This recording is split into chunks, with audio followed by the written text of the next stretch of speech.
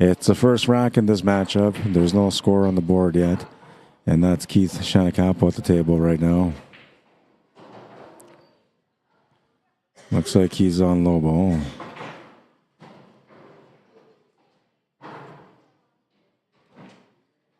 If he's on low ball, he's got no option but to do a jump shot here. I guess he could always play the safety off the 2 or maybe the 2 off the stripe into the corner. That'll be another option. Unless he's high ball. Yeah, no, he was low ball. Good shot. He made a great shot, and he's got a nice option here with the 5.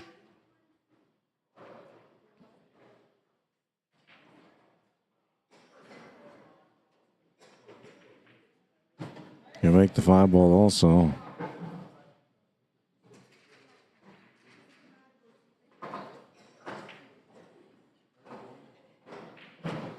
Easy 8 to take the lead in the match. 1-0 for Keith.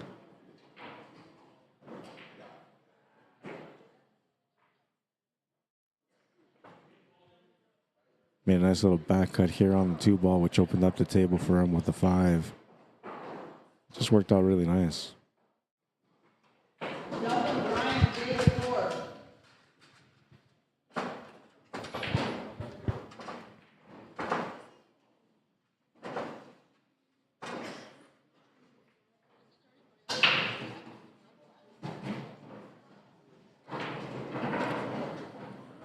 Here's the itinerary or the schedule for the weekend. We had day 1 yesterday for the Swan Lake First Nation 8th Annual 8-Ball Tournament. It was the Open A Division, and what a great matchup it was at the end. It was a classic between Kevin Cardinal and Randy Baggett. Kevin Cardinal looking like he was going to get double dipped by Randy Baggett, but at the end he pulled through, ended up winning the match.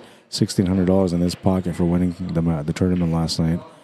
And well, we're on to today, day 2. It's the men's B division, $75 entry, races to 4 on the A side, races to 3 on the B side. We also have the women's division, $75 entry, races to 4 on the A side, and races to 3 on the B side.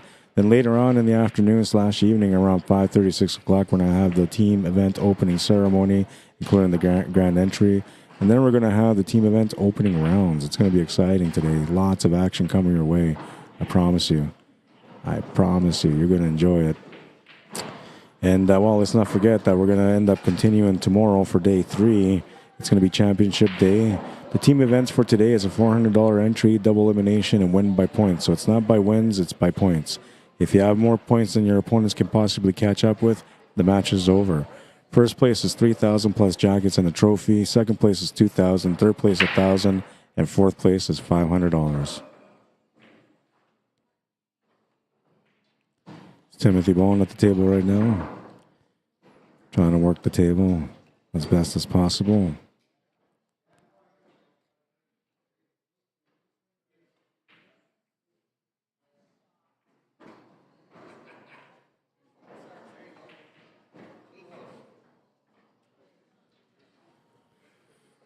What am I missing here?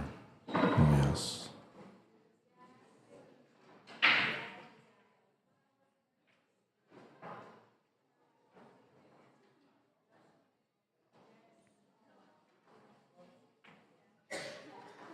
Oh, it's going to drop. It hesitated for a second. Looked like it was going to stay up, but it dropped instead.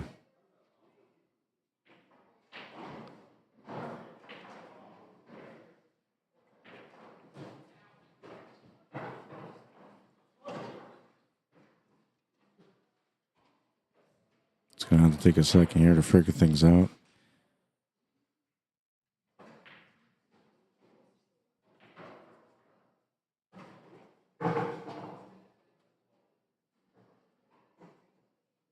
He can make the shot to the side, then he's looking good for the finish.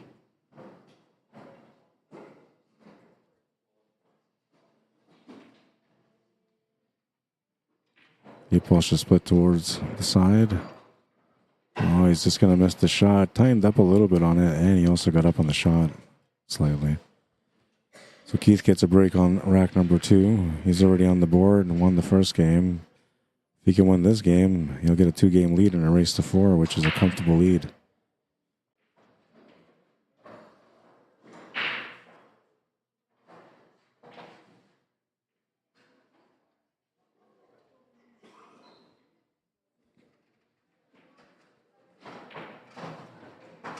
Looking to burst into the pack, and just not strong enough or hard enough to be able to open everything up completely, but he's got a couple of options there still, so it's not too bad.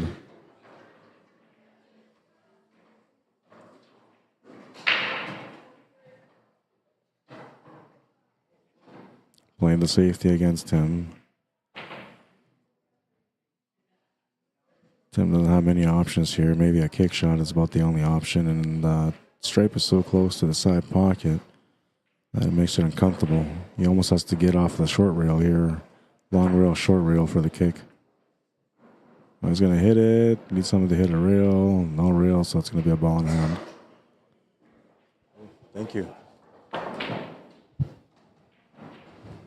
Thank you, sir.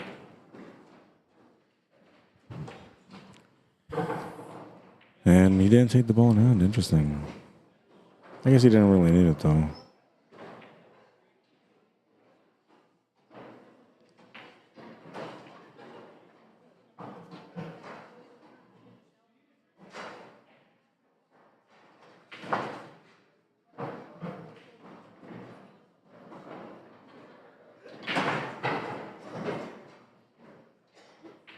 Free ball is going to be the one that he's got to figure out. Even though it's right in the open, doesn't have a lot of pockets to shoot at.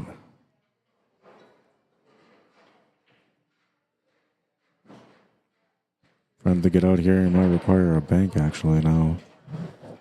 I think, I mean, like, you can make this shot and you can probably get the cue ball to come around back up towards that area, but you're not really going to get a break out of it, I don't think. And if you do, small chance you're going to have a chance to shoot at something after that. He's just going to play safety. Nice shot. Thought it out well. Really good. And now, how do you put that stripe right against the rail? That would have been, you know, something where Tim could easily come up and make the kick shot.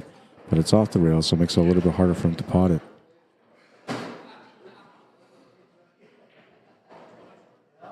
It's going to leave the shot on the 6 available for Keith.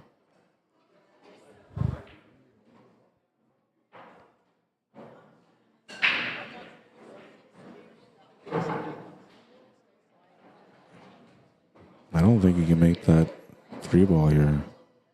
Or can he? Well, he missed it, so I'll never know. But it didn't look like he had it. And that's going to give Tim a decent chance here at this 14 ball. He's got a cut anyway.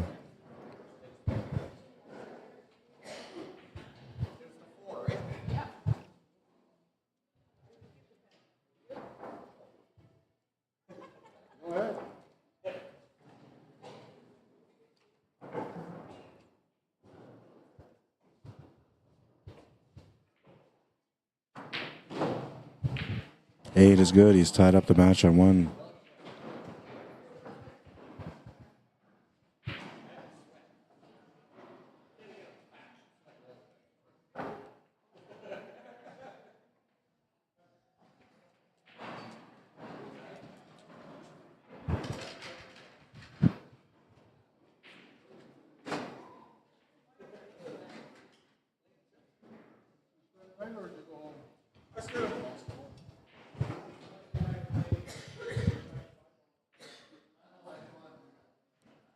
Let's take a look at the lineup of participating players for the men's B division.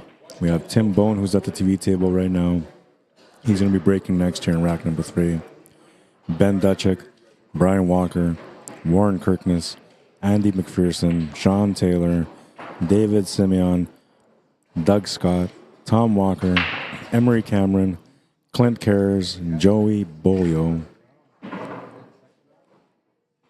Clarence Spence, Louis Huckholt, Kevin Nabes, Morris Scott, Perry Van Dam, Andreas Wandeska, Rick SHANNACAPPO, Keith SHANNACAPPO, Travis Bird, Jeff Martin, Mitchell Malcolm, and Terry Malcolm.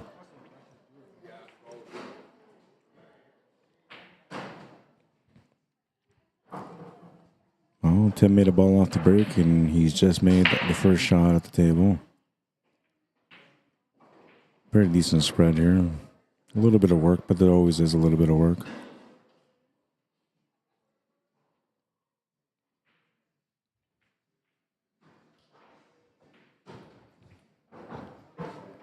Now, when he gets onto the 6 ball, he's going to have to try to get that 4 ball out, which is sitting in the top left corner just below that 9. Or below the 13, sorry. The 9 ball's right against the cue ball right now. I'm thinking we cut this 5 to the bottom right corner, come off a couple of rails, and just break into that 4 and 6.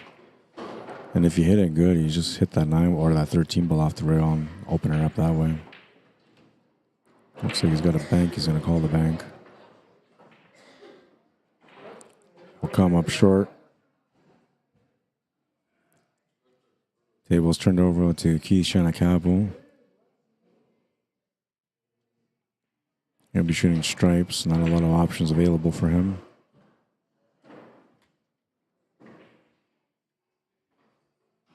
Can definitely see the 13 ball. I'm not sure what else you can see. Maybe that 9 ball as well. Oh yeah, he was able to see the 9. It's almost got that breakout angle now from that 14 ball to open up to the 11 and 6.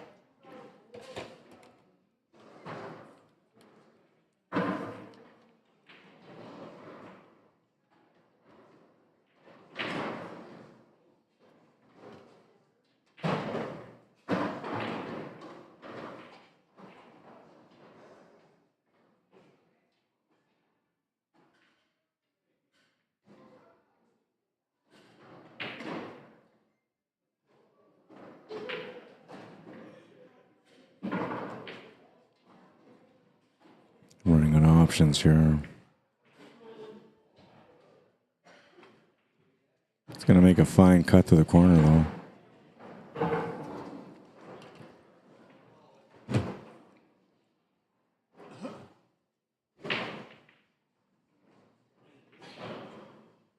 He's going to miss the shot, trying to hold shape for the 11 ball. Timothy Bowen back to the table.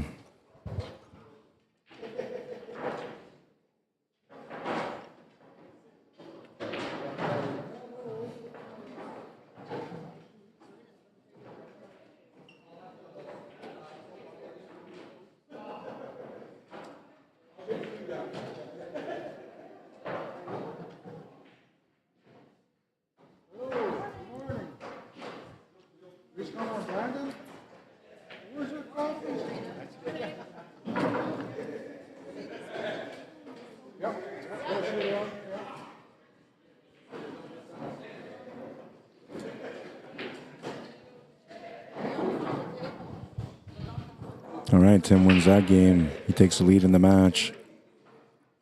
2-1.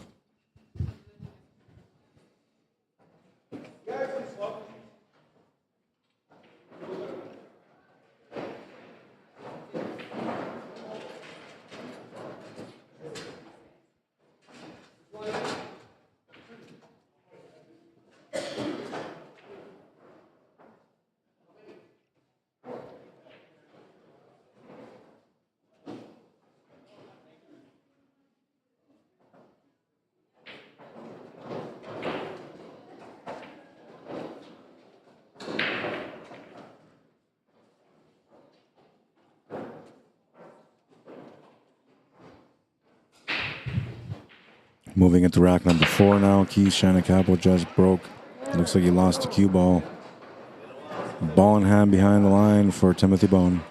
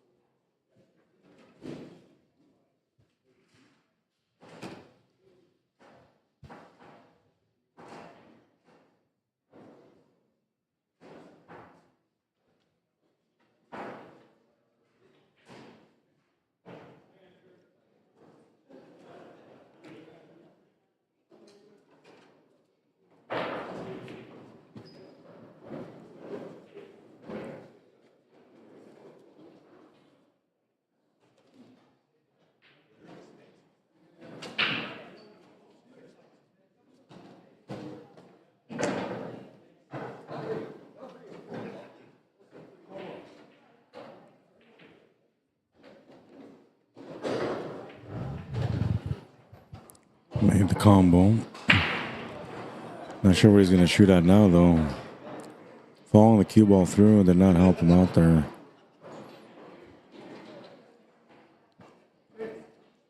Safety is what he's going to call, and that's really all the option he has available right now.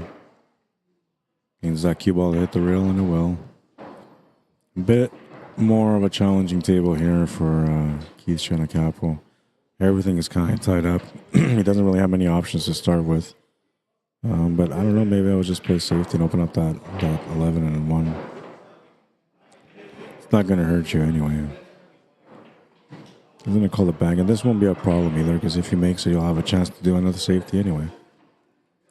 He'll miss it, however, though, and that's going to turn the table back to Timothy Bone. 2 ball is sitting to the bottom right of this 9 ball, so he's got a shot to the corner with that. 1 ball's tied up, and he kind of has an advantage, so he might take the stab at opening up the one ball here.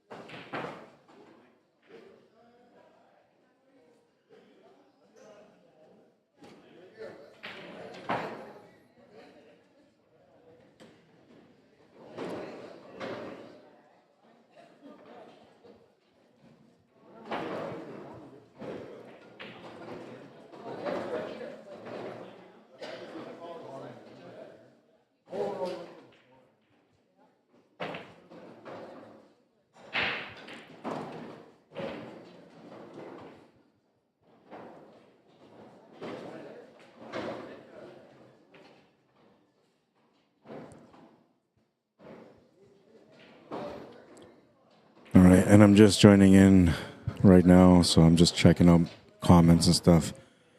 Kelly Hool says, good morning, Rod. Keep up the good work. Thank you, Kelly. I appreciate that, man. Came in a little late today. I didn't mean to sleep in, but I set up 6 alarms, and I didn't hear any of them go off this morning. I was exhausted, man. Chuck Archibald says, hey, Rod, who won the final match last night? It was Kevin Cardinal. It almost looked like it was going to go hill, too, for the second set. The first set went to the hill, and Randy got that one. Then the second set was about to go to the hill. Randy had a beautiful table, almost ran the table, shot shape for the last ball. Not the 8 ball, but I think it was the 4 ball, or I can't remember which. No, it wasn't a 4 ball. I think it was, yeah, maybe it was a 4 ball. But he ended up hooking himself behind his opponent's ball anyway. He tucked right into it, left him nothing, turned the table over to Kevin Cardinal. Then Kevin Cardinal found a way to finish that rack and win the match. 4-2 was the final score in the second set. And Randy won the first set with a score of 5-4.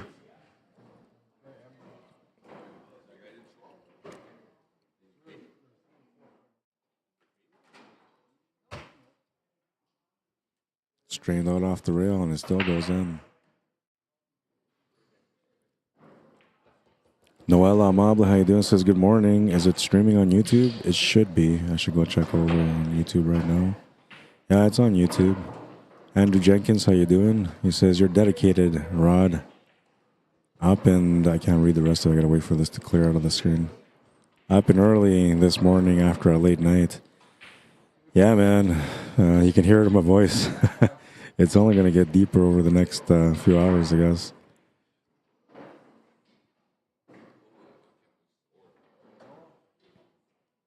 Okay, I'm dual streaming. It is available on YouTube and it is available on Facebook, so you can watch on both. If you have, the comfort of chilling at home right now on a big screen TV, watching on YouTube could be the way to have a better image right now on your screen than on a tablet or a phone on Facebook.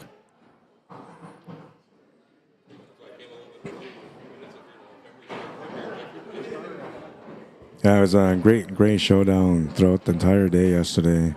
The Masters opening up the event on day number 1.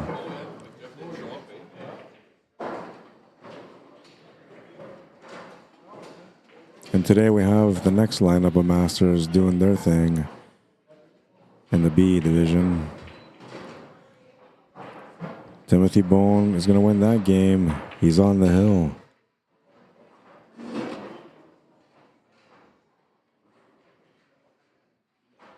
I believe he broke first also, so that means it's his break now. He'll be breaking for the match. First crack at it. Eddie Cox, how you doing? Andre Nolette, welcome to the stream. Shane Taylor, how you doing, man? Steven Centerfate, Chrissy Cardinal, how you doing? Welcome back. I was watching the stream last night. Stuart Gansky, how you doing? Murray Nukahu, Leslie Cookish, Tim Lane, Hector Rosa, bienvenido, welcome everyone. Lee Barrientos, or Barrientos if you're not Spanish, welcome to the stream. John Paul Durfee, Charlene Maines, how you doing? Welcome. All right, so it wasn't Timothy Bone that got to break. It is Keith Shanacappo that gets to break in rack number 5. He's got his back against the wall right now, needing to win the next 3 games for him to be able to move on in the A side. It starts off with this one, though. Just needs a good break, something to shoot at, and, just an opportunity, really. Here we go. Rack number 5. Keith Shanacappo to break. Smash and break, and it looks like no friends and a decent spread. Timothy Bone's going to have a chance to close out now.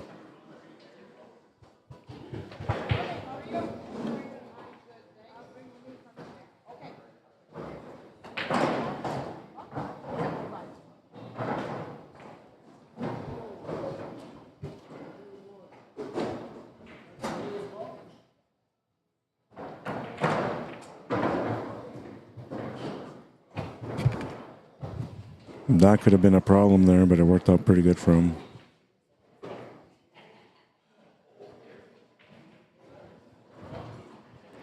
Shane Taylor says, good morning, Rod Arriagada. Have a great day. Thanks, man. You as well. Edvin Dashi, welcome to the stream. Justin Tingle, Robert Morgan, welcome, guys. Thank you for tuning in. This is the 8th annual Swan Lake First Nation 8-ball tournament. It is day number 2. We're now into the men's B division singles and the women's division singles, which are both going right now.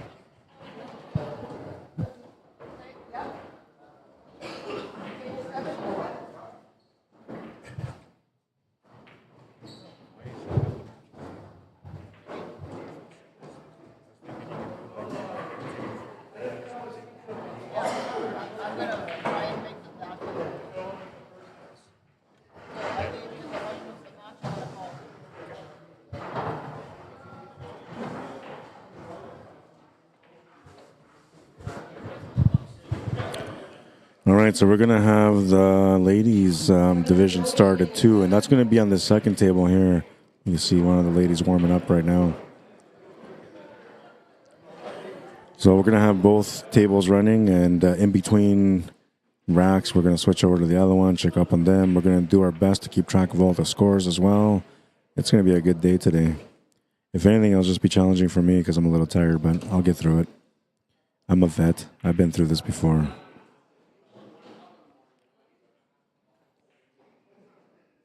Nope. Missed shot at the table means that Timothy Bone gets a chance to close out again. And he's going to get stuck behind this one ball. Going to need a jump cue now.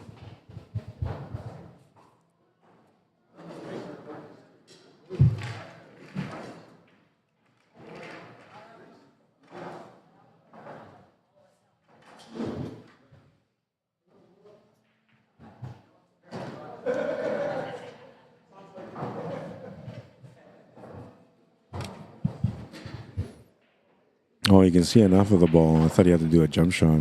You can see enough to make it. And just the able remaining now to win the match. It's in the pocket. Timothy Bone will continue his run on the A side.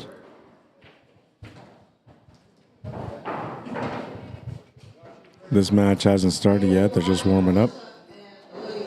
And they're calling him right now.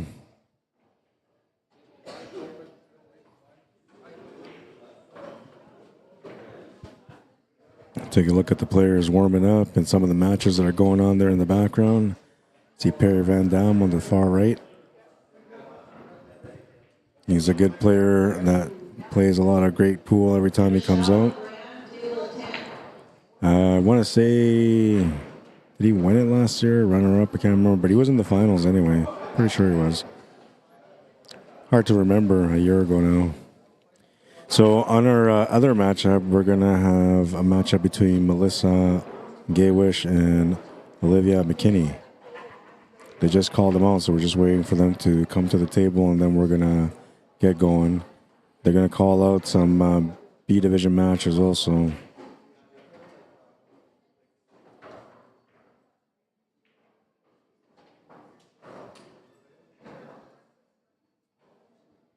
Go to Perry's table. Let me see. Who's he playing against? This is Perry's table right here.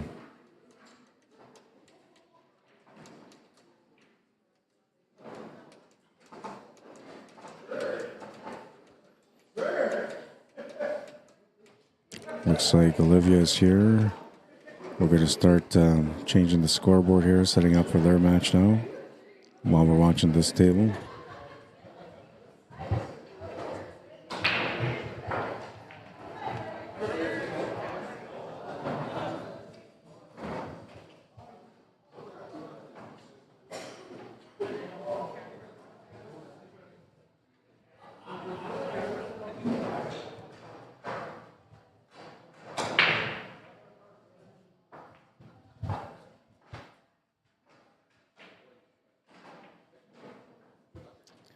All right, and looks like the match just started. Olivia just broke, came up dry. That's going to bring Melissa to the table.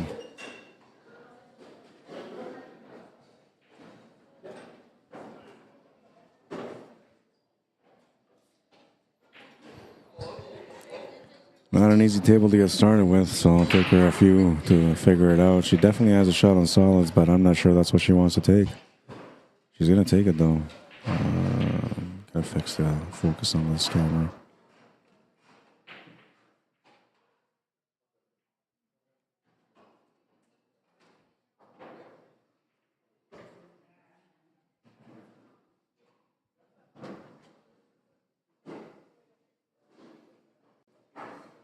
All right, there we go. This is the young Olivia McKinney coming to the table. She's an up and rising pool player right now. Just fallen in love with the game, been playing lots, has just started her first year of playing on team events or team league as well. Gonna miscue on this one while shooting over the ball, and that's gonna be a ball in hand for Melissa. First time on the TV table for her, so definitely feeling a little bit of that pressure being on TV. It's a new experience, obviously, but you get used to it. The more you play on TV tables, the more you get used to the pressure, and the less you feel it. Unless you're in those tough situations where you're not playing well, and you feel like everybody's watching you, then you can have those breakdowns. But usually, I think most players, after a few times of being on TV table, they get used to it. And she will as well. Andy Harvego, welcome to the stream. Walter James Poole Jr., welcome to the stream. Tracy Bernard, Sean Quincy, welcome, guys. Al Doust, Lando Salvador, welcome. Samantha Jane, Baby Che, good morning. Noah and Aliana, if you guys are up and watching, good morning. I love you guys. All right, well, we're still trying to figure out this table, and I'm telling you, man, you're better off playing one pocket than trying to run this table out. It's a tough scenario here. It's going to open up the table a little bit. But it's not really going to do much because it wasn't the shot that she was trying to make. All right, so the young Olivia gets to get going here. Into a tough spot once again, having to shoot over a ball.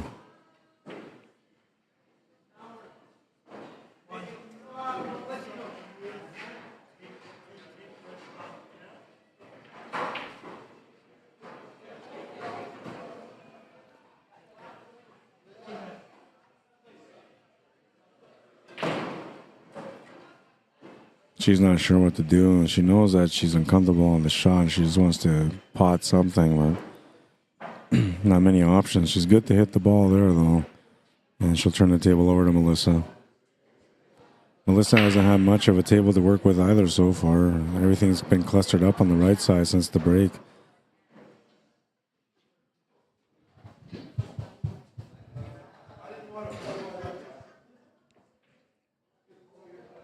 Makes a nice bank to the side, though.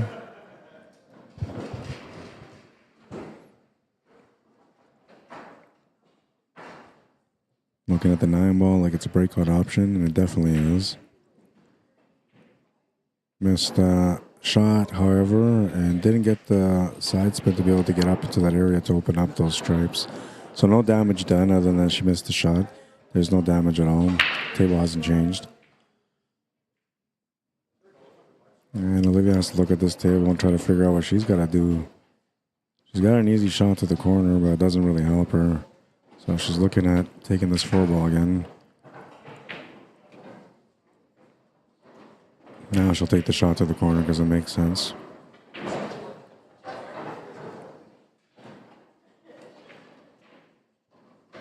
On to the 7 with no pocket, but a chance at maybe playing a safety here.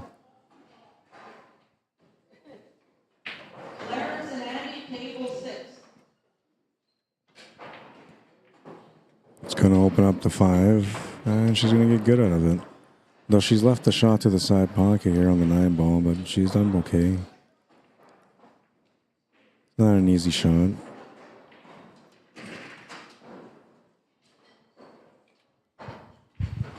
Thank you. The next matchup we have here from the men's division is the matchup between Clarence Spence and Andy McPherson. They're about to get started on the other table.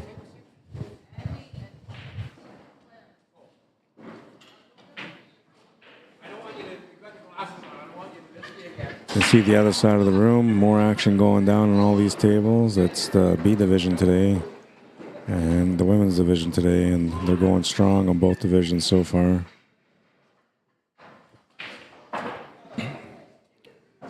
Looks like it's Melissa's turn at this table.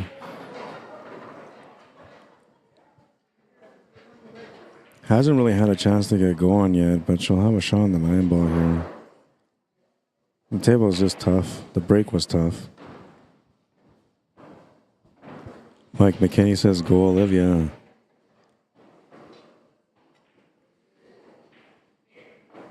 Well, she missed the 9 ball. We'll leave the shot available on the 5 ball for Olivia. And looks like the 7 goes to the top left corner, but it also goes to the... No, it doesn't. It only goes to the top left corner.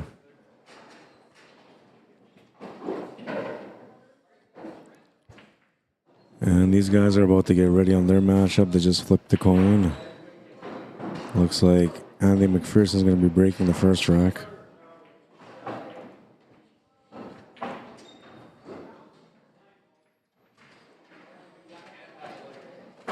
Table's turned over on this table here.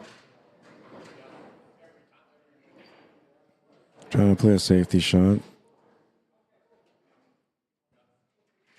The important thing here is that she's got her 6-ball out in the open now. But the table is available for the first time for Melissa, and she'll start working on it. A little tense right now at the table. She must be aware that they're on the stream. Usually when players aren't used to being on the stream and then they find out they're on the stream, they get a little uncomfortable. And you can kind of see that in the way that she's playing right now. She's not feeling fully comfortable at the table yet.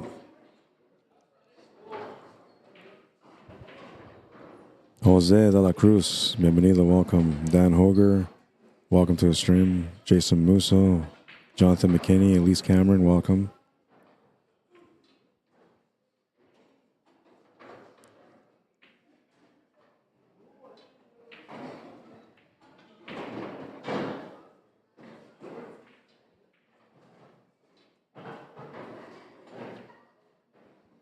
Has a shot option with the 14 and the 15.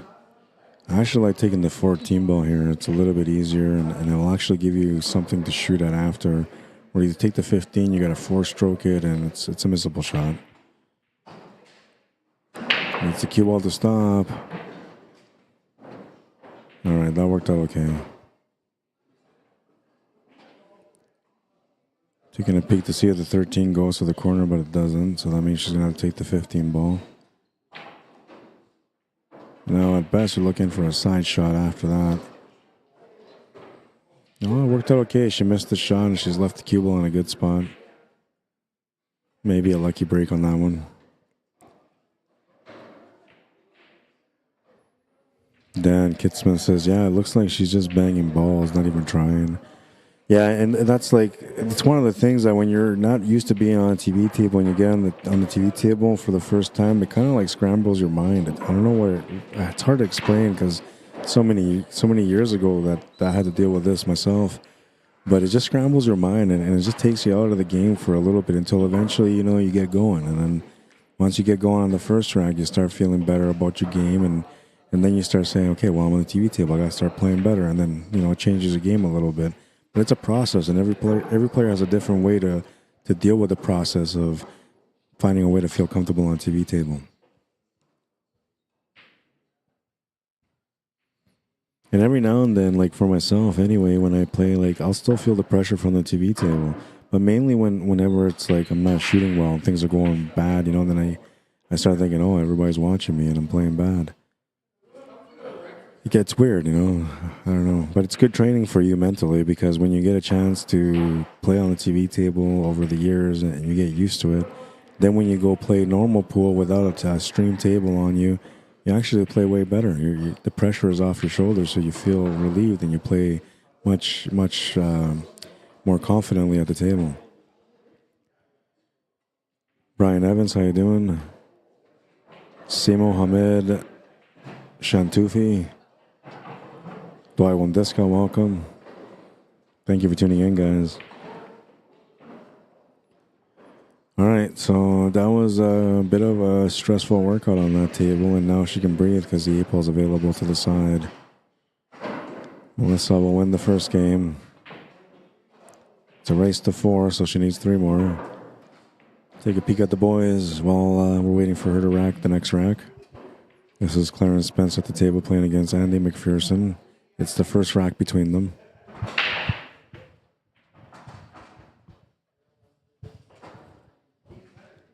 Clarence Spence at the table now. He played in the open division yesterday too, trying to get warmed up for today.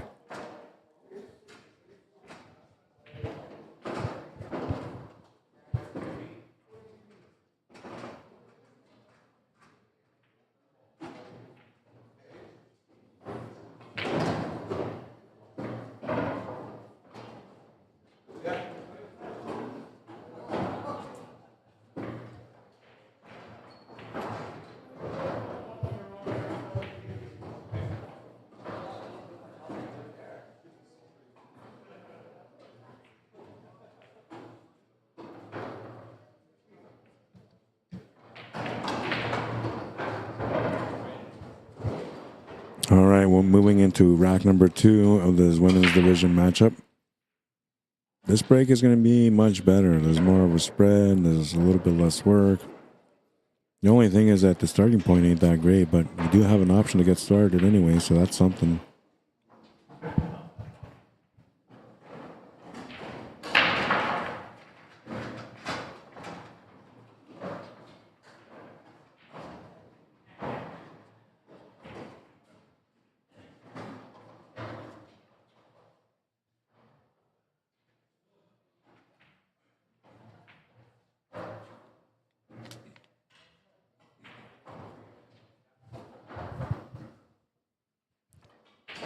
All right, so the young Olivia will get a chance on this second rack now. Open table.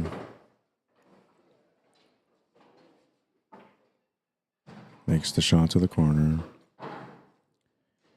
I believe this is her playing with a brand new cue that she just got recently. A gift from her dad for her wanting to pick up the game.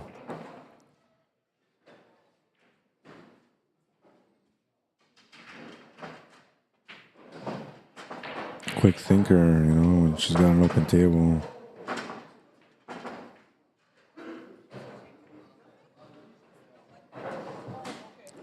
Just to find a shot on the 13 ball, which she can maybe set up here if she just stops the cue ball where the 15 ball is.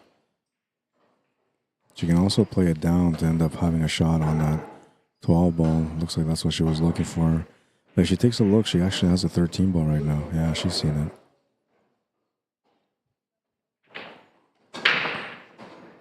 Well, she'll come up short on the shot, and that's okay because she didn't have anything to shoot it after.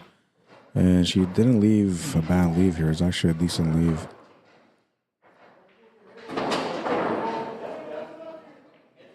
Well, this is going to call the side pocket.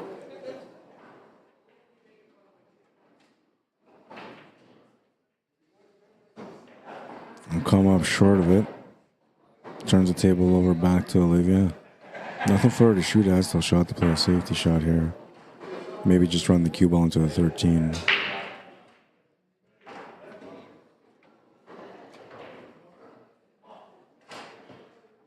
And that's what she does. Options to make the 2 ball for Melissa, but not much of a follow-up shot from there.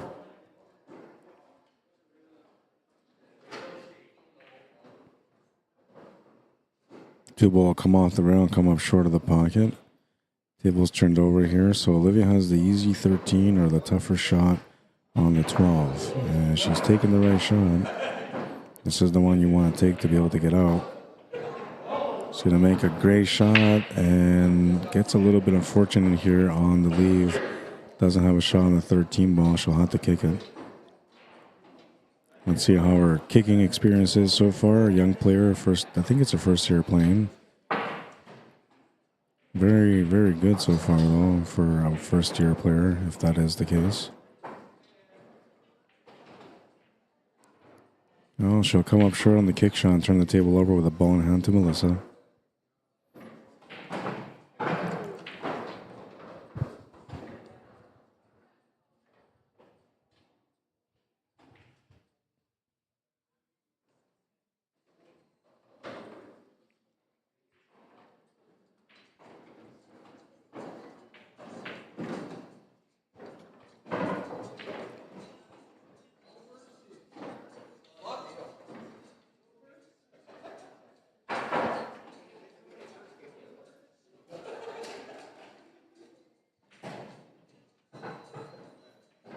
Shot on the 2 ball available now.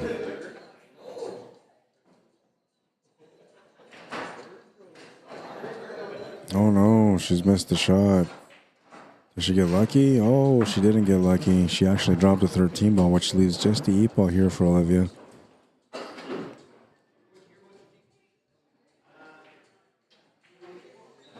Oh, and she's feeling the pressure of winning the first game on the TV table. Oh man. Her dad's just laughing and giving her a high five because he knows what it's like. You're being on the TV table for the first time. Just thought about it, man. That's all. And she's laughing it off still. It's kind of cool. Father and daughter having a moment there, a chuckle.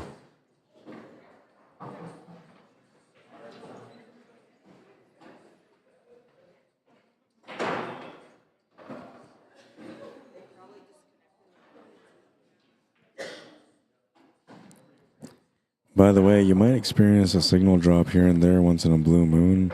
It happened yesterday. There was like 3 times where it happened. If that's the case, you know, just be patient. I'll start up again. The longest I think that it took was like a 5-second lag yesterday, so it shouldn't be that bad. And if it happens to, you know, lag me out to the point where it kicks me off the stream, then I'll just come back with a fresh stream, and you guys will be aware of that. Interesting that that 3-ball got in the way, but it still helped the ball go into the pocket. Just the 8-ball left to take a 2-game lead. She'll make the shot. 2-0. Go back to our men's B division table here. We have Clarence Spence at the table trying to work the table out. Olivia McKinney's going to be breaking next on the next rack.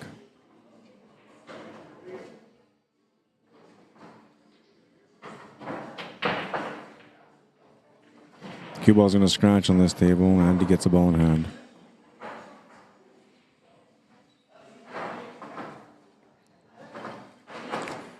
Olivia's breaking next here on the table, just getting ready to get that break going.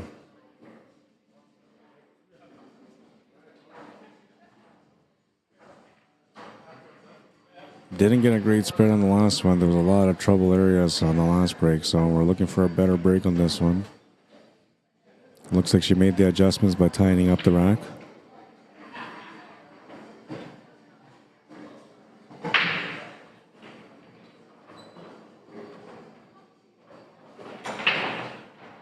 Yeah, much better on this one.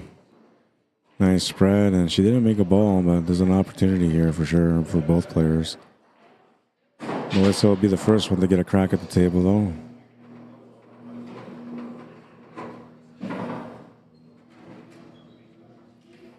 Looks like Andy is almost there, just a couple of shots away.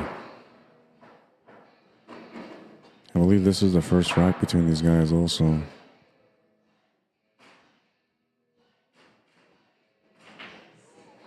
He's going to miss the shot to the corner. Melissa's still trying to figure out what to do for an opening shot. Looks like she's going to start off with the solids here, taking the 2-ball to the corner. The 12 is going to stop that from going in, so the table's still open.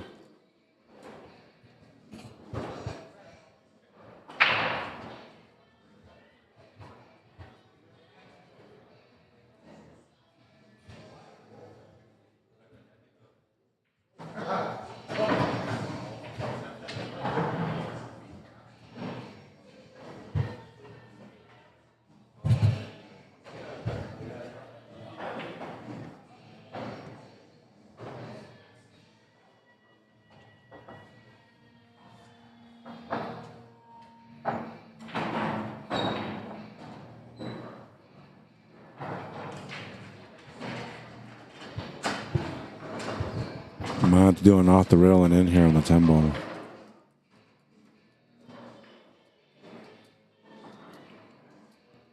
Oh, she can actually see it. She almost made it.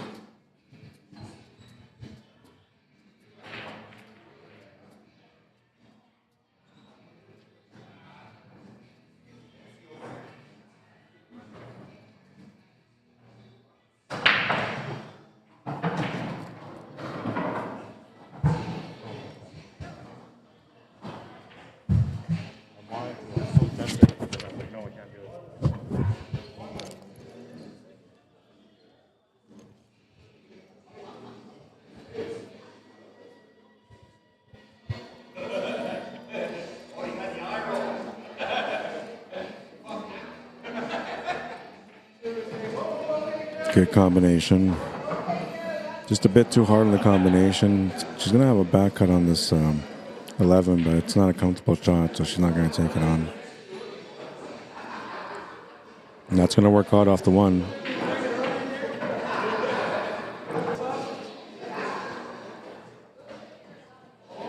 This is a tough shot here.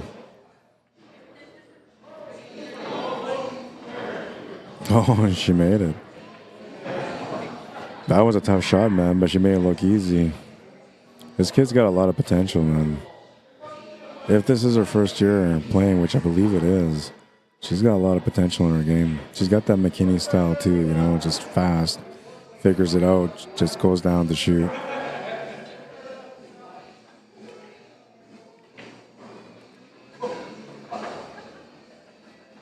Kind of shoots like her dad. Her dad kind of shoots like this too. He's a fast-paced player.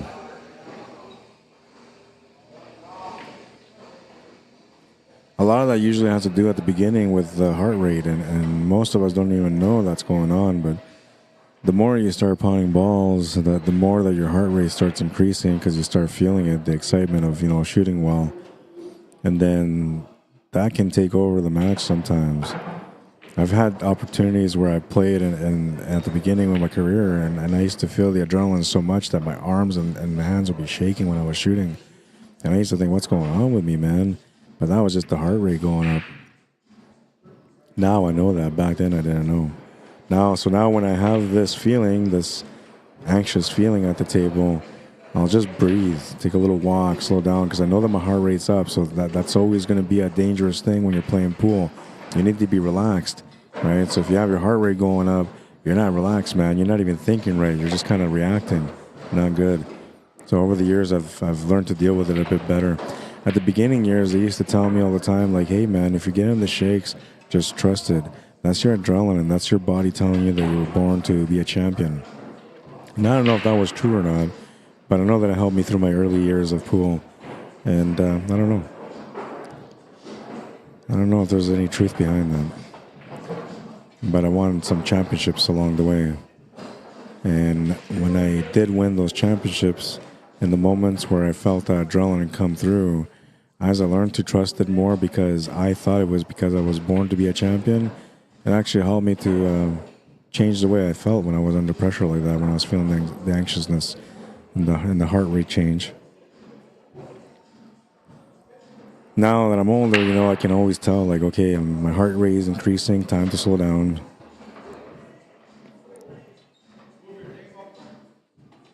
Timothy Wilson, Rick Allen, Randy Vachel, welcome to the stream. Earl Nabis, Del Okel, Scott Swafford, welcome guys. Darwin Watataka, how you doing? Welcome to the stream. Pablo Rodriguez, bienvenido. Rick Shannacappo, Donovan Paul. Hope everybody's having a good weekend so far. We're now into day 2 of the 8th annual Swan Lake First Nation 8-ball tournament.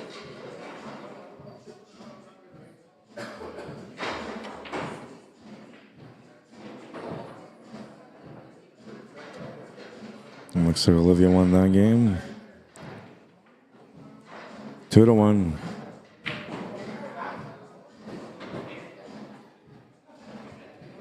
And that's going to feel good. I mean, at first you're feeling the pressure of being on the TV table, but then when you win your first game, you start feeling like, yeah, I'm on the TV table. That's right, I'm going to win. You know, and it's weird how mentality works, especially when you're first starting off. Right now, she looks pretty chill, though. I'm watching her expressions in the background. She's just smiling, talking to her friend, and feeling good about the fact that she's on the scoreboard, and just in the moment, you know. Just in the moment. I got to find out what the score is between these guys.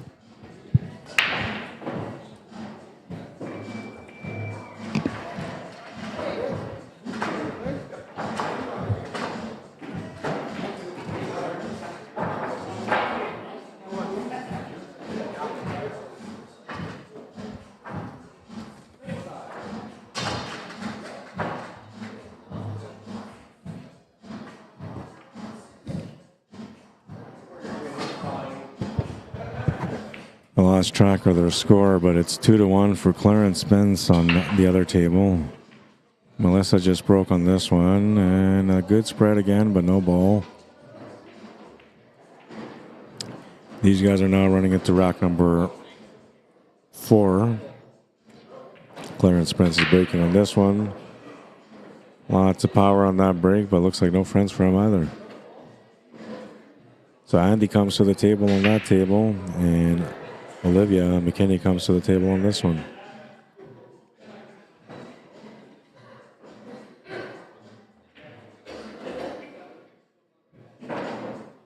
I don't know, man. I actually like her style of play.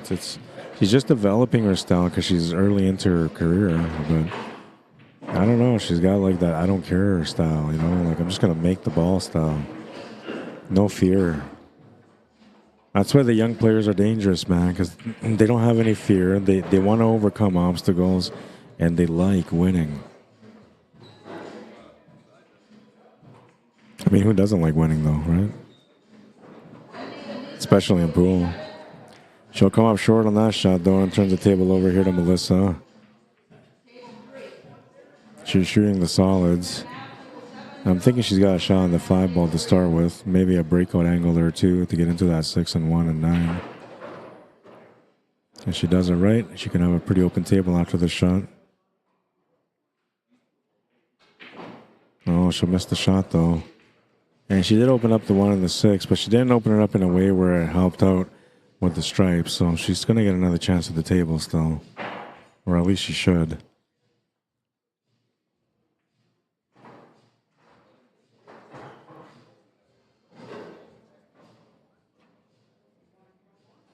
Here's a chance for a breakout, but you're shooting over the ball, so it makes it uncomfortable. And looks like she just found a window to be able to hit this 14 ball. I don't know if she can make it, but it's available anyway. Misses the shot to the corner and turns the table over to Melissa, who's got a couple of different options. Straightest, closest option will be the 7, which goes to the top right corner. The second option will be the 3 ball, which is the one that makes a little bit more sense because it's less distance in a sense and less room for error. All right, now she's in a good spot where she can take 3 different options, the 2, the 5, or the 7. She'll take the 2 ball. Gets on to position for the 1 ball, so if she wants to take the 1, she can take it now. Looks like she's staying committed to her plan. She's going to take the 4 ball instead. Kibo will come down and give her an option for the 7 ball. I believe she still has the option for the 5 ball with a breakout angle also. Now, the only thing about this and her picking this choice now for the breakout is that she needs to get a breakout. And if she gets the breakout, which she didn't, then you need to make sure that you have someone to escape to, like someone you can shoot at. In that case, she didn't quite have that, but she's still okay. She's going through the motions of finishing the table here. And a bit of a jam now, though. Cross bank corner or safety. She's going to call the cross bank.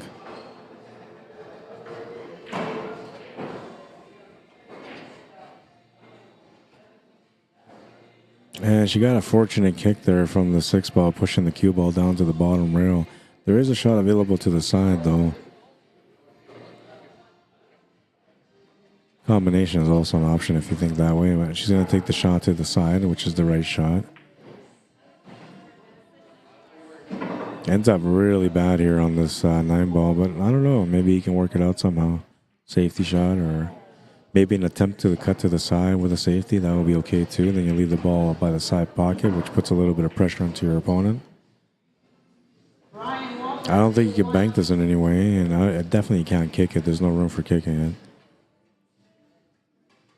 I think at this point you're just trying to think safety and just try to find a good spot to put the cue ball, which would be anywhere on the top rail, really. Well, she did think safety, but she's left a little peek at the 1. 6 ball is not going to really do much here for Melissa, but it might be the option that she takes only because where the 1 ball is.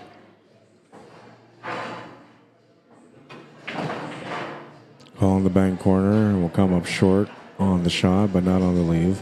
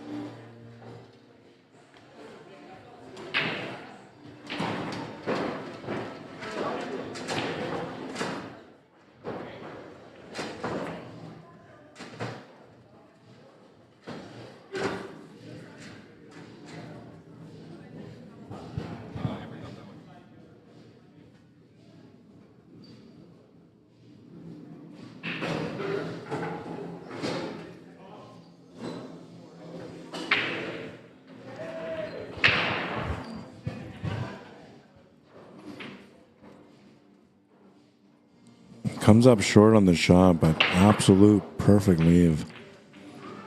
The only option here for Olivia is a jump shot if she knows how to jump. If she doesn't know how to jump, all she's got is a kick shot, and the only kick shot she can really take here will likely be from the top rail. Which, if she takes it off the top rail, she'll give the shot on the 6 ball, so she actually has to go off the side rail here to, at the very least, get a safe leave out of it. But she's got a jump cue. She went to go get it. All right. We'll see what she's got for a jump shot here. Young player just starting on in her career. Oh, she made the successful jump. And the 9 ball is going to come to the rescue slightly. I think the 6 ball is still open, though. But the 9 ball is going to come to the rescue because it's going to change the way the cue ball comes off the 6. She hit it with lost extra power to make sure that she had something to shoot at after. Missed the shot, though, and has turned the table over with a nice little setup here for Olivia. Excuse me, for Olivia.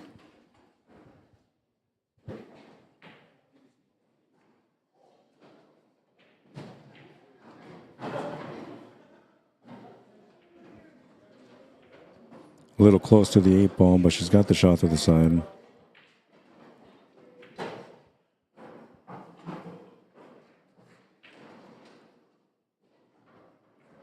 So hard to see these shots when they're up close.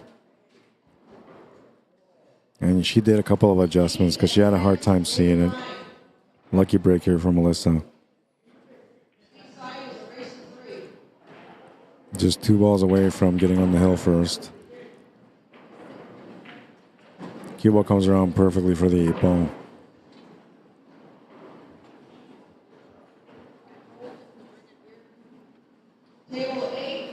She's on the hill. 3-1. These guys are in a 2-2 battle now. And we have Clarence Spence at the table.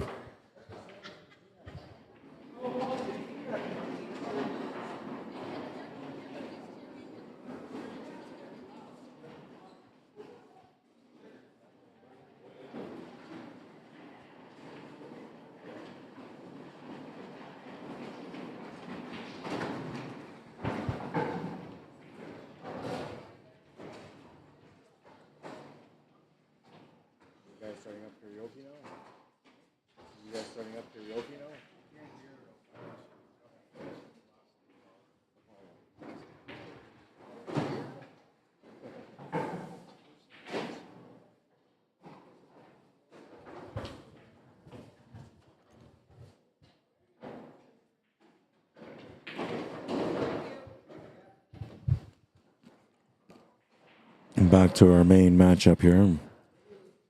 Olivia McKinney to break on rack number 5. She's got her back against the wall right now, having to win every mat or every rack that's left in this match. She'll come up dry on the break.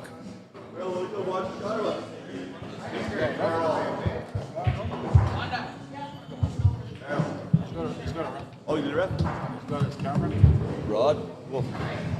Rod's the man.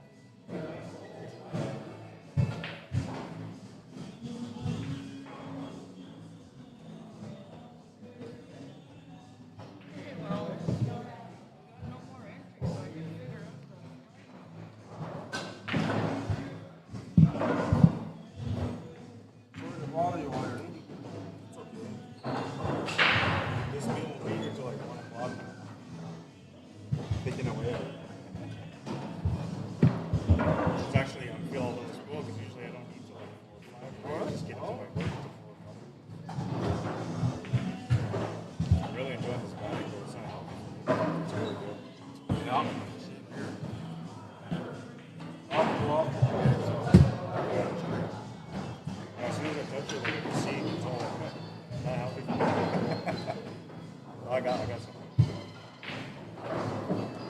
See how I'm waiting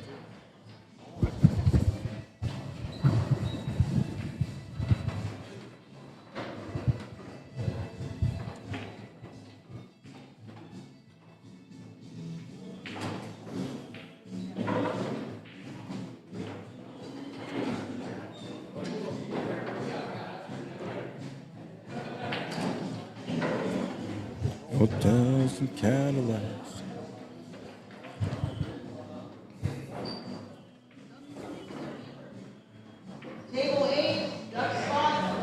Tightened up a little bit on the shot there. Comes up short. Shot available on the 5 ball here for Melissa.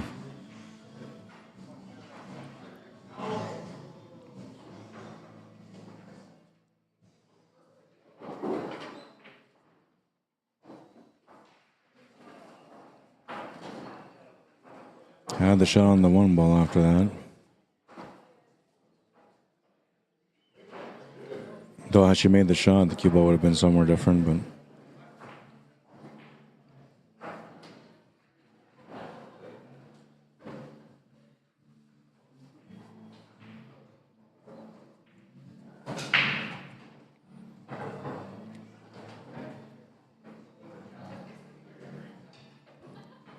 she's got a shot on the 9 to the corner. She's looking at it now. Popped up on the shot though. She'll miss the shot. Turns the table over to Melissa, who's got a shot on the 1 to the side. Also has a shot on the 3 ball. If she takes the 1, she has to draw back for the 3. Guess she won't have a shot on the 3 ball from there.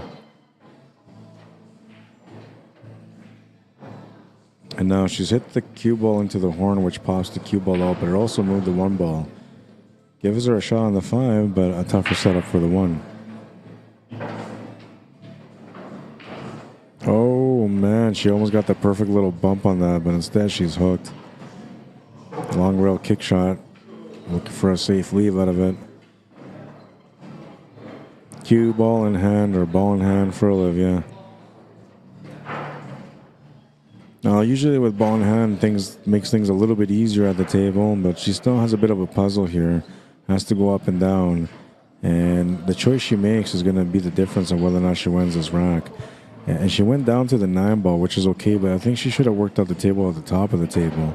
The way she's looking at it, though, is if she made the 9 ball, she can work her way up and then finish at the top. And she's done good on the first shot. She's got a shot to the side now, which should allow her to get set up for the finish. Oh, but she's going to miss the shot to the side.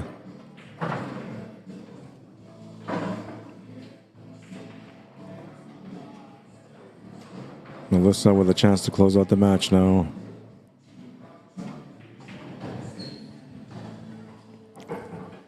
Clarence Spence has won his match against Andy.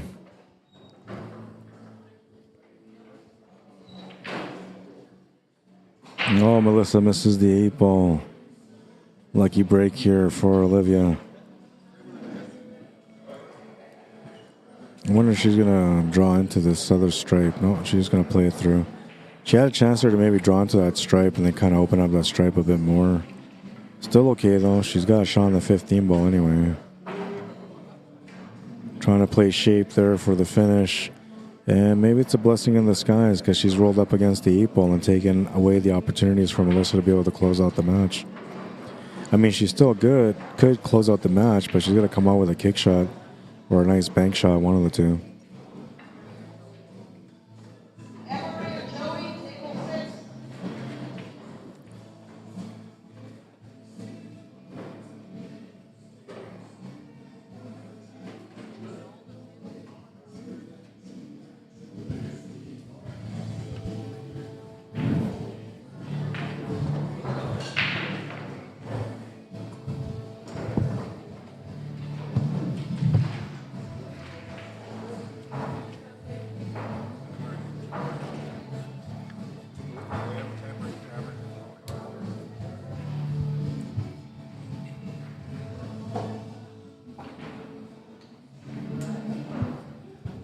Oh, she's gotten away with it. She's left her up against the horn, so that means Olivia has no other option except for taking on this 15 ball.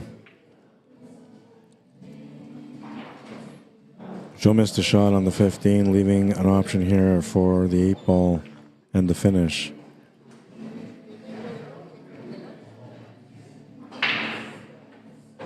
We have another B Division matchup coming up for you guys. It's a couple of young guns. Joey Bolio versus Emery Cameron. That's going to be the next matchup we're going to be focusing on after this one is done.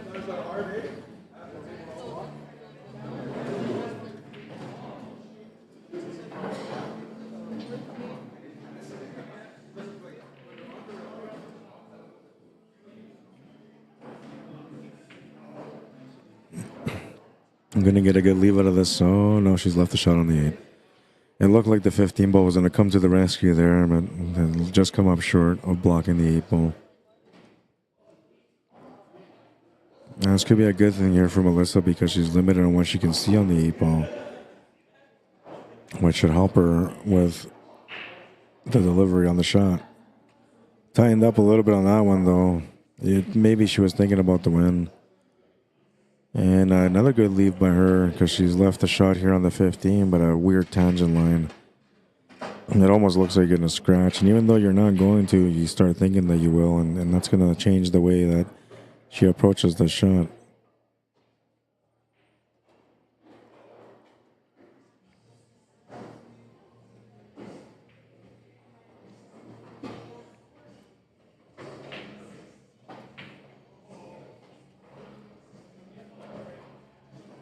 Don't know if she's left the shot to the side. It kind of looks like she might have, but at the same time, it looks like she's left an uncomfortable shot to the side, which would be an easier bank side.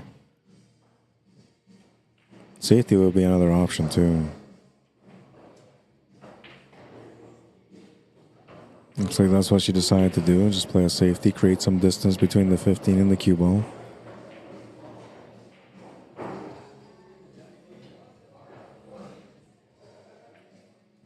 She'll just overcut that 15 ball.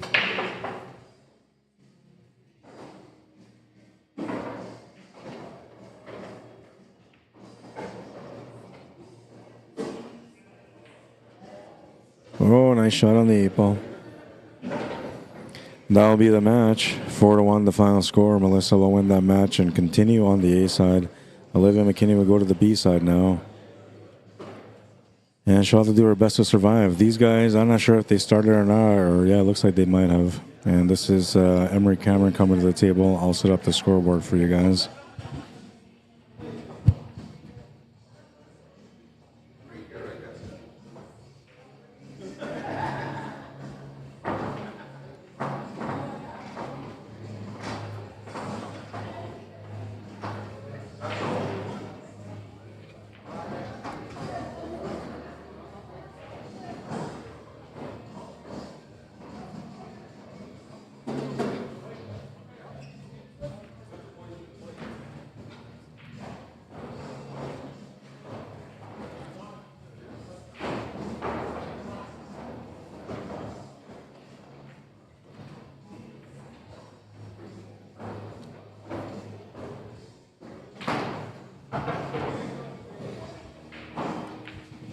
Now, these guys have been playing pool for a little bit of time now, and they've both played at a higher level also by participating in King of the Hill events and such.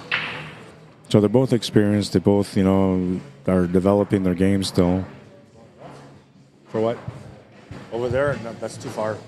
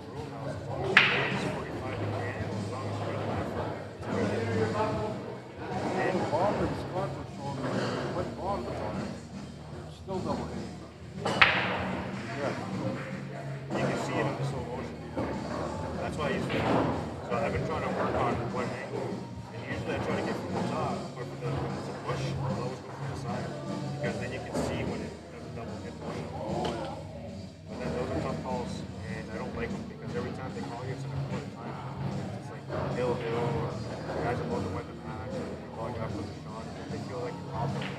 No foul. I don't like those ones. Every time that, like, if it's big money matches, and they call me up for one of those push shots, I'll get someone else to watch it. I don't want to be responsible for my goal. People don't forget. Yeah.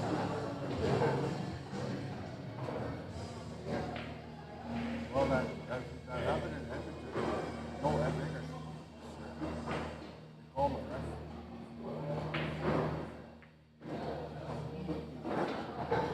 Strike first. So,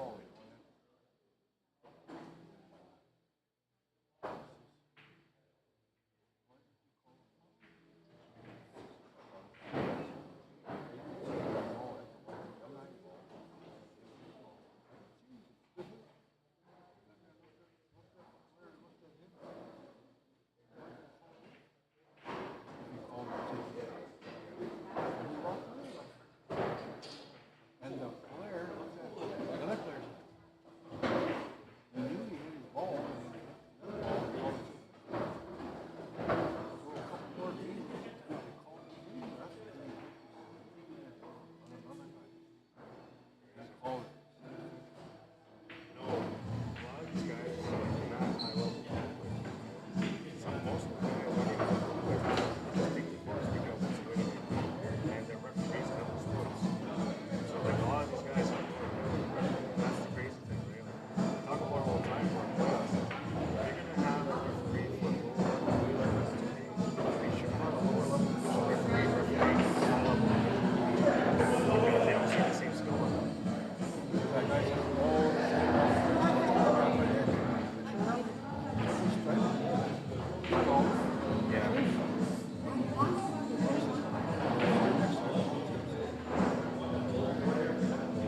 Yeah, that's crazy, man. Need to get a watch camera. Well, things like that. That's like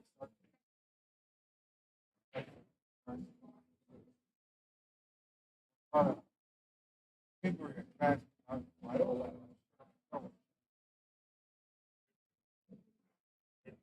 Think about the referee.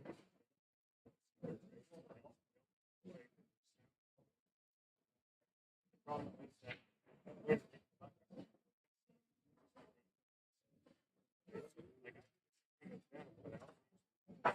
now, the first call is for the nine.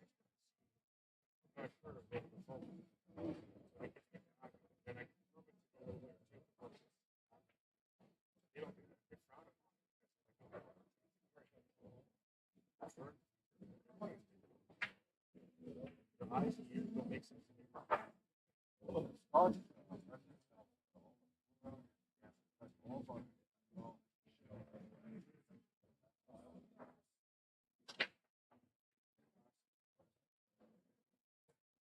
Well, not that.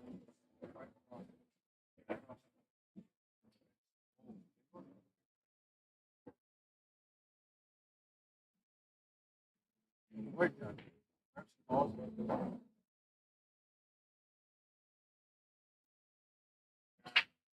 But you know, like these slow motion happenings, like what they do is if it's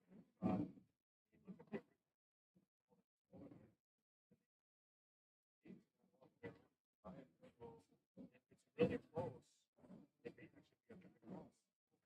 Because it's an algorithm replicating what's supposed to happen. So that's going to be arguable. And I think if you use both together, I think it's whatever. But some things, like I've seen some matches where like there's just no way you can make it. It's just too hard to even with the phone. Those are the ones that usually, like I say, about guys are agreement to the guys are okay with it. You gotta think of it. Vegas, and then they try to keep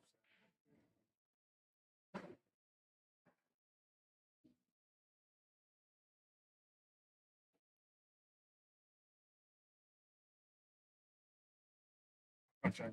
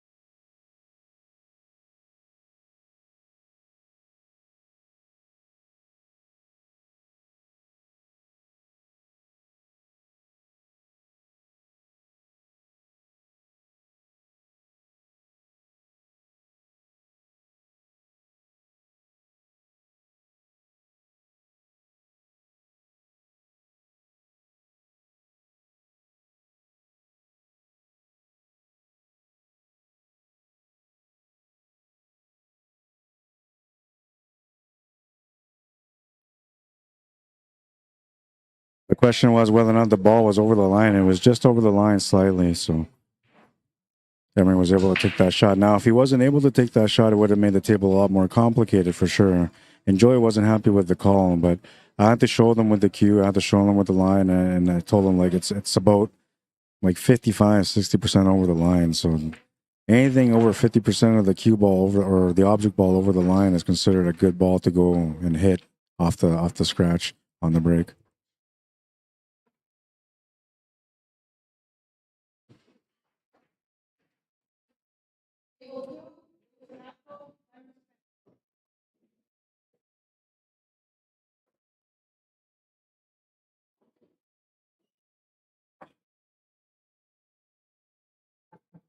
Now, back in the day, they used to have like the kitchen drawn, right? So they used to do a line across that would mark where the kitchen was or where the breaking line was. When you had that, it was so much easier to see if the cue ball or the object ball was over the line. Now, you got to go by the judgment of the referee. But I did the best that I could with the lineup, lining up the two dots to show them that it was just slightly over.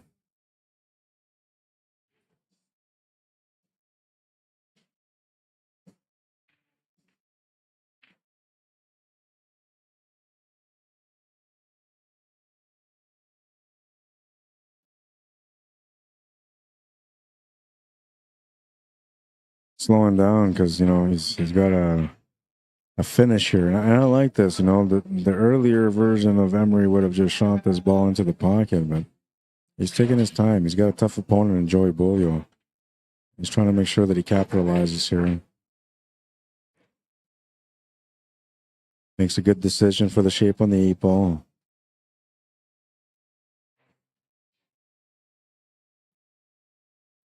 Gotta control his nerves here on this shot. And he's resetting because he's starting to go through some thought processes. This is really good for him, man. He's showing maturity at the table right now.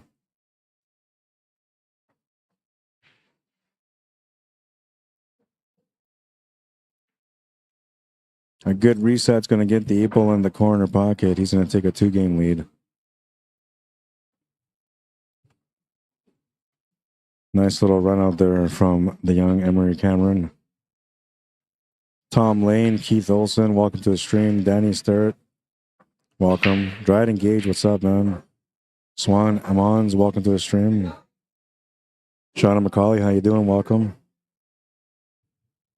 No other match on the other table right now, so we're just maintaining on this one here. It is a men's B division matchup. Thank you. So the next matchup we have is Tommy Walker and Travis Bird coming up on the other TV table. They're just going to call out the match right away.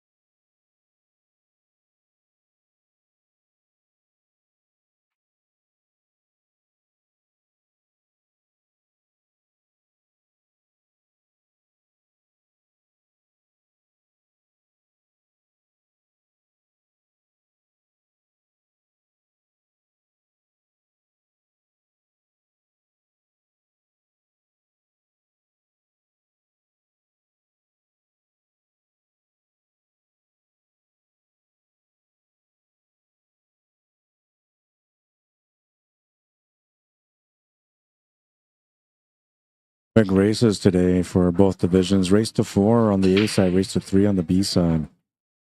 That B side is cutthroat, man.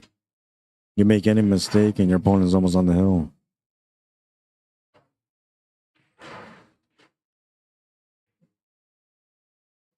We have the great Lisa McNabb in the building playing today too. Always a favorite to win the tournament. Her dueling partner is not here today though, Yvette Capo. Usually they come out together and they almost always find themselves playing against each other in the tournament. The young Elise Cameron last year, you know, did some extreme work on these ladies and got noticed by everyone. She's a favorite to do well in this tournament this year as well. We haven't had her on the TV table yet, but we'll get her on the TV table in one of these matches.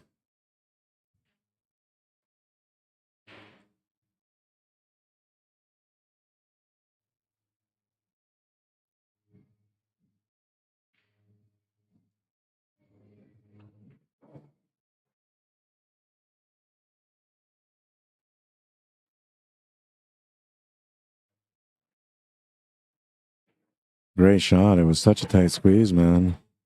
He's putting on a show here against Joey Bolio. Just one shot, 2 shots away from running it out of the table here.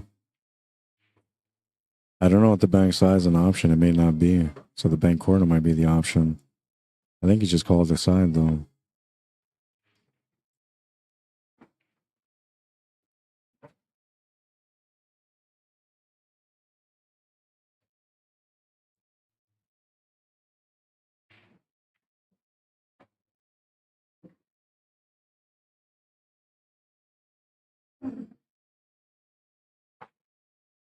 Oh, he just missed it. Had the shot on the 8-ball too. He did pop up on it, and that was just a little bit of the excitement.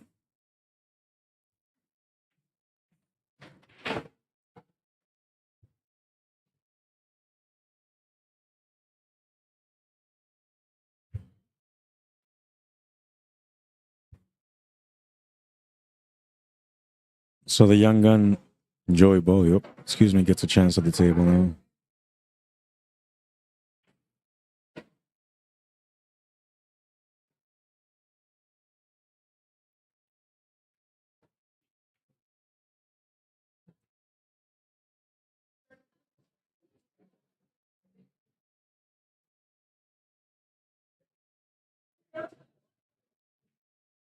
Oh man, I can't believe he missed that shot.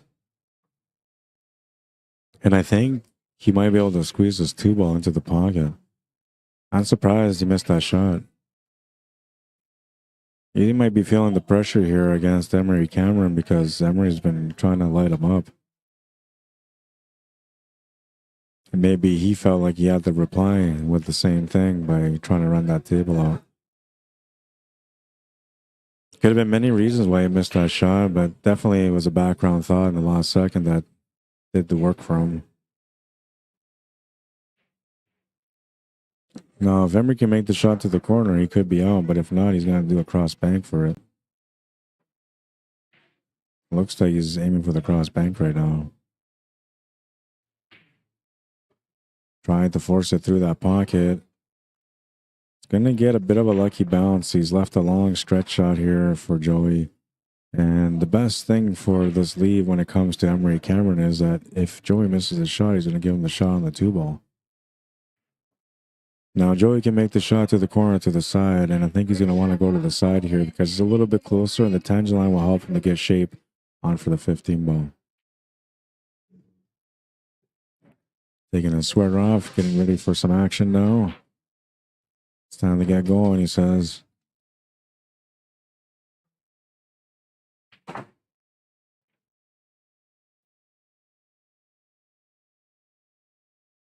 Oh, and it's just going to drop.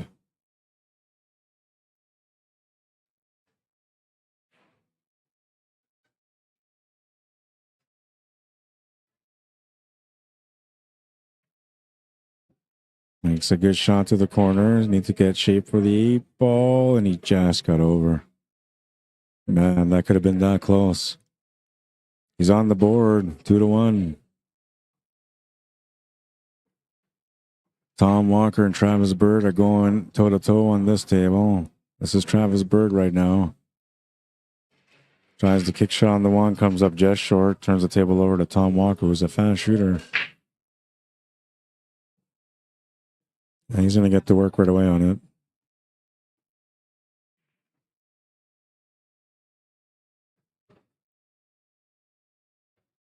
Seven ball's going to rescue him. Oh, he just missed the seven ball. Looked like he was going to hit the seven ball perfect with the whole shape, but this worked out pretty good for him. Fast shooter, I tell you, this guy. Very good too, man. He's going to miss that shot to the side, though. Shot a little bit too fast for his own good. Moving into rack number 4 here. Joey Beaulieu to break, and he's looking for some action. Nothing's going to go down. And a bit of a challenging table here, so we'll see how Emery works this one out. Regardless of, he's going to have to do a couple of breakouts. He's going to have to play some great positional shots to be able to get out on this one. It's actually going to look more like a safety battle in my eyes, but we'll see. I think he's kind of maybe stuck taking solids too. Unless he can see the edge of that 9, then he can make the 9 to the side. And I think the stripes, like even though they're still tied up, they might be just slightly better than the solids. It all really comes down to that 6 ball being on that pot where the cue ball is right now if you're going to take low ball. And if you take high ball, then it's easier because you have the 15 to open up those other 2 stripes there.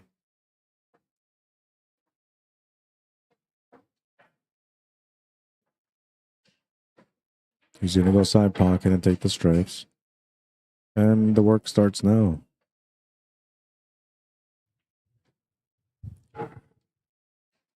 Brock Brashad, isn't this the open B division? Oh, it is. Sorry, I got to fix that too. Sorry, man. I usually do all this stuff, but I forgot. Hang on. I'll fix it right now.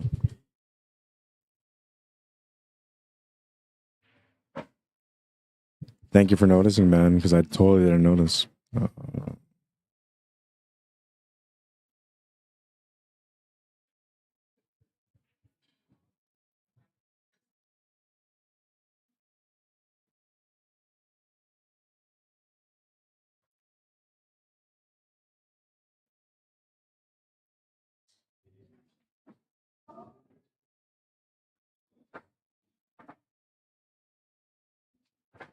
There we go. It's been fixed.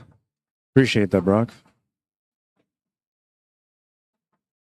Oh, Joey gets a turn at the table. The stripes were looking nasty to begin with, but he didn't really have many options, so Emery did the best that he could with that turn. Now it's Joey's turn to work things out, and his biggest problem is going to be that 6 ball. But there's a couple of solids around there to be able to help him get on it. Oh, he's going for the bank side and just missed it.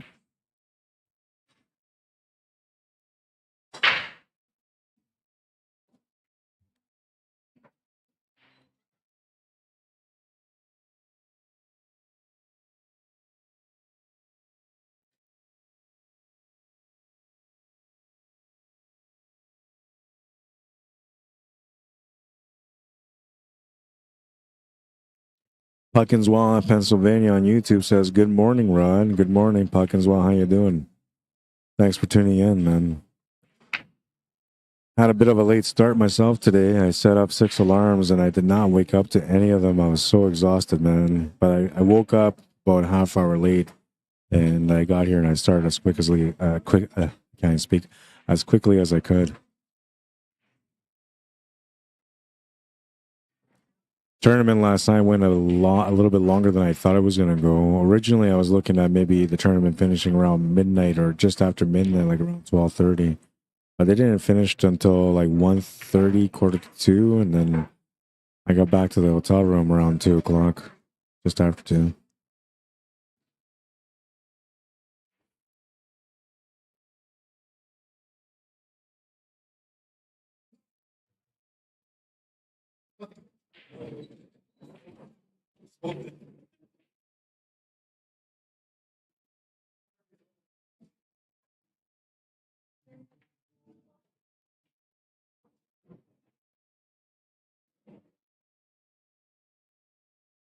He was looking for a shot on the 15, and even if he does have it, I'm not sure he's gonna be able to get out. I don't actually think he has it here. And I feel like he's gonna have no choice but to play safety. He's aiming like he's got it though, so he might have it. I guess he can throw it in there with some spin. The 13 ball would be the escape shot after this. But the spin's gonna take him towards that 7. He's gonna foul here and hit the 6 ball first. Ball in hand for Joey. He pops up right away and trying to get to the table, man. He wants to get this match tied up right now. Ball in hand's gonna help him to be able to get the 6 ball open. He has the 4 balls and escape shot after that. He got too much juice into that and he got into a bad spot, so he's gonna have to take the 6 ball now as a bank corner shot. Or at least that's what he's looking at anyway. Now he's gonna call the bank corner.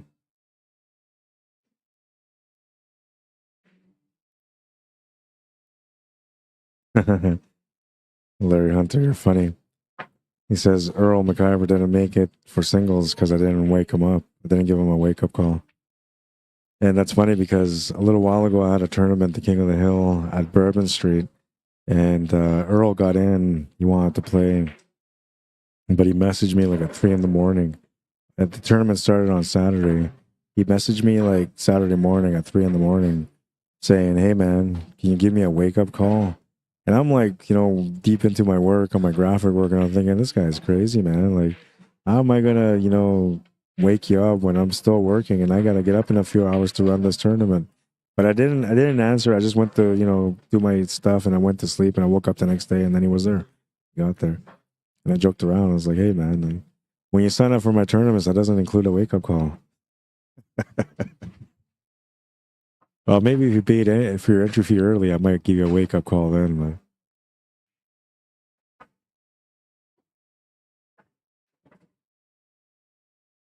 But oh man, he had to finish on that one. He's gonna get hooked behind a 3 ball. And this is a tough situation to be in because it's so close to the 3 that you can't actually jump this shot. Though it's only about maybe a half a ball hooked, so it makes the jump somewhat easier. I don't think that's the way he's gonna go with it.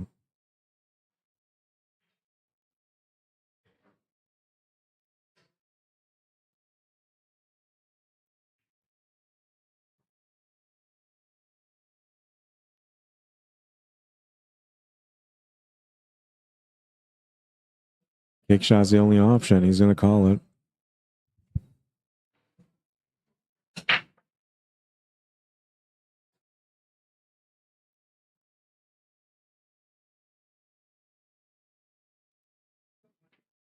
Oh, and he almost made it. So close. And look at this. He's gonna get a lucky leave. When it rains, it pours, man. And Joey's gotta shake this one off. Nothing he can do about it. Just the way it kind of works, man. It's got a little bit of room for safety, though. I wonder if he can draw this cue ball off the bottom rail back towards that 7 and 2. He tried to do that. It's gonna give Emery the 8 ball here. Emery's on the hill. I think he should have let him shoot. I mean, Emery is likely going to make the shot anyway, but you never know. You know, brain fart in the last second could cause a miss or just something. Anything could happen.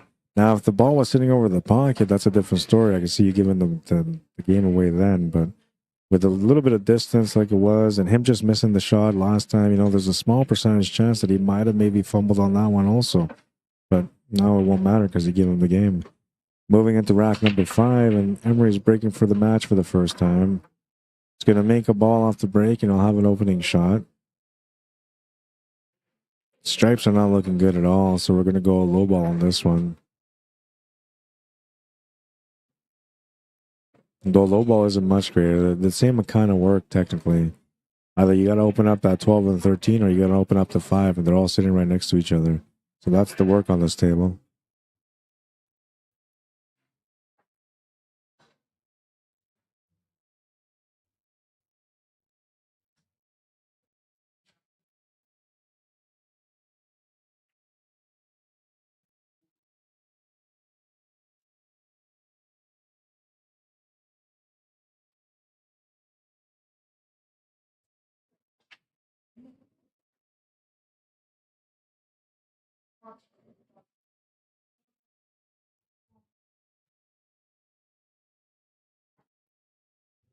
Missed the shot. Open table for Joey. A chance to get back into the match now.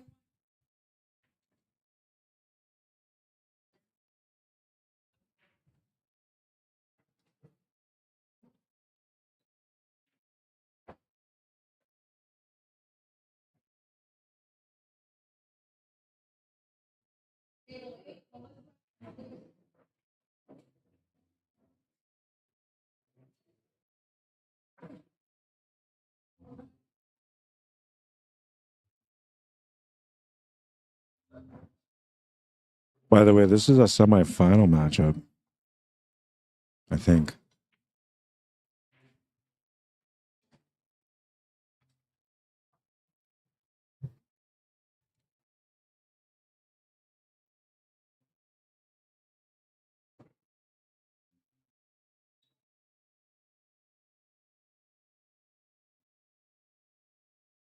All right, so I'm wrong. It's a quarterfinal matchup.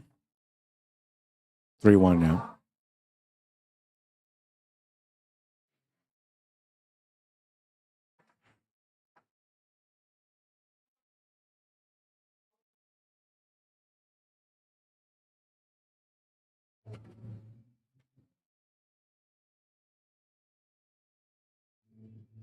We'll make it official.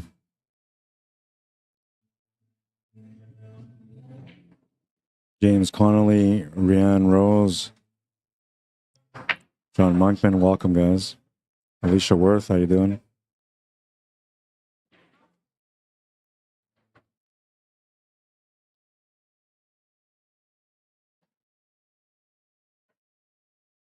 Next matchup we have on the TV table, on the main one here, is Tracy SHANNACAPPO versus Michelle Kirkness.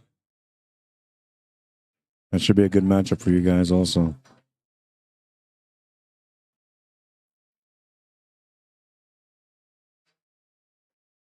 Travis Berg just missed the 8-ball on the other table.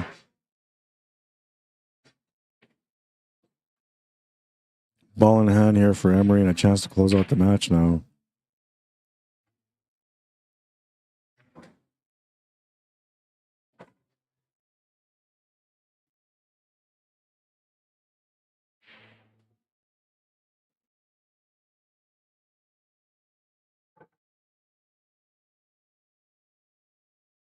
Nine ball will be the next shot.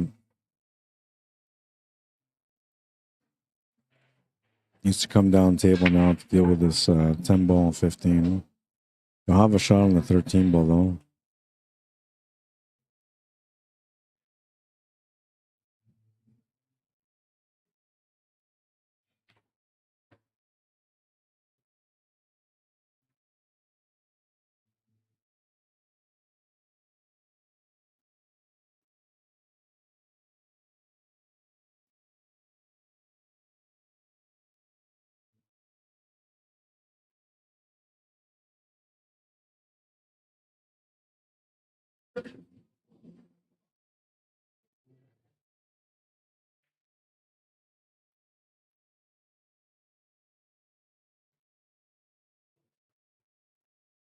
Only 3 shots away from winning the match.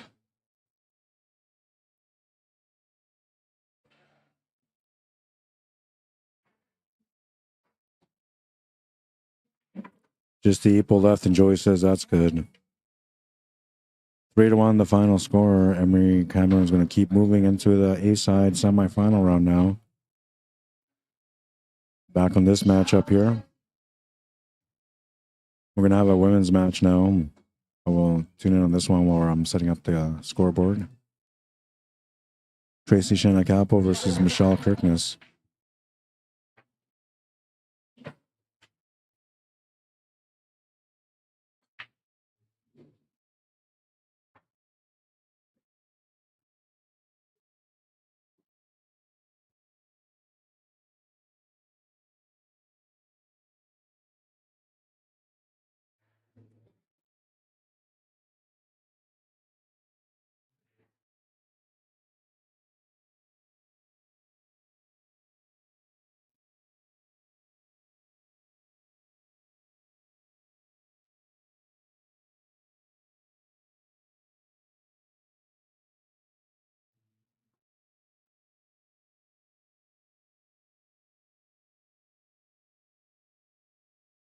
All right, I gotta find out where they are in the match. It looks like they are in the second round. So this will be a quarterfinal matchup also.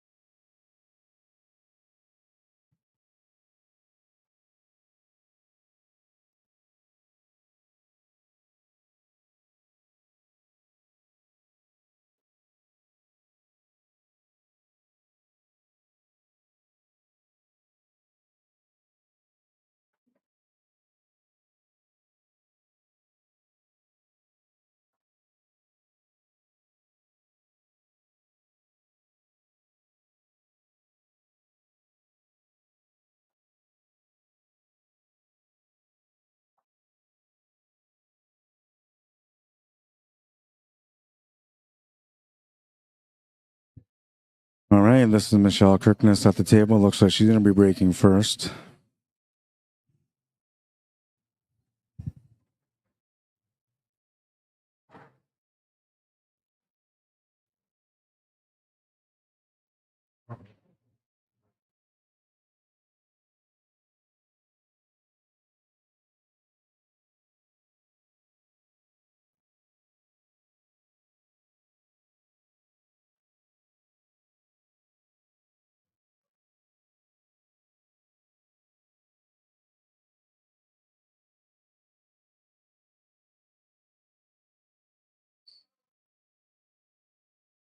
We're waiting for Tracy to come back, so I'll switch over to this table for now.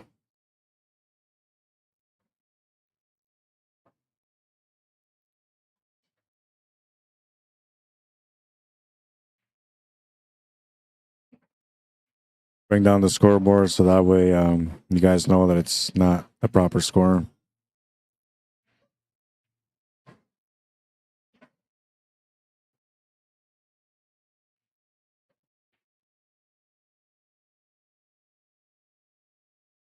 Looks like the ladies are ready to go. They shook hands, and Michelle's going to be breaking first.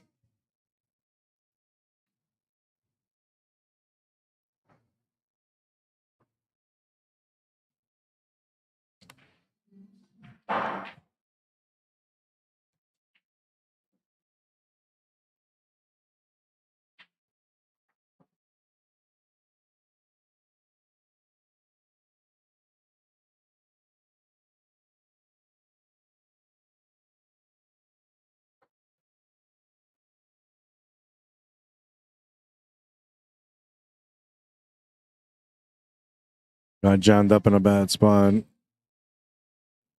Was that close to being okay, but rolled up against this 11 ball, and she's in a bad spot now because of it.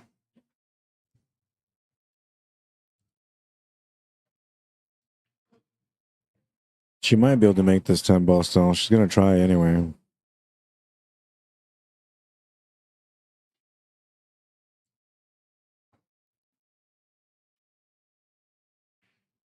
Table is going to be turned over for Tracy Shannacappo, who will get her first turn at the table. Shooting low ball, so there's a lot of work at the table for her.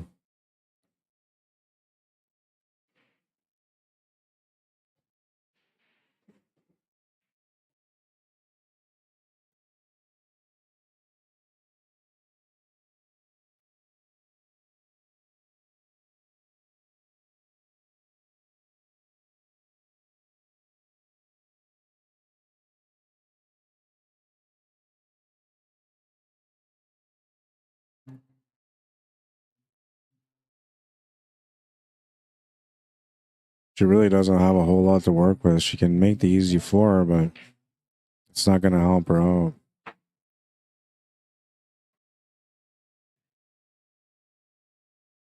Odds are against her here on this rack because everything's tied up for her.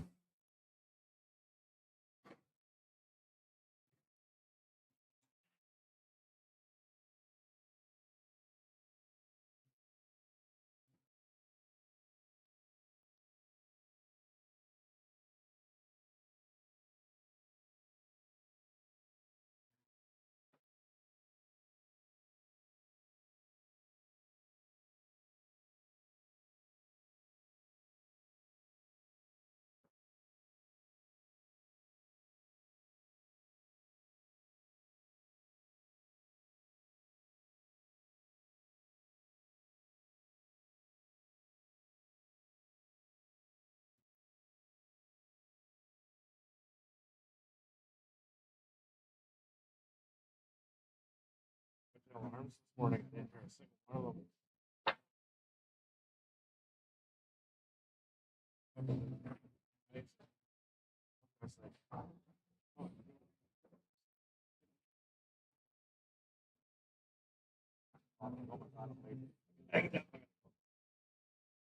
That's been a rough morning for me.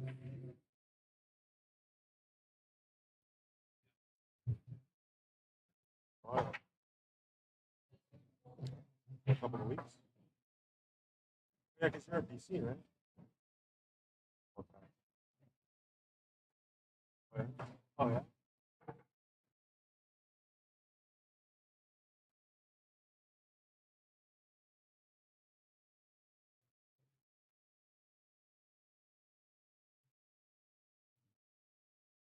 Like a pool community, like lots of pool.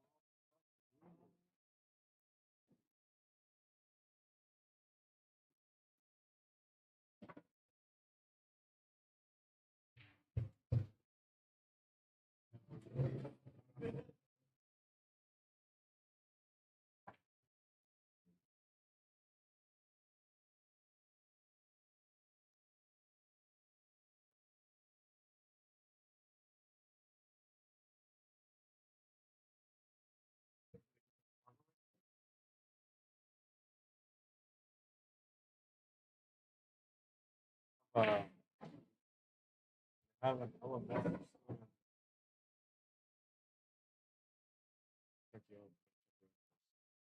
So the CSR tells you roughly.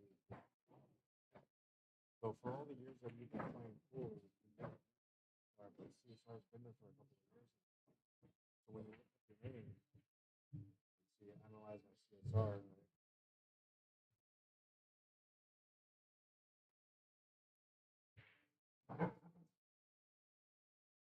My CSR is 18.7.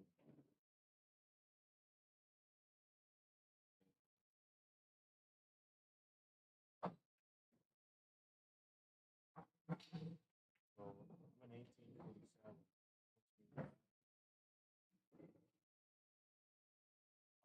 18.47. Look at the front range, biggest level. That's technically what the market should be.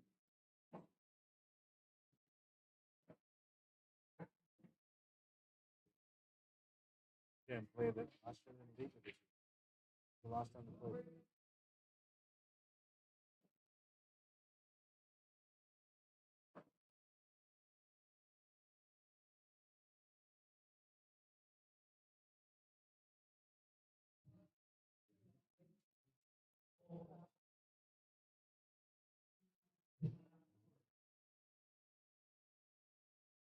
Your CSR is 16.7.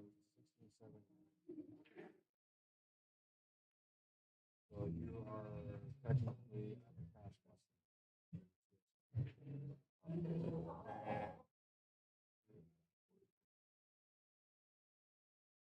So you're technically right around. You should be reported to the CSR. You're a sandbag, you should be a lot higher than that.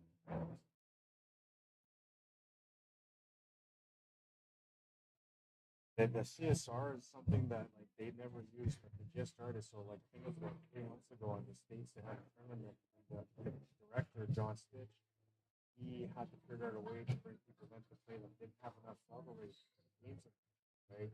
He had at least 200 games. A lot of these guys have 100 or even nothing. So then you have to find a way to translate the information to turn into a rivalry. CSR. You look at all the CSR from that players from this community. You figure that the CSR match a certain level of target rate, so we created this chart. And then I went in and took a video and I created a chart for that. So that's how I created the chart that I did. So now when I'm going to start doing when I start running tournaments, say 5,100 target, but also CSR 7,100. Now anybody can see now what's going to happen is that a lot of people were sandbagging the opportunity, right? Because it could be like 600 or 700 target rate playing past us, we can't get past us. Now with the CSR, you can't. Doesn't matter what level you're in, it's going by the CSR. Now the sandbagging is relevant. A lot of people are going to go to the next changing things for the better. What we need. It's the reason why the game hasn't been going well. Because it's not winning.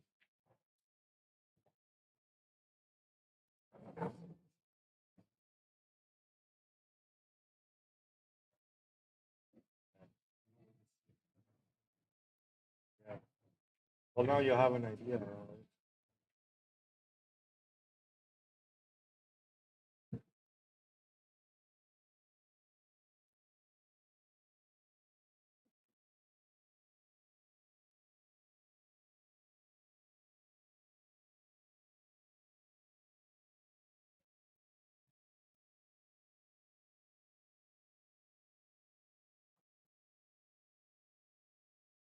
It's still good in though.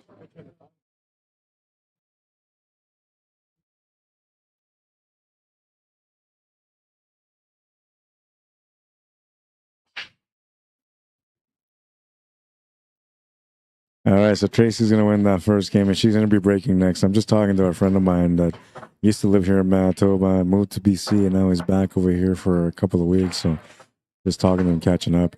But I am keeping track of what's going on in the matchup here. It is 1-0 for Tracy. She's breaking next in rack number 2. Short race to 4, so she needs 3 more to win. Not enough to really say that she's getting into her groove yet, but she's slowly getting into her groove. And Travis Bird won that match against Tom Walker on the other table.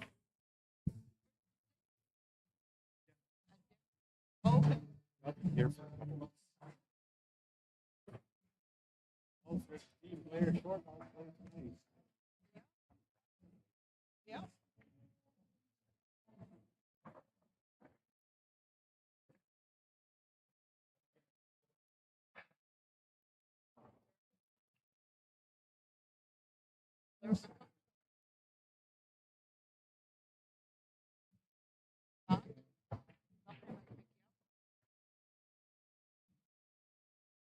Have your cues? Yeah.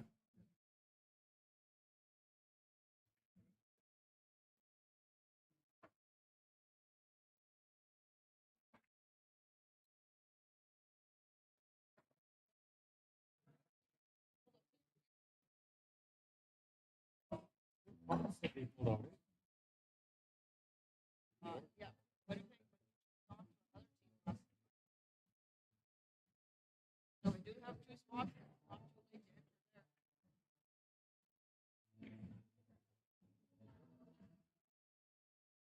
there.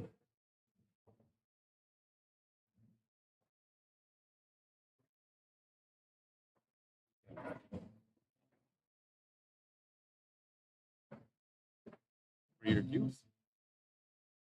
They're in the corner. I haven't used them yet. Thought about playing the tournament, but I like being focused on the work. Brought my cues because it seemed that with the scramble teams, maybe somebody's gonna need a player, and I didn't want to like play for somebody and not have my cues. I don't know, man. I was doing really well for like a month and a half. I was playing amazing. Been getting knocked out. Got a brand new breaker, one PK rush. I don't know, it's different. That's the way to play. But if you don't have a good break, it affects the way you think and the way you play. Scrambling.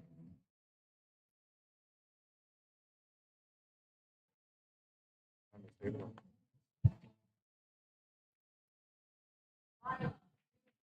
Angela says, go Tracy. Oh, she's going right now.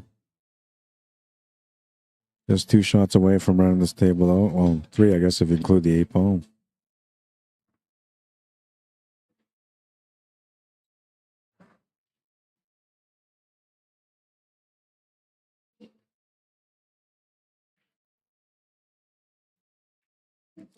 We have another women's matchup coming up on the other TV table. It's Wendy Ironstad versus Lila McKinney.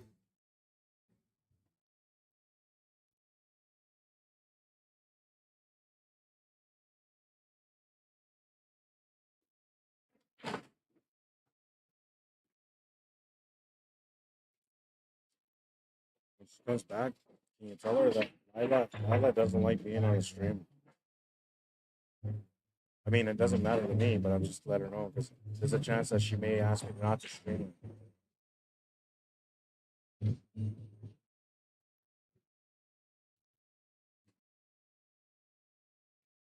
So the only concern I have is that maybe she'll be like, I don't want to be on the stream, so then I would have to just stop streaming.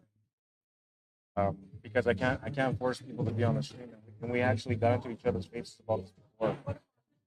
But I'm okay with it, right?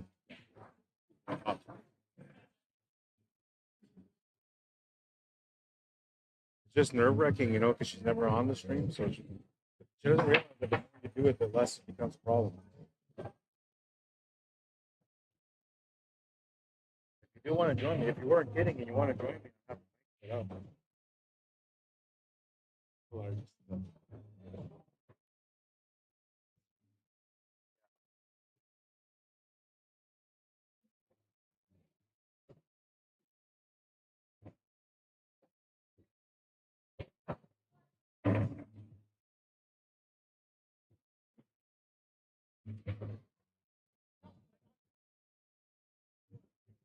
So what? Okay.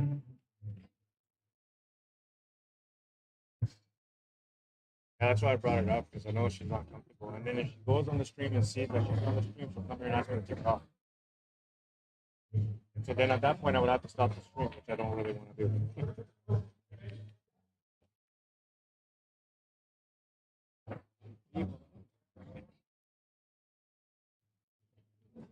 Guess you're gonna have to fill in the blank spot, man. Go do some push ups or something.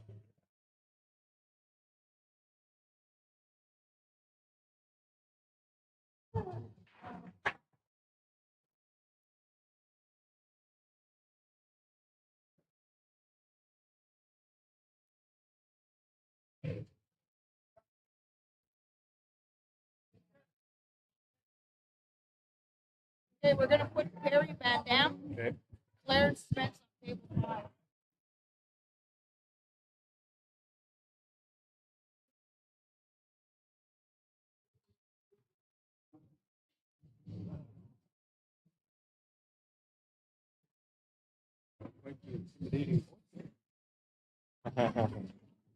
They just straighten out right away. The other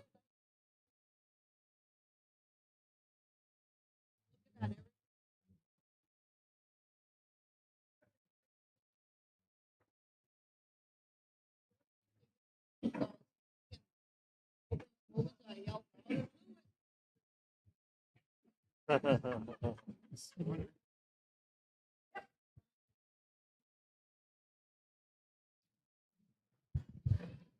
Is she trying the cut? Oh, she did try the cut. I'm gonna get a good leave out of it. Kick shot option here for Tracy.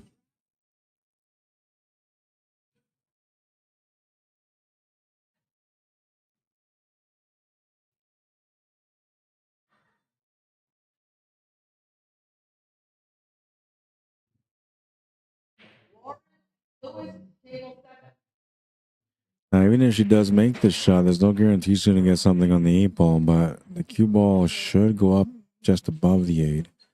The worst case scenario would be that it freezes up to the 8. And she almost made the shot. She would have been good on the 8 ball. She made it. So Michelle coming back to the table now. Currently trailing by 1. She has a chance to be able to tie things up.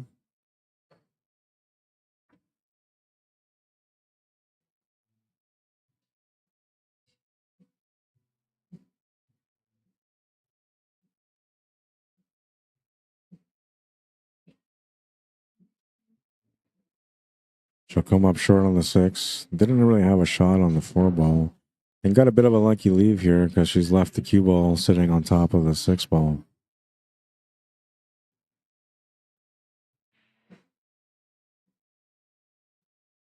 Now, even if she makes the shot, it's going to be so challenging to be able to get shape on the 8 ball. And if you think about shape at all on the 8 ball, then you're likely going to end up missing the shot. So you got to focus on the shot first here. And just settle for a tough shot on the 8 ball after.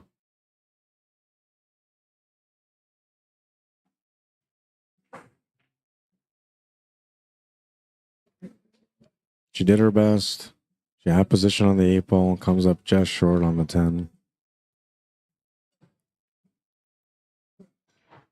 Decent leave though. You know, Michelle's got only just a 6 ball available to her. The 4 ball is in a bad spot. And to get back from the 6 to the 4 is going to be extremely challenging also.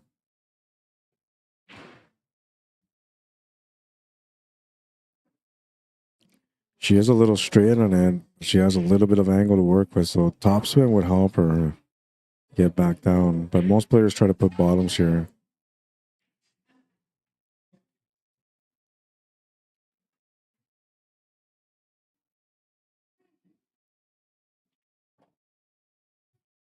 Starting to feel the pressure of being on the TV table. And you usually don't feel that until you start missing. And then if you miss once, no big deal. But if you miss a couple of times, you start really thinking about it.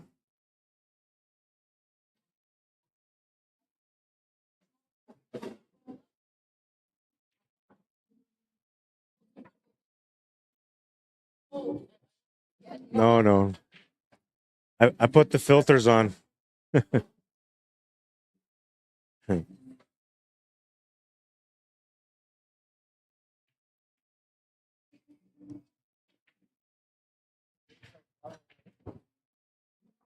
Eight ball's good. You got a 2-game lead.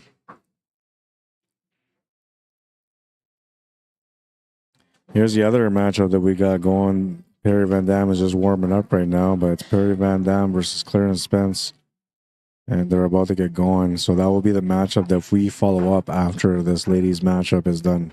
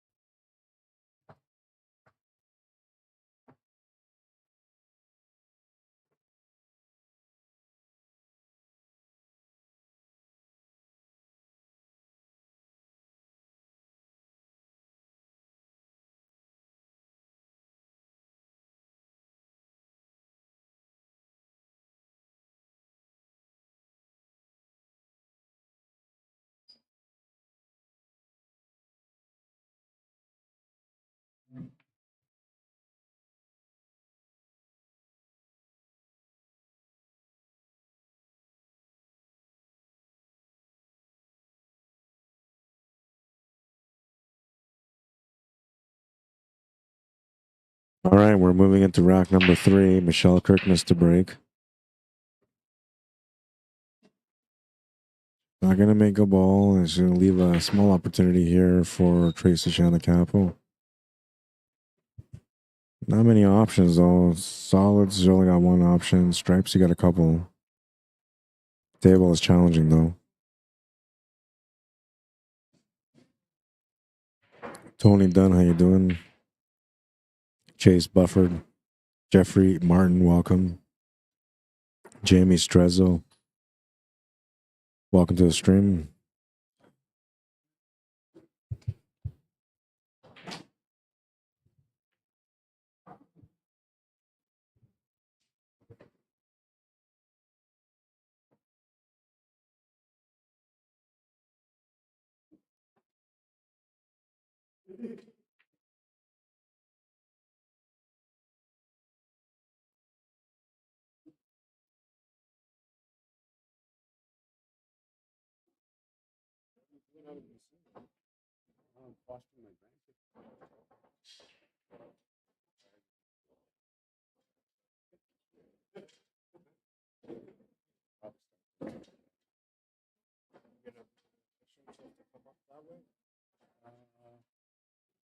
say red pheasants coming up next year.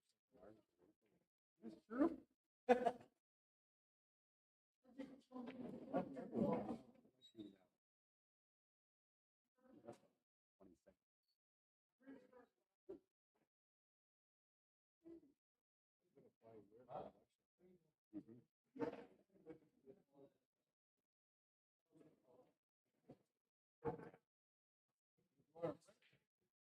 You need a break? More standing.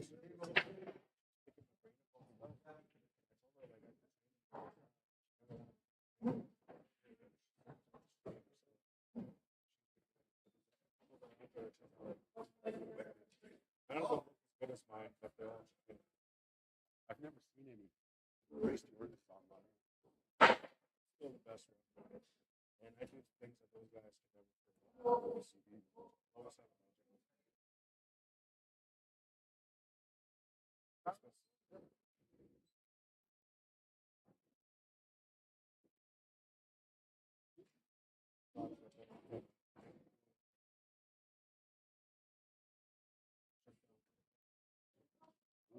magic.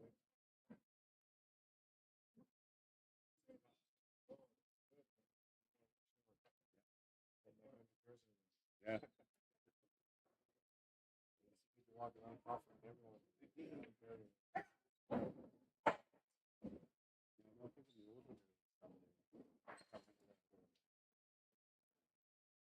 I don't stay there. That's like, okay, so, okay, and then everything was fresh. We had 1,000 people that were sick, you know, 3 people that died. That's how it is. So then every neighbor he told them, drove them, put them into fear. But there's like secret factors out there. People are getting sick. They're getting sick. It's crazy as it was a couple of years ago. It's just not talking.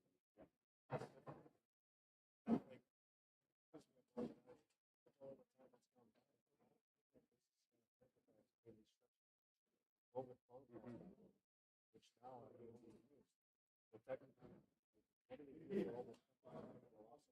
Because it wasn't because they were shut. They were forced to shut.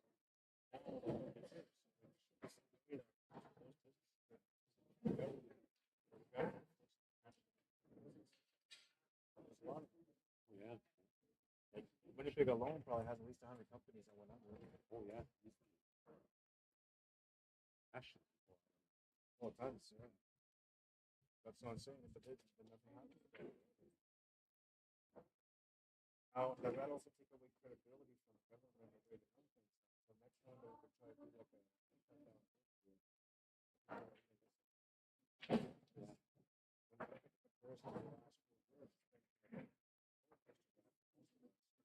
Going by the guys in the government, which but now, like, do you trust them? I already heard like when they were talking about like doing shutdowns this year. Lots of people there's no way I'm not doing stuff in the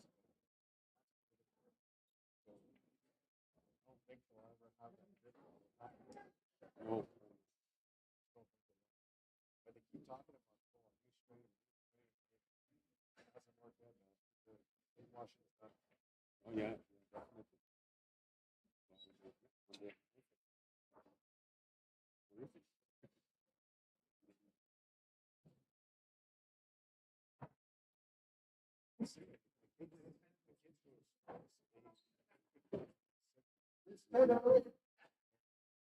We're respectful after that. And I don't think it was something like this as well. Then now, just recently we sent our kids to school, and she was already sick for like 2 days, so almost done. But the teacher told her that she couldn't. Now she doesn't want to go to school at all.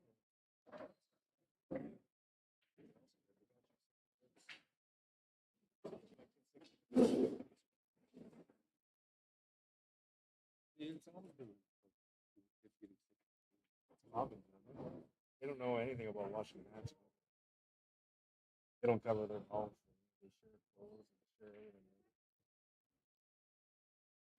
Yeah, the news, everybody was playing.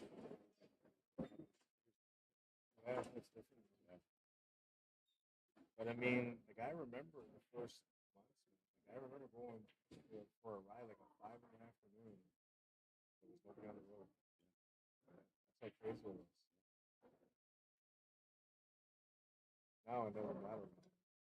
Everybody's out there.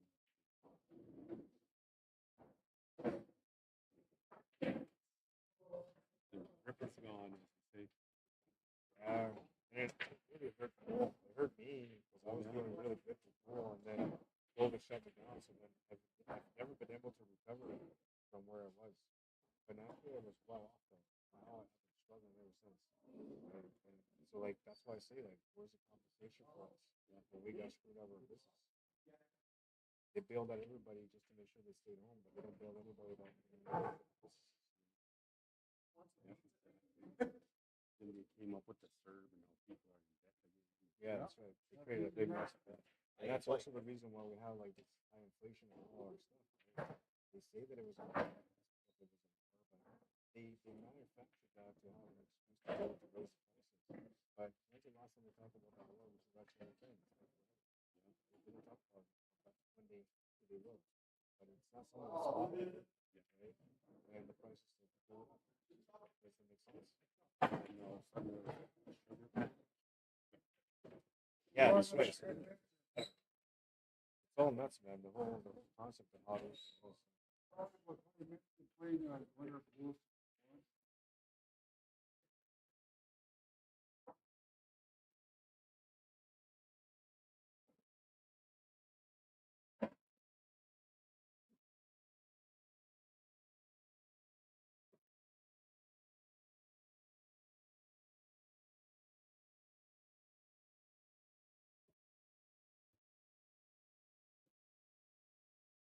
They're having a little chuckle at the table. Not sure what happened there.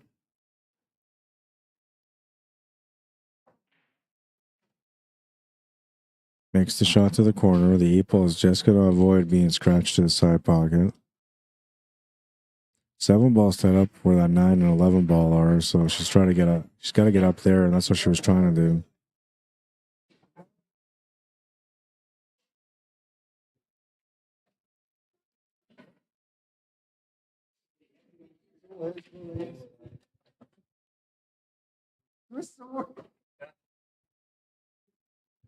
Rick Shannacappo says Rolling River.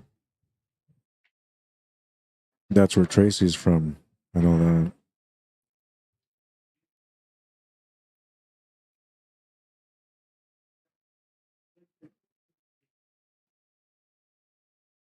Rains McKinney, welcome to the stream.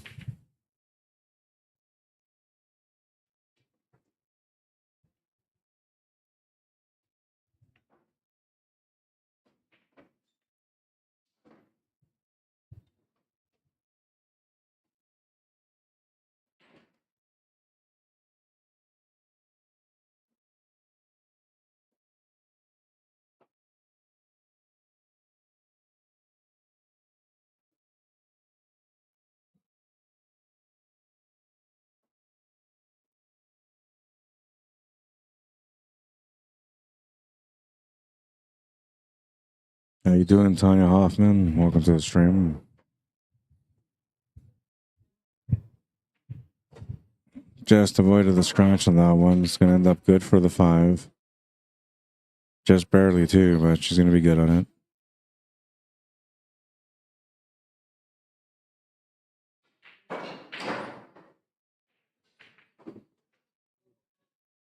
Missed the 5 ball, however.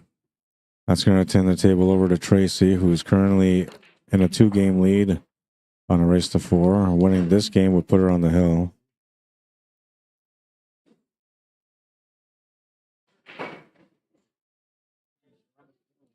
Table is waiting for her now. The 9 ball complements the shape for the 11. The 11 complements the shape for the 8.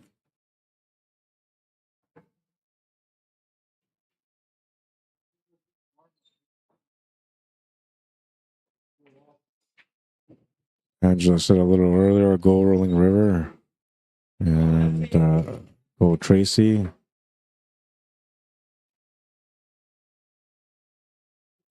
Not a good spot to be in for the 8-ball, but she might be able to make the shot and just hit the horn to avoid the scratch. Looks to me, though, like she's high percentage to scratch in the side pocket here, though. Oh, she just avoided it, hit off the horns, but she'll miss the 8-ball. A good leave, however. Didn't leave much here for her opponent, Michelle.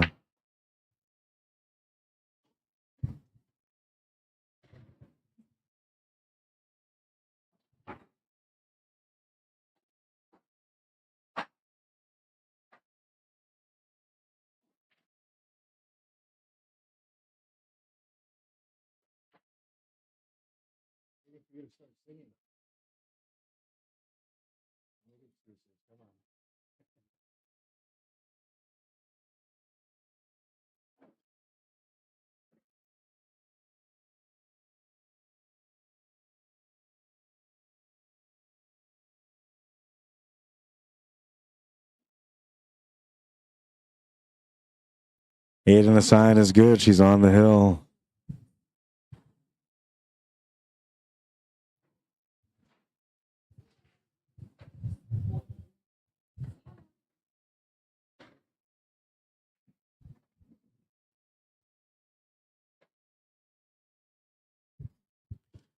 Drop in on the boys and see how they're doing over here. They started their match. Clarence Spence and Perry Van Dam. Perry Van Dam at the table right now.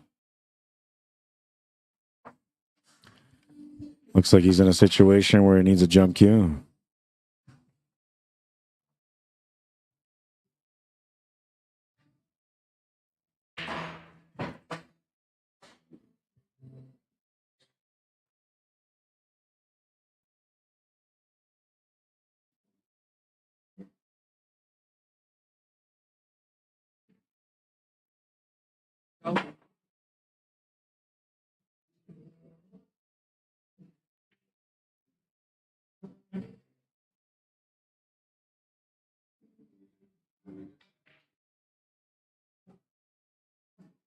Moving into rack number 4, Tracy SHANNACAPPO is breaking for the match.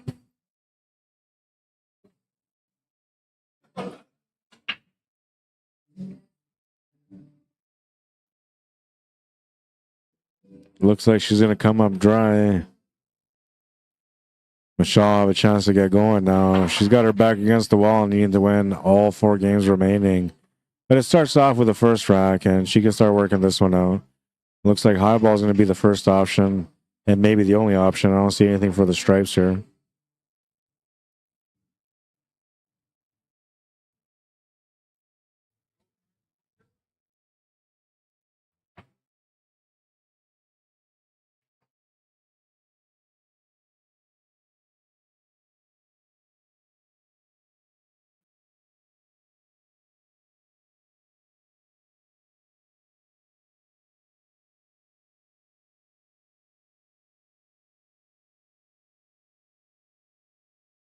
She's going to scratch. That's going to be a ball and a half for Tracy. Is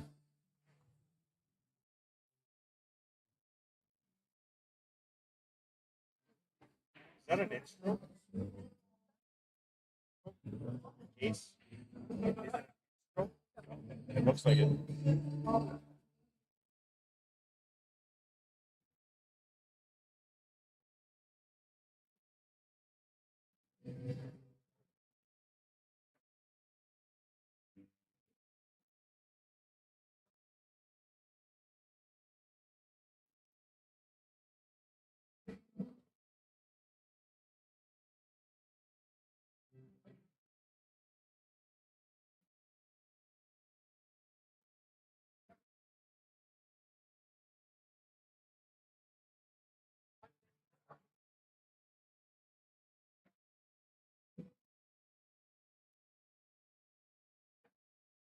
That was supposed to open up the other stripes, but she just missed them, and she's ended up in a bad spot here, so safety shot's going to come up now. I'm thinking we just bank this up and get the cue ball right where the 1 ball is. We're in between the 1 and the 12, that would work too. Or sorry, 1 and 10. She tried to make it, though. Missed the shot, turns the table over, and be the 4 balls available here for Michelle. 6 ball is an extreme back height, which is not possible from there. So the only option she would have is the 4 ball if it's available.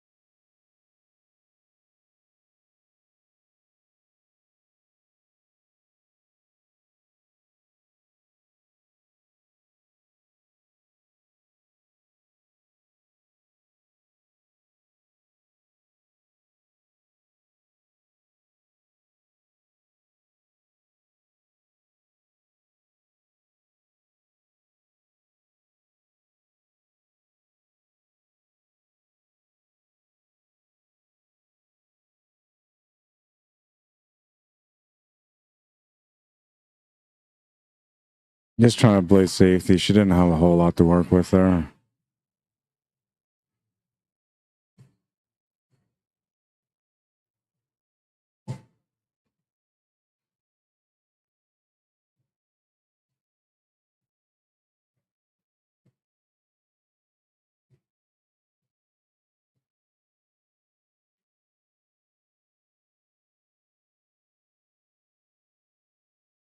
Makes the 2 ball. Good cut. We'll have a shot on the 3 ball now. Doesn't have the breakout here yet, but she might try the breakout, and if she does, she'll miss the shot. She did try it. I think it was a little too early to open up that 8 ball, and that's going to leave a wide open table here for Tracy now, who's going to have a chance to close out. Her biggest problem would be that 10 ball. Other than that, this table's pretty open for her.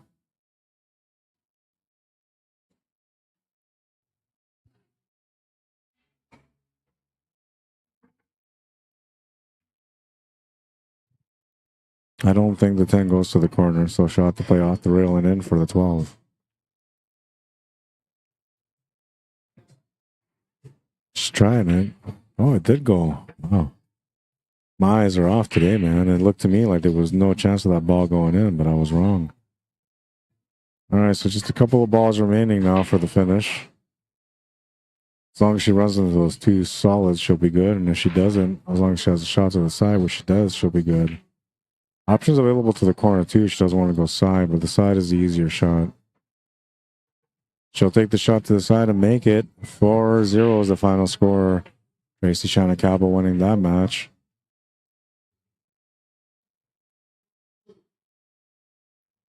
We'll go back to these guys now, and I'll set up the scoreboard here for them. Perry Van Dam on the left.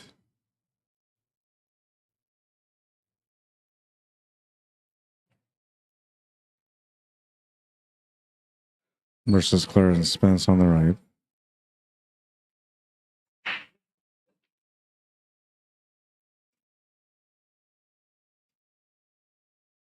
And I believe this is an A-side quarterfinal matchup too, but I'll confirm that.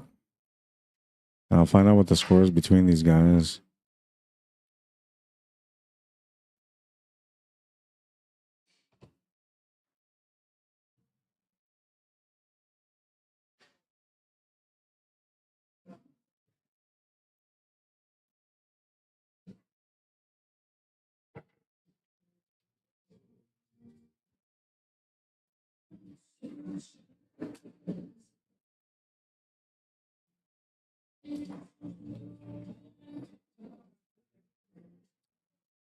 I kind of want to wait till they're done this rack, but I'm going to slowly make my way around to find out what the score is. I got to go across the table on the other side, but I don't want to interfere. So I'll get moving now because he's only 2 shots away from winning this rack. Oh, he's going to miss it though. And then I'll find out what the score is and update it for you guys. Then we have another matchup coming up on the other table. I haven't found out which match that is, and I'll find out right away.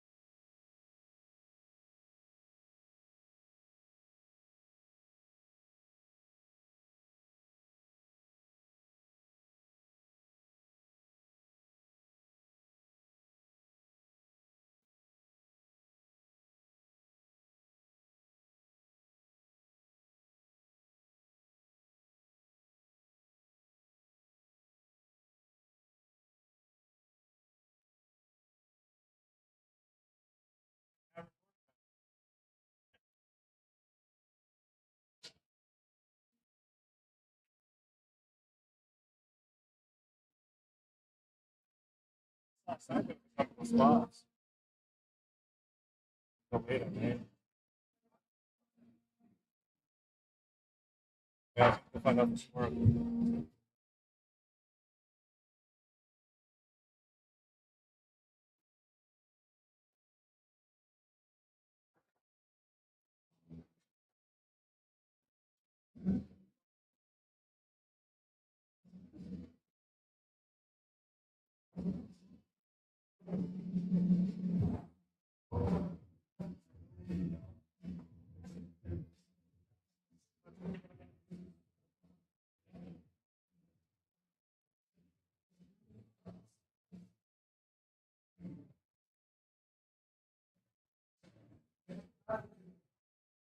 All right, so that was the second rack, and Perry's won both of the games there. And he's breaking down rack number 3, trying to get on the hill. Smash the break on that one.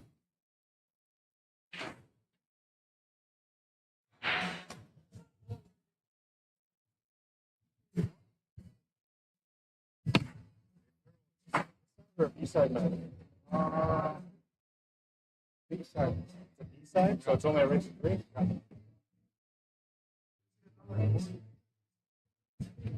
All right, this is a B-side match, so it's only a race to 3, which means that Perry Van Dam is on the hill.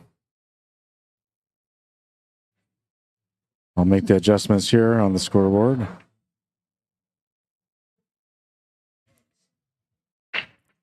Next up, we have women's A-side quarterfinal matchup.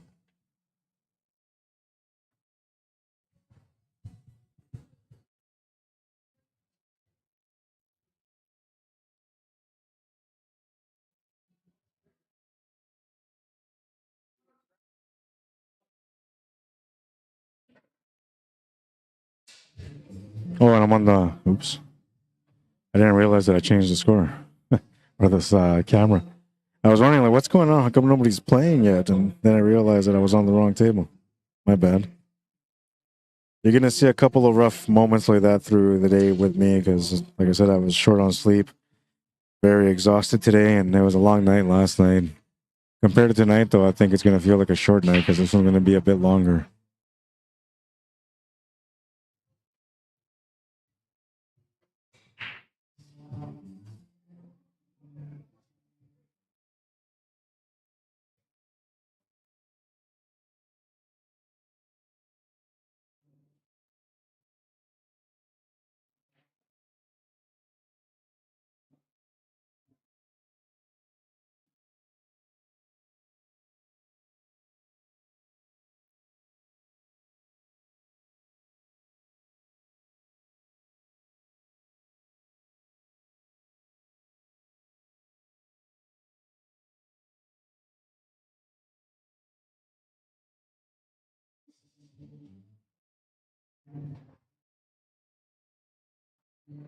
Looks like he's stuck taking this 2-ball. He's just assessing where the cue ball is going to go and what to do next. Natural path will take him towards those 2 stripes. Cue ball is challenging him a little bit here. He gets into a bad spot. Not sure what Clarence is going to be able to do here. No shot to any pocket at the moment. Jump shot on the 7 would be one of them, I guess, but that's a tough shot. Kick shot on the 5 wouldn't go anywhere, and on this 1 ball wouldn't go anywhere. I think the best thing you can do here maybe is just play a safety shot.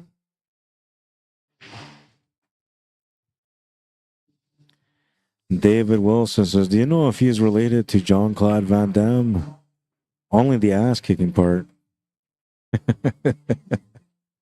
I thought about, it's funny you should mention that, because the first time I seen his name, I was like, I wonder if he's related. No, they're not related. It's a small world, but not that small.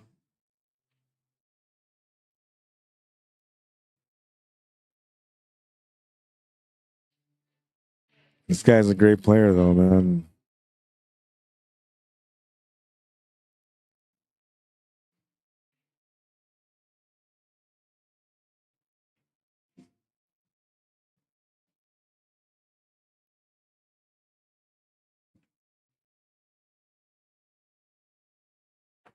It's calling the corner.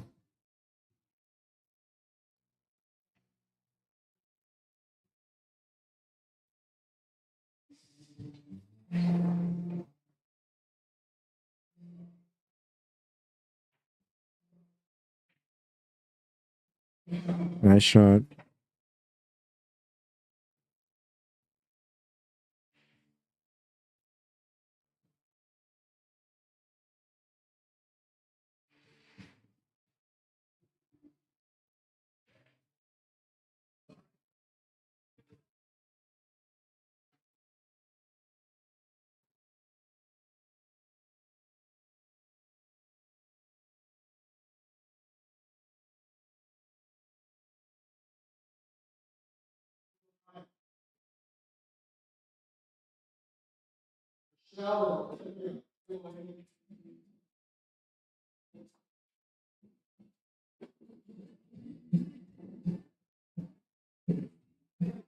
They're playing some country tunes.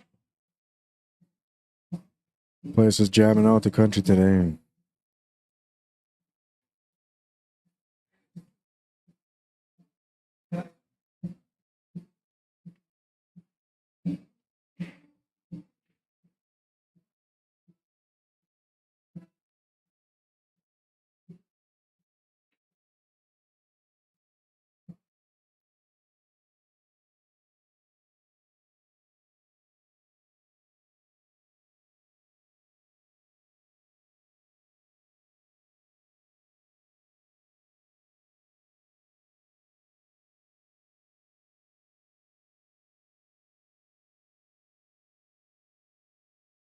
Misses the contact. That's going to be a ball in hand for Perry.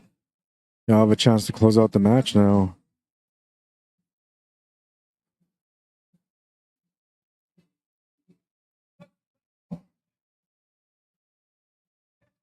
Needs to simplify those 4 stripes here in the middle. The one ball that doesn't make any sense at the table right now is a 13.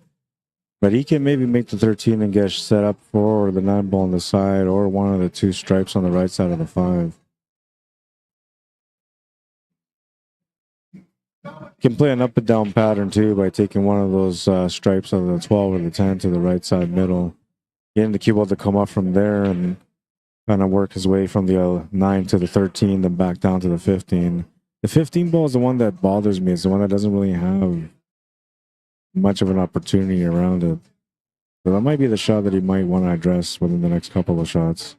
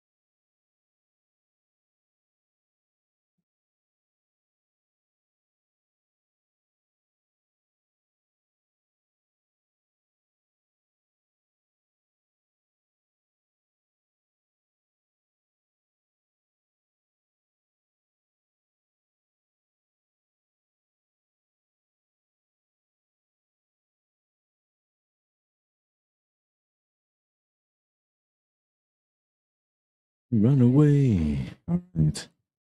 Oh, he's there. He's taking care of most of the problems around the middle of the table. I don't know if... Wow, it's not a bad angle. But I don't know if he should be taking this 10 ball on. I feel like the 9 ball might be better.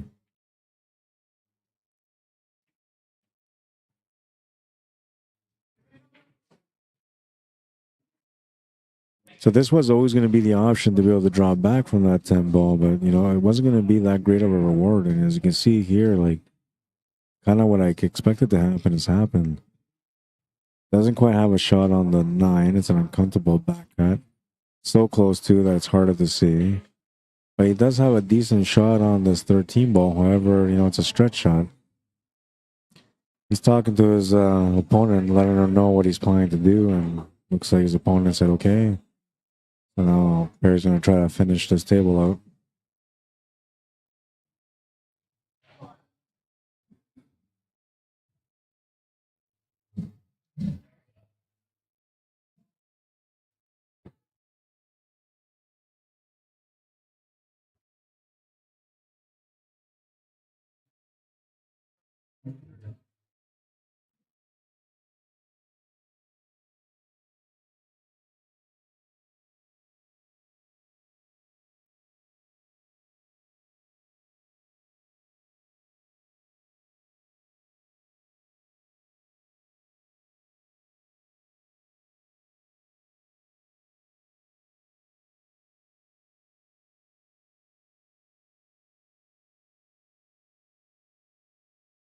Was able to make the shot on the side, and now he's ended up with a bit tougher of a shot on the 13, but it's still makeable. He can still control the cue ball to get position on the 8 ball. It's not a bad option. I think what makes a difference here is which side he decides to put on this cue ball. If he puts left-hand spin, you know, he'll thin out the speed a little bit or lighten up the speed, which should set him up for the 8 ball. But you naturally want to play the shot with right-hand spin because that's the spin that complements the shot. So now if you're doing that, you have a little bit of a chance of the cue ball running a little bit too far for you. See what he decides to do. Okay, a back cut to that corner would maybe work. Because now he can play this with the complementary left-hand spin, which will work for that cut. That would also get the cue ball to go off the top rail and back around for the 8. The only thing you would have to worry about is that the cue ball won't run into the 7 ball. Because if it does run into the 7 ball, he may not have the finish. He's going to do good on the shot. He's going to do good on avoiding the 7 ball. He gets the 8 ball for the finish.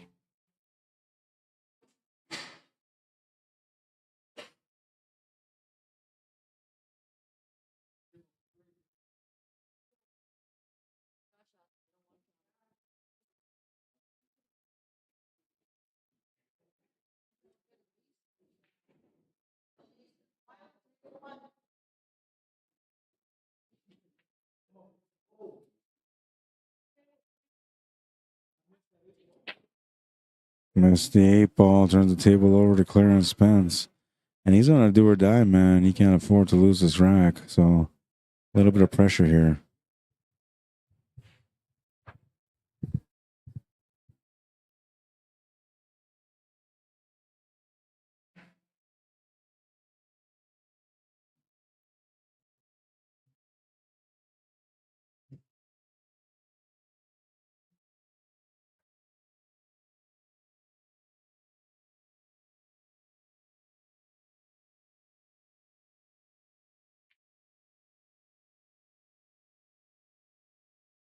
Uh-oh, look at this.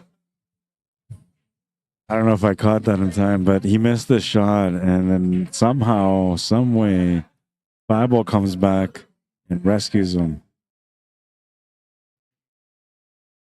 Look at this. Like the 5 ball just stopped perfectly. And he was walking away thinking this match is over. Then he locks him up on the 5. Perry Van Dam with no other option except for having to do a jump shot here. It's only about a third of the ball or a quarter of the ball at jump, so it's not that bad.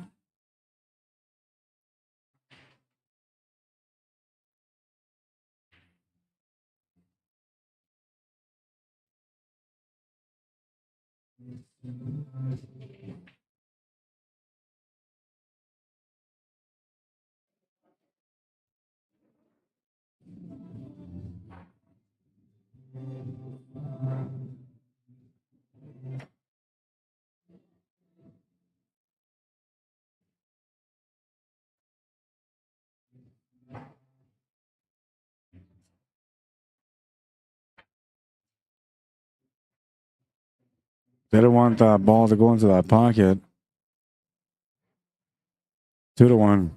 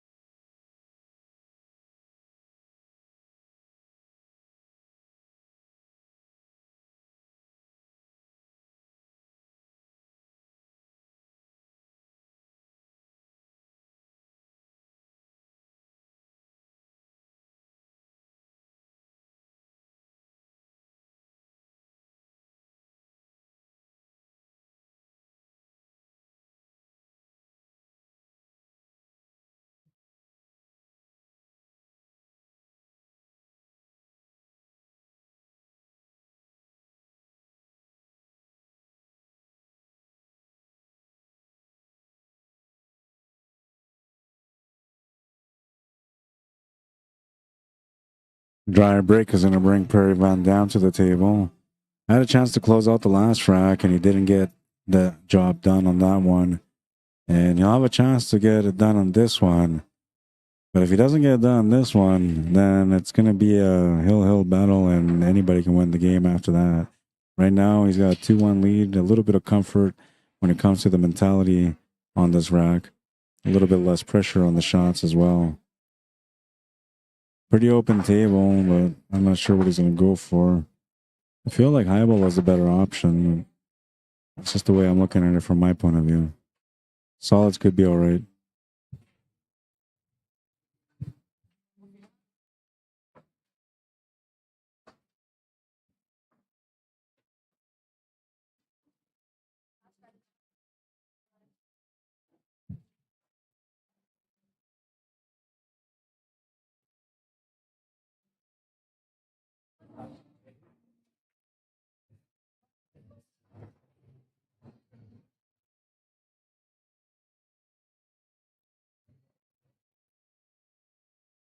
He tried to get the breakout, just missed it, and he's gone too far for the 9. So he has to take this 13 ball now and try to open up this 15 and 11.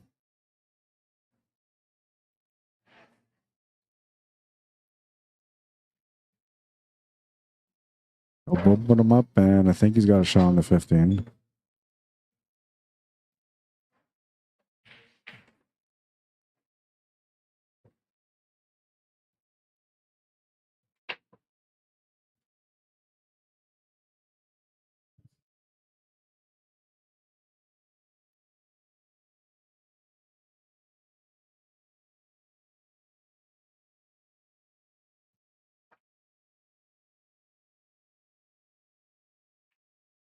Makes the shot to the corner. Don't know if he's got the 9. It doesn't look like he has a 9 yet. The 11 ball doesn't look like it's a good, easy shot, so he's going to have to do something different here, like a cross bank maybe. Cross bank will give him the shape or the finish.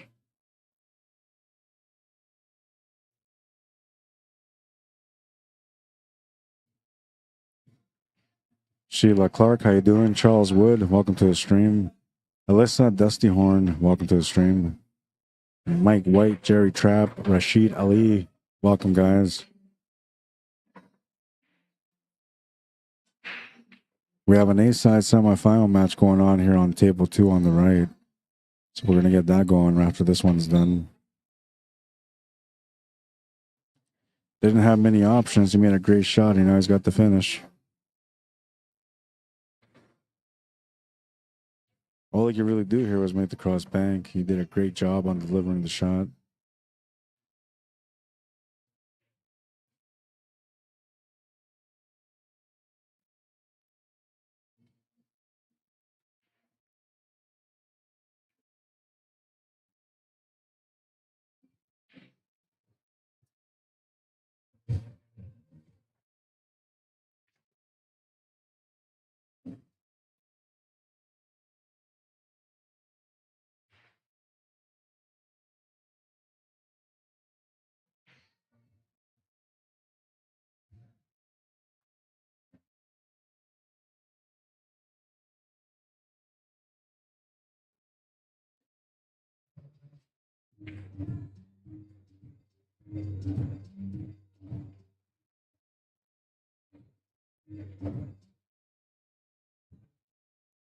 All right, so not necessarily the moment of truth, but it feels like the moment of truth right now.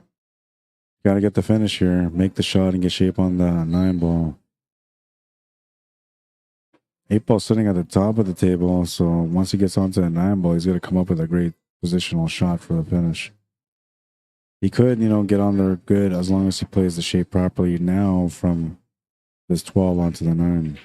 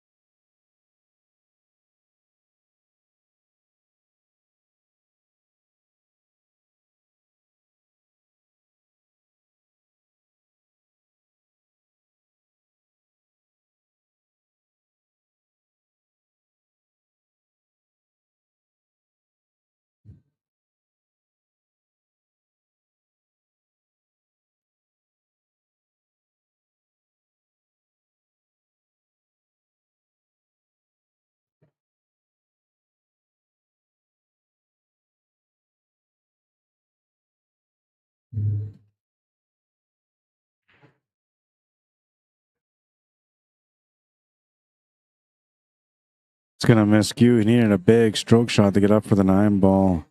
That miscue, I don't know. It might cost him this game, maybe. I mean, the 9 ball's gone to a spot where it protects the 8 ball.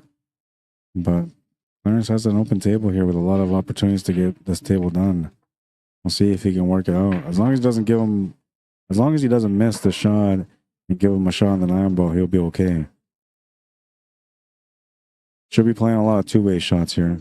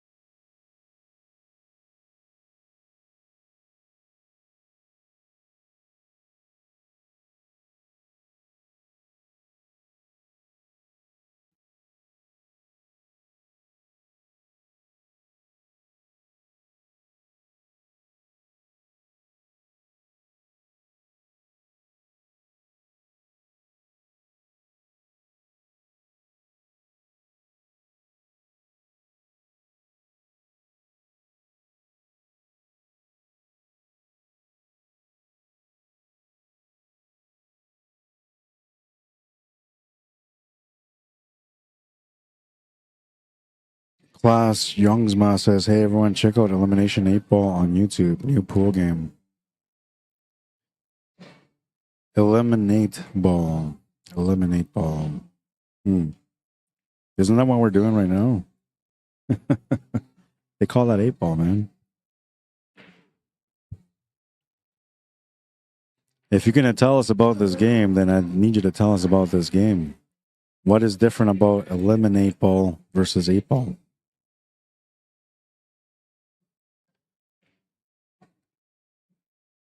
Is there less balls? Is there different rules?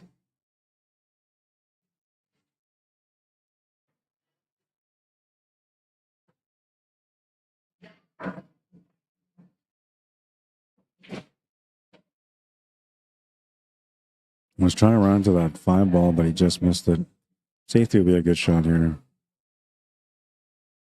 Yeah, smart shot. There's no point on doing anything aggressive there.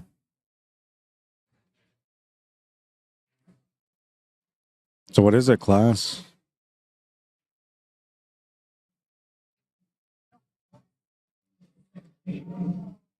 Antonio Godin, welcome to the stream. Gayantha Nago Davidit. Oh, that's a good. Nago Davidin. I can't even say your last name. Welcome to the stream, Gayantha. Mark Max. I tried. I really tried. Kyle Jones, what's up, man? I'm still waiting for class to tell me what's up with this 11 ball.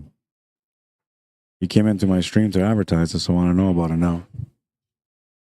Ball sitting right at the edge of the corner. Yeah.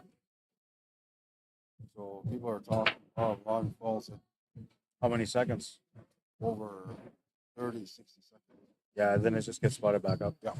If it falls within the 3 seconds after the shot was made, then it counts as a scratch or whatever. Yeah, I guess they were just sitting there. There were nobody shooting at it. So Yeah, no, then it just gets spotted back up. a spirit flying around. That's what it is, yeah. You guys made somebody mad a long time ago. So I told this about it. Yeah, that's what you get for not letting me play. Yeah. Using the medicine today.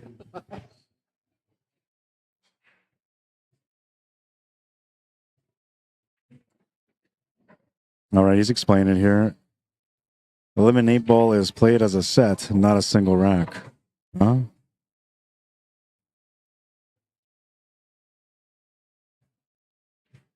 It's played as a set, not a single rack. Isn't that what this? Well, I don't know. I have to, I guess, find out more about this, man. But technically, that's what's happening here with this one. Or did what happened there? He made the 5. All right. So we're tied at 2. It's a hill matchup here. And Emory just won the first game in the Eastside semifinals against Brian Walker. That's on this table here, which is going to be the match that we go to right after. Emory's breaking in rack number 2. Perry went down breaking for the match here on table number 1. All right, so it's not a single rack, but this isn't a single rack either. When you say it's played as a set, like what do you mean? There's multiple sets? Is it like that Texas pool with the 3 racks, 45 balls? Is that what you mean? Because this is a set here. Like if this is what you mean by set, right now they're racing to 3, so that would be considered a set.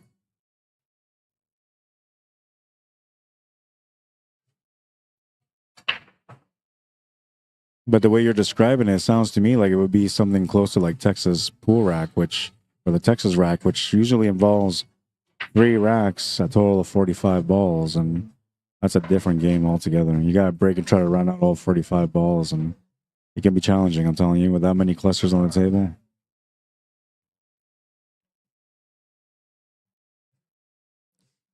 All right, I'll check it out. I'm gonna screen cap this. I need to see what this is, man. I mean, if it's something new with pool and it's exciting, I want to check it out.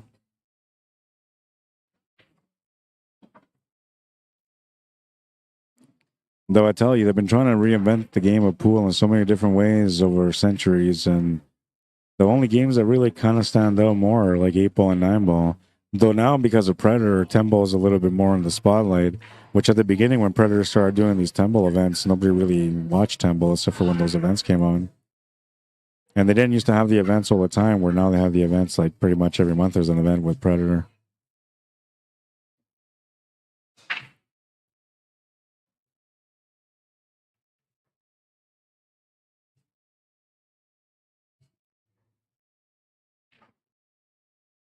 So where is this eliminate ball being played, class? What country?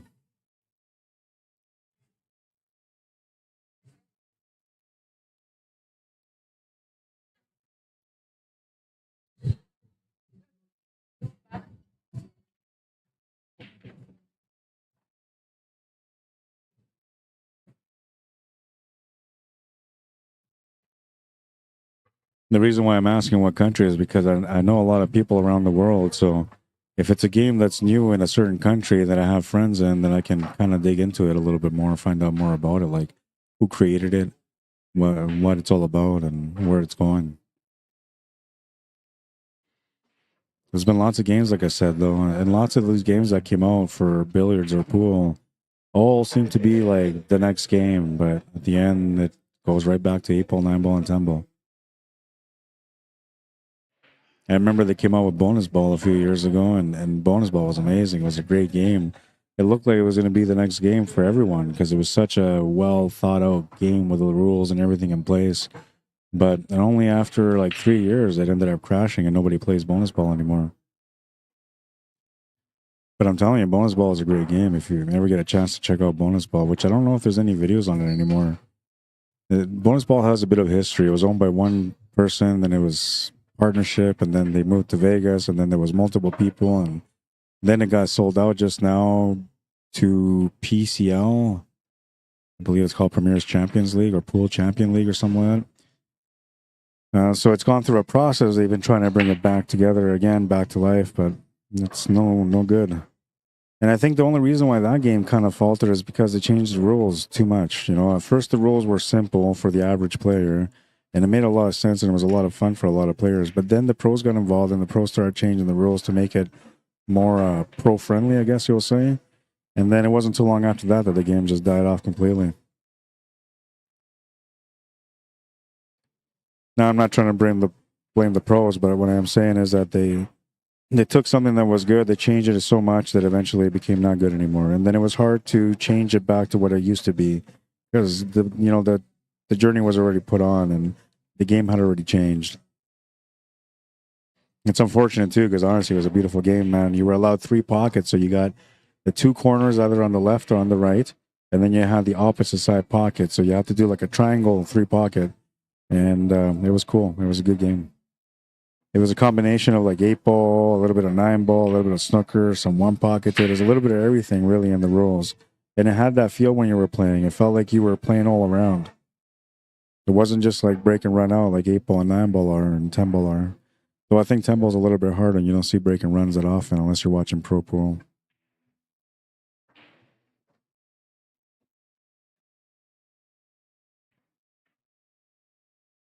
Misses the shot to the corner. And Clarence gets a chance here to close out the match. Or maybe, you know what, class, maybe you can just message me, man. Message me on Facebook and explain to me. He says, I'd love to clarify more, but it might be confusing. I'm trying to come up with a new pool game as a hobby pool player and a hobby board game designer. Read more.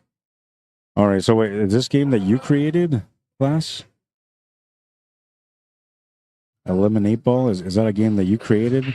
And now you brought the word hobby board game designer in there, so is it like a pool game / board game style? Is that what it is?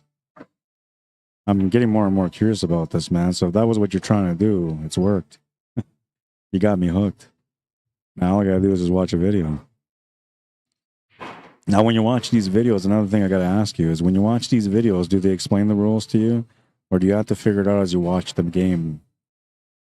Because I think if you have a new game, you know, you want to make sure that you're clear on the rules, especially to viewers, right? You want to make sure that they know how the game is played and what's happening on the table. Otherwise, it's not just it's not hard to describe. It becomes hard for people to visualize. So the rules are important. And sharing them is important. And I think that was the problem with bonus ball is that it had simple rules at the beginning, which made sense. And then they complicated the rules. They added timers to it.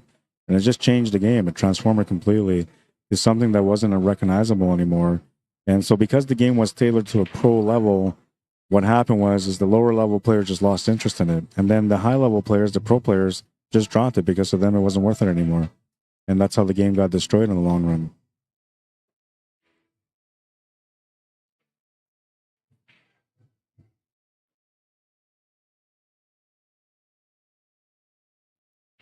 You gave me another link.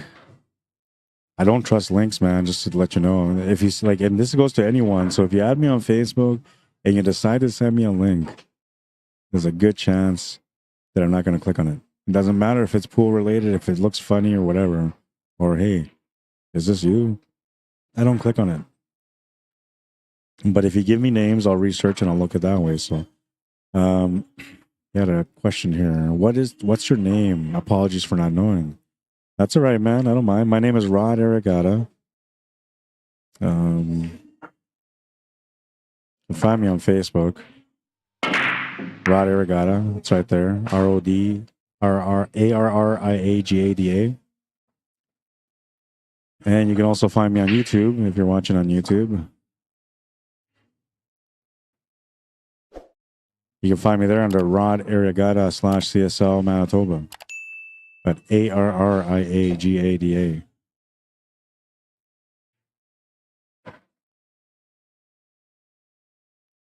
Add me up, man. I want to know more about this. I mean, I'm a pool promoter, so I stream pool, I play pool, I organize events, and I promote the game as much as possible. So there's always something new and exciting for people to try out, man. It's something that I would like to promote, but I need to know more about it. And when I promote, I mean, like, I don't just talk about it. I actually have events around it to let people see what it's about. Right now here in Manitoba, like, a lot of people don't play street pool. They have no idea about street pool, but I'm about to get started on some street pool tournaments just to introduce people to the rules, right? Not just the players, but the viewers. And eventually we're going to have people playing some street pool running, 100 plus points.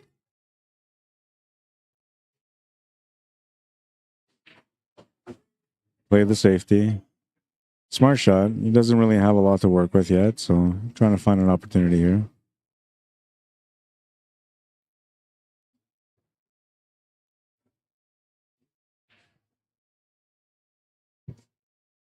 Adam Debray, welcome to the stream. Joyce Ledo, how you doing? John Eno, welcome to the stream. Francisco Ramirez, bienvenido, welcome. Baba D Mohanaga, welcome to the stream.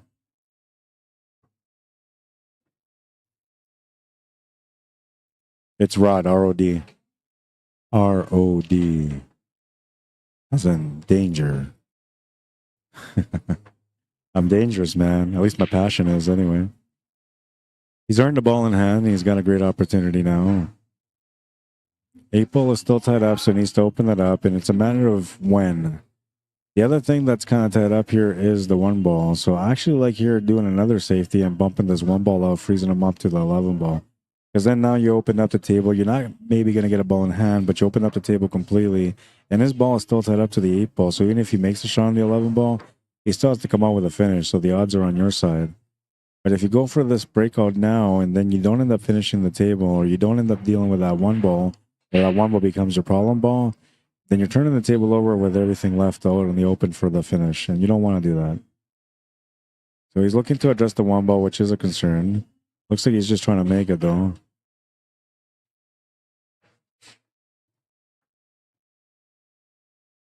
Bumps the cue ball over a little bit here, which is going to almost affect the way the 4-ball gets set up. The 4-ball does go to the top left corner, but it's tight. It goes to the top right corner, I believe, but I can't quite tell from this point of view or from my point of view with my own eyes. This is the problem here, is that he's thinking about the breakout, but I'm not sure this is the time for it. And he's going to get burnt on it. 8-ball's going to run up towards the 8 or towards the 3 and it's going to tie him up. Adam says, I like your stream. Thank you. I appreciate that, man.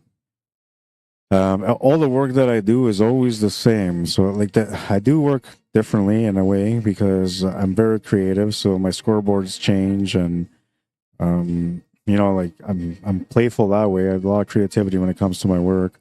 But when it comes to the actual, like the streaming side of things and the commentary side of things, I try to be more consistent. So if you're enjoying the coverage, you're enjoying the stream quality, just know that this is the way that I always work, and it's the way it's always going to kind of look, and it's always going to be the way it kind of sounds.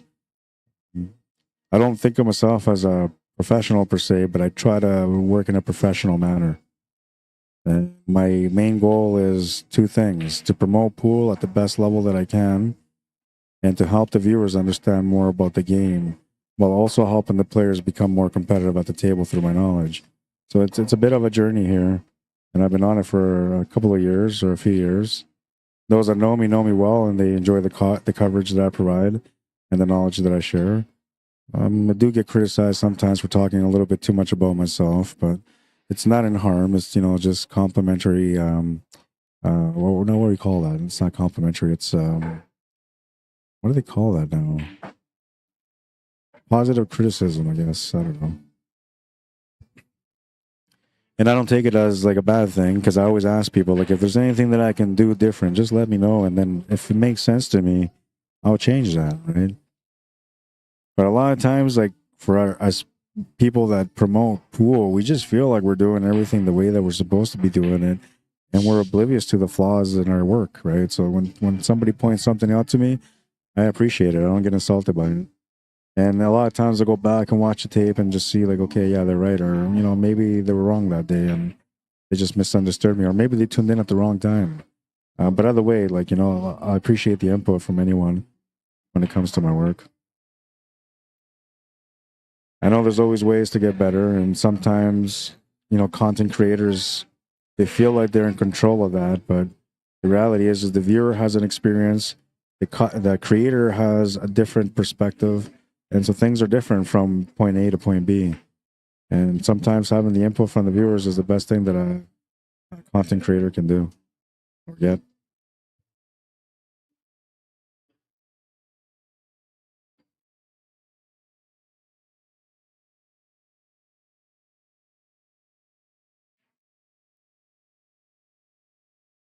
I'm streaming this match right now.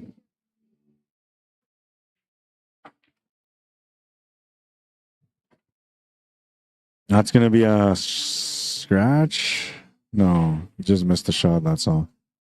Perry Van Dam with a chance to close out now. Has a shot on the 11 ball and drawback angle for the 15.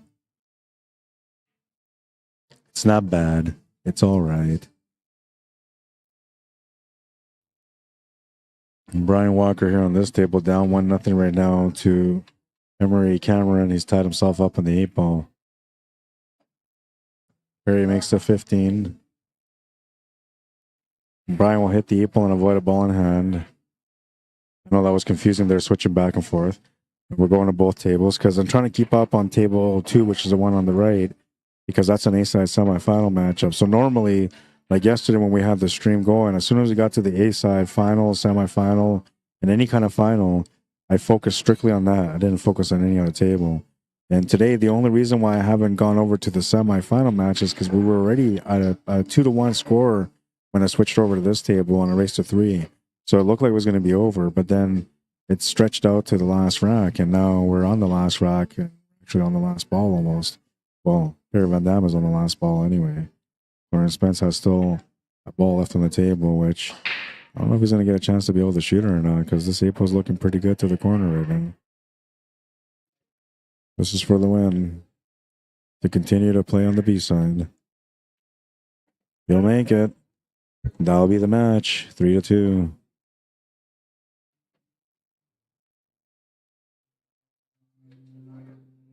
All right, so now we're going to go back over here. This is a semifinal now.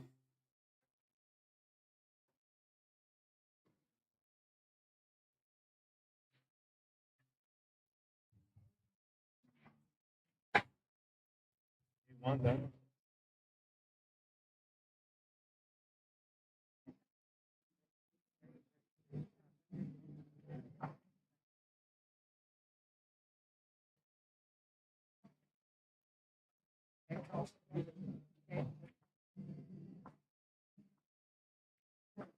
Oh, the B side. That's a B side match. The race to 3, isn't it? That's the A-side quarterfinal. For these guys? Oh, that can't. Still on the A-side. Oh, these guys are just ahead of them. Yeah. Oh, okay. So it's a race to 4. All right, so that's a race to 4 on the other one. So I'm sorry, I got to go back to the other table now. This is semifinal. So the semifinals being played just slightly ahead. This one here is still going on. It's 3-2. It's a race to 4. I was under the impression that was a B-side match, but this is an A-side match, so it's a race to 4, and it's the quarterfinals.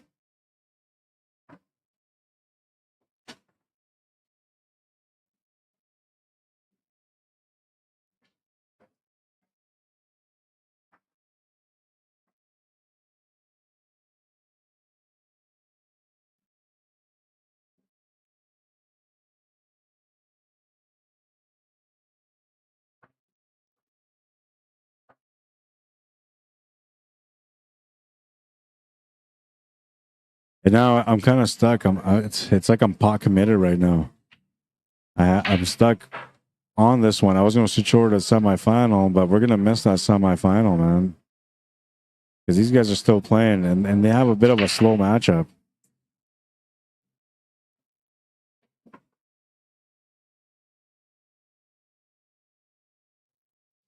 I thought that was a B-side match. Apologies to both players, because I thought they were on the B side, but they're both on the A side, still trying to get into the semifinal.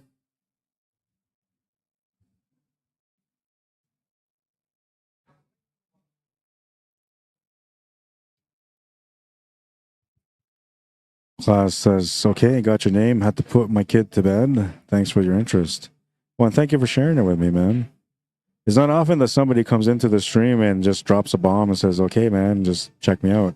But, you know, most of the times when people do that, I'll just erase the link and whatever, because usually, like, nobody likes anybody coming into their stream and advertising something outside of what they're doing. But I'm flexible because I love pool, man. So, you know, you caught my attention anyway. Now this game better be good, man, because I'm going to research it. Pressure's on you now. Andrew Maines, what's up, man? I must go check on YouTube because I've been neglecting them for a little bit. And I apologize, guys. You know, I'm just tired. Trying to catch up on things. Cosmo says I'm out of here. He wasn't happy with the way they were playing. Sophie Buster Sophie says, oh, Clarence is a banger. Man, he likes to shoot hard. Yeah, and that's his flaw, right? He's a good player. He's a good potter, but like a lot of times he just hits too hard, too powerful, and it gets him in trouble, man. Adam, YouTube says, I'm a new subscriber to your stream. Thank you, Adam. I appreciate that, man. And I hope you're enjoying the stream. You're gonna get a chance to watch some great competition this evening because the team event starts this evening, and I'm telling you, it's exciting. Every match will be exciting. I'm looking forward to this team event getting started today. Arnie Solberg says, good afternoon. How you doing, Arnie? Eric Hero says, thanks for the stream, bro. You're welcome, man. Thanks for tuning in. He says, adding the players' Fargos would be a nice touch. So I thought about doing that too, but the problem is here in Manitoba, a lot of players don't have Fargo rate. So in Winnipeg, a lot of the players have Fargo rate because they come to my tournaments, and I work with Challenge and Fargo. So all the players that come to my events usually get a rate built up. But a lot of these players that are in this event are from different leagues, and they don't have Fargo rates. They do have what's called a CSR rating, which is done through the LMS system, the league management system. And that's something that a lot of people are becoming more familiarized with because it's something that like it's been out for a couple of years, but nobody understood what it was about. And now that, you know, somebody put the spotlight on a CSR, we kind of understand that CSR is a personal player rating.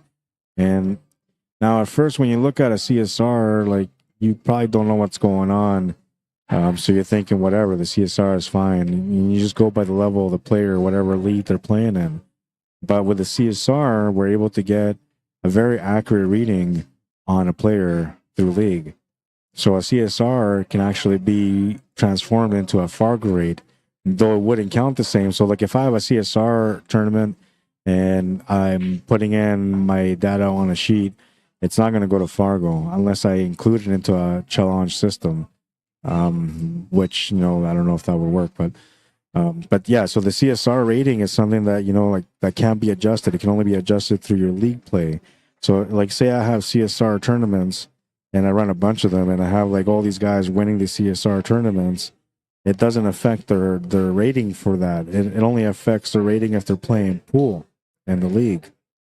So the CSR is kind of like a funny rating system right now that is just being introduced to the players. And it started off in the States with John Stitch. He was the first guy to kind of translate the CSR into a Fargo rating. And the reason why he did that is because a lot of players didn't have enough robustness to be able to have a legitimate Fargo rating. So you have to find a way to give these guys a spot that didn't make them feel like they were being robbed because they were being overranked.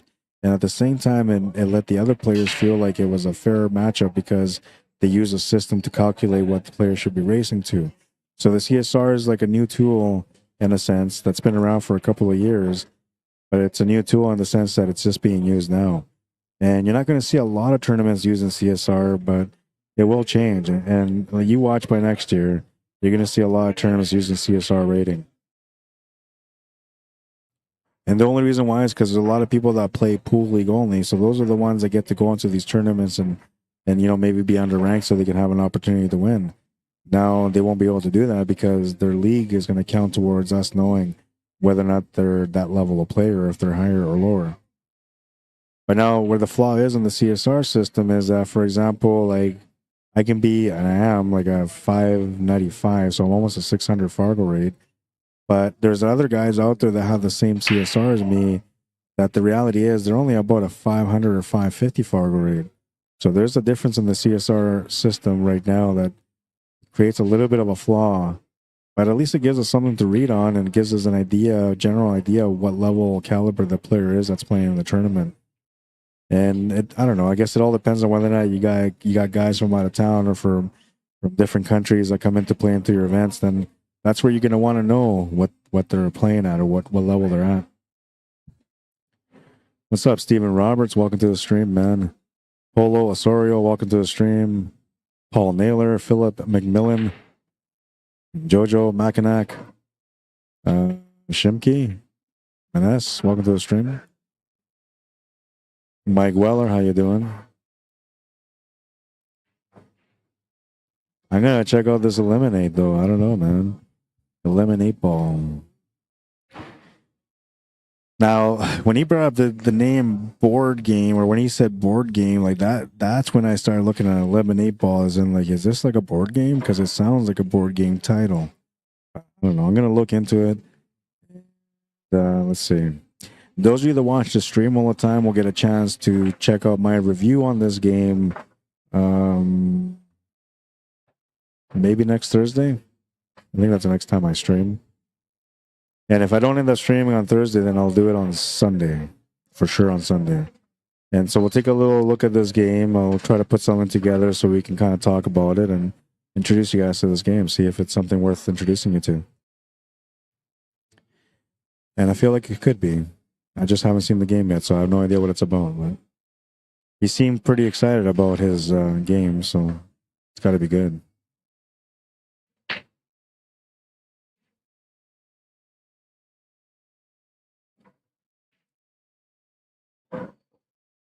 No, he's going to get lucky on the leave.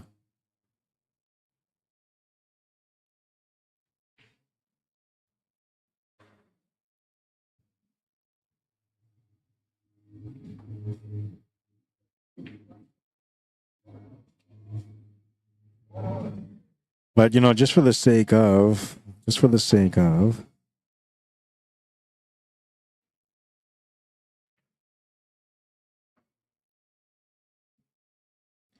yeah, you're not spamming, man. If it's about pool, I'm good with it. The only thing would be like if you're putting up links, because then like all of us have to trust that your link is not a virus, which I'm gonna give you credit. I feel like you're a good guy. So obviously you're not gonna, give us a virus, but that's the reason why a lot of people don't accept, links on streams because, you just never know, right? You never know.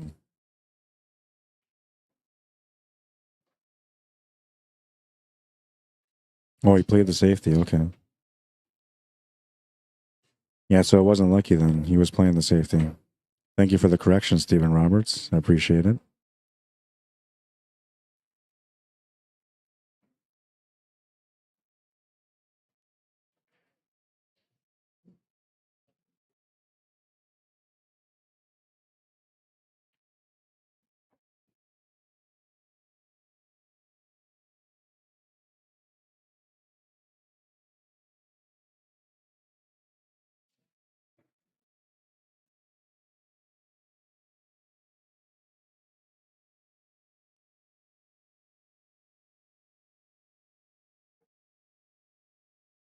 Hi, Samantha Jane, Baby Che, Noah and Aliana. I love you guys. Thank you for tuning in. My baby must be missing me if he's watching me on the stream. And yeah, I'm talking about my baby Che. My wife always said, "Don't call me baby. I'm not a baby," so I never did. I call my daughter baby though. You know, say, "Come here, baby," and she likes it because she's my little girl, right? And then Che, well, he's the baby, man. So I call him Baby Che.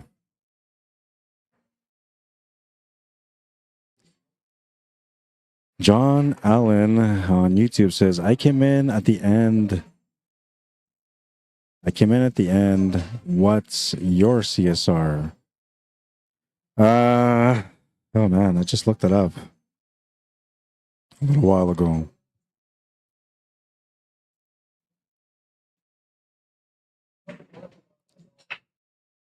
All right. So, and the CSR is kind of concrete. So, like the Fargo rate, what happens is with the Fargo rate, you have like a robustness, right? So, and the robustness, what that is the amount of games played.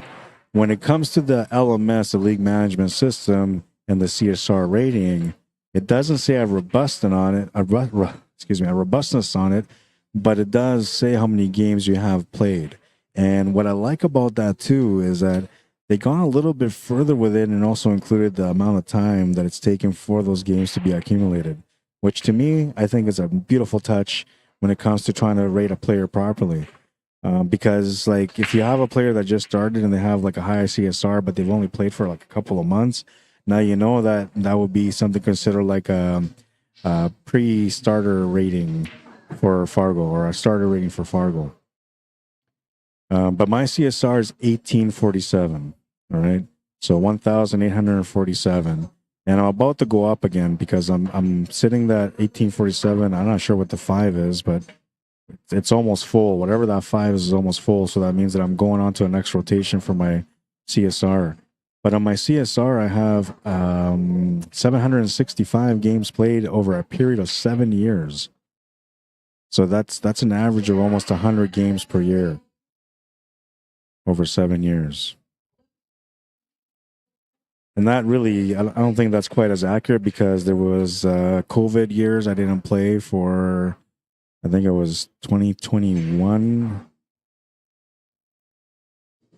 Yeah, it was 2020 and 2021. I didn't play those 2 years. So technically it's only been 5 years and I have 765 games in my robustness.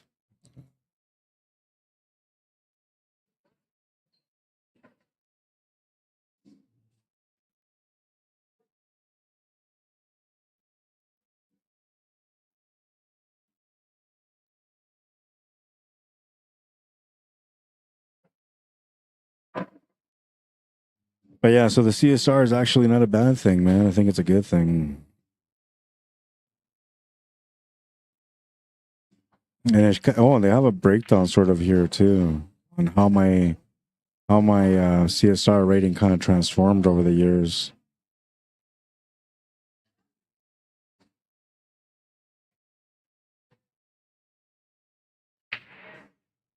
Cool, man. So it shows me a couple of different things. It shows me like the plus side and the negative side. So like when my CSR was consistent and I was doing good, and when my CSR was not consistent and when I was struggling. Cool. I never really looked into this CompuSport app, but it actually has some pretty good information for the player. All right, so that must have been Clarence Spence that won that game because it's a race to 4. So that means it's a hill battle now.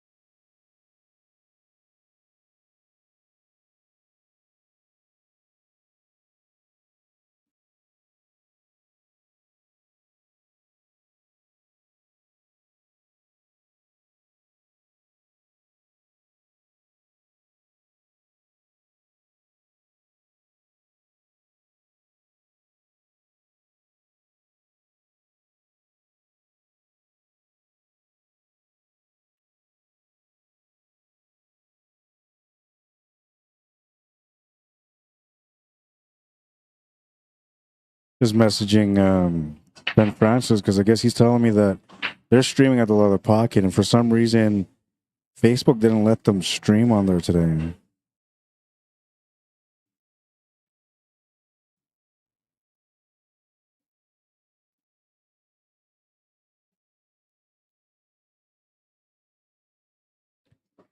So for those of you that are watching, if you're looking to watch any of that Leather Pocket action, it's on YouTube.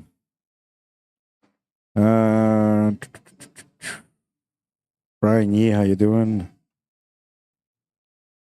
Are you related to Sean Yee? I only know one person with the last name Yee, and that's Sean. Stephen Roberts says, I didn't see it till he did it. David Wilson wants to know, what is CSR? Okay, that's something I got to find out. Hang on. I got to research it.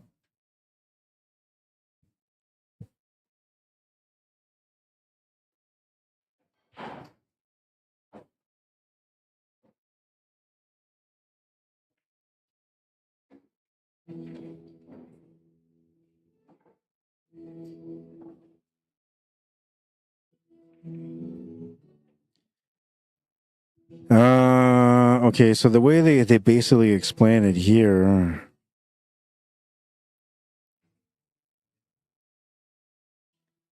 Okay, so they don't really explain it, but I think common sense applies on this one. So I'm gonna go with common sense. First, I'm gonna explain, then I'm gonna use the common sense. So it says CSR is a global rating system for billiards based on the game history of all players. It consists of two numbers. One, the rating between 1,000 beginner and 2,200 professional. So a professional player would be in the area 2,000 plus. 2,200 would be like a pro level. And the second rating is the accuracy of the rating between 1 and 5 stars. The higher, the better. Oh, is that what the 5 is? So I guess I'm a 5-star. Ooh, I'm a 5-star, baby. I always wanted to be a 5-star in my life. Below is an example, blah, blah, blah, blah, blah. And how is the rating calculated? It says, for each game, the current rating and accuracy of each player is used to determine the odds of winning. The higher your odds of winning, the less impact the win will have on your rating. The accuracy of the rating, the stars, is based on the number of game results. If a player never played in a CompuSport event, his rating accuracy will be a 1-star. As more results are included, the number of stars increases. An average of 60 game results are needed to obtain 4 stars, and about 140 games to obtain 5 stars.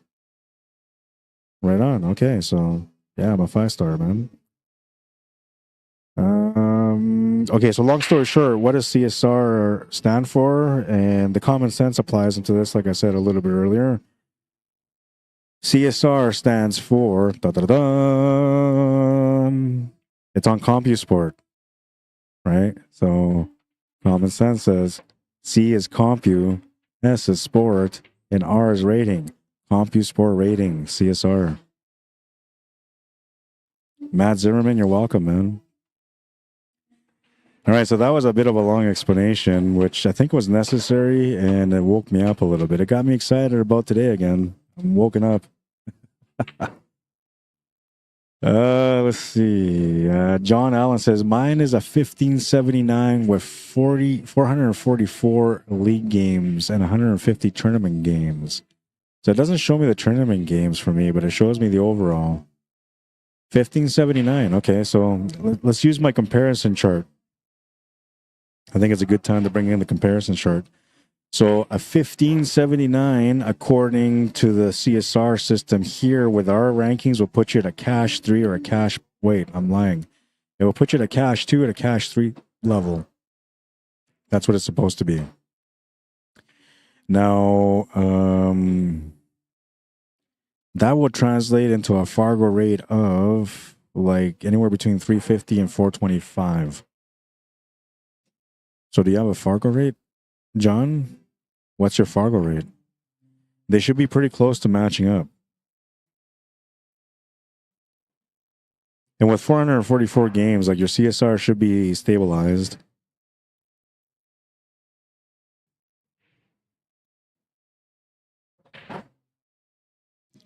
And so for me, like I'm what did I say it was 18 something? 1847. So with my rating, an 1847 would be considered a oh yeah, I'm just barely a Super Vegas. So like 1850 plus would be a premier level. So I'm only a couple of points away from being at the premier level with a CSR.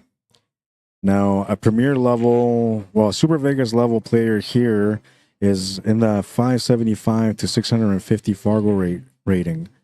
A premier level player is 650 plus.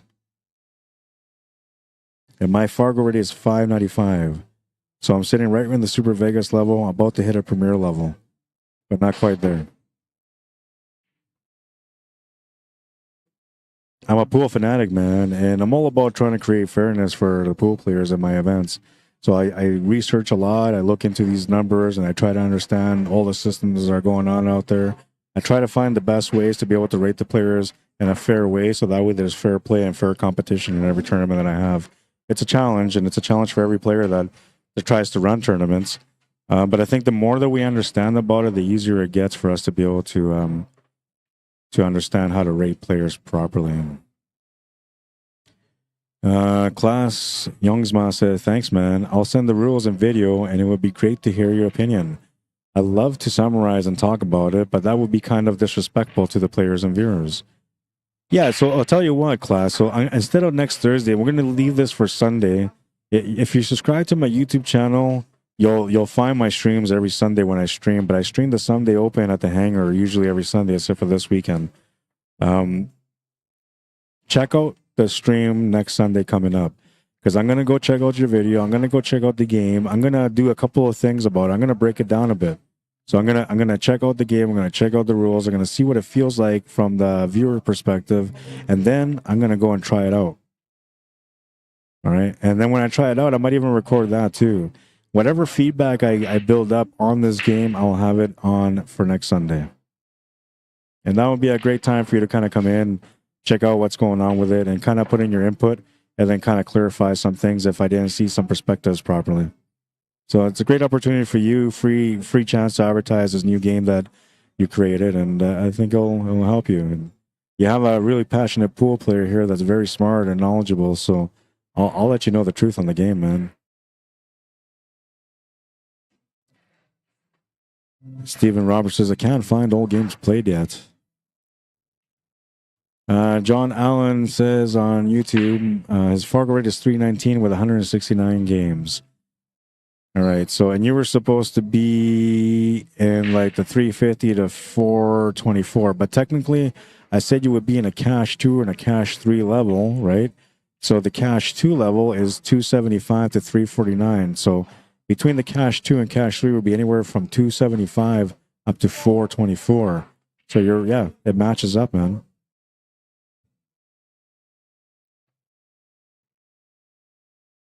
Oh, it says CompuSport rating on app. Okay. All I see is CSR, man. But yeah, it kind of common sense after. You know, I've been looking at CSR for quite some time. I never even thought about putting it together to figure out what it meant. Oh, looks like they're calling up for a shot. I might have to go watch a shot here. Hang on a second.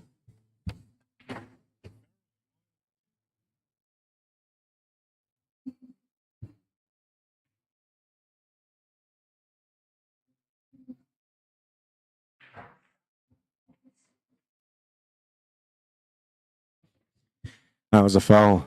I should have gone up there to watch that shot, but because I wasn't watching the shot, it kind of takes away from the shot itself. And now, like, the thought of the foul is there. But if I was there watching the shot and recording the shot, then there wouldn't have been no stress on whether or not it would have been a good hit. He would have been allowed to just focus on the hit itself. So not necessarily my fault, but, you know, it did kind of cost him. And I popped up right away. I was like, Farrell, do you want me to go watch the shot? And then they already went through the process of watching the shot. So I apologize to Perry Van Dam, because I know that you guys enjoy having me watch the shots for two reasons. One is that I watch it with my eyes like a referee would, and at the same time, I also do it with the slow motion. So it gives you something concrete to be able to, you know, see what the call was and whether it was right or not. So I apologize for that, if that was what happened there. But yeah, so somebody else, all right. We already just did John Allen, and we figured out that his CSR and his Fargo rating match up. Anybody else got an example here for me? What's your CSR? And you have to have a Fargo rate. If you don't have a Fargo rate, then, you know, it'll be a little bit more complicated. But if you give me a CSR, then I can at least tell you where you're at roughly in Fargo rate. Free chance to find out where you're at. Hi, Charisse. Welcome to the stream. Ike Pool fan, welcome. Bobby McKinney, how you doing? Welcome. It's a hill matchup between these guys, and looks like Clarence has a chance to be able to close out now.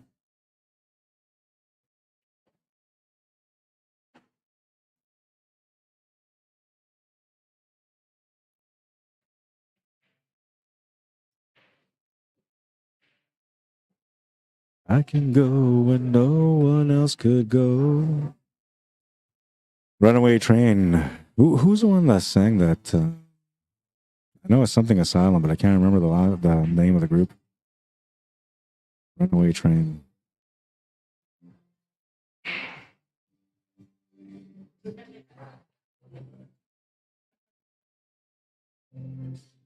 Still okay on this table. Things are going to get somewhat complicated now, because if he makes the shot to the top right corner on the 12 ball and he puts anything to enhance the tangent line, the cue ball will go towards that 7 ball.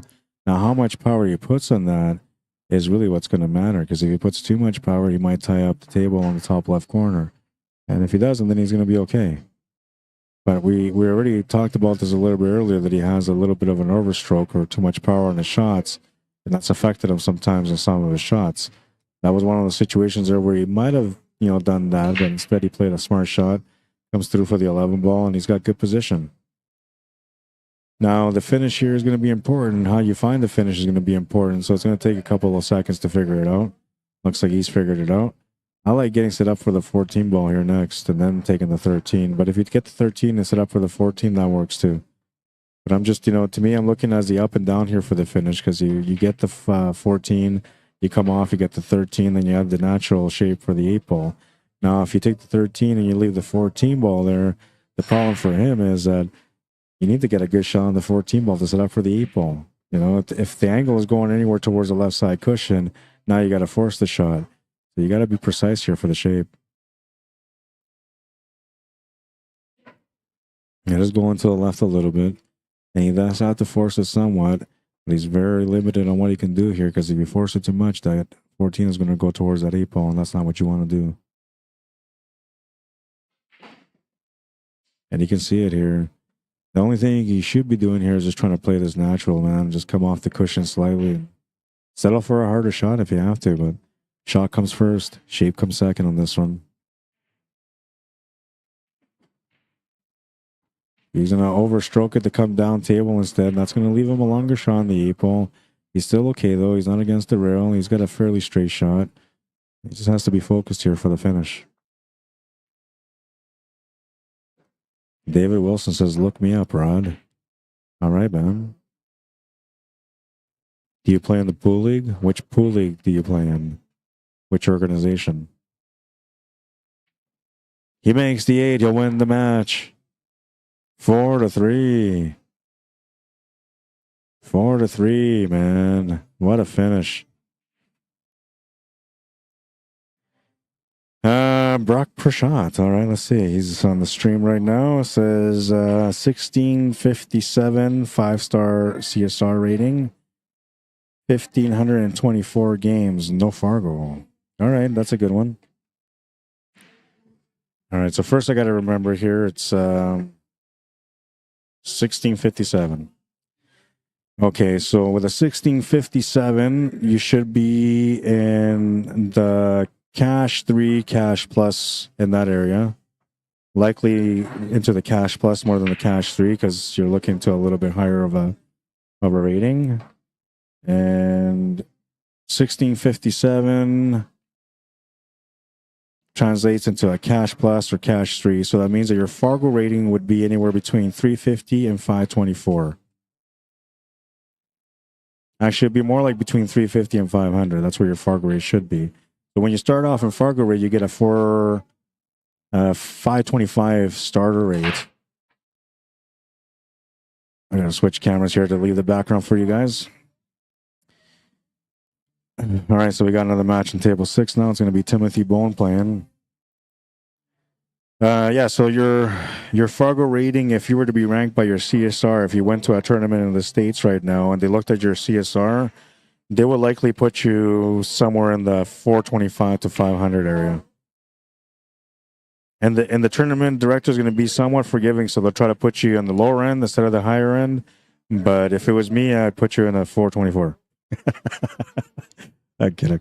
I get criticized a lot because everybody's like, "Hey, you were too good for the lower level players, and you're too hard on the higher level players." Like, no, man, I'm hard on everyone.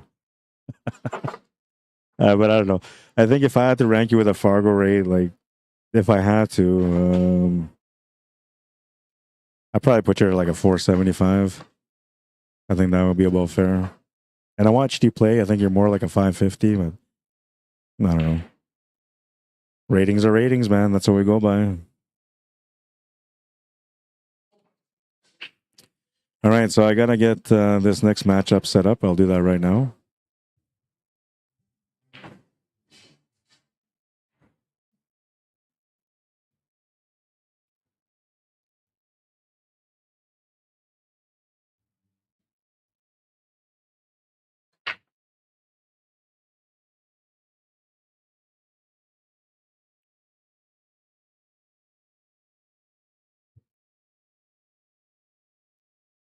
So the next matchup here is Timothy Bone.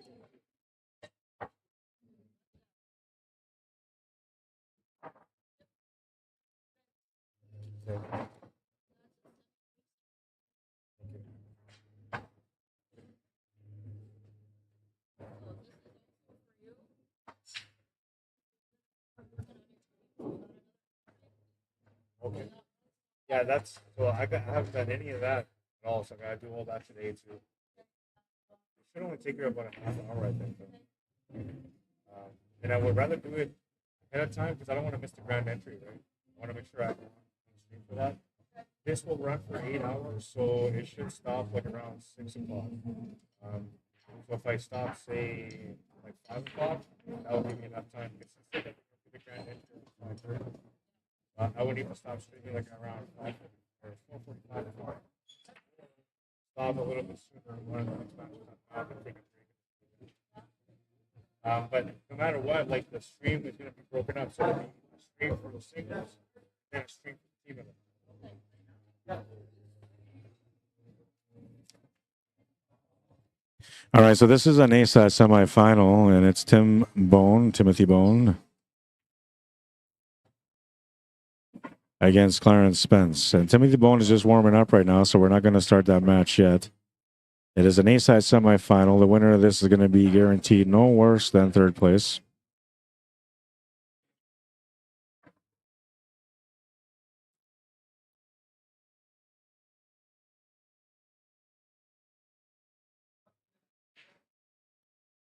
All right, and this will give me a chance to bring up some of our sponsors, man. Haven't done that yet today. Starting off with Boulay Brothers Concrete Limited, located here at 152 Stanley Avenue in Somerset, Manitoba. And I say here because Somerset's only about 50 minutes away. 204-744-2469 is their phone number.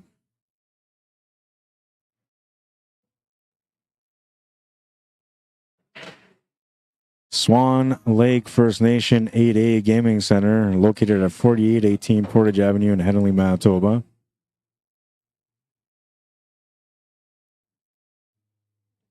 Swan Lake First Nation Gaming Center number 7. The numbers are exact, or the hours are the same hours as 8A. So Monday to Thursday, open until 1 a.m. and Friday, Saturday till 2 a.m. Sunday until midnight. And the start times or the opening times are 10 o'clock all the way through till Saturday, Sunday. They open at noon. If you want to give them a call, if you want to come check them out, we're right here, right now, right beside them, Junction Highway 23 and 34. 204-836-2305. Timothy Bowen is still warming up, waiting for Clarence to come back. He's a smoker, so he probably went outside to smoke. Verbal mentions as well. Swan Lake First Nation, the community, they donated $1,000 into the event for the team event. The Swan Lake First Nation 8A Gaming Center donated or sponsored $2,000 for the team's event. And the Swan Lake First Nation number 7 Gaming Center sponsored $3,000 for the event. And I believe Boulay Brothers is the one that sponsored the 4th place with $500. I believe. Randy the Gravy or the Grave, you can call him as well. He's an electrician, the Grave Electric. Swan Lake First Nation is where he's located. 204-836-2672 is the contact number. And then they sponsored $300 to the event. L&L Flooring sponsored $200 to the event, and they're located here in Swan Lake First Nation, Manitoba at 22 Lorne Avenue. Phone number 204-836-2010. Still warming up. They haven't flipped a coin or anything yet.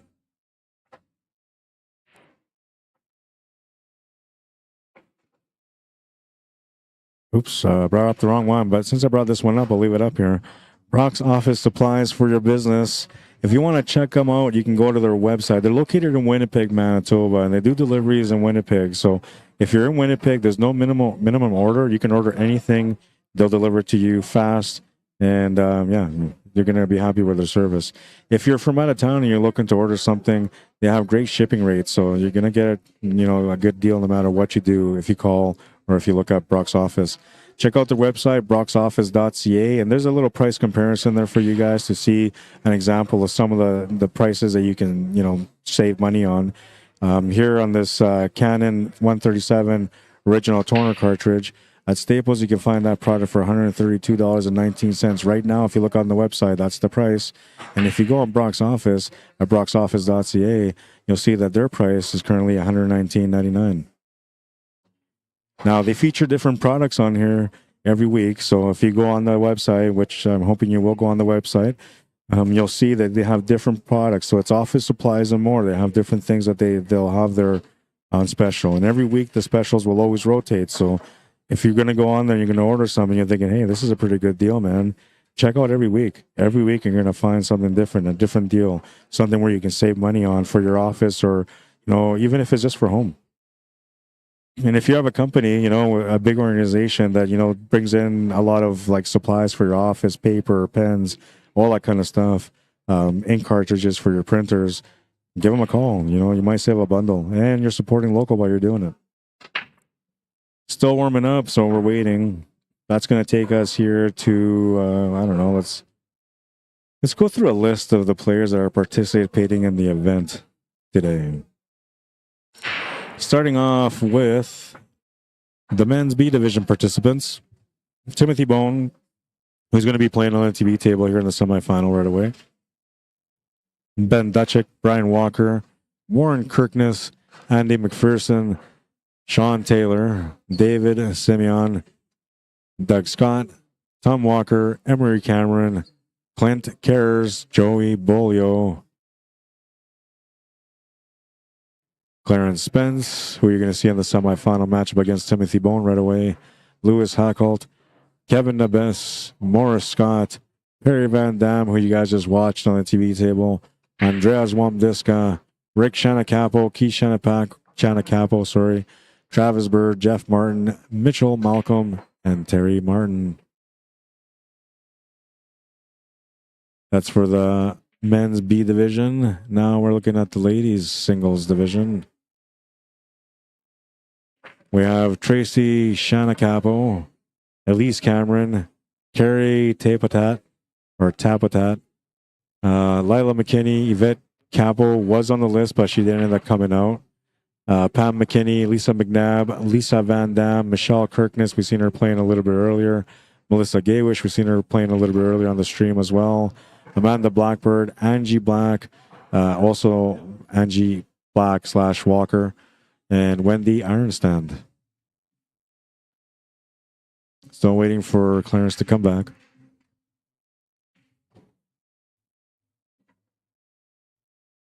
Maybe we'll get a little closer and watch Lisa McNabb playing at the table.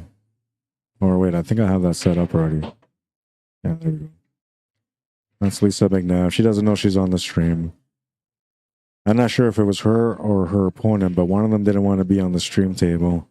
Or maybe it was both. So they moved their table over there. And I'm only putting it on here right now because we're waiting for this other match to get started. And on the background here, you can see that Carrie is playing also. She's sitting there on the far right of the screen.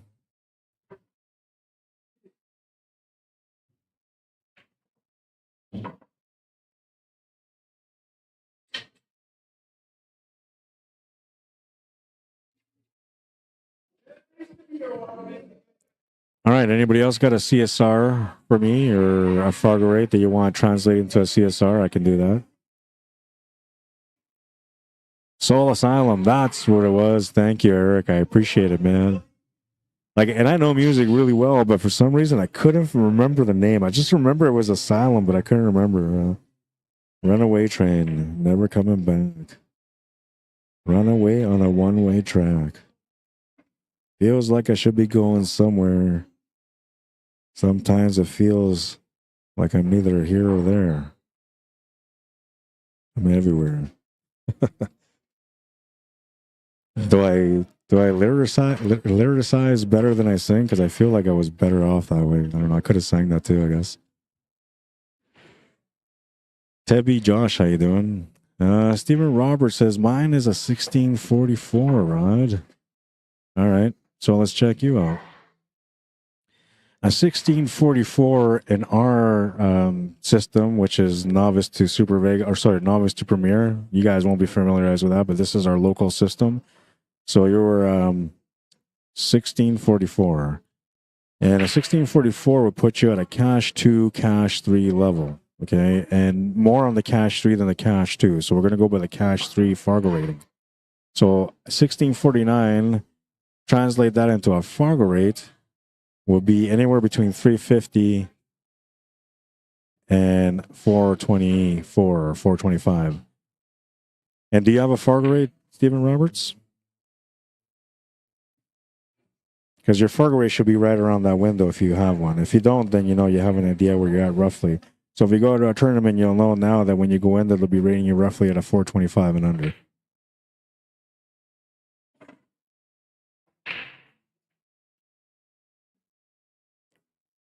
Still waiting for Clarence to come back in.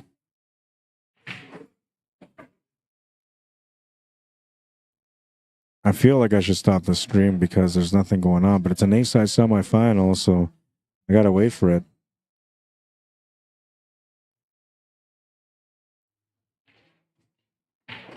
I'm gonna find out what's going on with this match though, because it's taking a bit of time, so I need to find out what's up.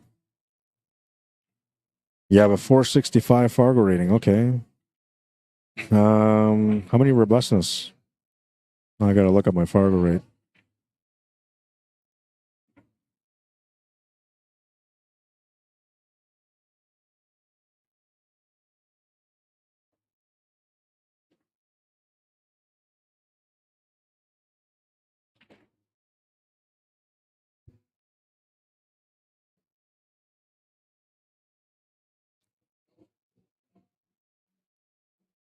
And do you have a 397 Fargo rate? Because your Fargo rate is showing, or 397 robustness.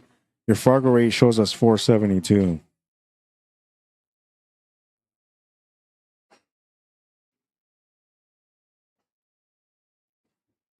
So with that Fargo rating, that would put you at a cash plus level if your Fargo rate is accurate, which has got over 300 games if that's you. So I'll put you at a cash plus level here in our league. And in the CSR system, that will put you roughly in the like the 1700 CSR. So you're not too far off, kind of close. 60 or 56 points away. You'll have a look. Yeah, I think they updated your Fargo rate, man, because there's only one Stephen Roberts that I can find on there.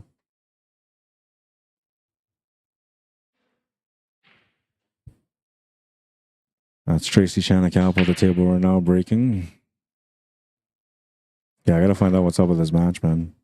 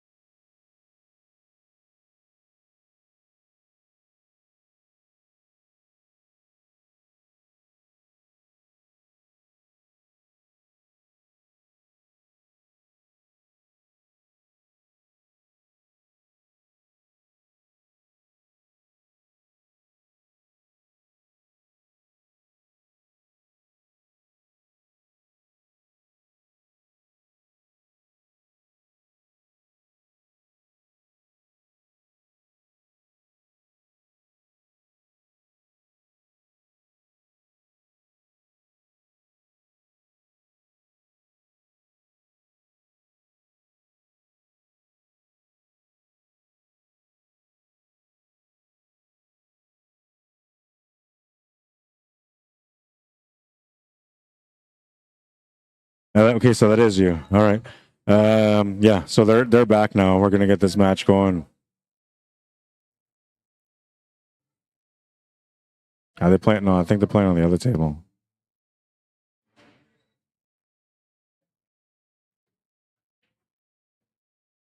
I think they're playing on this table.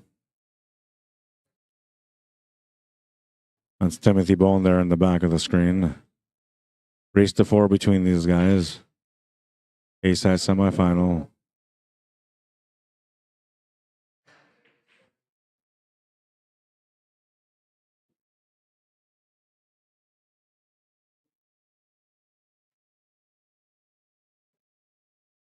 Just waiting for Clarence. He just went to the bathroom real quick. This will resume our match. And after this, we should have the A-side final. And then after the A-side final is done, I might take a break. Just might. Yeah, that's right. So that was you. So 397 robustness.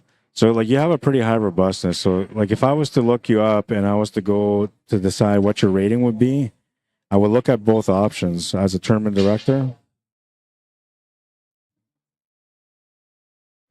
I would look at both options. So I look at the CSR first. No, actually, first I would probably go by the Fargo rate because that's a little bit easier for me to find. And then I would go by the CSR rating. Now, if the CSR rating was a low CSR rating, like not meaning not many games played, then I'd obviously lean towards the Fargo rate. But if you have, like, say, 500 plus games on a Fargo rate, then I would just go by your Fargo rate. I wouldn't even try to look at your CSR because I would give you a good idea that that is the caliber that you're at. All right, the flipping the coin, they're going to get started. Race to 4.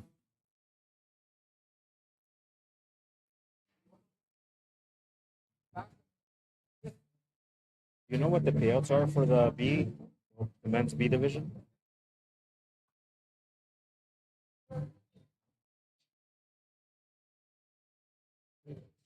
Okay, so the payouts for the men's B division is $1,300 for first, $850 for second, and $425 for third. $75 entry. That's a pretty good payday. $1,300 for first. So the winner of this match is going to be guaranteed no less than third place today. The loser is going to have to go to the B side and try to win at least 2 matches to get back into the money area.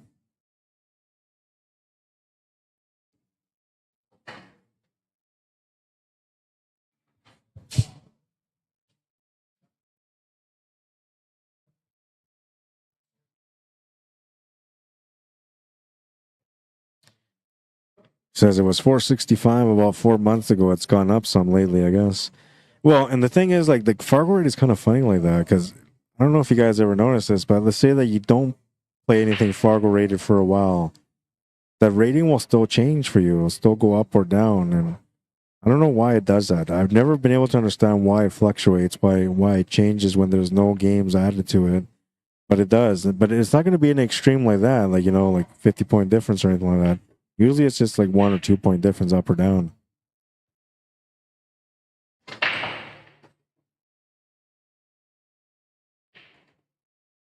Well, looks like rack number 1 is going to be a scratch for Timothy Bone. Clarence Spence will get going on the first rack.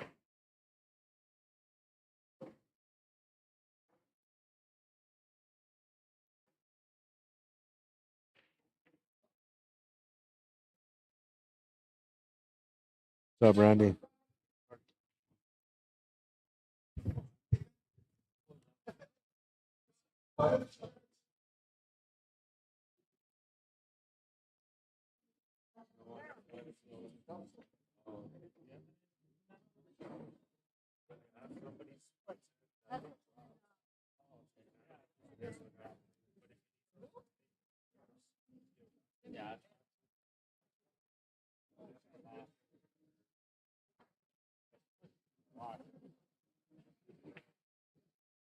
Wrap, sandwiches, soup.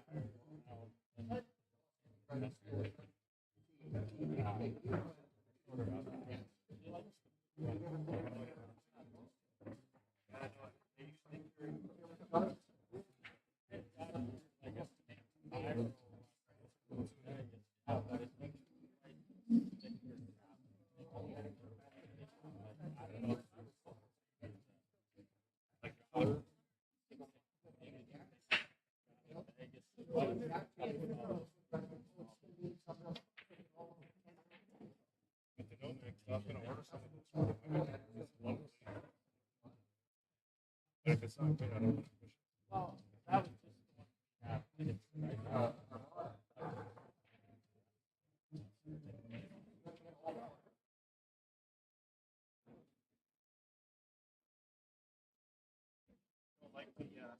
Either that or they sat on it for a long time.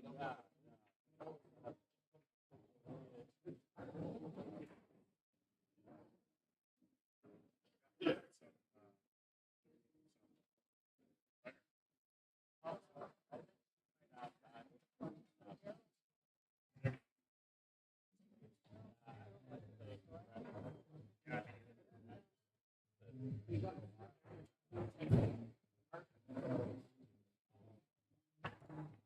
I loved it until I met B10. After that, I was like, man, but you kind of start thinking something. You know, you're like, why are you being so cheap? And I was like, what do you mean? Like, well, what? I guess it was just now I like it. And I had the car roll, but I didn't get to know her well. I had it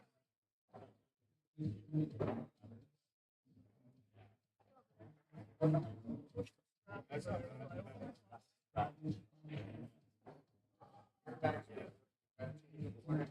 You guys are playing.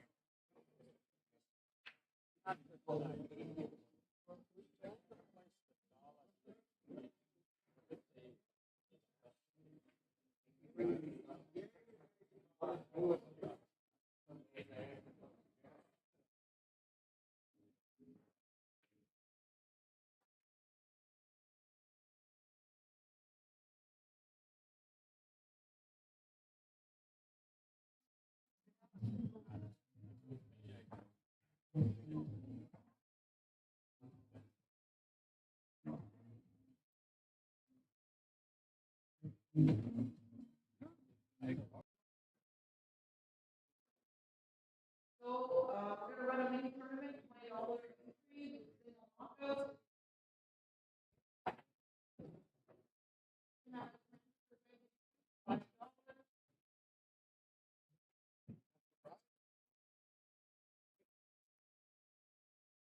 $5 sandwiches, variety of sizes to choose from. Water, Yeah, more space. More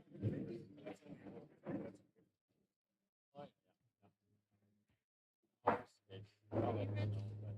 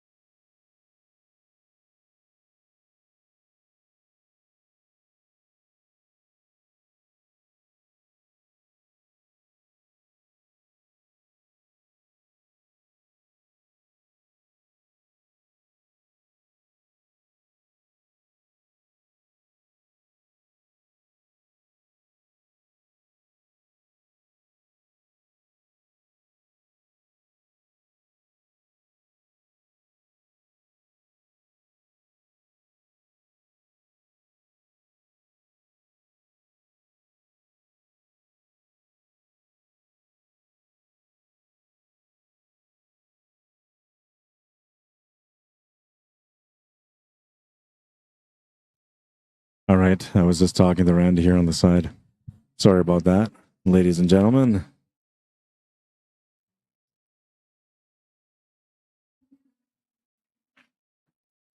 Makes the 8-ball, takes the first game.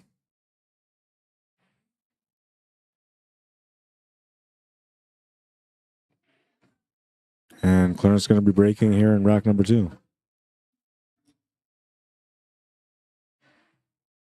Tim Bootsman, welcome to the stream. Ismael Trujillo, welcome. Porky Braxton, Nicholas Kruger, Kevin Hadley. Hope you guys are having a good weekend.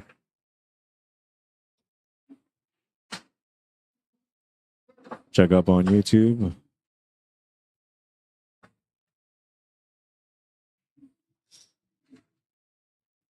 Team event tonight. It's going to be amazing, man. You're going to see great pool. Every match is going to be a great pool. So the format here for the team event is kind of interesting too. You can have one master player, one female player, or one lady player, and then 2 other fill-ins, whatever you want to get in for that. So I think that like there's different ways you can stack a team. Not through the masters, because everybody's going to have one master on the team, or most teams will. But you can stack your team through... Nice break, man. You can stack your team through like the female player. So if you get like a lady player that's a master level player, for example, like Lisa McNabb, for example, that's a good way to sandbag because you have somebody that's really strong as a 4th. And then the other way you can do it is by the players that you put in between. You would have to find guys that are lower level that are sandbaggers that are lower level, and you can stack up your team that way. But you're going to see a lot of crazy teams tonight. That's just going to be the beginning because tomorrow we're coming back for Elimination Day, Championship Day. And that's where you're going to see all these teams playing at their absolute best because they're either on survival or they're playing for the big chunk of the money. Everybody will be focused tomorrow. But I think the competition today will be great. I mean, I think we're doing the first 2 rounds of the A side. Actually, I'm going to find out right now.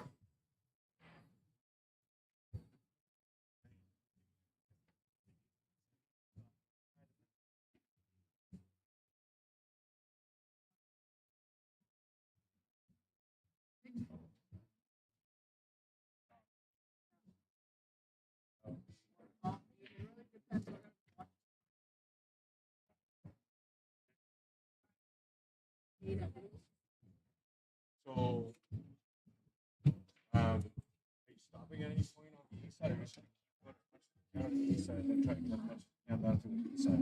Or are you needing some matches for tomorrow morning?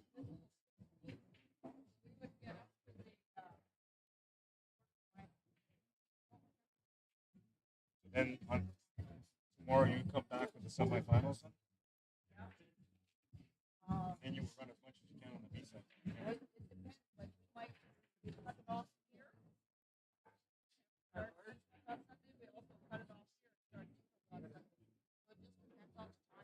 Oh yeah, I guess depending on the match.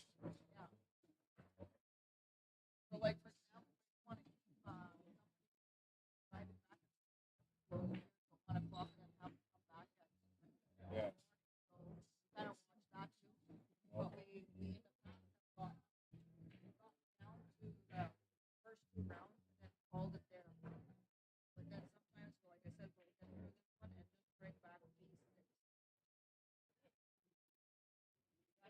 Yeah, that makes sense. All right, so long story short, they're going to play all the way through until about the A side semis, and they're going to try to get as much as the B side done tonight too. If they can get it all done to get to the semifinals on the B side as well, then that's where we're going to resume for the team event tomorrow.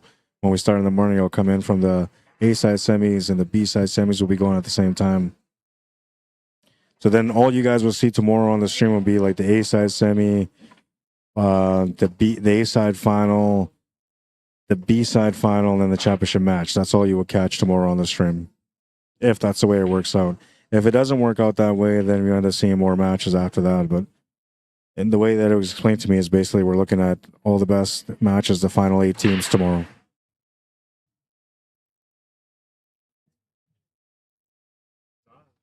Whatever you want.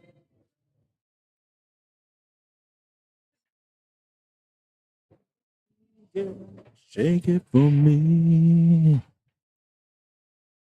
All right, and no spikes on the signal so far today, so that's good. We had a couple of drop signals yesterday, and it was quick and painless, but it was felt nonetheless. Today, so far, we're doing okay. Oh no, wait, I'm lying. I think there was a lag earlier, but it was just the one lag so far.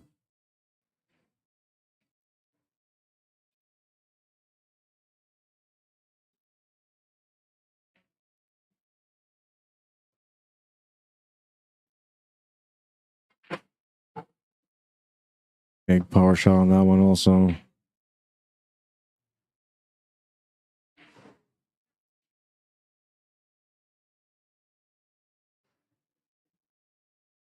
Got option to the corner to the side here on this 12 ball. I actually don't mind taking this to the side. The tangent line should take him to the left of the 2 ball, but you have to watch your pace. If you hit it too heavy, you're going to end up bad on that 12. And if you hit it too light, you might not get onto the 12.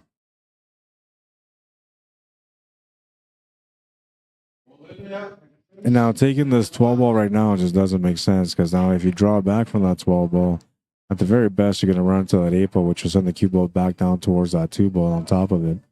Not what you want to do, man. I think if you don't like the shot to the side, then you got to take the shot to the corner. Just come off the right side cushion back to the middle. That would work.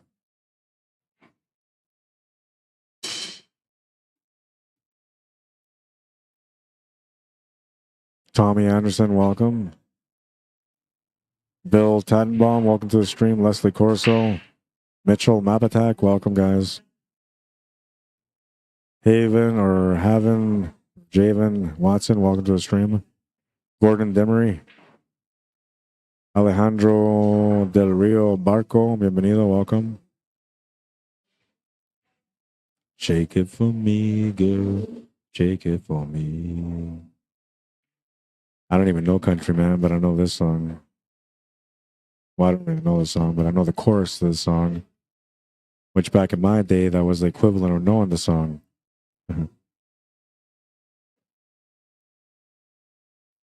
I started the original mumble rap.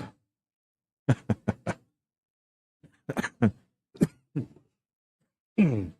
hope my mom's not watching right now, but I'm laughing because I grew up listening to my mom sing, and like she didn't always know the lyrics, but she always knew the chorus. So like she would like mumble her way through until I got to the chorus, and then it'd be like, yeah, we're going into the chorus, and then she like know every lyric.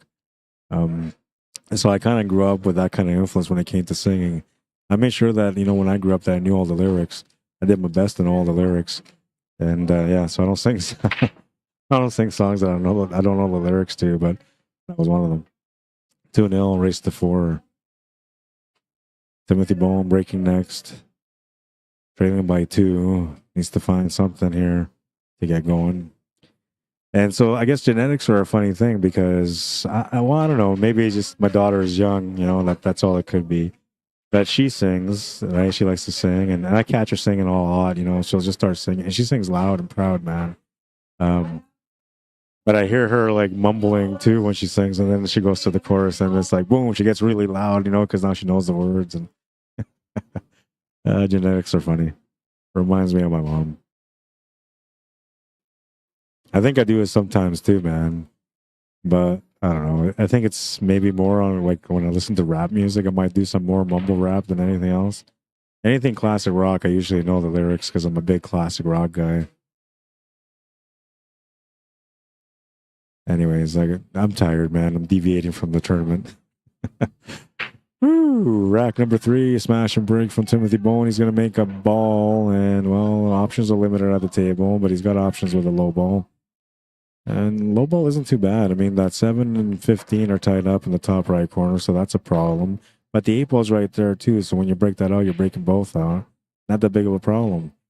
When it comes to high ball, you have a lot of room for breakouts, but there's a couple of situations you got to deal with.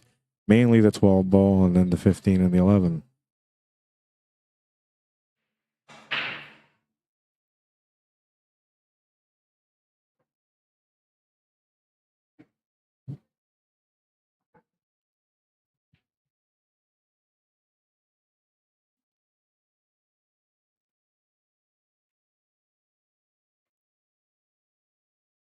Doesn't quite have the angle for the breakout here, so I don't think he should go for it yet.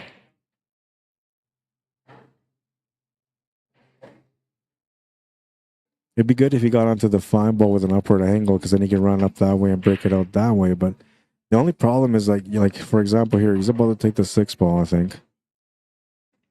And now the problem with taking that 6 ball is that could have been your escape shot when you took the breakout off the 5 into the 7 and 8. Now, because you moved that 6 ball, that means that you're more or less committed to getting a good result when you break out that area. And that's, low percentage. There's a lot of stripes around there to block the balls from moving. They can also create a jam up with the cue ball. So there's a couple different scenarios there that he's kind of not looking at yet. And he should have before he took that shot on the 6 ball. And now, just a word of advice. I mean, every player plays a little bit different than everybody else, but you should be trying to find a way to get a breakout while having an escape shot in place also. If you do a breakout with no escape and you're just planning on the breakout ball to be the shot that you follow up with next, you're already in a low percentage chance of coming through and winning that game. So you have to increase the percentages for you to be able to be the favorable player to come through. And so that's why, like, usually when I break something out, it's always with a escape shot. And now if I get fortunate enough to break my ball out and get a shot on that ball, then that's okay. I just take that ball instead. But if I don't, then at least I have a backup plan. I can always come back and make up for it. And I think that's part of the game, is trying to be prepared for it, right? It's like if you're going for a trip out of town, man, you take everything that you need to be prepared for it. And pool, you don't take anything with you except for your own game, but mentally you take a lot because you got to be prepared for it.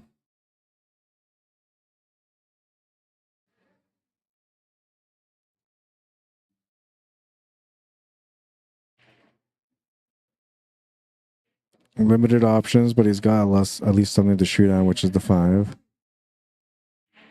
And that mess is getting a little bit messier there in the top right corner. But it's only messier for Tim because the stripes look pretty good right now. 8 ball's in a good spot right now for both players. It's not a giveaway, but it's reachable for both to get the finish.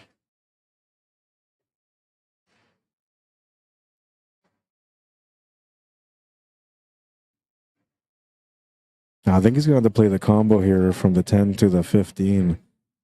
And that's okay. The only thing he's got to watch out for is just not to push any of these solids towards that 11 ball, or not to jam up the cue ball against one of these 2 stripes and limiting what he can do next.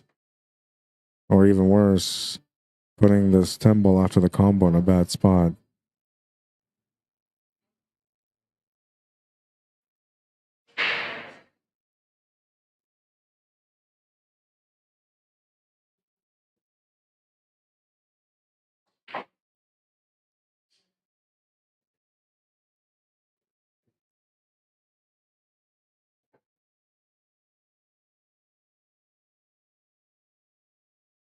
Oh, he's almost got to figure it out here.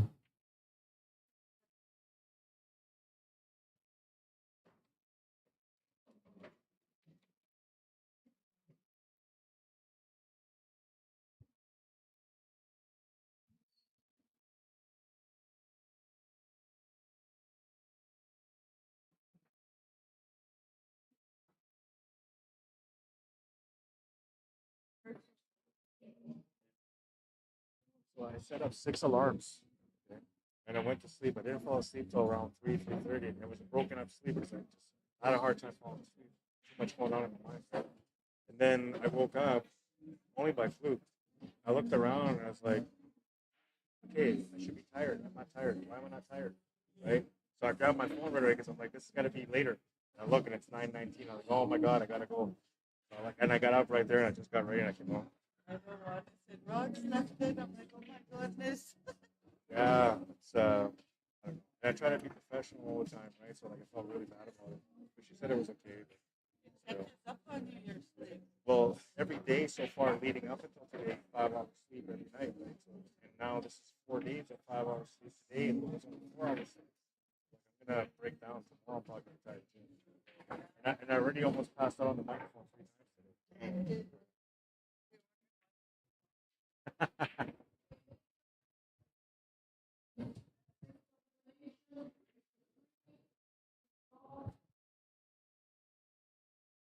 They have mini tournaments going on here today as well. So if you guys are around and you want to get some shooting going on, come on down. Race to 3, single elimination, winner take all.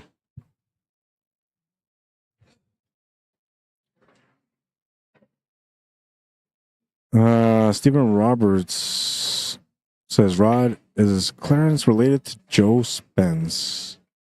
Good question, man. I don't think so, but you know, you never know. What's up, Art and Smoke? Tyra Emma Lee McKinney, welcome to the stream. Let's see. Matt Zimmerman says, I looked at CompuSport and didn't see a CSR for myself. Maybe because I haven't played League since 2017.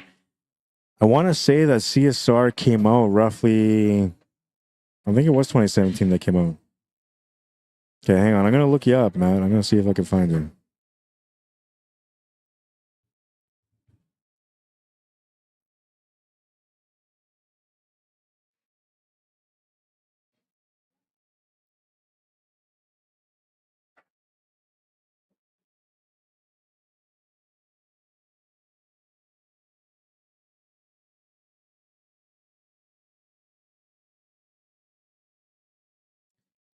Yeah, so you don't have a CSR. You have a percentage here. So it says perfect games were 6.5% and games won were 59.3%. It doesn't give you a CSR. So you just missed the boat on that one. So what is your last ranking? What is the last thing you played in, Matt Zimmerman? And I only see your name here for Winnipeg, Manitoba. Are you in a different league in any way?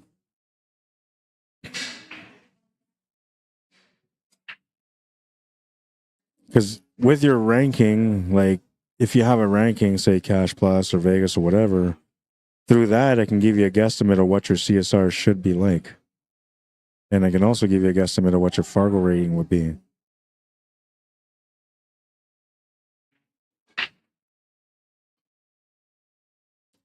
Your last active ranking was Cash 3.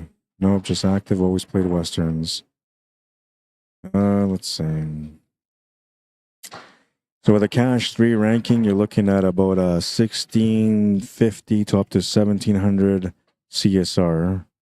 And when it comes to your Fargo rate would be anywhere roughly between 350 and 425, leaning more towards the 400.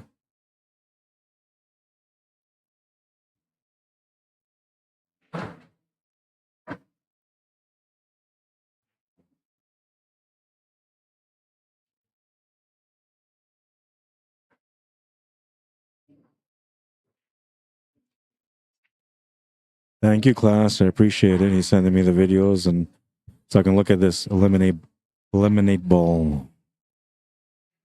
Eliminate ball. Coming up with a name for a game in pool is very challenging also, man. I don't know if you guys remember, but like Joy Pool, they try to come up with a name for their game. So originally it was called Chinese 8-Ball, and everybody knew what Chinese 8-Ball was. And then they did like a little contest for people to come up with a name for it. And the name that they came up with was Joy Pool. Or no, sorry, not Joy Pool, Hayball. And so Hayball, I don't know. I have no idea where they came up with the name Hayball, but that's what they know Chinese 8-Ball as now, is called Hayball. Which, if you ask me, like Hayball, and in no way whatsoever does that tell me that this is Chinese 8-Ball. At all. But if you're in China and you know what Hayball is, you hear Hayball and you know Chinese 8-Ball. Now, I wonder where hay came from, you know, like, because Hayball almost sounds like 8-Ball and it's Chinese 8-Ball. But so where does the hay come from? That's something I have to find out, I guess, eventually. And I know the owners of Joy Tables and the people that run their system, their leagues. So maybe I'll just message them and find out the details on that. Because I'm kind of curious about it.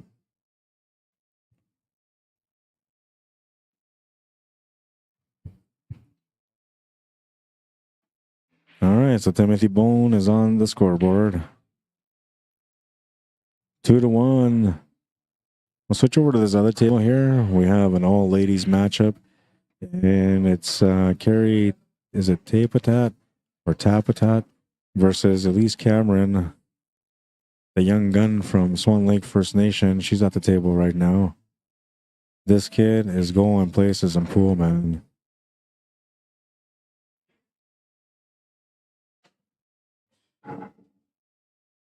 Starting off pool at a young age, and she's becoming a great competitor as she keeps developing her game. I like her style of play too, because she has like that legitimate pool player style of playing. You know, she looks around, she looks at things, she's looking at patterns. She's not just shooting blindly, which is nice. And usually at a young age, like that's what happens, right? You see a lot of like typical blind shooting where you're just potting the ball and shape's not really a concept yet. But for her, she plays shape. She's smart at the table. And she knows how to make great shots too, like banks and kicks, which makes her a great competitor. You can see here by the way she's playing, like she's got some pretty good cue ball control and her stroke is pretty good too.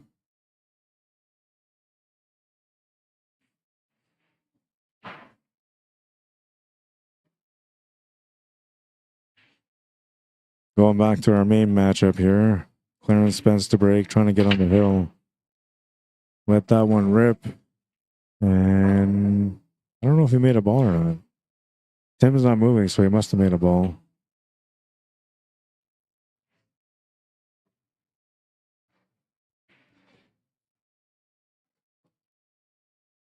Go back to the other table. She has made a nice cut on the 13 ball. She has a shot on the 9 ball, and then she has the 12 ball opened up for a breakout on the 14. 8 ball's tied up next to the 2 ball and next to the 14, right in between them both. That's on the right side of this 9 ball. I think she was trying to set up for the breakout by making the 12 ball next, but she's come up just short of it. And so now we're looking at the 9 ball.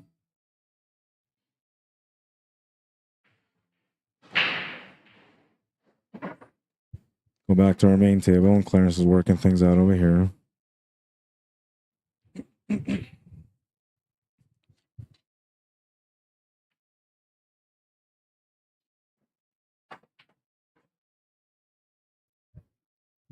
Takes the shot to the corner. And at least decided to play a safety there, so she's played a good safety. And she's playing against a really experienced player in Carrie.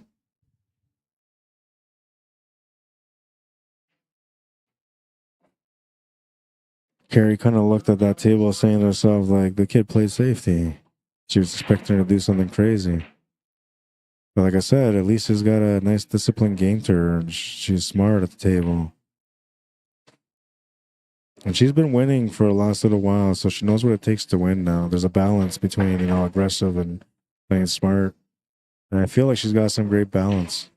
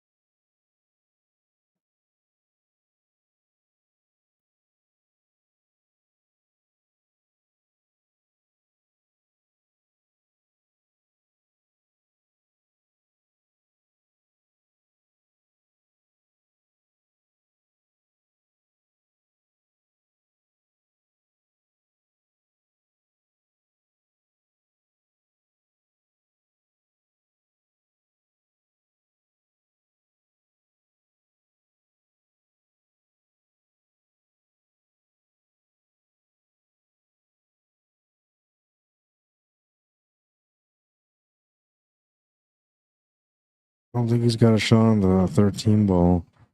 And it doesn't look like he's got anything on the 12 ball either.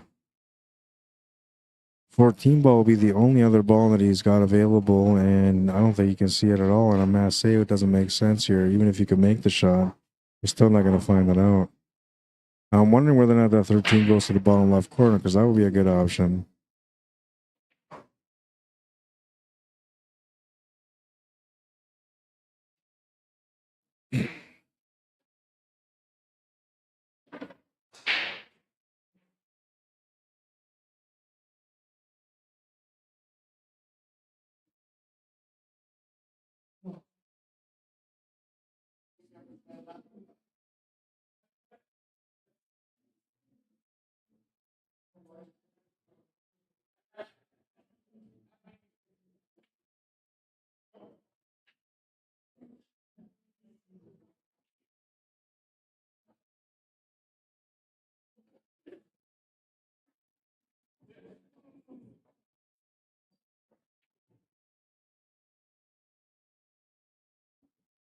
Almost at the finish line now.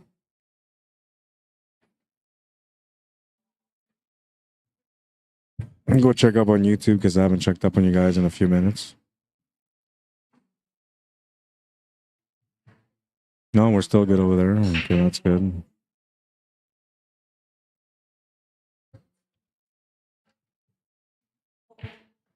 What's up, Ken Fast? Diamond Dallas, man. How you doing? Long time no see. Thanks for tuning in, man. Simon Welch, Jeremiah Husky, Alex Haghai, welcome to the stream. Rob Brammer, or yeah, I guess it would be Brammer, welcome to the stream. Nino Polito, how you doing? Welcome. Kevin China, welcome to the stream.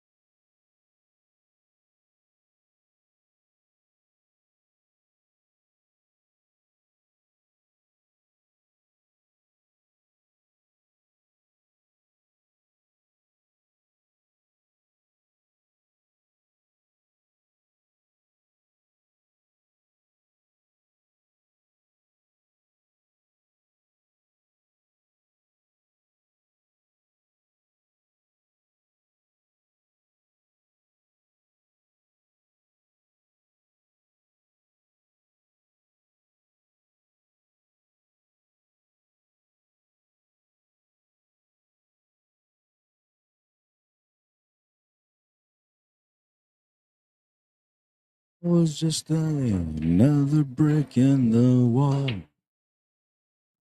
All right, so he's at the table now and a chance to close out the match.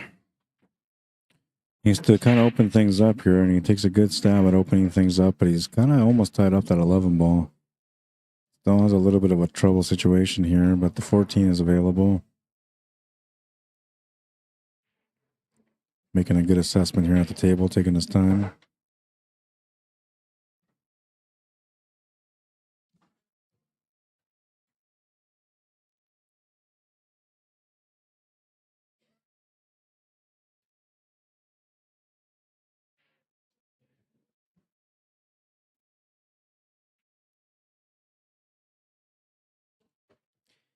So anybody that's taken my training session lessons so far, I'm gonna have something special for you guys. So I want to help as many pool players as I can in my lifetime to become better players. Give me a second. I will right away, Corbs. Yeah, so anybody that, what I'm gonna do for you guys is anybody that has taken an intermediate level course with me, I'm gonna give you guys a chance to take an advanced lesson for free. Well, not really for free, sorry. You have to pay for the table time, but you're not paying me for the lesson. All right. I'm gonna set that up for you guys, and maybe we'll do it for next week. And this advanced lesson is gonna talk about some very specific things like cue ball control, the speed of the cue ball, speed of the table, and advanced level spins. Knowing how to use spins to be able to make shots, while also knowing how to use spins to be able to play shape. And that's my way of saying thank you to everyone that has taken a chance on learning from me. And I say you're taking a chance because you don't know me well, so you don't know, whether or not I can help you out with your game. But so far, every person that has come through my program has learned something from it, and they've all walked away with knowledge. Though the last session that I had was a little sketchy, it didn't work out quite the way that I wanted to. And a lot of that happens is because, like, I try to have a structured program. And so I have step-by-step program, which is a novice training, an intermediate training, and then an advanced level training. But then the novice training turns into two different kinds of lessons. And then same thing with advanced, with intermediate. While the advanced is pretty standard. Advanced is mainly all about cue ball control and knowing how to really control that cue ball. At least Cameron just ran the table out against Carrie. And she gives her a look like, hey, aren't you like a little young for this kind of beating? She's putting on a show on the table, though. We're going to switch over to that table after this match is done.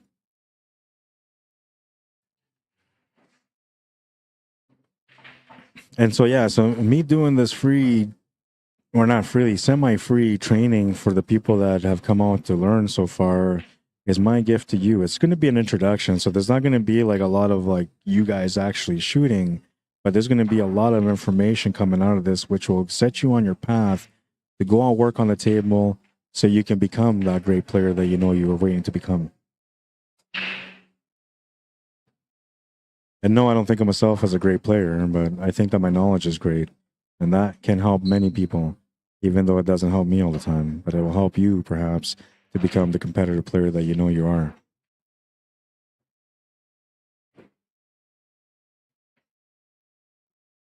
I'm going to scratch on the side. Now, and I've been playing with the idea, like I'm going to do some training sessions on YouTube, which I've been talking about for a long time. And I just been so busy that I haven't really had time to practice. So that's one of the things that I want to do for the YouTube people that subscribe to my YouTube channel. The other thing that I'm already implementing for the YouTube channel subscribers is that all the Thursday open tournaments are going to be streamed on YouTube only. Right. So that gives you something special to tune into to watch. Same thing with the training sessions. But I've been playing with the idea of actually putting up videos of lessons that, I like to teach. Now, the only thing is that like I'm trying to make some sort of money from teaching because I know my knowledge is valuable. So doing the videos will kind of give it away for free. And a lot of people here in the city and in the province will probably use that knowledge for free. I don't know how I'm going to do it, but I'm thinking about doing something like that for everyone. But I know that if I put up those videos, then it'll change the way that the pool player skill development and training session will change, right? And I like the way it's been so far. Everybody that's come out has learned a lot, and it's good for them. It's good for me. It helps me to refresh on my skills as well. So it's beneficial for all of us whenever I have one of these. But I want to find ways to be able to reward those that subscribe to the YouTube channel. And I'm going to do my best to do some extra things. Like I'm working on. I came up with this last night, but I'm going to work on something special for the subscribers on YouTube. A gift. Out of the 1,000 people, somebody's going to get this gift. And no, it's not an autograph picture by me. But it's something, you know, that it's going to be valuable for every player that tunes in to watch the stream, that subscribes to my channel. And it's going to be something that it's not easy for you to get a hold of. So I'll make it worth it for you. Now, if there's any kind of way that I can maybe get to 1,000 subscribers before Christmas, which I don't think is going to be possible, then, you know, I can do it as a Christmas present. But likely it's going to be something that's going to happen at the beginning of next year. And yeah, I got a couple of things in mind of something special I want to do for the subscribers. Maybe a couple of some things that I want to do. So instead of just doing it for one subscriber, maybe we'll do it for a couple or a few. But I'm working on it, guys, and yeah, you're gonna get rewarded for subscribing to my channel, and that's not a bribery for you guys to go and subscribe to my channel, but that's my way of saying thank you for subscribing to my channel. I truly appreciate it, just like I appreciate when you guys tune in and watch the streams. Without you, I wouldn't be as motivated to work as hard as I do to produce the kind of product that I put out there for you guys.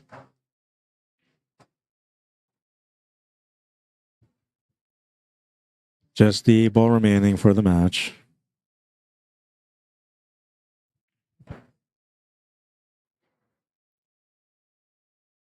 He's going to make it. He'll win the match. 4-1, the final score. Somebody lost their phone and it's been returned. If you're in the building and watching, come get your phone. All right, so I'll bring this down first because I have no idea where we are here, but I think this is an A-side semifinal in the women's division as well. We'll put Carrie on the left.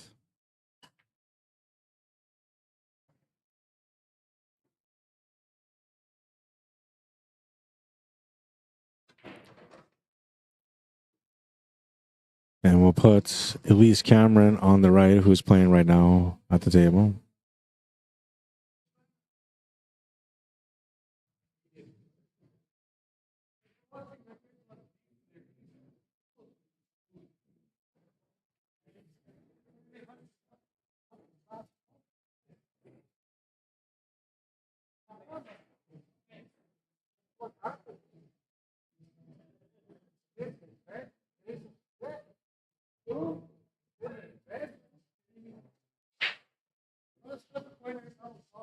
All right, I got to figure out what the race is between these guys and where they're at, or these ladies, I should say.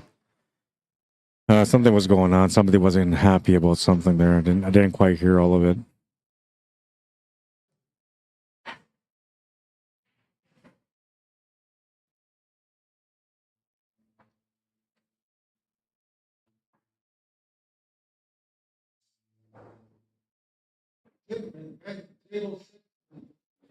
All right, I'll be right back.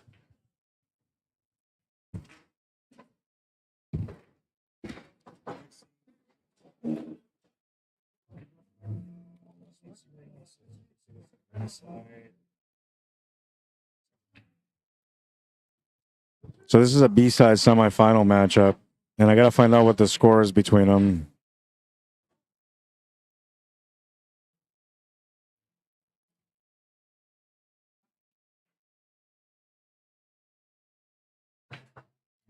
To his knees. All right, I'll be right back.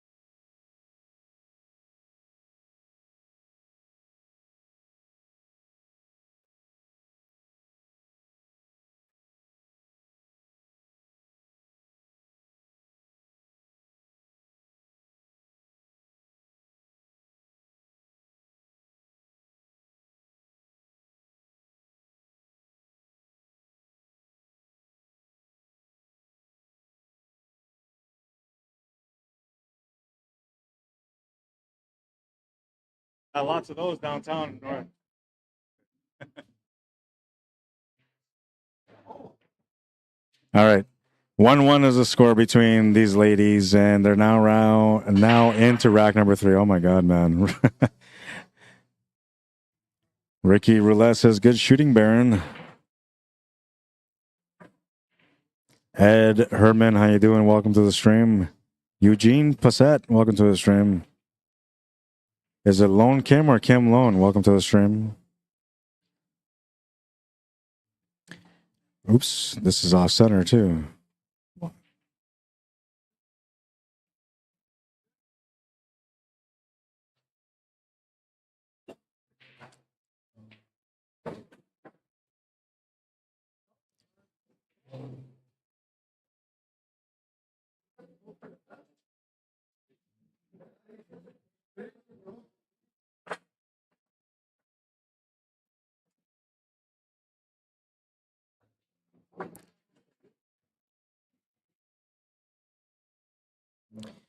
Now, I can't remember what happened last year.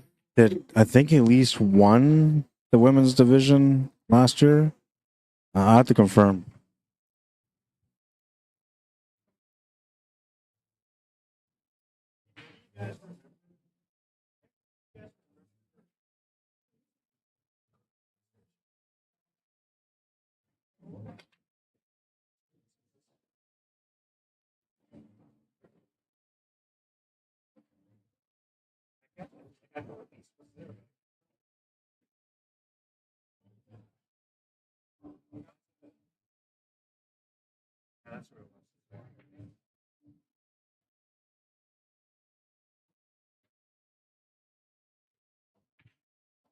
Yeah, it was Yvette that won it last year, not Elise. But Elise was a threat last year, and she got into the finals. And, well, right now she's in the semifinals, so she's almost there again.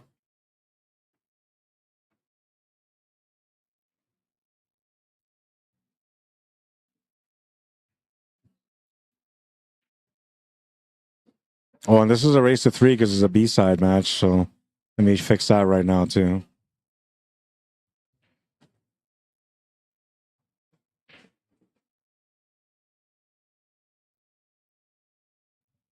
So this is the switch back to the other table by accident. This is a crucial rack here because whoever wins is going to get on the hill first. I like the way that Carrie plays. You know, she's level-headed at the table, playing shape, playing smart. There's actually a really nice matchup here that could easily have been maybe a final matchup.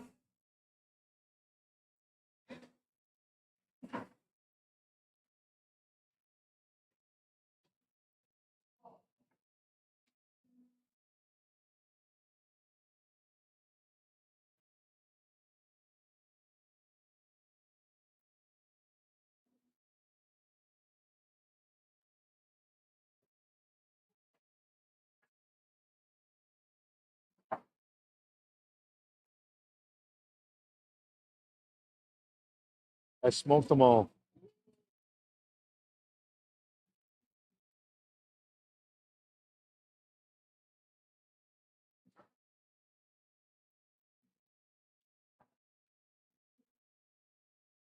I think she called the one to the corner.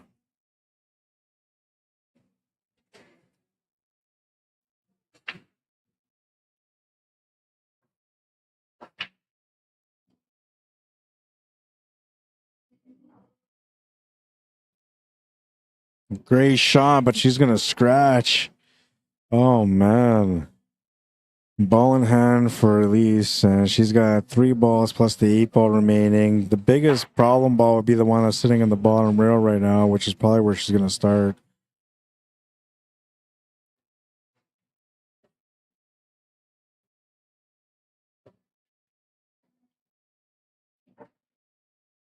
Has the shot for the 12 and the 13.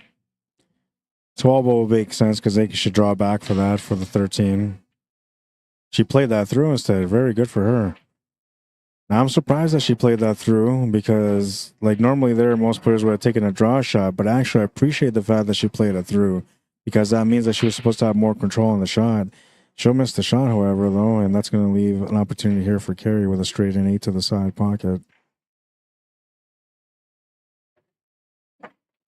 She'll make the 8. She's on the hill.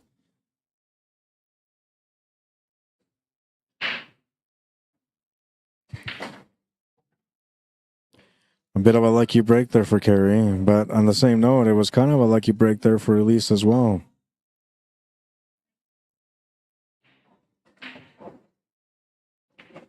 Looks like Carey's going to be breaking for the match.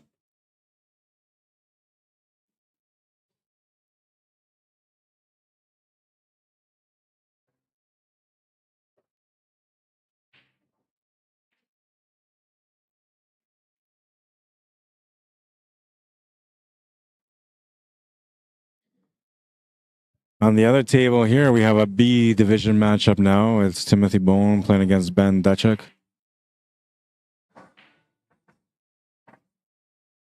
We'll come back to that match in between, and after this rack is done, or after this match is done, we're going to switch over to that table.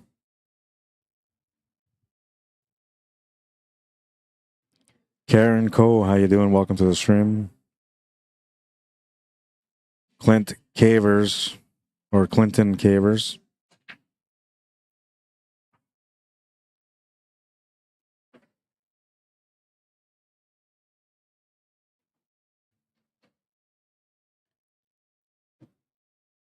Bradford Forrest Bailey, welcome to the stream. Jui P. Chang, welcome to the stream. Henry Arriaga. You know, if you add a DNA at the end of your last name, you have my last name, Arriaga. Mine's Arriagada. Ben Johnson, how you doing?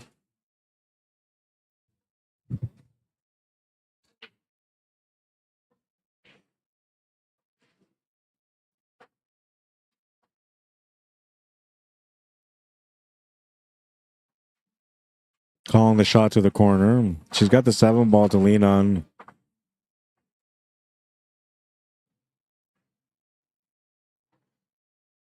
That's opened up the 13 ball for her now. Couple of things that had to be addressed. Now, leaving that 15 ball for a finish would be okay, but she's got to deal with that 9. She's got to deal with that 11 and get shape for the 10.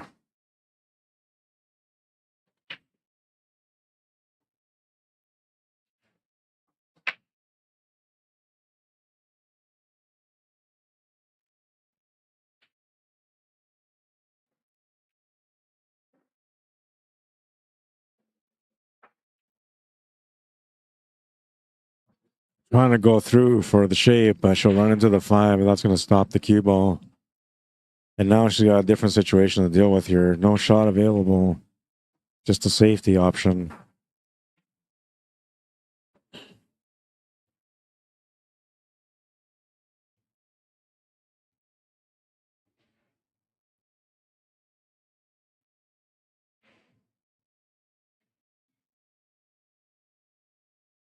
How you doing, Nick Anderson? Says, good afternoon, Rod. How you doing, man?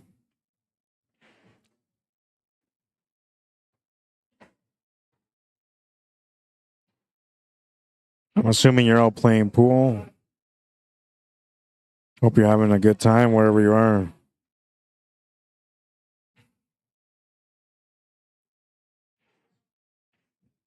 I missed the shot. What did she do there? I missed the highlight, I think.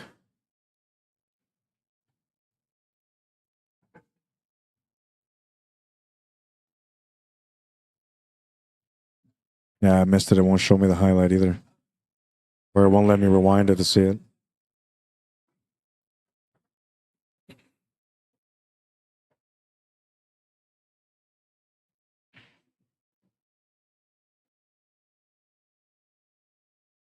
She's got a chance here now.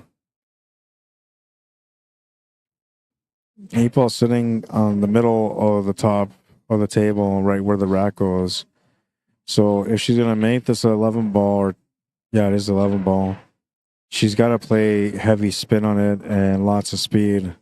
She needs to come back and forth. Unless it goes to the top right corner, I think she can play it just naturally back to the left side, and that'll be good enough.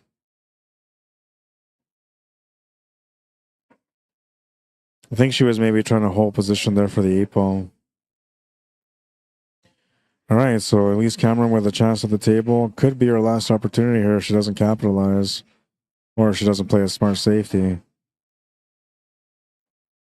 Table's open though, so no need for safety, but last resort, you're in a good spot here to play a safe.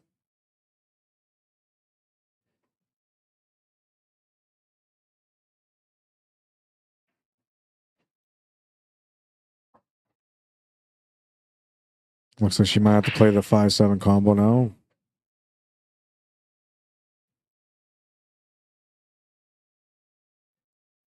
Should have taken the 1-ball instead.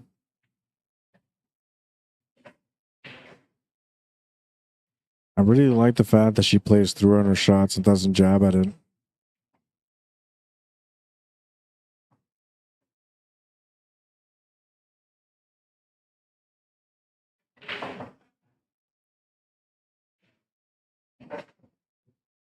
All right, now she's going to have to do the combo.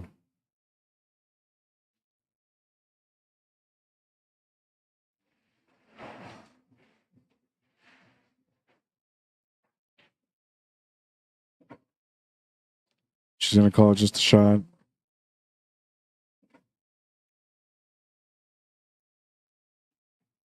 Needs a little bit of luck here. I don't know if she got the hook. I think she might have left her the shot. Carrie comes up to the table. She's taking a look at the shot, so she must have an opening for the shot. If not, I'm wondering if she can make this 11 off the solid into the corner off the 7.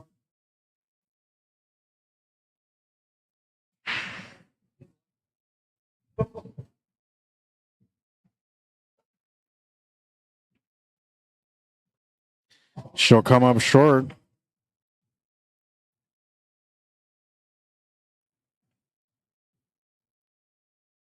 And now Elise has to be careful here with the choice that she makes next.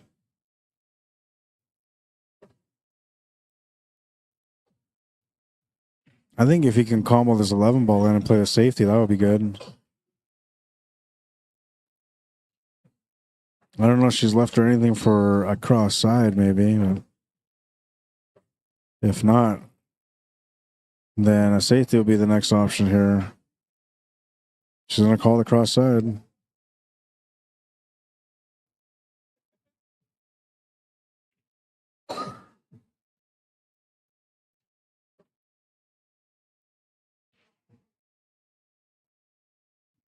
She'll come up short of the shot. And that match on the other table is now done.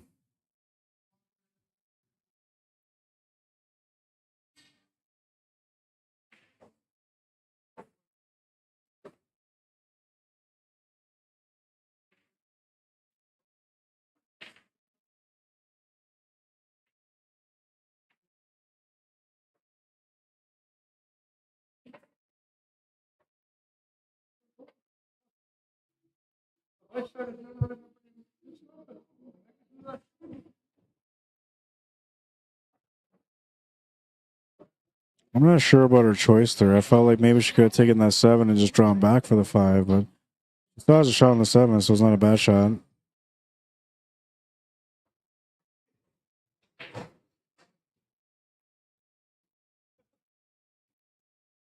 Makes a nice cut on the 7. And now she'll have a tester here with the 8 ball.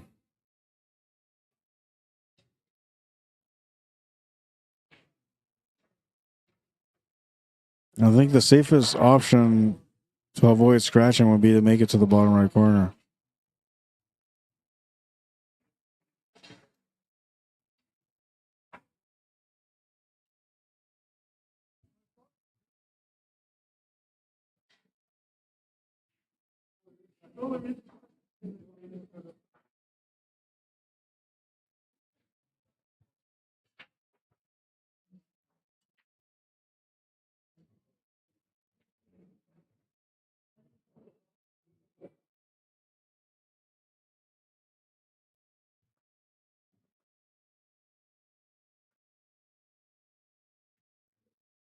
She's going to make the 8. Ties up the match at 2. What a shot. 2-2 is the score, and we're going into the last rack of this matchup. It's a hill showdown.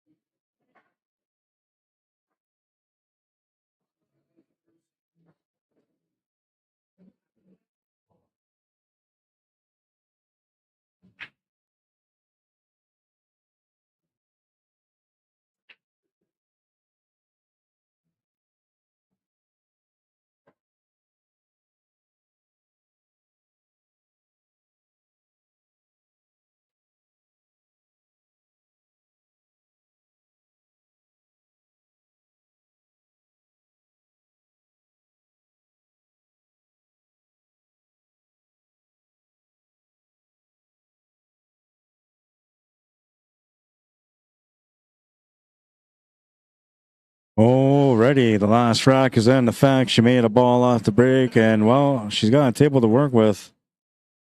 Can she find the finish?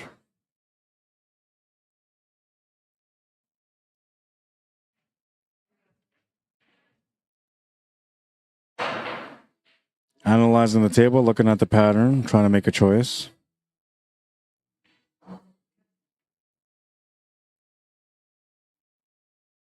Dennis Bowery, how you doing? Welcome to the stream. Cross bank corner, says John Allen.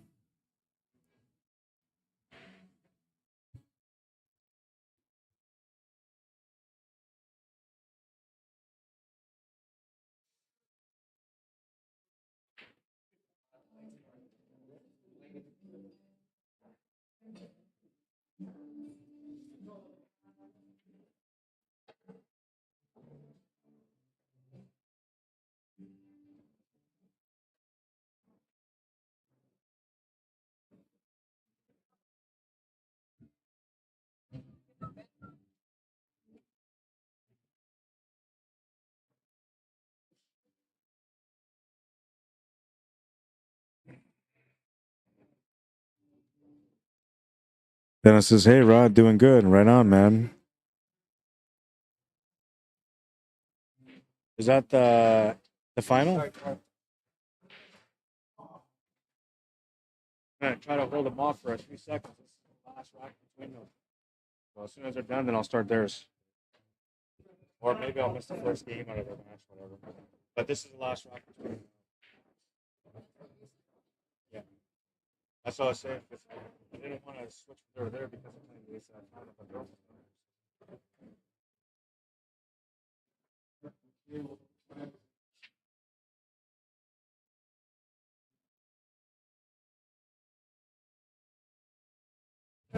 Just tucks into the pocket, almost goes in, man. She had the shot for the third team ball. Not happy with the result, but what can you do? It's the way it works out sometimes. Table is turned over to Carrie. She's going to get a chance to work this table out. It's a hill battle, so this rack is going to, bring a little pressure into both players a little bit.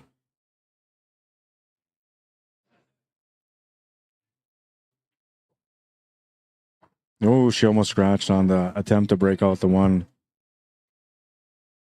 She's a smart player, though, so I feel like she's not going to get too aggressive here and likely is going to end up playing a safety at some point. What's up, Greg Lopez? Welcome to the stream. Sonia Ruben Estrada, bienvenido. Hi, Tracy Bernard. Welcome to the stream. Antonino Coyana, welcome to the stream. Bienvenido.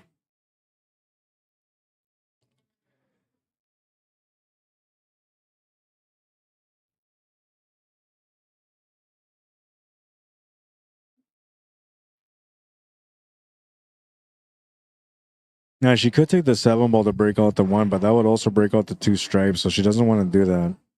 I think that's the reason why she's going with this shot to the corner instead. And nice shot. Very nice shot. And now the shot to the side is available. You almost have to kind of set up for this 1 ball right away. At least the pattern, the way it's working out, looks like she's going to have to.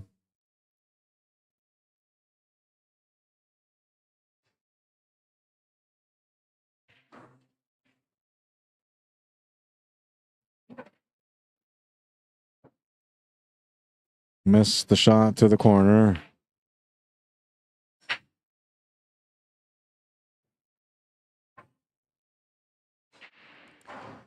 This was a nice little cut on the 2 ball, though. Straight down almost.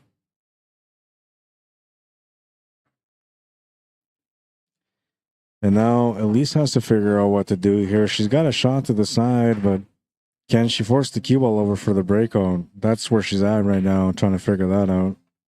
Now, she can't force the cue ball over directly from there. Then she has to play with some left-hand spin to come off the top rail and then back into that 1, 13, and 14, which are near the 8 ball on the top of the table.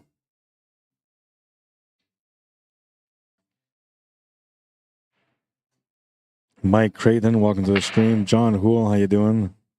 Johnny Baptiste, welcome to the stream. Tyrone Desjarlis, how you doing, man?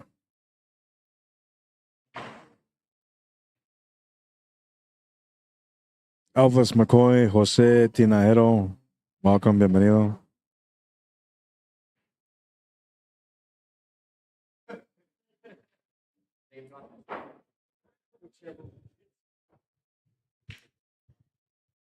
Eastside Finals about to get started. I believe it's Emery Cameron versus Clarence Spence now. They're about to do the formality of flipping the coin.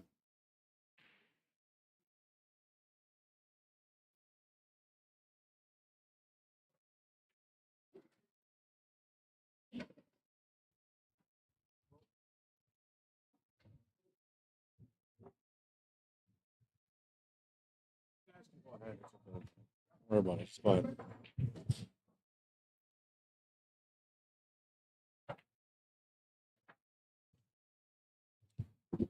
Hey, Emery.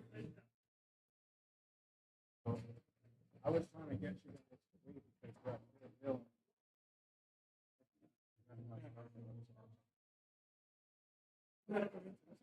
oh no, you're gonna be playing.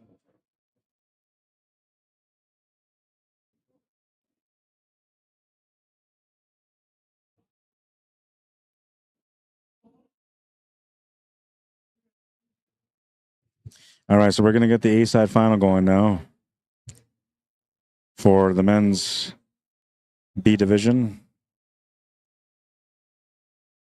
It's been steady Eddie all day today.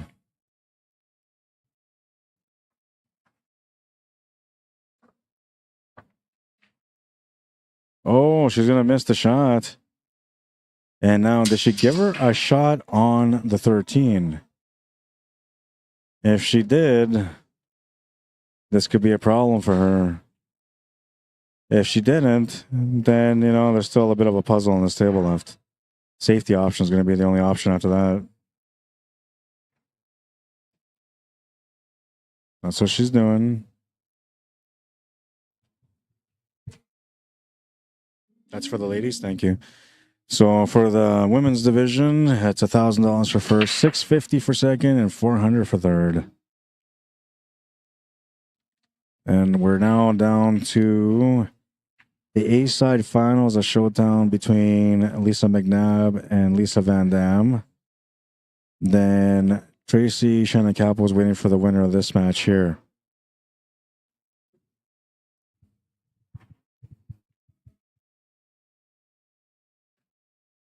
And I brought this up a little bit earlier, but we'll bring it up again. The men's B division, since we're going to be in the A-side final right away, it's $1,000 added just like every other single division. First place is going to be $1,300. Second place is $850.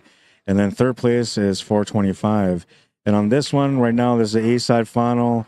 On the B side, we're still looking at a couple of matches here. We have Ben Dutchick waiting for the winner of Brian Walker and Perry Van Dam, who are still playing on the left of me here. So from this match, from the A side final, we're probably going to go straight to the B side final. Thank you.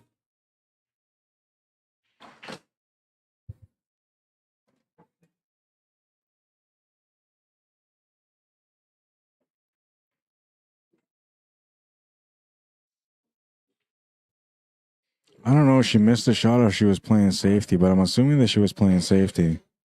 Because there was no point in making that shot. There was no out after that. And it kind of looked more or less like she was just trying to set up that 15 to the side pocket just to make sure that she has someone to shoot at afterwards. Now, Carrie's got to ask herself here, do I go for this shot and try to break things out, or do I play safety? I'm thinking safety is probably the best option. If you just run into that 7 ball slightly with a little bit of tops, you should get the cue ball right to the left side of that 3, which would be a lock-up safety. She's going to go for the 3 ball, though. And she'll open up the 2 stripes. Ends up in a tough spot here on the 7. No bank side available, at least to the right side, because the 15's blocking the pocket.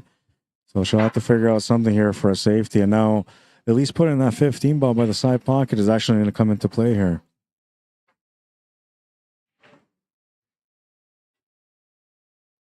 Best option would be to bring the cube all the way down to the bottom rail. Oh, she's going to play it to the top instead. And now the top wasn't good because now she's left her a shot on the 14. She's also left her a shot on the 13. She can set up for the 14 to the 13. And no matter what, she's got a pretty good chance here of getting out. She's got a lot of different options, though, because you're looking at the 13, you're looking at the 14, but the 14 ball should be the one that she takes on. I think she realizes that now, so she's taking a look at the line for the 13 ball. Now, you don't have the angle here to bump into the 8 ball. If you did, you'd be perfect. She's got the opposite angle, so that's why I say you would probably do a draw shot here and just run into the 1 ball. I don't think following through would be that bad of a deal, though, because she had that 15 ball, but she'll miss that shot. And I don't know, perhaps it was a little bit too fast on the shot, or maybe she didn't work it out enough, or maybe she wasn't fully committed to shooting following through on that one. Whatever the case, she's turned the table over to Carrie, and she's going to have a chance to close out the match now. 3 balls remaining, including the 8 ball. 1 ball is the one that's kind of awkward, so I think she's going to start off on that one.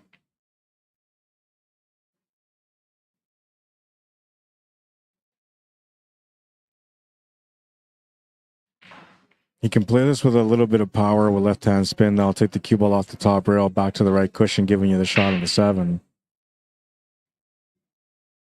But if you don't feel good about it, then yeah, she's okay taking the 7 ball. The only thing is that 1 ball's in a funny spot, but if you just get a shot to the corner pocket, shape for the 8 ball shouldn't be a problem.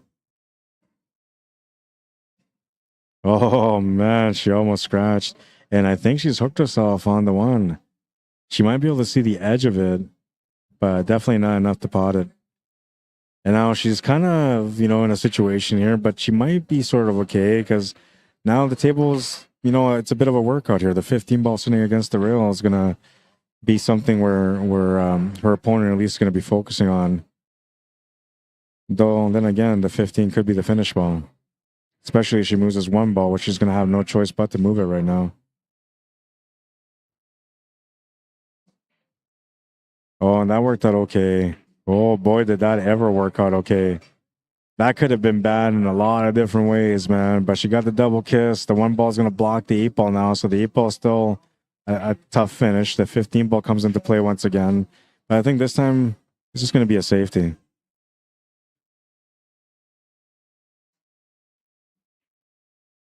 If you don't have a shot and you don't have a good safety, then the next option would be to tie things up and make a mess somewhere.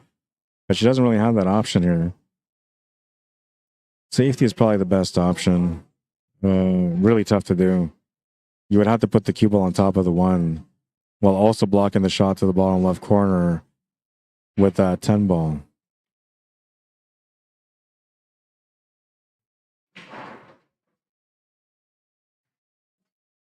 Now, just run. If that 15's not frozen to the rail, she can just run into the 15 and just freeze the white ball there. That would be the best safety. But if it's frozen to the rail, that means she has to hit a rail after that. And that could be a problem.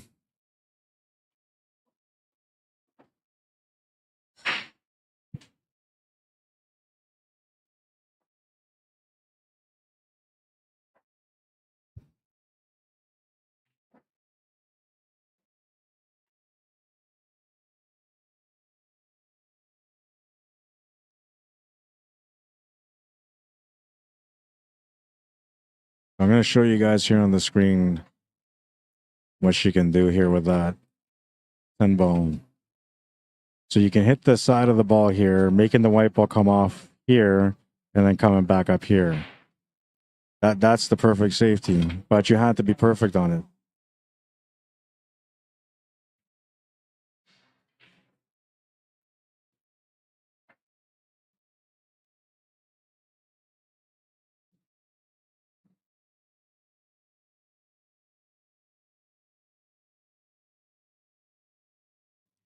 Nora Escudero Oliveira, welcome to the stream.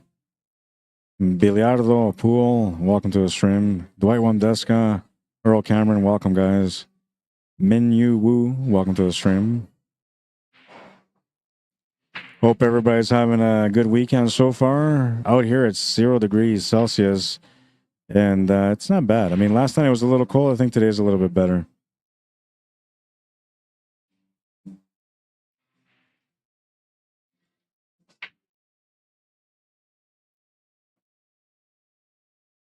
Oh, she put her in a tough spot by keeping the cue ball on top of the 10 ball. So here, normally, like it would be just like a cut shot, but she's playing a safety because she doesn't feel comfortable shooting over the ball.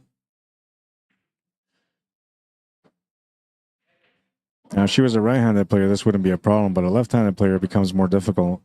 And I know because I'm a lefty. It's the reason why I learned how to play ambidextrous. But even here on this shot, I don't think I would take this shot right-handed. Unless I was an actual righty, which I'm not. I don't mind this option here, using the reach. I mean, all she's really got to do is just make the ball, and then the 8 ball will be there. And at the very worst, you know, she could just block the pocket, which will create more work for Elise. She's going to play safety instead. Trying to create a problem for the 8 ball. And now, it's not good for Carrie because even if Elise misses the shot, Carrie won't have anything to shoot at with the 1. I like playing safety here anyway, just bringing the cue ball down to the bottom rail. Try to force into a situation where she has to do a kick shot on the 1. Yeah, there you go. That's the right shot. Really, really like the way that she's playing this game. Balanced, you know, not too aggressive, smart. Picks the right spots for the safeties. That's the experience of a player that's won some tournaments, that knows how to win tournaments. It's what you got to do sometimes. It never feels good, you know, but it does feel good when you win.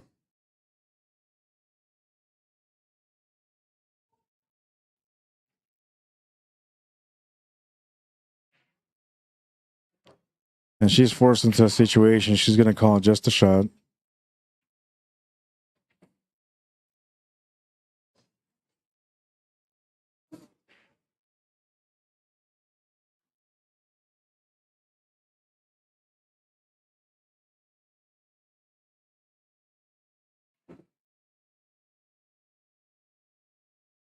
She's going to miss the 1 ball. So Elise gets a good opportunity here, but can she capitalize from it? This isn't an easy table, man. First thing she's got to do, she's got to take the 13 ball, get that out of the way, come down for the 15, and then she's got to draw back for that 10 ball, and that's going to be the finish ball. Only because of where the 8 ball is. If the 8 ball was in the open, she can play this totally different. And now there's another option here. So you can take the 15 ball, then play the 13 ball. And she's looking at that now. She realized that she can do that. And then from the 13, come down for the 10 ball, which would be a great way to be able to finish. Because now you can put a little bit extra power, come down and have a forward angle for the 8 ball shape. I like taking the 15 ball here.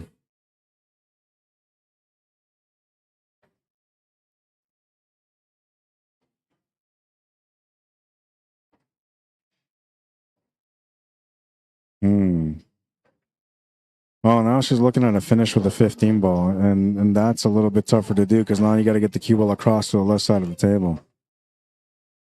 I don't mind maybe playing another safety here. I think that's what she's thinking too.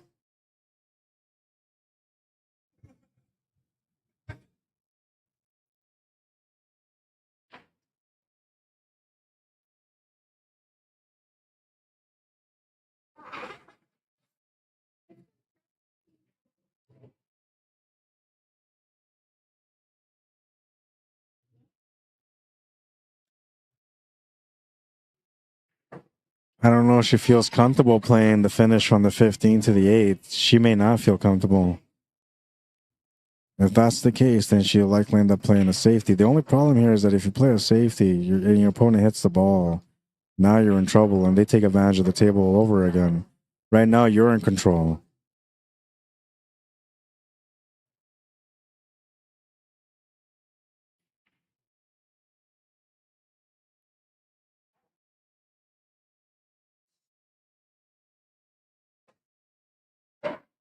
Needs to come off the rail here. Needs some queuing space. She's not happy about this, but it really isn't that bad. Now, if the 15 ball is not frozen, she can play a safety still and just roll up the cue ball towards the 15. That will be okay. You could even bank this 15 ball if you want to and just hold position right there. That would still be okay. As long as you don't bank this 15 ball into the 1 and 8, then that would be a problem. But if you're trying to avoid running into those balls, you can definitely hit a bank safety here.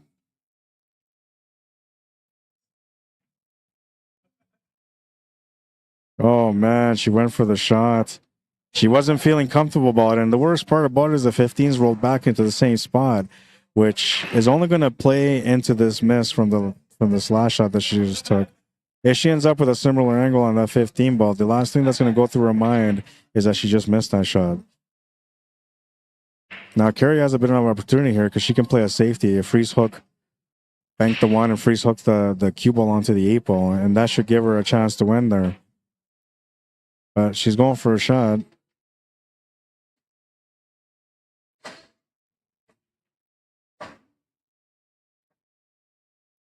Might be playing this as a two-way. She'll make a great shot. She'll have the shot on the 8 ball.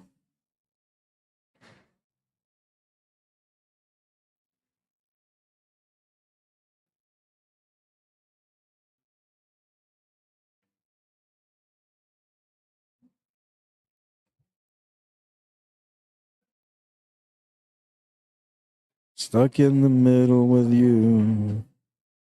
She'll make the 8 ball and win the match.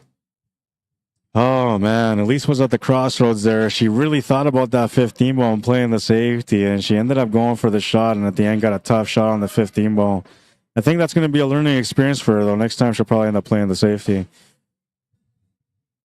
That's why I liked, like, when she had that ball in hand and she had the 13 ball, she took the 13 ball first. That's why I like taking that 15 ball. Because now if you take the 15 ball, you could have played the angle for the 13, come right down, now you have a finish. You don't have to worry about anything. At the same time, your opponent's still hooked. So you have a little bit of guarantee. 3-2 the final score, and we're going to bring this down now. This is an A-side final matchup. We got to change the score and update the scoreboard. I'm going to be doing all that in a second.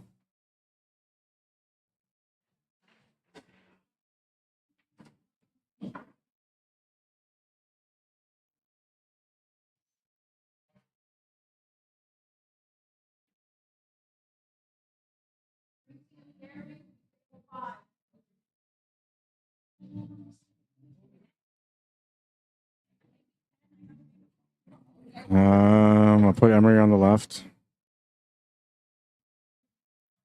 The Cameron kids doing their best, trying to represent the Cameron family.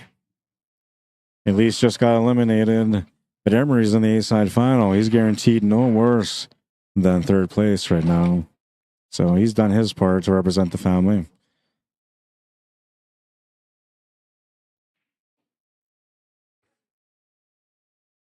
Earl did his best last night, trying to represent the family as well. Ended up coming up just short, finishing in third place. Still a good payday for him. Oh, and this is a race to 4.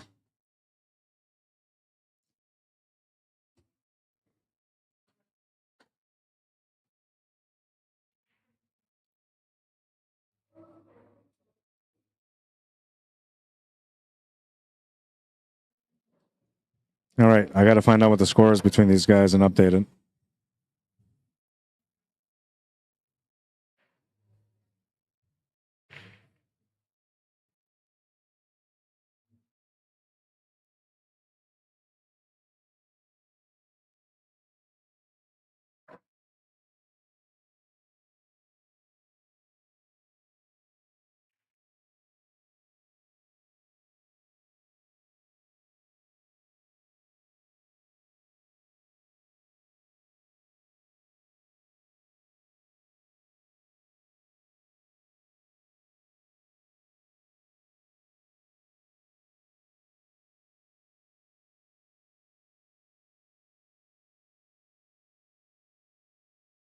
I'm pretty sure that Emery won the first game, so I'll put it up as 1-0 for him. But there might have been another game, and it could be tied up at 1.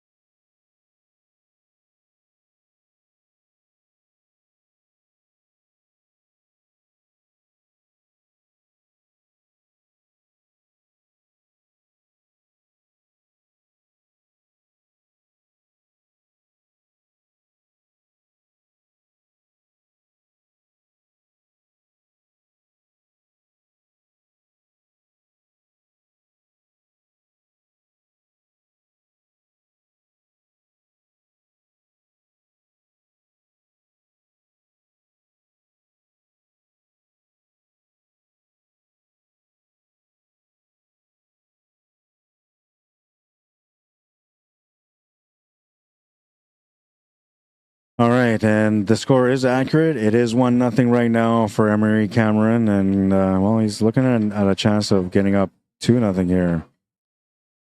His game has been improving and improving and improving over the last few tournaments that I watched him play. This is probably one of the better tournaments that I've seen him playing so far. Had a lot of runouts, found himself in the A-side final. These are good things for a player, you know, because it starts building up confidence for them. And then they start taking off to the next level.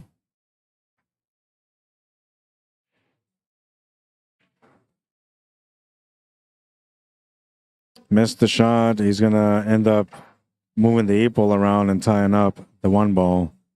Clarence Spence with a chance here, but he's got a lot of work to do. However, he's comfortable. He's got some safety options. Looks like Clarence just went to the bathroom, so we'll wait for him to come back.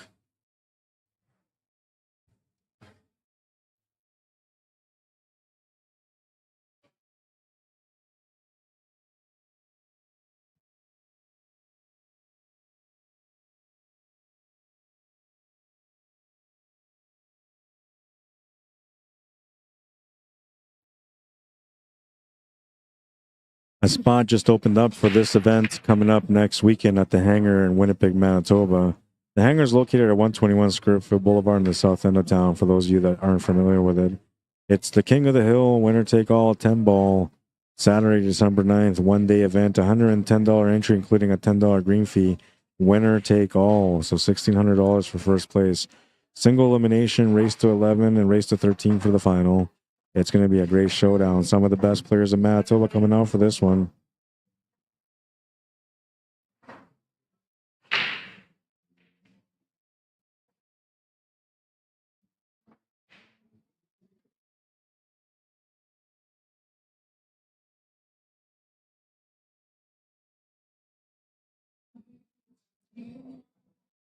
If you're in an office setting and you buy a lot of supplies for your office, I think you guys should check out Brock's office. They're located in Winnipeg, Manitoba, off of Aaron Street.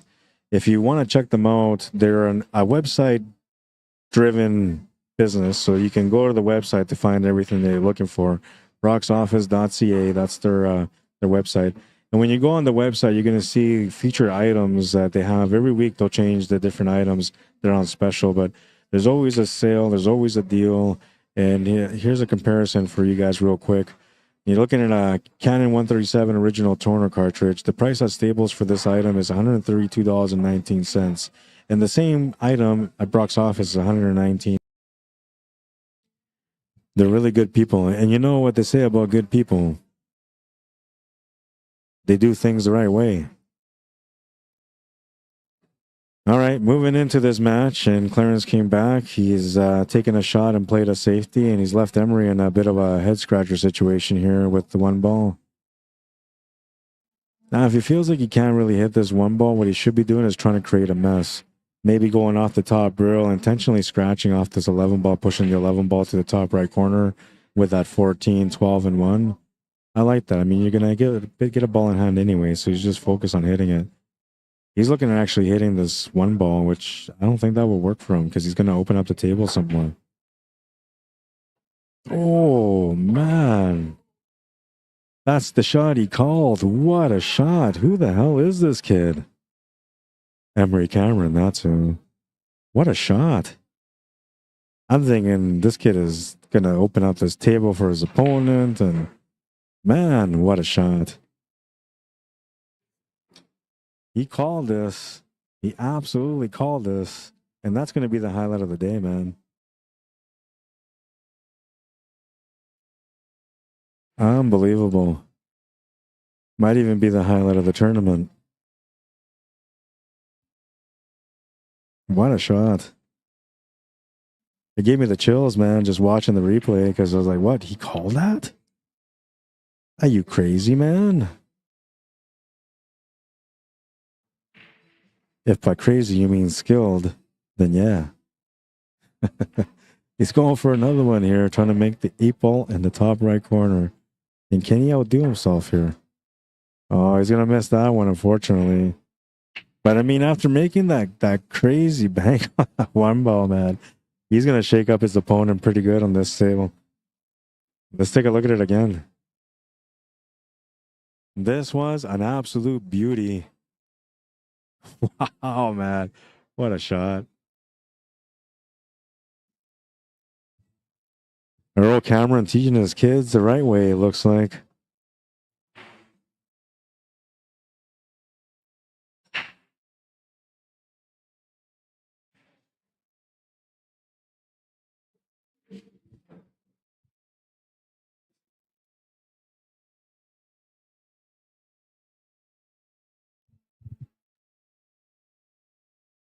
Where'd you buy that Red Bull? That was a sugar free, right? Yep. Where'd you get it from here? Oh, okay. How much are they? That's not bad. Might have to go get one of those later. I don't usually drink them, you know, but like I know I'm gonna be tired from the team event, so I'm gonna have to like sip slowly, keep myself awake. But they got bigger cans. Oh yeah. So I grabbed 6. Oh yeah. Cool. Awesome. I have 3 of them. When you said bigger can, like you remember that? I'll boost you.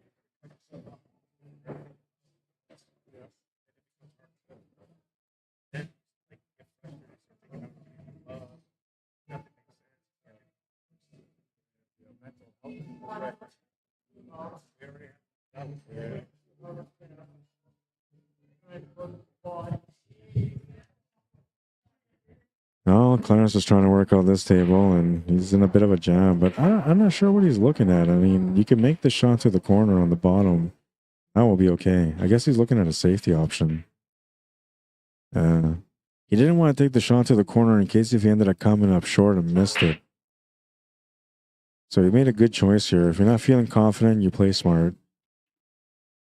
And now he's put it into Emery's hands to come up with something here for the 8-ball. The safety he played was really good, though, because it takes away the direct contact from a kick shot. The only way he can kick this is by going away from the 8-ball and then spinning his way back into the 8-ball. And that can be challenging if you're not working on that to understand how that works. John Lane, welcome to the stream. Jim Miller, Tyler Tuckendum, welcome to the stream. Anthony Weller, Jim Gardner, Nicole Delorme. How you guys doing? What's up, Mr. Campbell? Oh, he was able to hit it, so he wasn't that bad. And now I guess what he's looking at is like, okay, well, if you're afraid of distance, then I'm going to create distance. And he put a really good distance shot here. Clarence, though he's got a pretty straightforward 10-ball here. The fact that he was not willing to play a long shot earlier is going to put a little bit of doubt in his mind here on this shot also. Now, what I think I would do, like if I wasn't confident about taking that 10-ball, I think I would try to play this 14-ball to the top left corner, and at the very worst, it takes over the pocket where the 8-ball is. Oh, he's going to bump my camera, so now I got to fix this camera.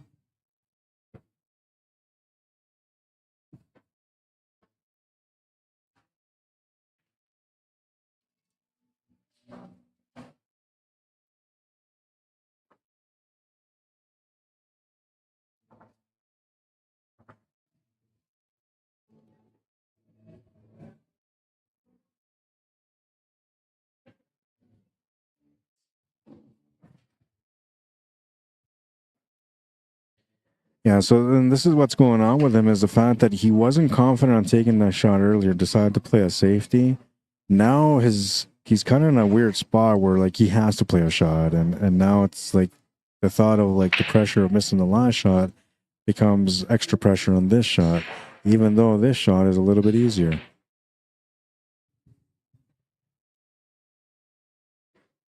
He can't see it though, so he's trying to work it out still.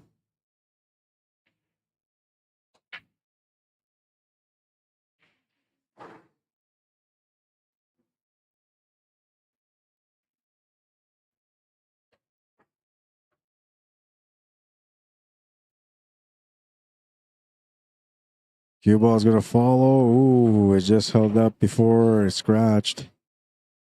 That could be considered a bit of a break, but it was skillful, so it's not really a break.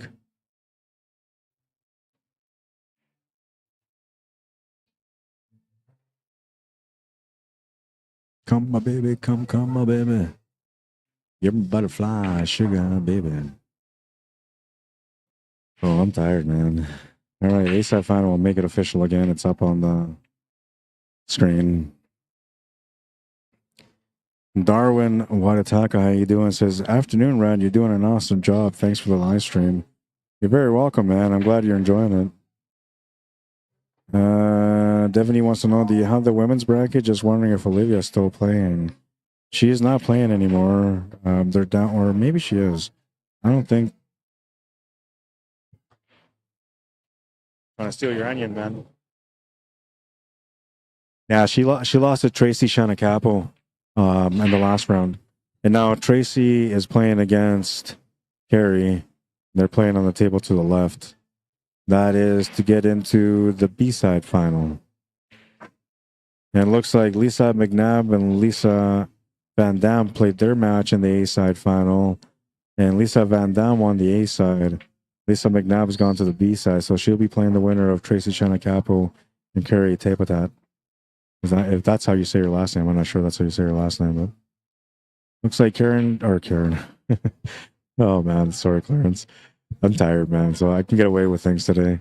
Looks like Clarence is going to end up finishing this table and tying up the match I won. Just the 8-ball remaining. How do you go from Clarence to Karen, man? 4 hours sleep will do wonders for you. I don't think you want to do what I do with 4 hours sleep, but I think you can live life on 4 hours sleep outside of streaming. I'm just glad I'm not on the highway driving right now. You're very welcome, Devony.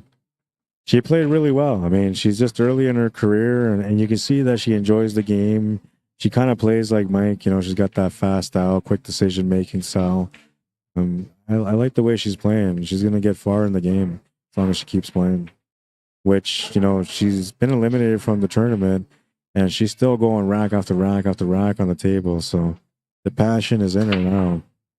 It's just a matter of time. That's all, and knowledge. Christina Walker, how you doing? Welcome to the stream. Rick Sanchez, welcome.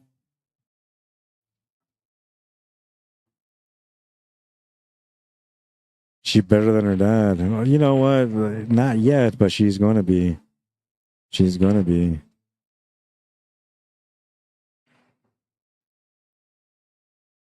She's got it in her, you know? Like, the only thing she's got to figure out is like more about the cue ball control, and I guess a little bit of the fundamentals aren't quite there. So the fundamentals will come with time unless somebody coaches her. And then the cue ball control, that's only going to come with time and experience. But it can be taught.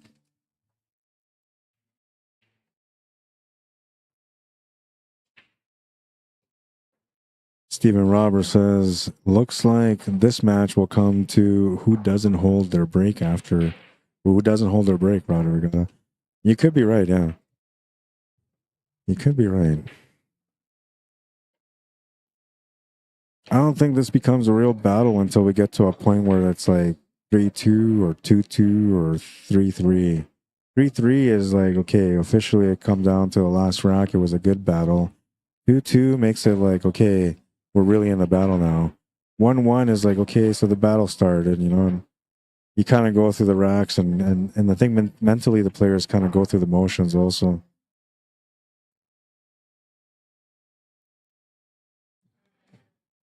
Emery looks pretty relaxed at the table and seems focused. Brenner seems to be a little bit stressed out here right now, but only because of the situation he's in at the table.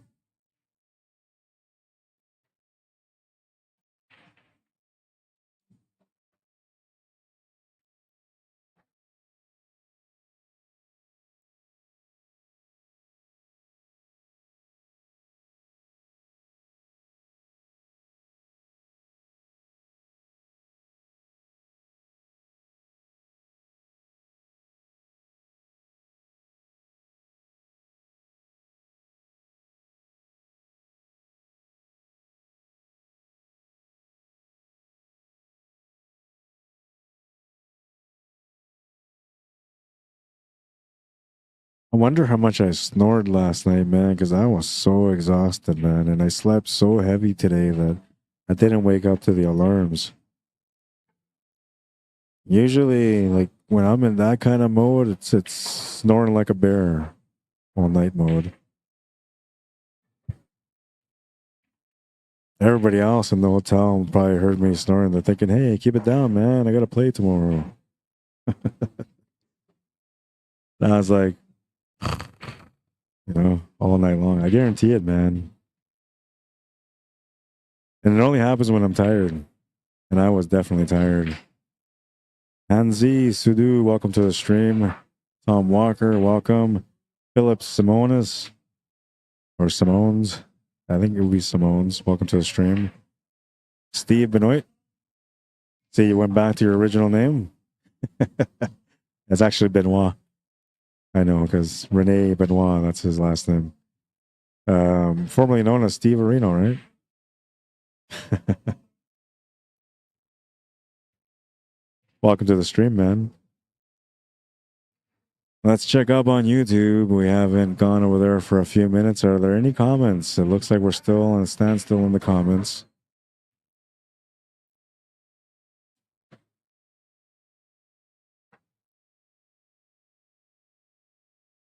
By the way, oh wait, let me fix this. I'm gonna put up my YouTube channel here. I'm gonna pin it for you guys before I ask you guys to subscribe to my channel.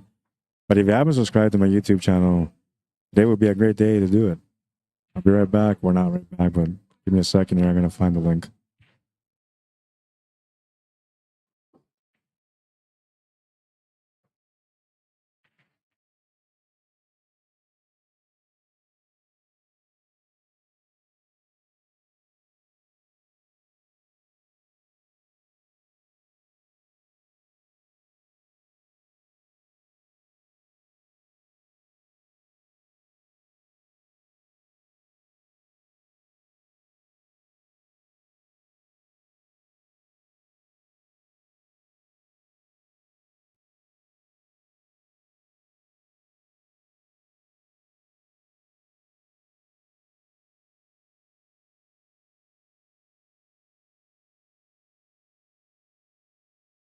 All right, and I'll pin this on here too. So this is my YouTube channel. If you guys are looking to watch the stream on YouTube, all you gotta do is hit this link. It'll take you straight there. But if you like watching on Facebook, and maybe you just want to support a guy that really loves pool, then go to the YouTube channel anyway and just subscribe to the channel. That's all you gotta do. It's not gonna cost you anything, and it's gonna do a lot for pool if I have a chance to be able to make some money from the streams. I promise you, there'll be a lot done for pool. And I'll put it to you this way, like if I was to go play the lotto and I won like say $2 million, well, I would take half of that money, take care of my family. The other half would all be into pool, man. It would be into making sure that pool was the greatest thing ever here in Manitoba. And of course it would help for the streaming equipment, man. I would upgrade to the best cameras and give you guys like something that would be better than Matchroom. That's what I would do. And I'm never going to do that from YouTube, but if you guys support me, who knows? The future can be bright for all of us. Gonna come around, but didn't quite get the shot that he was looking for, and that's gonna put him in a tough bind again. Either a bank or a safety or a hard cut. That's the only options he's got. Safety is probably not very good. You know, there's a lot of opportunities here at the table. The bank is probably the best option, and the 11 ball is just slightly off the rail. So I think that would be the answer to go with here. And I think if you just play this through with some top spin, some left-hand spin, you'll also get the cue ball to go up table and get set up for that 12 ball. And he likes to shoot a little bit hard, so this might actually fall perfectly into his style of play. See what I mean? It was the right shot, and now he's got an easier finish here. Just a quick draw for the 12 ball off the 14.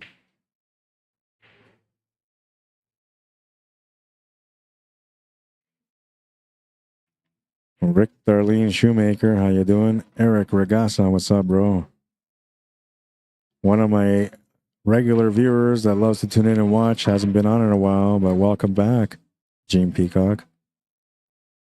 I know you've been busy, loving snooker. It's okay. As long as you're loving snooker, I'm okay with anything. My wife can be like, hey, sorry, I spent $1,000. And I'd be like, what? And she's like, but I went to watch snooker. I'll be like, it's okay. You want another 1,000? I hope my wife didn't hear that. Speaking of my wife, so she wanted to learn how to play pool. And I wanted to teach her how to play pool. And to me, like, that would be amazing if she was a pool player, because then we can go play Scotch doubles and play in tournaments and travel together and have fun. But she wanted to learn how to play pool, and she didn't have the patience to learn on a small table. I tried teaching her on one of these tables right now, because these are from the Blue Room. So I took her to the Blue Room to play on these bar boxes, and she just couldn't get into it. But then I took her to a snooker table when I was trying to practice, and then she got the itch. She wanted to play, and then she really enjoyed snooker. It was really crazy, man, because she said to me, like, I want to learn how to play, but I want to play on the snooker table. And I was like, what? Are you crazy? Like, it takes people 30 years to become decent at snooker on the snooker table. You want to start there? And yeah, so long story short, she never ended up learning how to play snooker. But she will one day. I would love to have that, man. It's somebody I can travel with all the time, play pool tournaments. I mean, we have a great system that works between her and I. She's not a pool player. I am. I let in all the passion for both of us. And she just enjoys watching the work that I do. But I would love it if her and I can travel together and play some pool, man.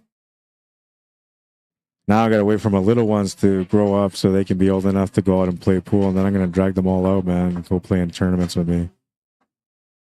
And it's kind of cool. Like, I can come back here in about, I don't know, 15, no, about 10 years from now.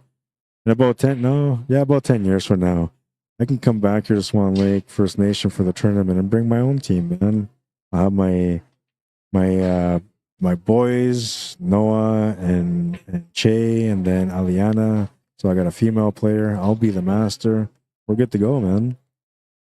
Originally, when I was having kids, I wanted to have a soccer team because I used to love soccer, but 11 kids is a lot, you know. I'm happy with a pool team. It's good enough for me.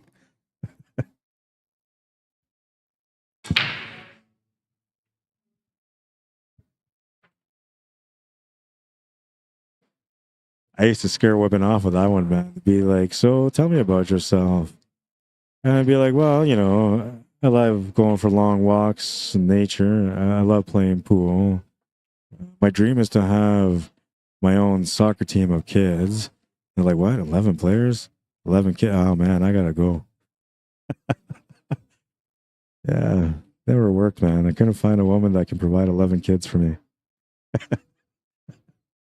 I'm only kidding. I'm only kidding. I'm just tired, so I'm clowning around a little bit. But I did want to have a soccer team growing up because I used to love soccer, man. I wasn't kidding about that. I'm grateful for all the kids that I have. I have 5 of them all together, so technically I have enough for a pool team and a spare.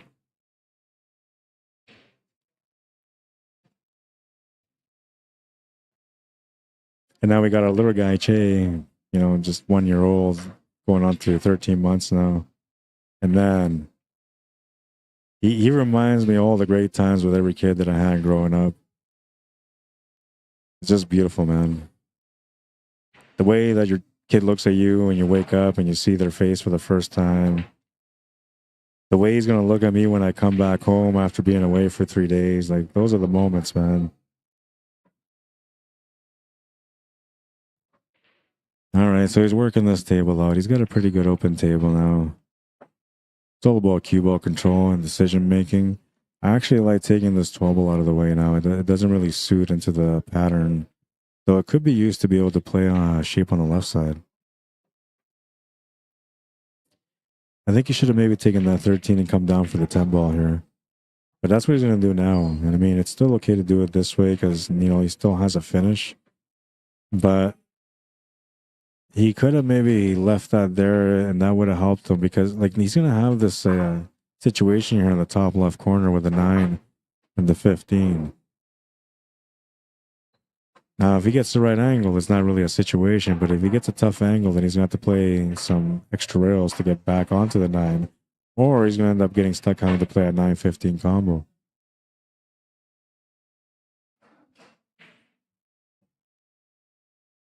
The shape here is going to be tough to get onto anything because he's going to be running in between these 2 solids. And now there's a tangent line that takes him towards that 3, so he's trying to put some inside spin to avoid that. He's going to get slightly horn hooked, it looks like, or maybe not. Ooh, it's so close. I have no idea if it is or not, but it looks like it is.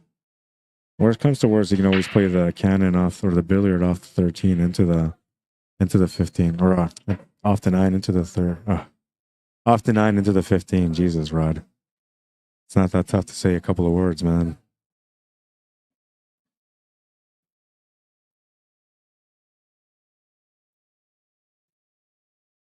Looks like he doesn't have the 15 ball, so he's looking at making this 12 ball. Where's Jesus Christ? The 9 ball to the right corner. There's not even a 12 ball on the table, man. I'm calling a 12 ball out. I already asked Farrell to bring me a Red Bull later because I'm going to be tired tonight. Rod Newfield, welcome to the stream. Joshua Noel Smith, how you doing? A-side final of the men's B division. We had the open A division yesterday, and that was a great showdown. It came down to 2 big players, Randy Baggett and Kevin Cardinal. And Randy won the B side, so he had to double dip Kevin Cardinal. He won the first set on a Hill-Hill matchup. And then he had a chance to be able to tap the match at Hill-Hill on the second set. Got himself hooked, turned the table over to Kevin. Kevin ended up winning that match with a 4-2 score, which made him the champion last night. But that was what I consider a classic matchup. And if you haven't gone over there to watch it yet, you should go check it out, man. It was a great showdown between them. He's going to miss the shot. He's going to make a couple of solids, but not what he was trying to do. Emery's going to have a chance here, but his 9 ball is tied up really bad. Oh, that was the 8 ball he made. I thought that was a 4 ball he made. Oh, wow. So a little bit of a lucky break here for Emery. He's tied up the match off a scratch on the 8. And he's going to be breaking next for a chance to take the lead now. He's been playing some really great pool throughout the entire tournament so far, but he seems to be kind of like mellowing out a little bit, and that could be just from the pace of the game, the way it's taken a bit longer to shoot. Some people get deflated by that, you know. They I don't know what it is, but it's just slowing down the rhythm just kills their mentality at the table, especially if they're a fast shooter, which I don't think Emery was really ever shown any signs of being a fast shooter. But it will affect you if you have a methodical style of play and then the player you're playing against is much slower than you. And this is the case right now. So Clarence just went for a washroom break. And so now Emery has to wait again to get going. He was about to get going. He was looking like he was inspired for the break. And now he's got to reset. All right, so Clarence is back. Looks like Clarence just went to go freshen up a little bit. Feeling a little bit of the pressure here on this matchup. Rack number 5. It's a smashing one from Emery. Did anything go down? 1, 2, 3, 7. 1, 2, 3, 6. Yeah, so he made a ball off the break. It was the 2 ball he made. Now, if he was to take stripes, he's got one problem, which is technically right in front of him right now. He can hit this combo for the open. And he can also use the cue ball control to get the 13 ball open if he wanted to. He didn't quite open up that 13, but this is a diamond. This is a dynamo table. So you can cheat the pocket a little bit. So it's really not that bad if he has to finish off on that 13 ball.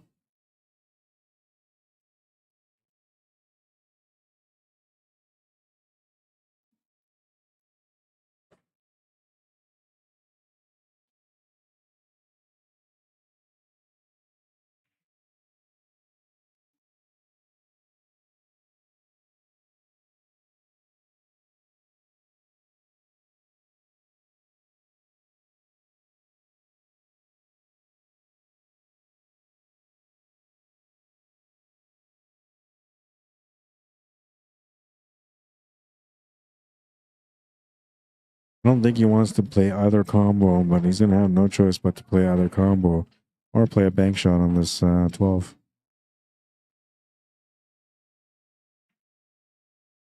Going to try the combo. It'll come up short. Clarence will get a chance to take the lead now to get on the hill first. The saws are looking a lot better than the stripes were. And he's got an opening shot, so he's looking okay to get the finish here. It's all about cue ball control and mentality now. Jesus Manuel Sierra Ayala, bienvenido. Welcome to the stream. Now, Ayala, excuse me, Ayala, are you related to Soledad Ayala by any chance?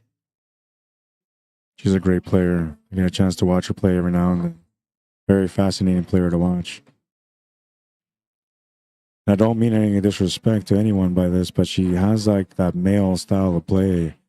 Like the way she, I don't know, you can just feel like when she's at the table, it intimidates you a little bit because she has that style of play, which is like, how would you call it? I don't know, it's thorough, it works. She shoots with a purpose. Stephen Roberts says, which combo to take? You know, and I felt like maybe the combo on the top right corner might have been better than the one on the left corner, to be honest. But he ended up taking the one on the left bottom corner. Came up short.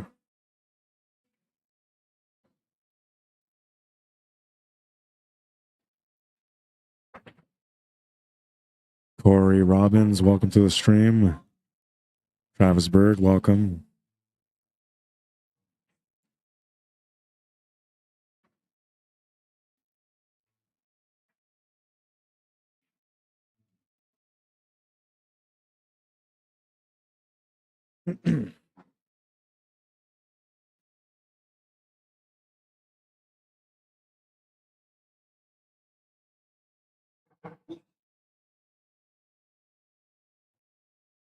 Got the finish line in front of him now here for this rack. Needs to get set up for the 7 ball. That will help him, excuse me, that'll help him get set up for that 5 ball next.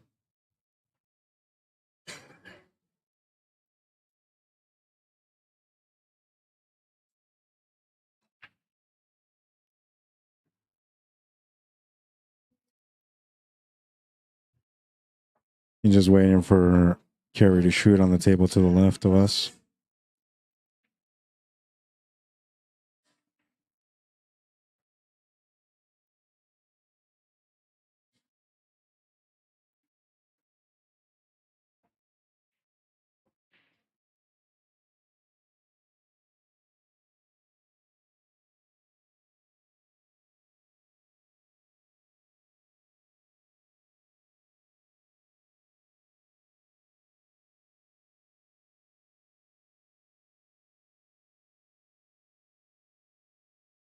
Makes the 8-ball. He's on the hill.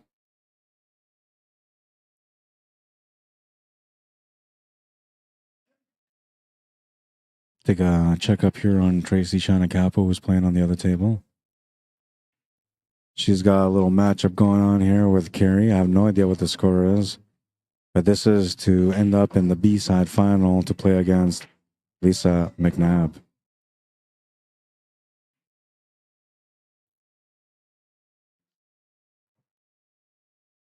Or was that the match?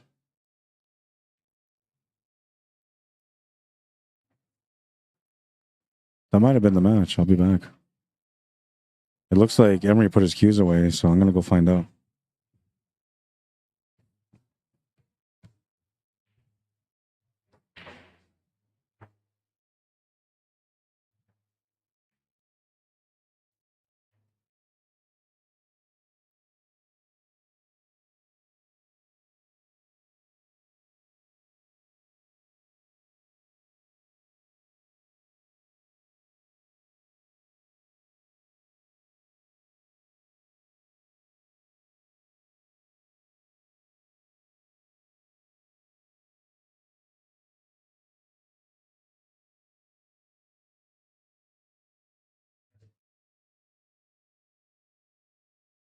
All right, so I had the wrong score on that matchup. I'll fix it here to make it official. I thought Emery was doing good in that matchup, but it was actually a 4-1 finish. Clarence ended up winning the game 4-1. So now he's going to be guaranteed no worse than second place.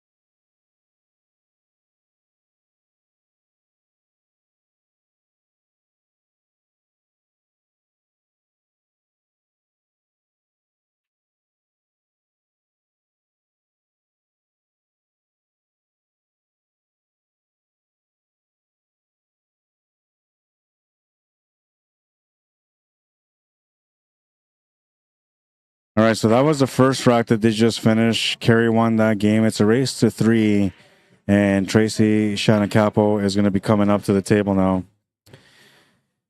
All right.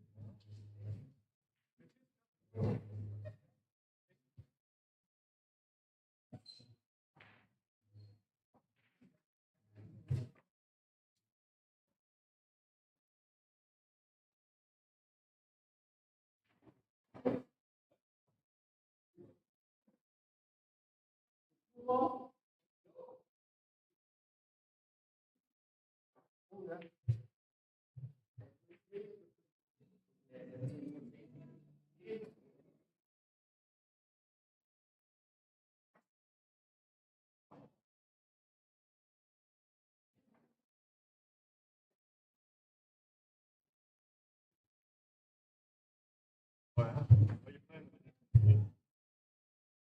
Gonna keep it? Well, I don't know.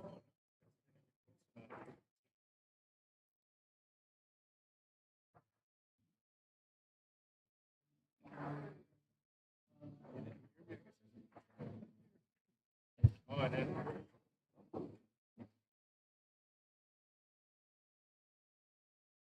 one of those two. Like, I'll never get it.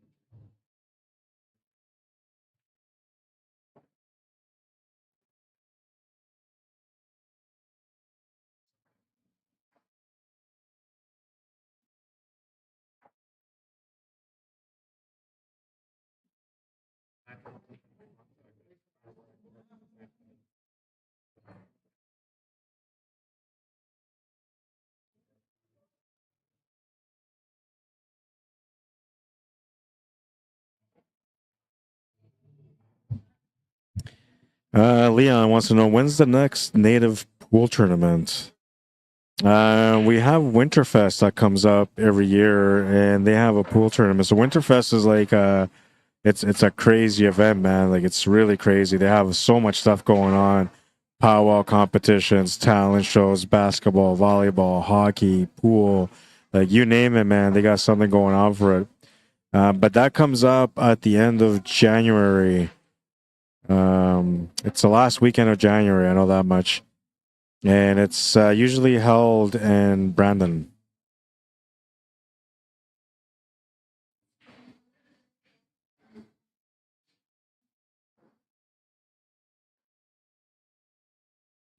Trying to think of what other one there is. Yeah, I think that's about it for now.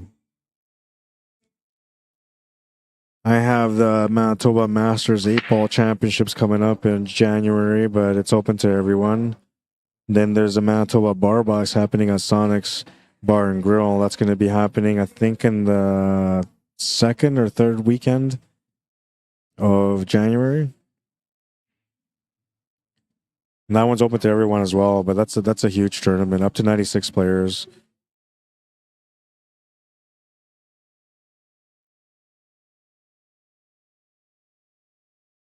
She'll come up short on the shot, turns the table over to Carrie.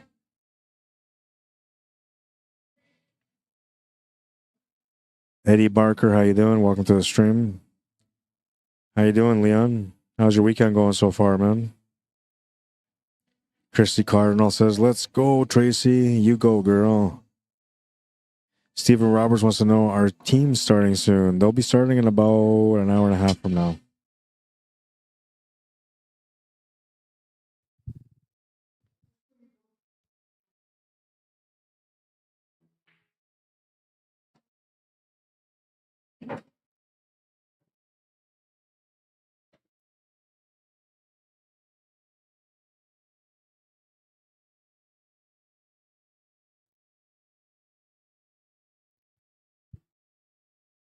A bit of a complicated table. Still a little bit of work left here. The 12 and the 10 are in a bad spot, but the 8 ball's in that pile too, so it's kind of okay. She's got the angle now to be able to break into that area, and she needs a little bit of luck to have a follow-up shot.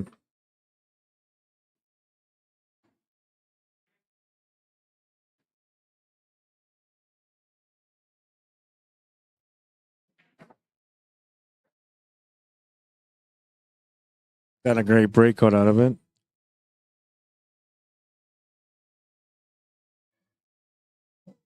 I'm wondering whether or not that 12 goes to the corner past the 7, because if it does, then she's still okay here. If it doesn't, she could still be in a situation at the table.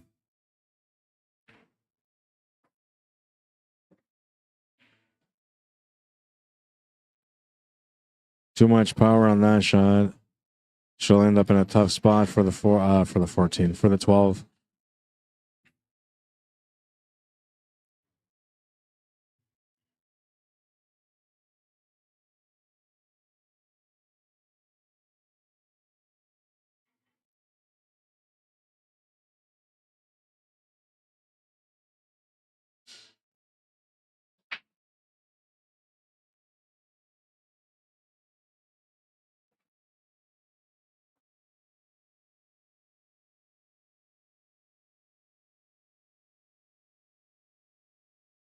Almost made the shot. Hanging up in the pocket, so that's a good thing. But the problem for her is that it's very difficult to get to now. And that means that her opponent's going to have a bit of an advantage on her.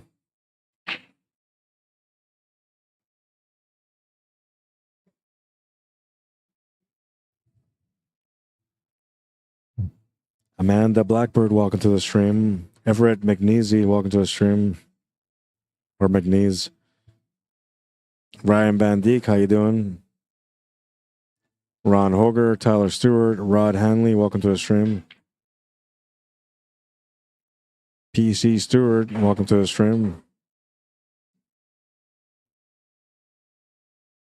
I'd like to take this time to thank everyone that tuned in so far to watch the stream throughout yesterday and today. And those of you that took the time to like and share the stream, thank you as well. I really appreciate it. Your likes go a long way, even though you don't realize it. But when you like something on either YouTube or Facebook, the algorithms start trying to promote that to other people because they feel like it's something that other people will want to watch. So when you like the stream, you help a lot. And when you don't like the stream, you do absolutely nothing. And that's okay. I mean, only like the stream if you actually enjoy the stream coverage. If you don't, then I'll understand. She was in a tough bind. She tried the kick shot. It's going to be a ball in hand for Tracy.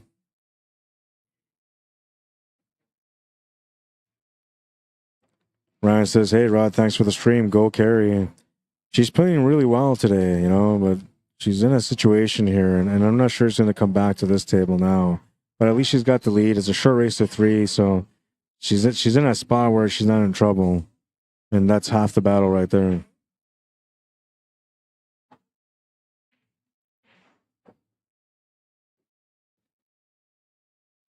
Zach Isaac. Oh, what's up, Mr. Joe Cave? How's Las Vegas treating you today? We could use some of that sunshine over here, man. It's not that bad. It's only -1, but I'm spoiled now. I've been to Vegas. I know what good weather is like. Nothing compares to it, I tell you. But I was told never to go there in July and August because it's horrible. Like, it's just too hot. So I'll take their word for it.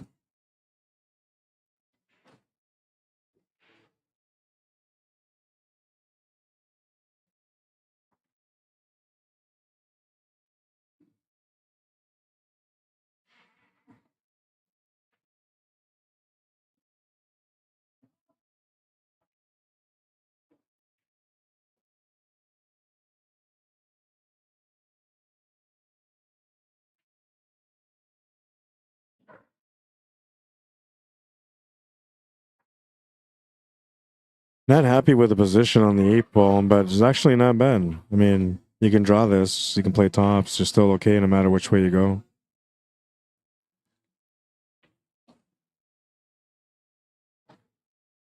Ties up the match at 1.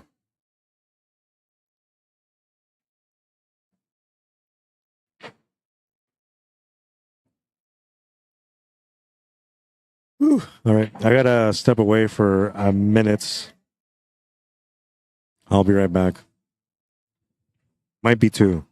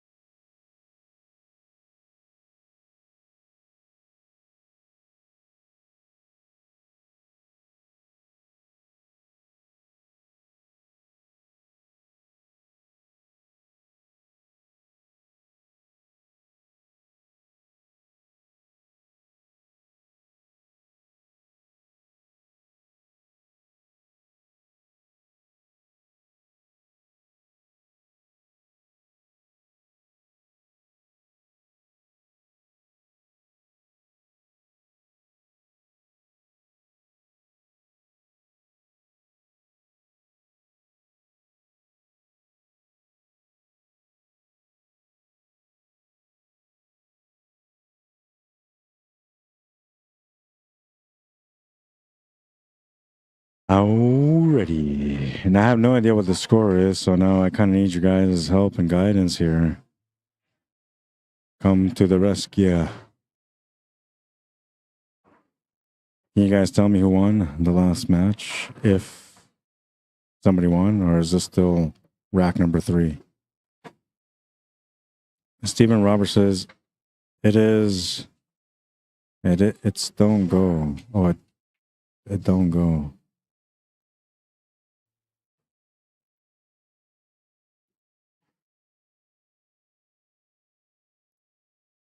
Oh, he says it is. We're talking about Vegas. It is. Don't go. I got it. I've been to Death Valley. Is that? Been to Death Valley, Cali in August when it was 121 degrees Fahrenheit. My sweat. Bad sweat. Yeah, that's pretty hot.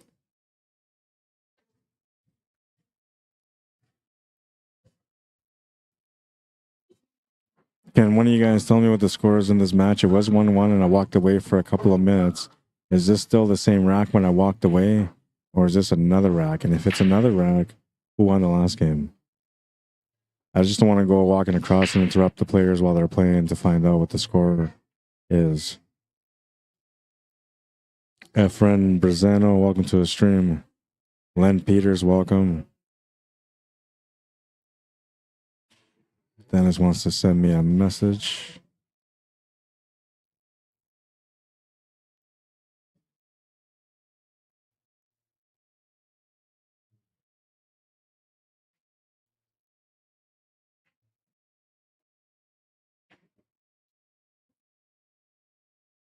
Yeah, you're welcome, Dennis. I just got your message, man. And absolutely, yeah, I'll keep you in mind. I would love to have the opportunity to help you out.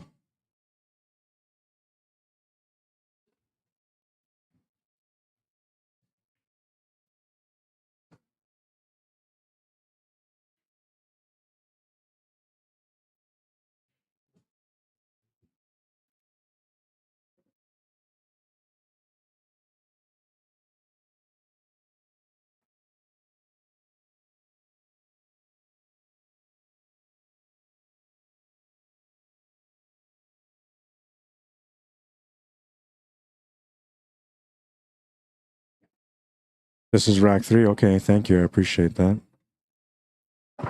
Thank you, Chrissy.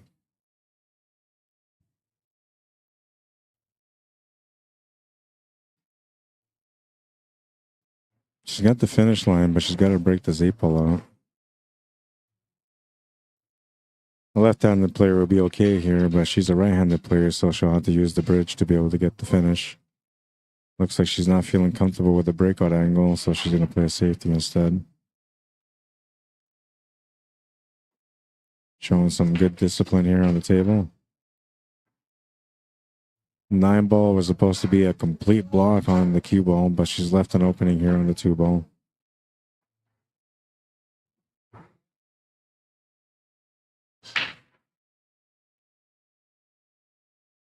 Hi, Noella. Welcome back. Rick Perry, welcome to the stream.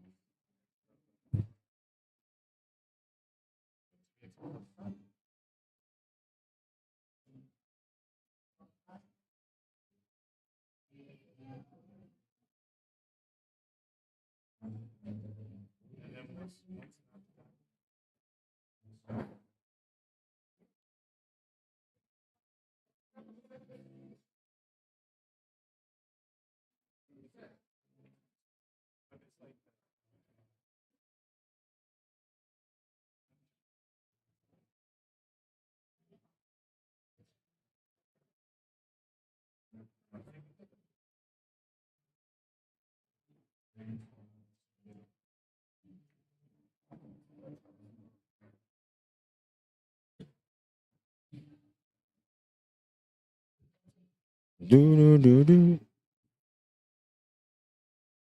Do do do do.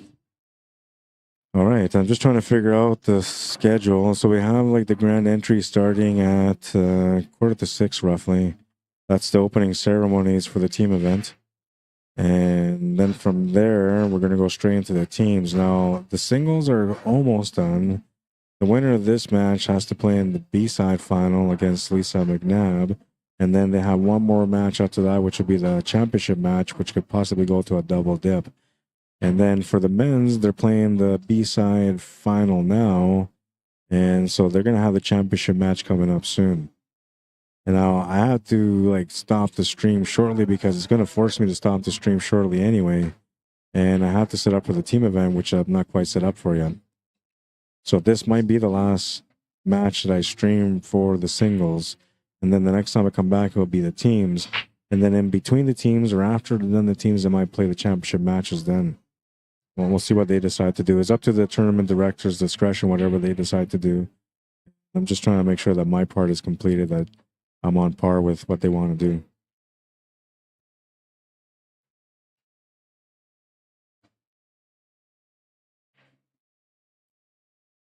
She's going to overcut that ball slightly. It's going to go into the rail and come out. This is going to give Tracy a chance to close out this rack now.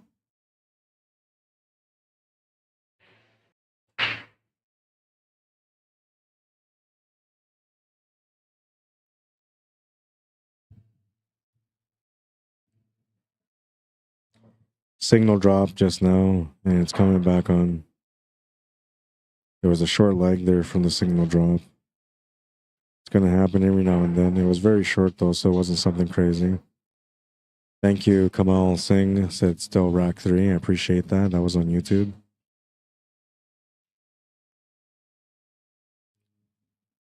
By the way, if this is the first time that you've watched a stream of mine on YouTube and you happen to get on this channel by accident, maybe you can subscribe to my channel. That way it's not an accident anymore. If you enjoy the coverage, that is. I'm just tired today, man, so I'm not on my usual game, but usually I'm okay with my game. I'm usually on par with the stream and I'm doing good. Today I'm just a little off, and that all has to do with lack of sleep. And I don't think it's going to get any better by tomorrow because it's going to be a late night tonight again, and then I got to come back early again tomorrow.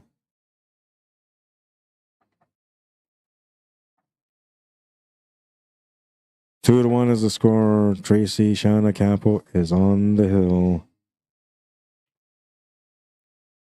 Carrie's going to be breaking next here in rack number 4, looking to tie things up. She would like to push it to the final rack.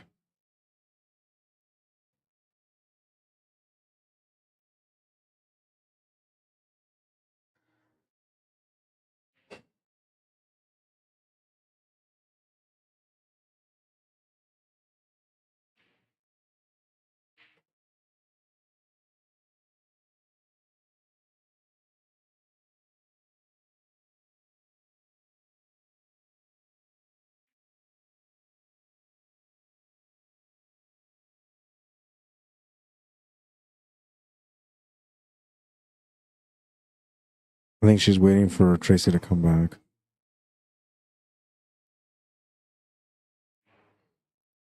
It's 2 a.m. I must be lonely.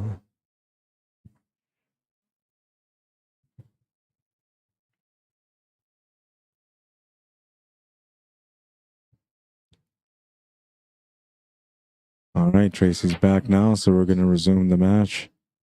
2 to 1 is the score. Carrie's got her back against the wall right now, needing to win the next 2 games if she wants to continue this run in the women's division singles. Looks like she's come up dry on the break, so that's going to give Tracy a chance to close out the match now.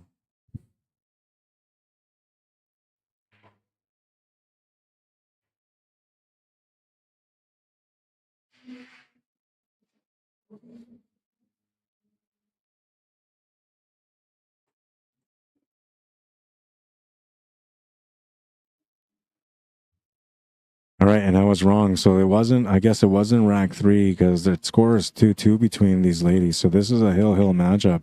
I just updated the score. So I guess I must have missed a rack while I was gone for those couple of minutes. Or maybe I didn't have the accurate score at the beginning when I thought it was 1-0. It could have been 1-1 at that time. Either way, it's on me, though. We got the correct score now. It's a hill-hill matchup. And, well, exciting. For sure exciting when it gets to a hill-hill matchup. Both players playing like they want this.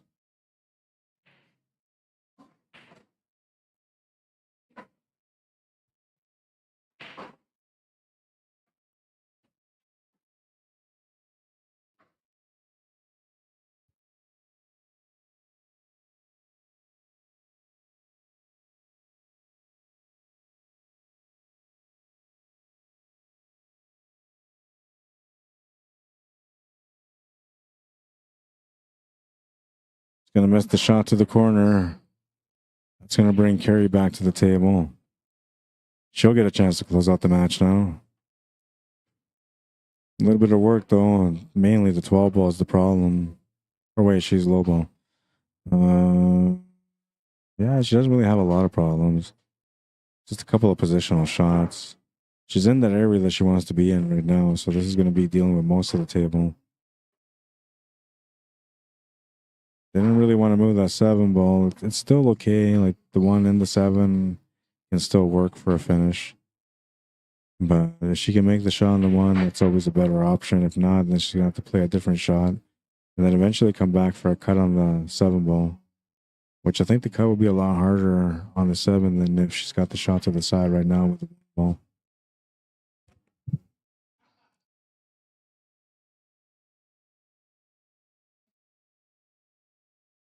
The House of Pain coming in to warm up.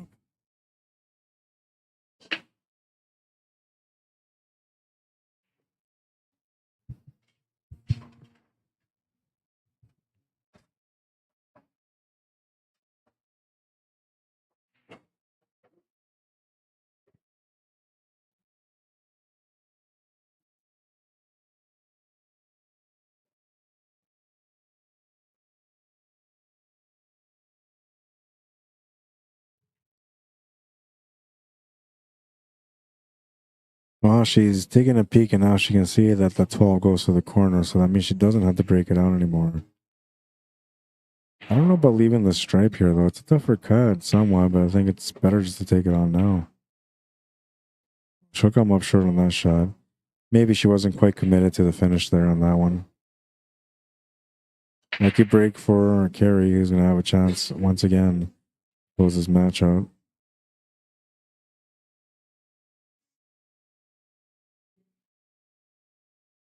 She's got options here, but they're very limited.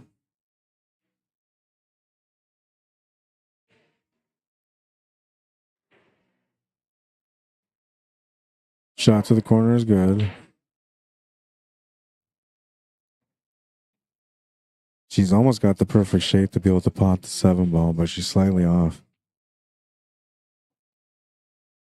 She doesn't have to break out that 1 and 7. All she got to do is just make the shot on the 7, then the 1 ball will be opened up.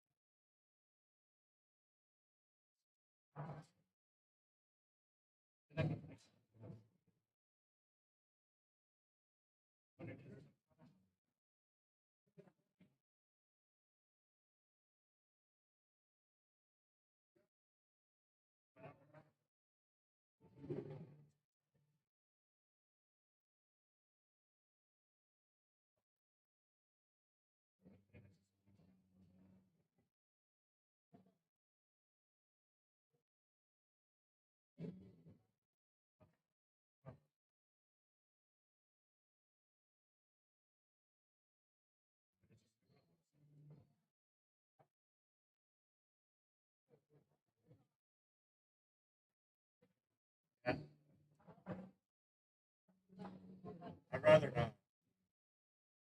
I don't do honestly because it's the best matches. So that's why like I should have maybe started later today. Did all that. And then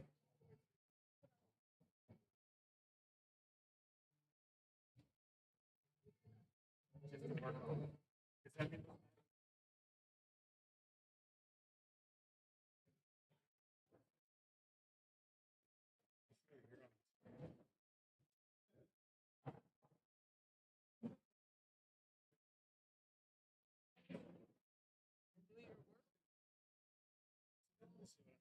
slap a pop on the back here, the shoulders versus the names. Yeah. So that was an introduction.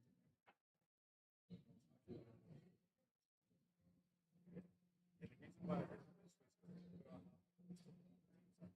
Yeah. this is our Yeah. Yeah.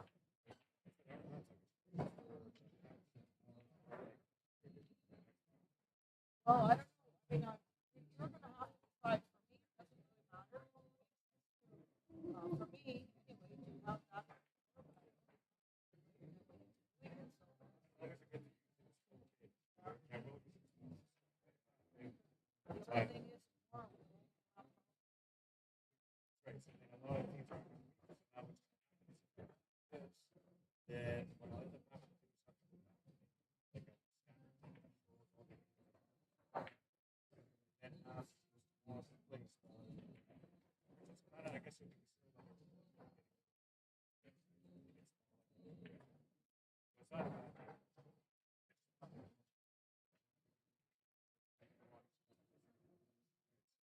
I can always there was no way of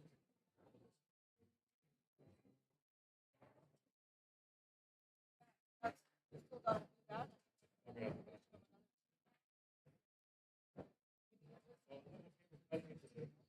I can accept failure.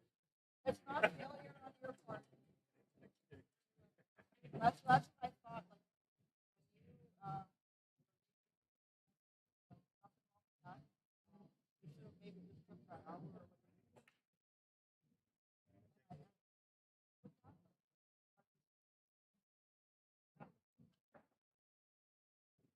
Yeah, I would be okay. I think it'll be better. Like today, if I ended up it's not normal. It's not like all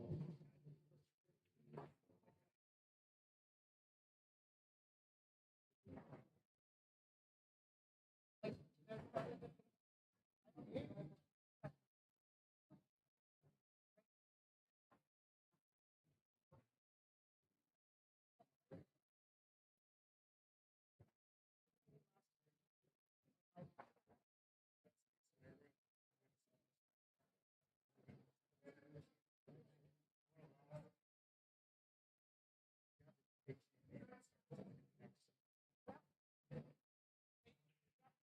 I'll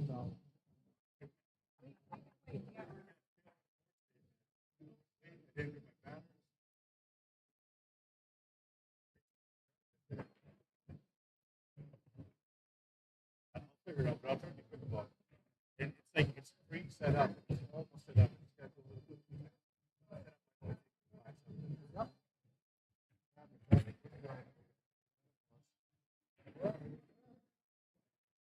All right, so we solved the issue here. I was trying to figure out what to do to get everything done the way I want to get it done, but it looks like we're gonna have to cut corners today. And that's okay. I'm okay with it. So after this match, we have the B-side final match going on table 6 between these two players, and well, we'll see what happens. We're gonna switch over to their table, and then we'll have to wait for the championship match, which I'm not sure when that's gonna happen.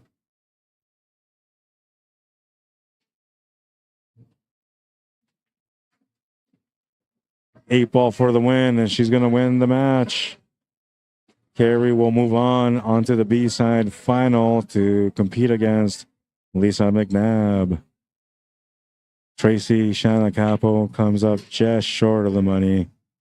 Winning this game was a guaranteed third place finish with $400. So that's what Carrie's going to win now, guaranteed. If she can win her next match, she's guaranteed $650. And if she can win 2 matches, including a double dip against Lisa Van Dam, she'll get $1,000 for her efforts.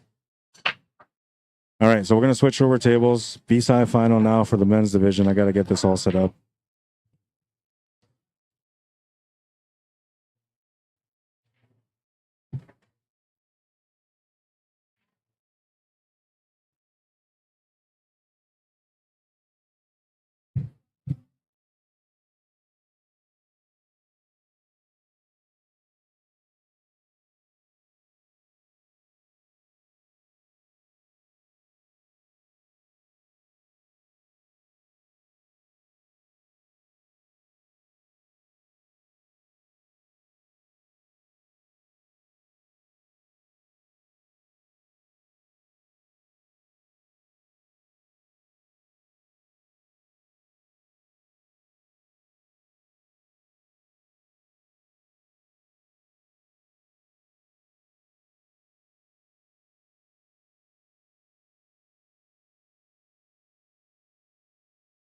This is a championship match between these guys. I thought this was a B-side final, but it's a championship match of the men's division, and they just got started on the first rack. Now, Perry has to double dip Clarence. If Clarence wins the first set, it is over in the first set. I'm going to get this set up right now.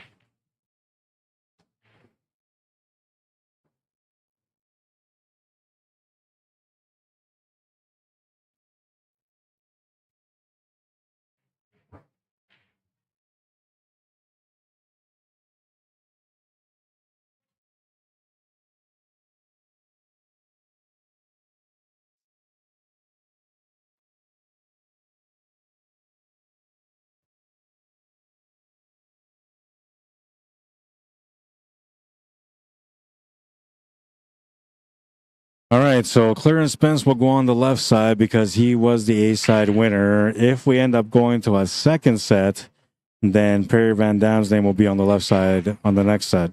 That's how you guys will know it's the first, second set.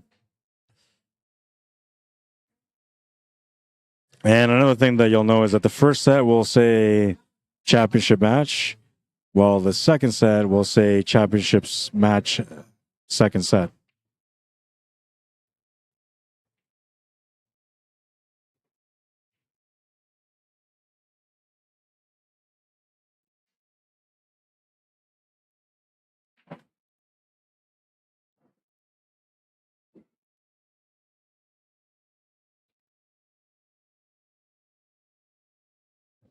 And this is the men's division, so I got to change that too.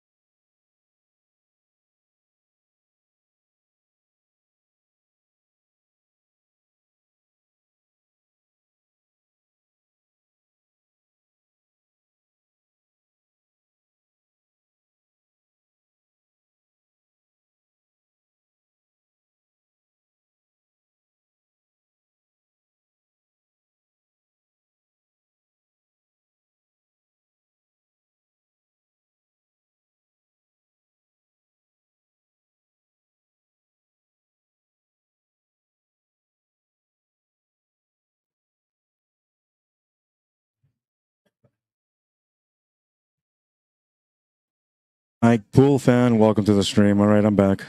This is a championship match in the men's B division. We have Perry Van Dam at the table right now. He's playing against Clarence Spence. He's got to double dip him, if anything.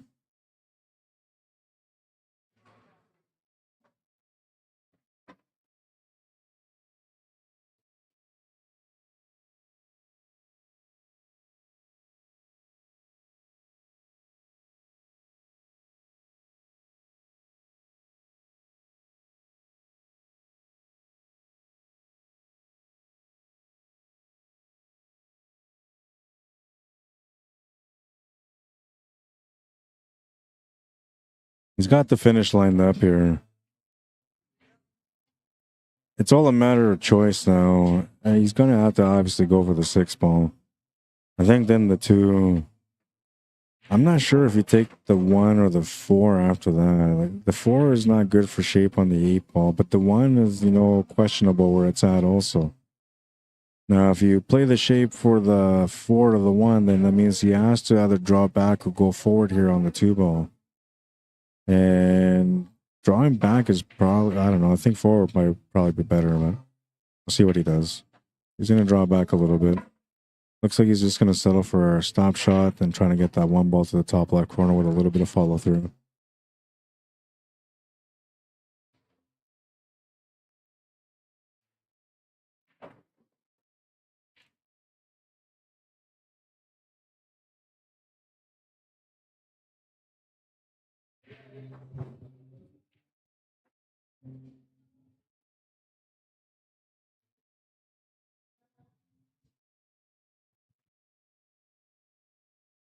Scott Ottman, how you doing? Lisa Cornell McLean, welcome to the stream. And Don Moore, Eric Hoffman, Tanya Hoffman, welcome to the stream, guys. Temperatures dropping out on this side of the world. -2 now. It's not that big of a deal, but minus anything here makes it cold. It's not that bad though. Especially if you're wearing a sweater and a jacket, you're okay. So this was the problem with finishing on the 1 ball, is that he had to be pretty straight on it to be able to get the position that he wanted. Now to compensate for it, what he's going to have to do is maybe play a little bit of left-hand spin. Looks like he played a little bit of right-hand spin to widen the angle a little bit and get closer to the 8. Left-hand spin would have worked too. It would have just straightened out the cue ball off the rail, which would have given him a decent shot on the 8 ball also. All that matters though is that he's got onto the 8 ball, and he's going to take a shot at it now to open up with a win in the first rack. Oh man, he's going to miss that 8 ball. Not sure what happened there. He was good on the shape. Clarence with a lucky break here in rack number 1. If he was to win the first set, it is over. So he's going to try to do his best to shut her down on the first set.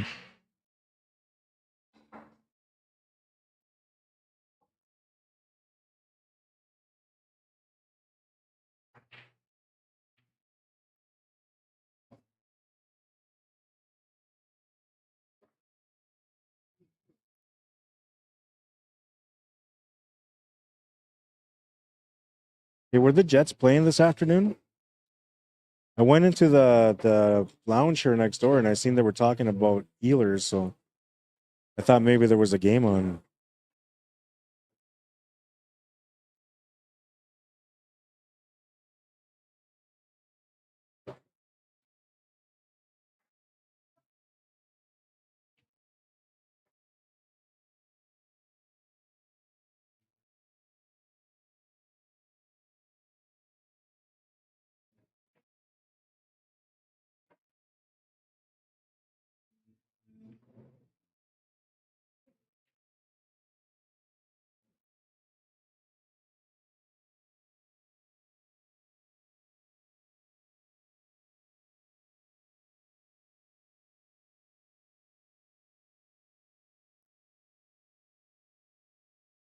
Well, this is going to work out good. A little bump onto the 15 is going to give him a breakout angle.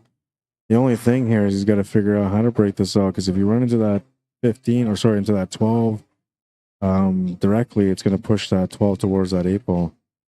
I think here you're going to want to go out the top rail and back into those stripes, but natural mentality is to go into them. And I told you it was going to happen. April's going to go into the corner pocket, and Perry's going to get the win after all. 1-0.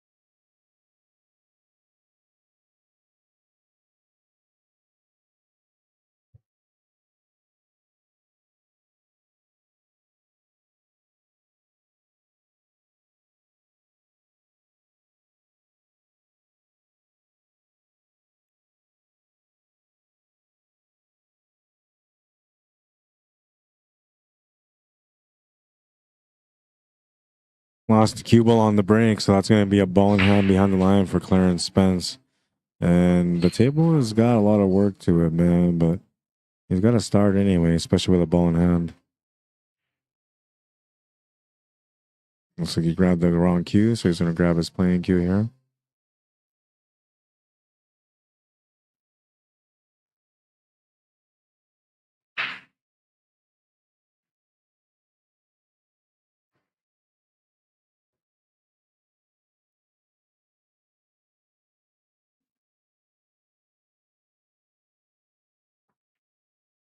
Felix Vargas, welcome to the stream.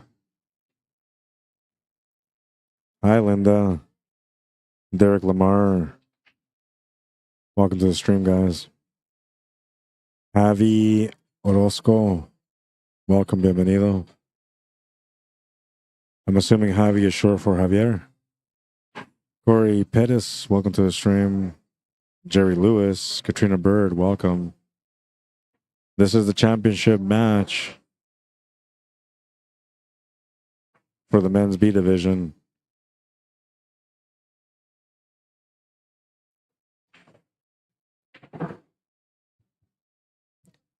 $1,300 for first for the men's division, $850 for second, and $425 for third.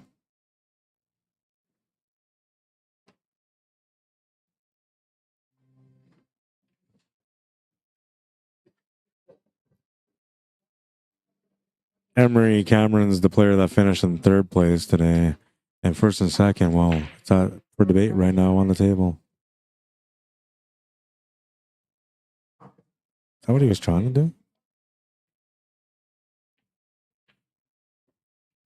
I gotta go back and see. Perry didn't know what he called either. Oh, it's not letting me rewind. Why?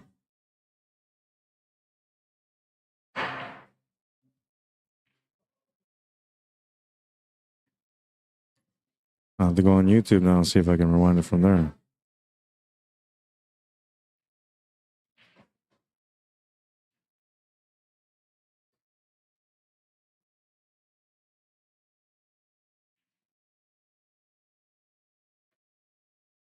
Oh, that was a crazy shot. Hang on, I gotta look at this again.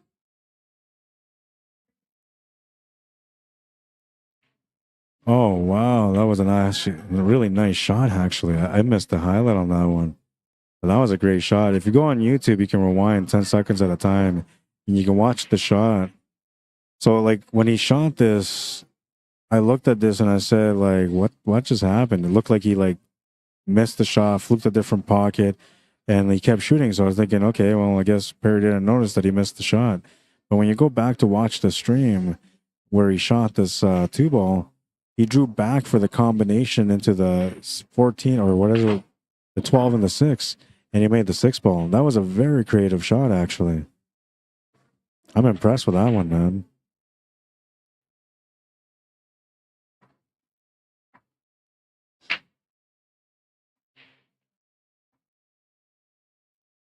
Teams event coming up next. It's going to be a gooder.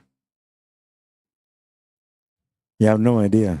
I mean, I'm being kind of humble about this right now, but I'm telling you, like, you're going to go nuts watching pool tonight. So many great matchups, man.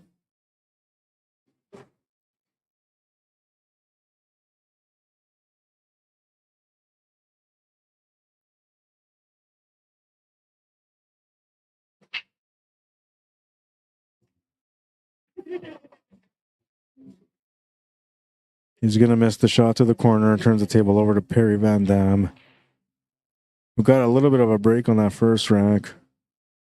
And it looks like he might have just caught a break on this one.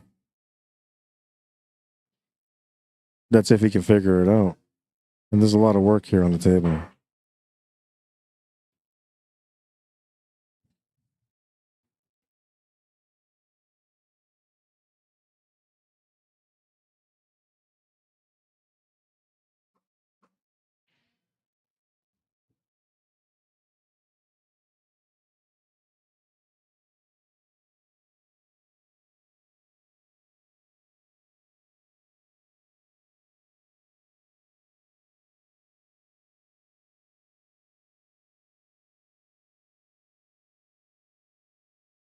He's got an angle here to get positionally set up for the 11 and the 12.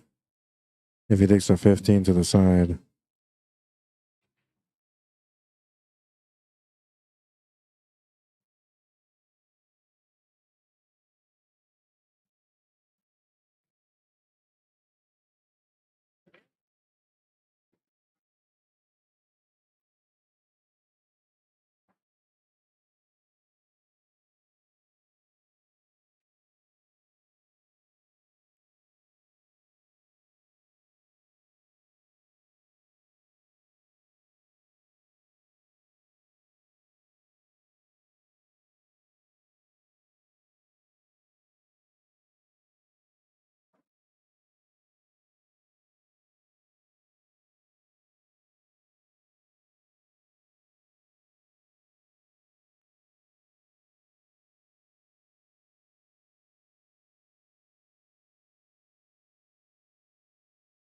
Shot that one a little bit too fast. He's going to come up short on the shot, giving Clarence a chance back at this table.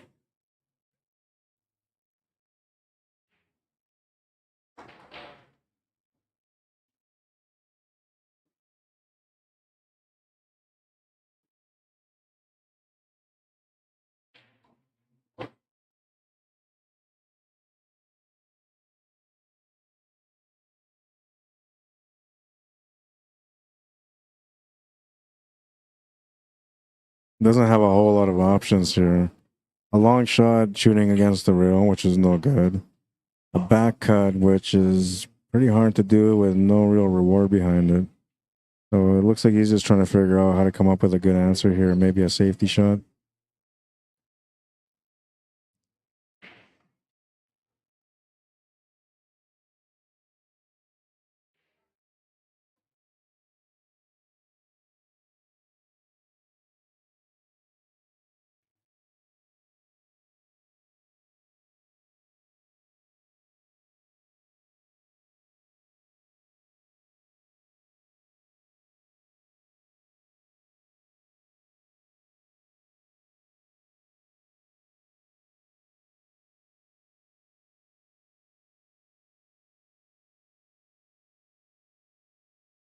Makes the back cut.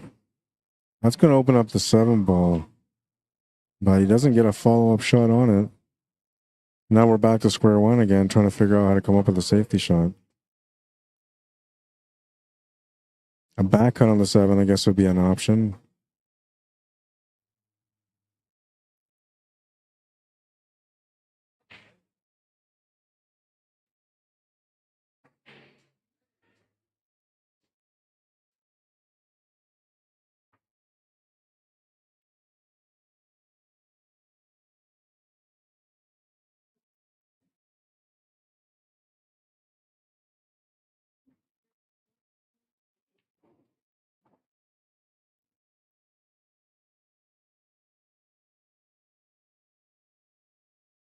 I have no idea what I would do in the situation here. Let's see. If you play the shape for the safety off the 4 ball, you're likely going to sell out the shot on the 9, which is not what you want to do. I don't think he's got enough room to cross bank this 4. That would be a great option if you can cross bank it or bank it towards that 10 ball on the right side cushion.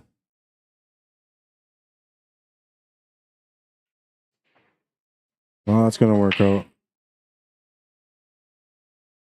It's going to work out really good.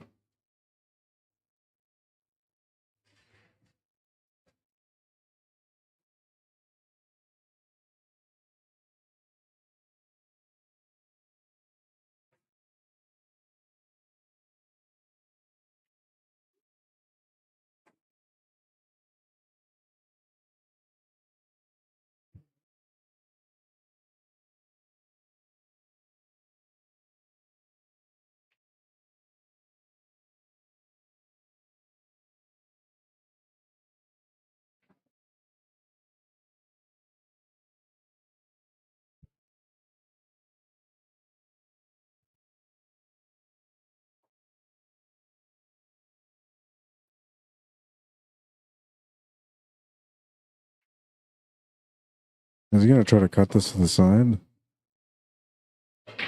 No, he's trying to go to the corner. Well, he missed the shot and he's opened the table wide up, so this is a great opportunity for Perry, but a bad situation for Clarence.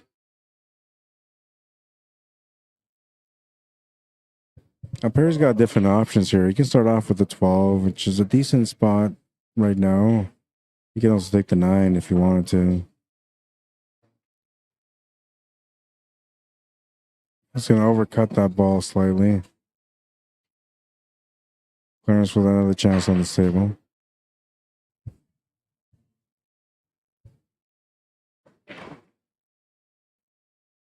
Oh, as long as I don't lose, it'll be a win.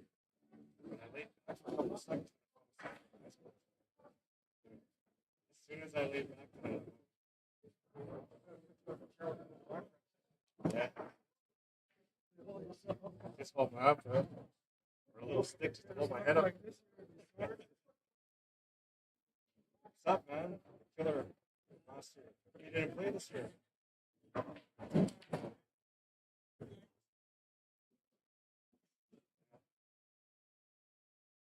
You're playing on a team now? Who are you playing with? Friends. Oh yeah, because Tyler was supposed to play, but he's not playing.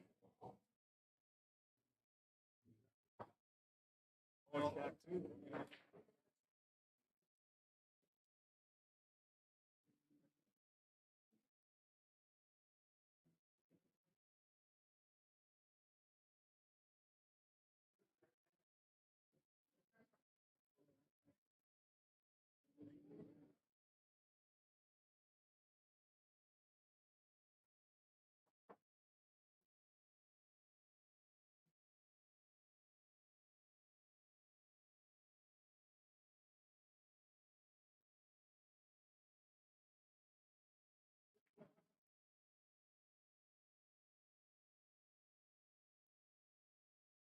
They fill out the 16 teams, or there's still one open spot for the team?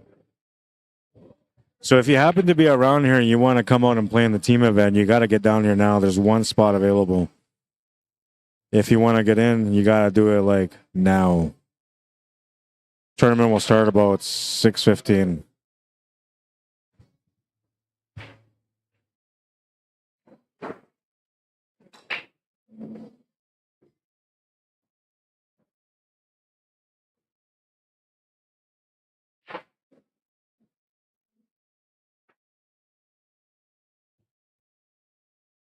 Andy Gallant, welcome to the stream. Fatima Bilal, welcome to the stream.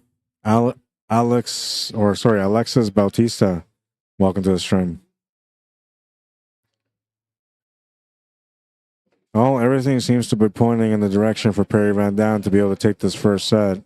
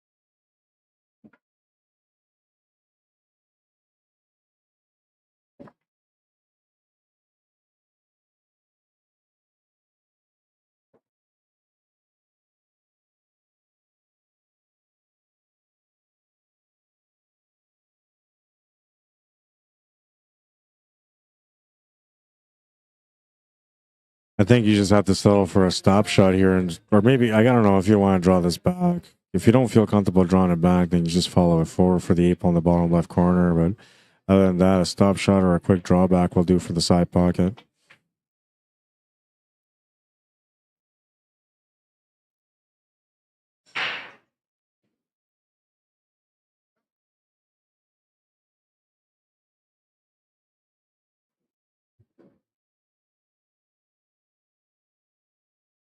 It is good. 2-0 for Perry Van Dam.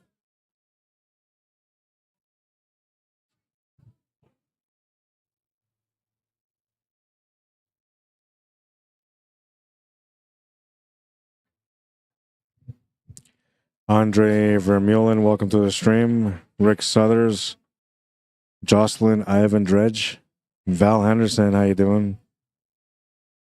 Frank Young, welcome to the stream. John Harrington III, welcome to the stream. Art Lamran, what's happening, man? Fabian Louisin, Ryan Spence, Mike Arrow, welcome to the stream. Glenn Smith, welcome as well. We're in the championship match of the men's B division. It is the first set. Clarence Spence, who's at the table right now, won the A set. So if he can win this first set, it is over. But if Perry Van Dam wins the set, we're going to a second one.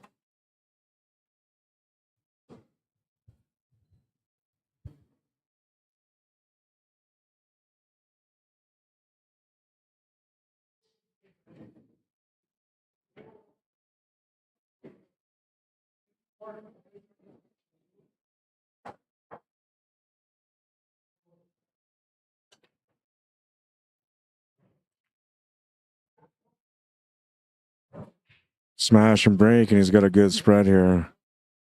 I'm thinking we're going high ball.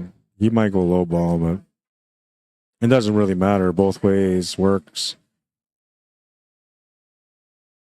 I'm thinking solids is just a little bit harder. And the only reason why is only because of where the 2 and the 8 are. And the stripes look a little bit more difficult, but he can start off with this 13 ball, cutting into the pocket, bounce out that 11 ball, then he'll have the 9 ball to the side pocket after that.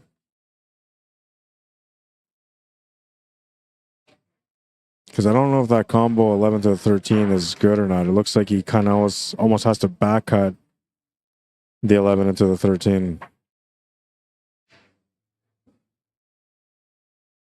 And even if he was to try from here, I don't know if he can actually make this 13 ball from here. It kind of looks like it, but at the same time, I don't know if he can.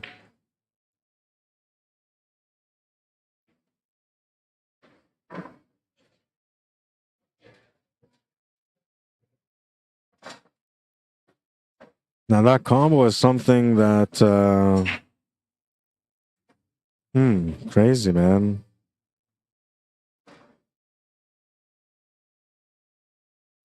The guys in Calgary are having a hard time streaming on Facebook today. And I'm not sure why.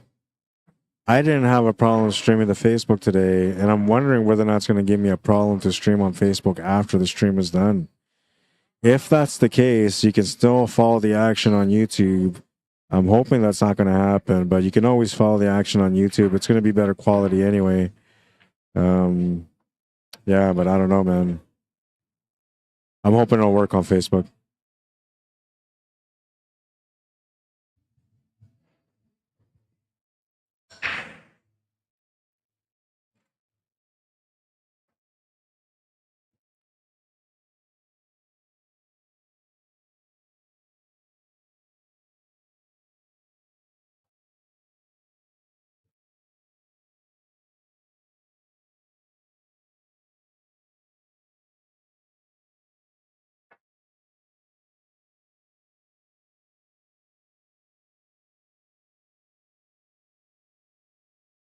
Table is turned over to Perry Van Dam. He's going to have a chance to get on the hill now. If he wins the first set, we go to a second one.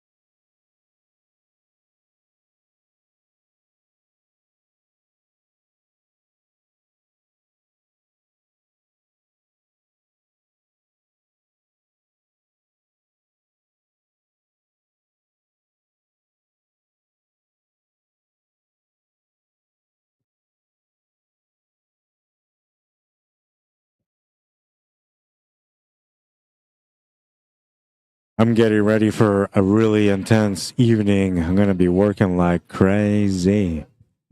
So I went over there to the canteen to ask for some food so that way I can try to work and eat at the same time because there's not going to be a break for me today. I didn't have a break yesterday either. I'll have a slight break here today, but it's not really a break. It's a break so I can set up the cameras for the team event.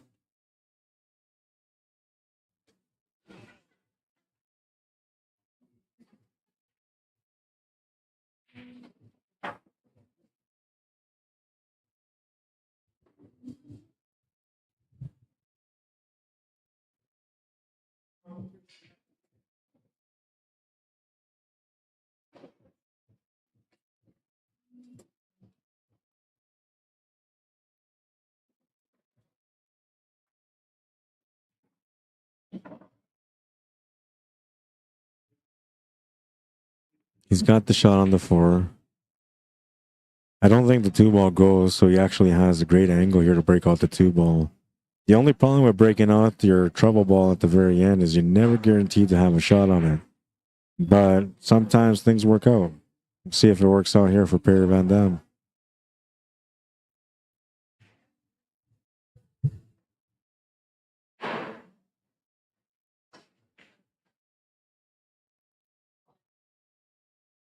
No, and then the cue ball is going to get stuck next to the 2-ball, which is going to take away a lot of options here. Perry is switching cues.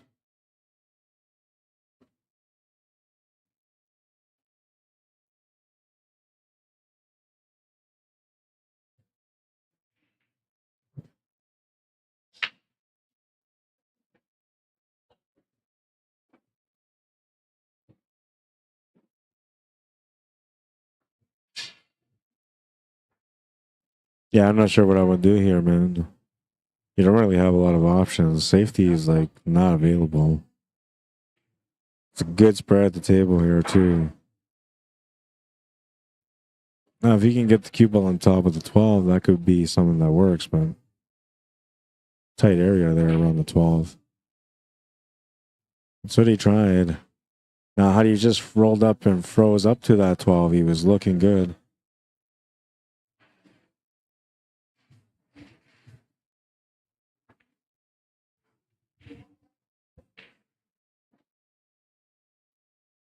Oh, my sandwich is coming. I gotta go get it. I'll be back.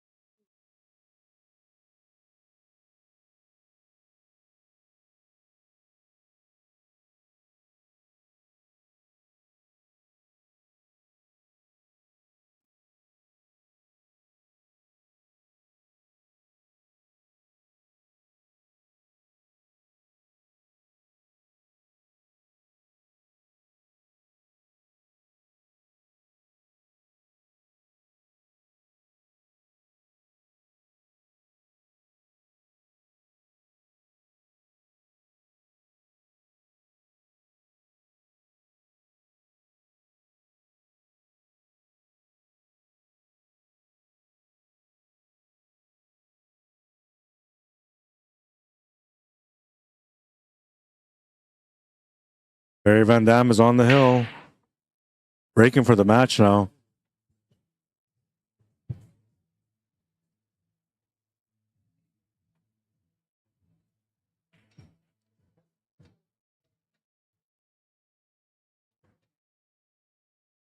That team yet? Huh? Give me the 100 for that team? No. Okay.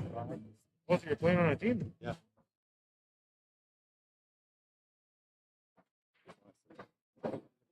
You probably better than mine anyway. My playing cue is very good. Yeah, good. Need to play good. It took about almost 20 years to figure out how to make it shoot straight. But now I shoot straight all the time.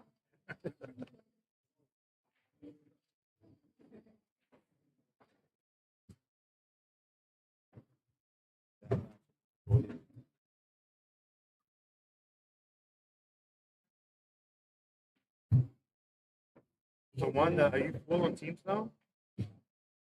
Nope, we have Still have one? still one I spot just open. announced it too.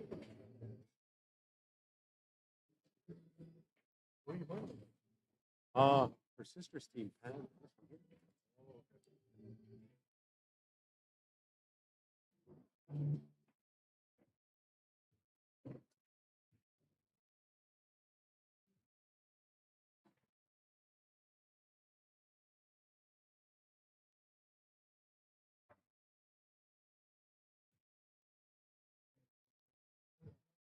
Oh, you missed the easy shot. Never mind.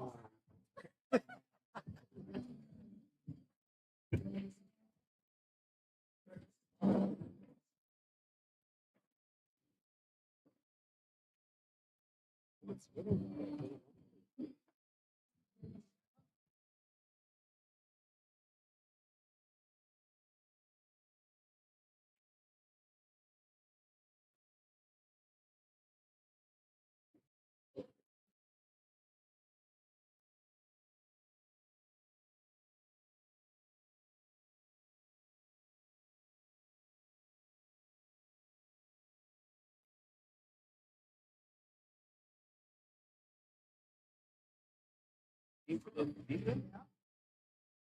You already got his team?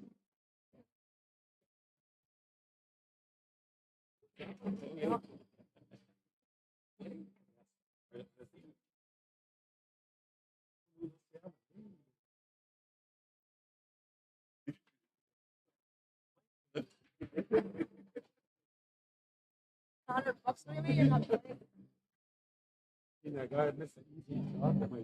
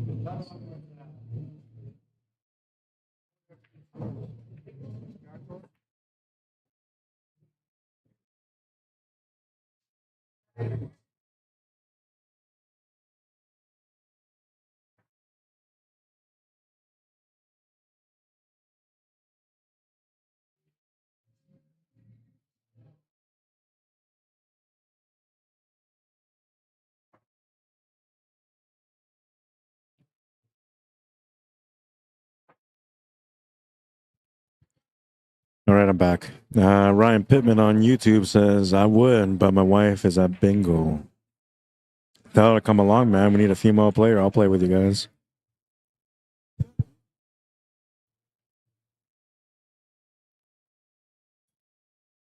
She doesn't even have to be a good pool player. Between you and I alone, we can do some damage.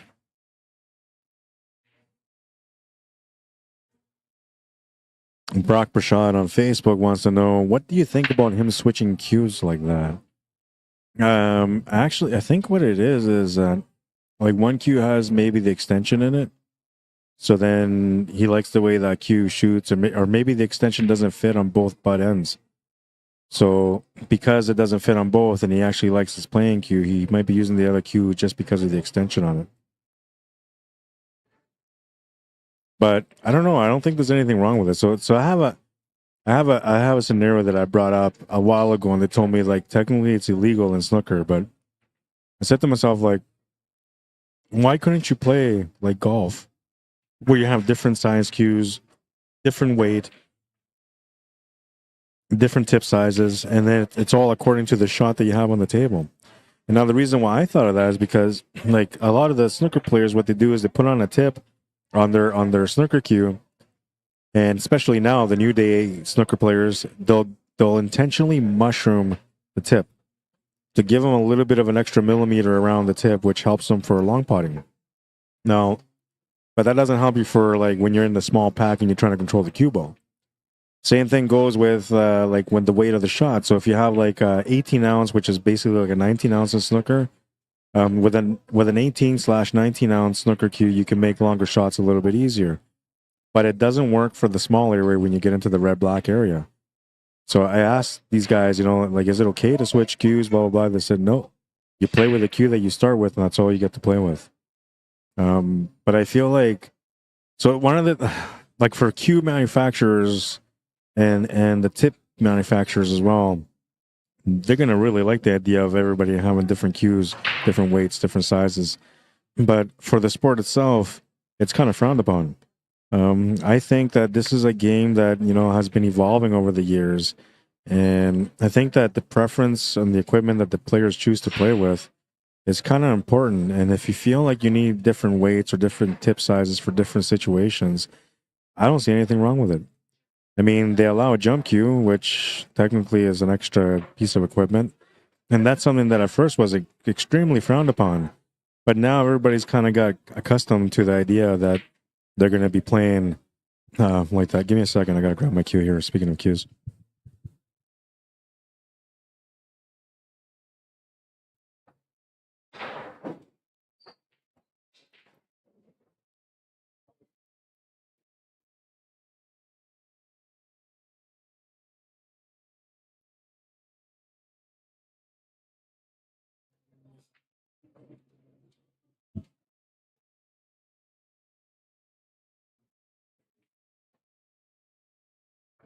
You might as well get acquainted.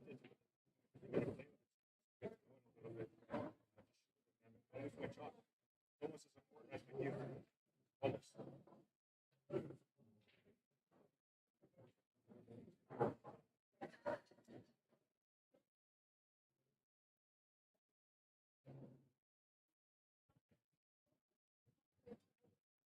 Oh, No, the guys bring weights in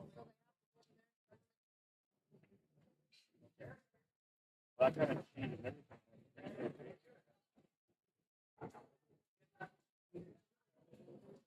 I was wondering why there was no sense of urgency in the building yet, because like it's getting close to 6. So by now, like people would be like, "Hey, what's going on?" That's good.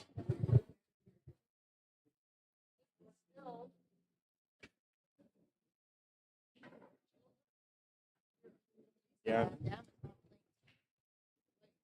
She doesn't want to. Oh yeah. Oh yeah. So she's gonna want to. Yeah. There's no point in her sitting around getting cold.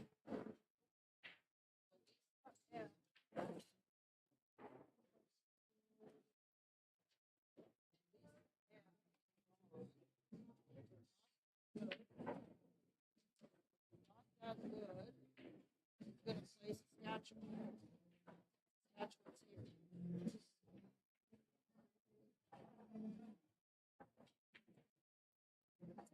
here. Jeez, that's a tough situation. That's of course assuming no luck.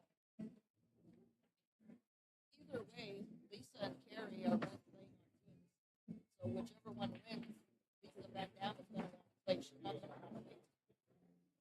Yeah, and if she does wait, like the average match is gonna take about an hour and a half, hour. And then she's been sitting on ice for at least an hour already, and she's not gonna like that. Now the thing is like it's up to your discretion. But at the same time, like if something goes wrong with that match, I should wait about it, but blame it on that. And Carrie plays on Team Vegas, and they're also supposed to play at 6. And the team they're supposed to play is here. So either way, I think the back to the 7:30 start.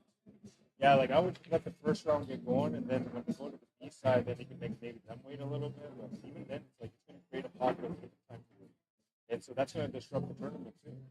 Well, we can't. We're not. We're going to be limited to.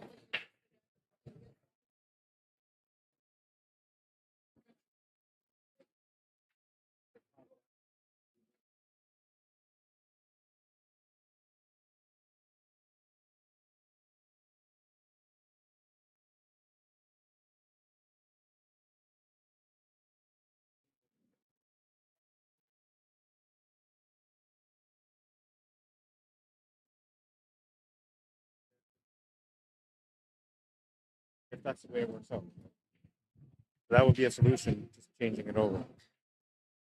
Because at the end, it doesn't matter having the top of the bracket start or the bottom of the bracket.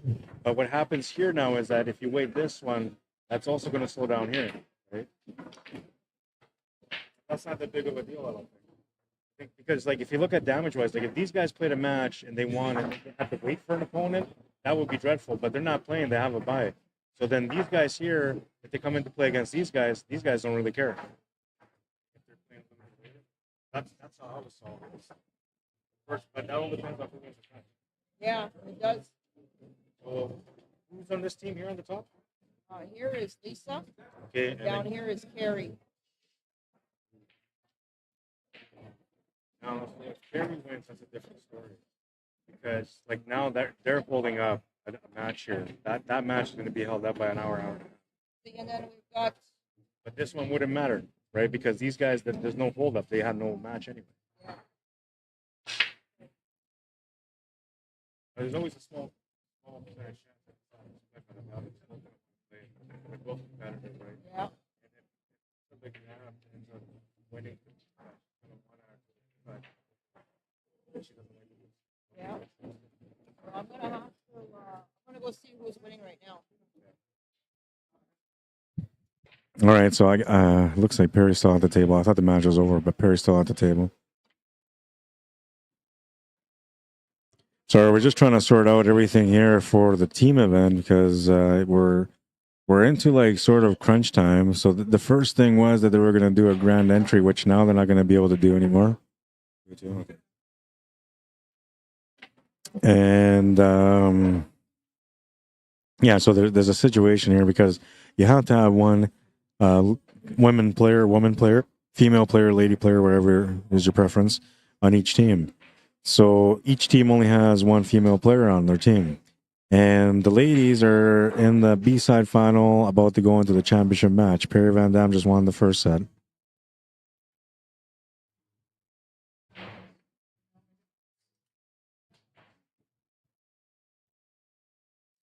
All right, and we're going to switch this up to the second set now.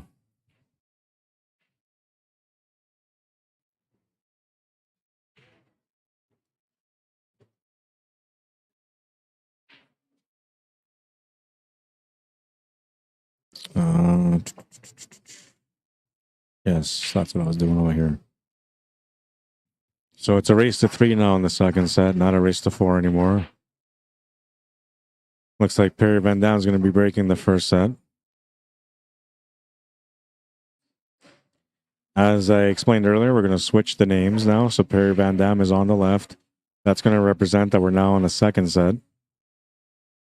But just in case there's any confusion, we'll add second set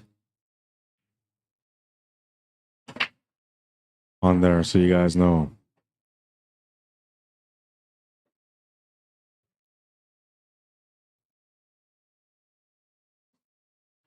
We're just waiting for Clarence to come back. Oh, hang on, I got to switch this out.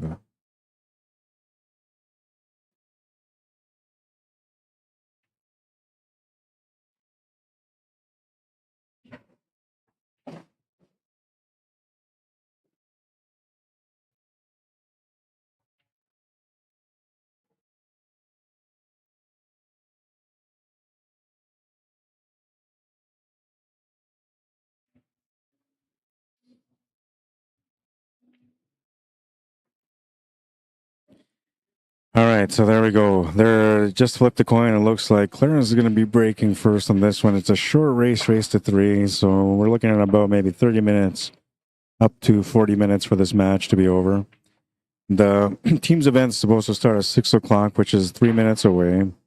The grand opening ceremony has now been changed. There's a wake here in the community, so the people that were going to perform for the grand entry are not available right now. And so that's going to change for this year. But the team event is maybe on time. We're going to see what happens with that. All the teams are warming up right now. There's 2 matches remaining still. So the second set of the men's B division, which is going on right now. And then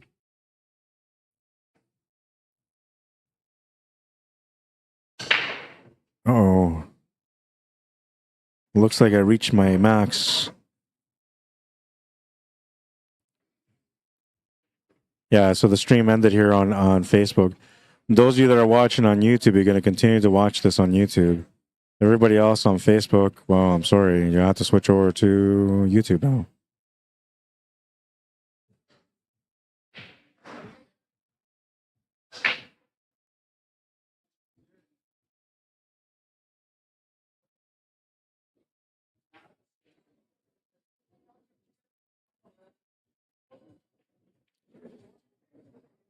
Mm-mm-mm-mm-mm.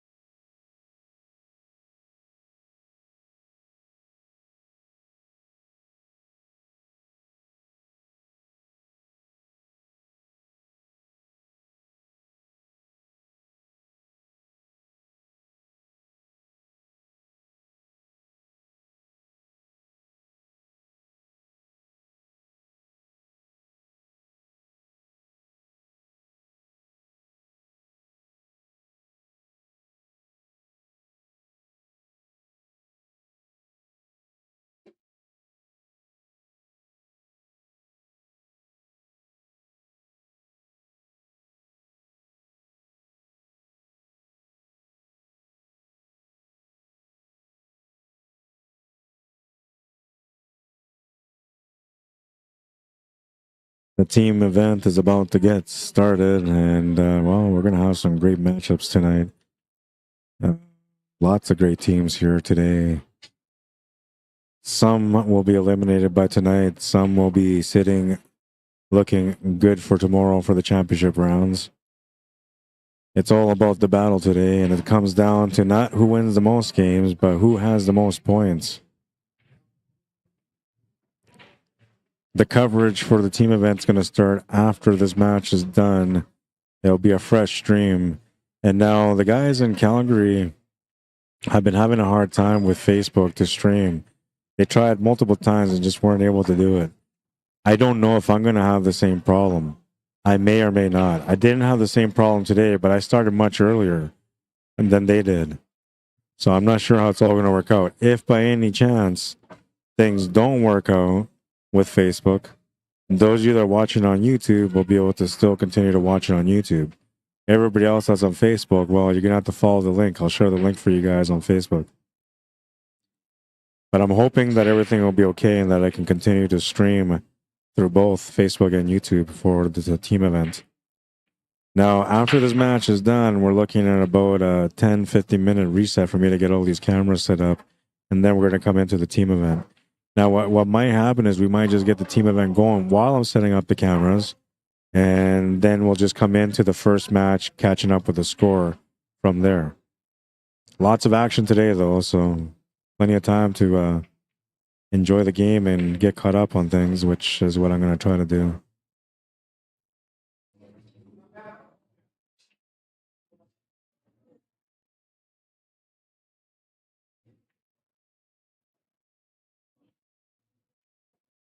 Gonna miss the one. He has a chance here to be able to get out on the first rack. If this is this first rack still, I'm not sure. I did walk away for a little bit, so. Eric Hoffman, yes. The Facebook feed cut off. So it automatically cuts off at 8 hours, and I'm at 8 hours and 9 minutes into the stream now. So that's why I cut off. Robert Griffith says, good job today, Rod. Be careful if you do get Red Bull, get sugar-free, if at all. Hope you get some dinner, or you got some dinner. So no dinner yet, but it is sugar-free, so yeah. And I'm not a Red Bull kind of guy. I used to be, back in the day before I became diabetic. But now I don't really mess around with Red Bull anymore. And I heard some things about Red Bull, but yeah, thank you for the advice. It is sugar-free. I'm not going to pound it back either. I'm just going to slowly sip on it, so it slowly keeps me awake.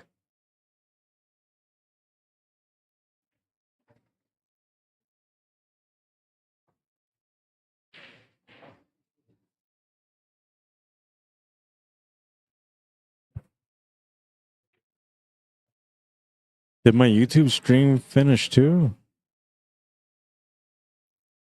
I don't think it finished. Hey, Perry, that was the first game? Did he want it? I didn't see it, man. Everybody else did, but I didn't see it. 1-0 for Clarence Spence and a race to 3. Championship match, second set.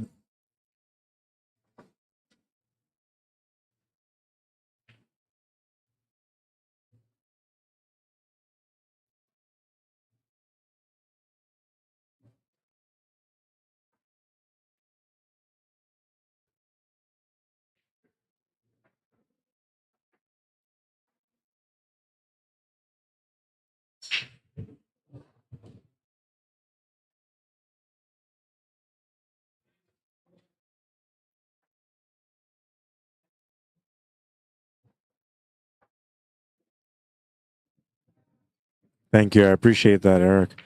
Like when I went to go look at my screen, it like I said play, so I thought maybe the YouTube stream stopped too, but it's good. We're good.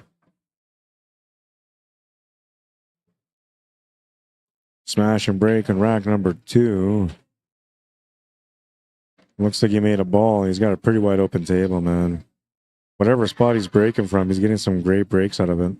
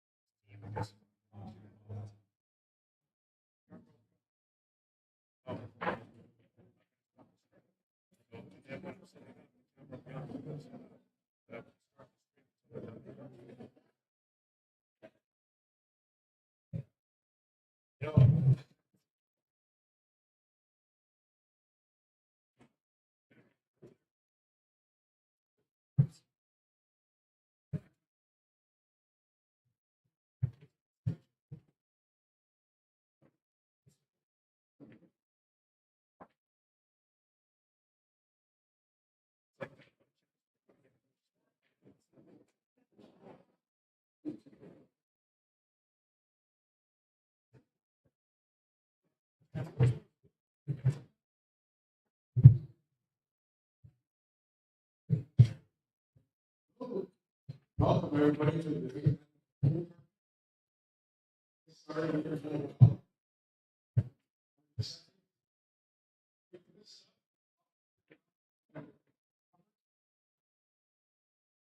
Team Lacroix, Team Arrow,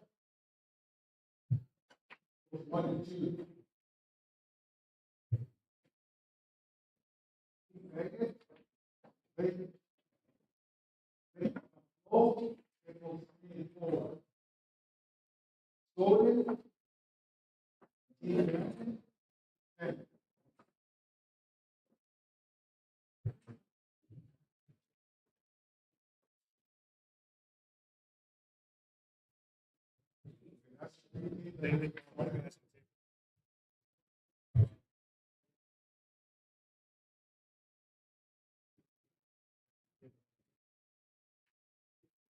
But also,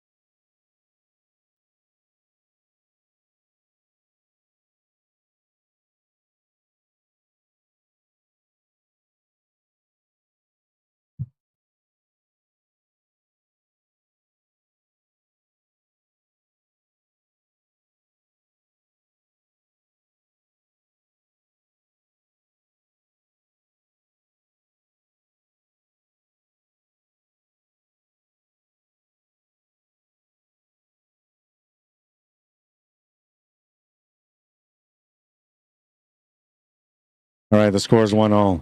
So just trying to keep track of what's going on around me, and the team event is now started. The first TV table matchup is not going to come on until after the matches are done on the TV table. So right now, this match is at 1-1. It's a race to 3. And there's another match going on this table here. It's the women's championship match, but they don't want to be on the stream. So after this match is done, I'm going to stop the stream. And then we're going to come back. I think it's at 7:30 when the next matches start. And that's where we're going to have a TV table matchup.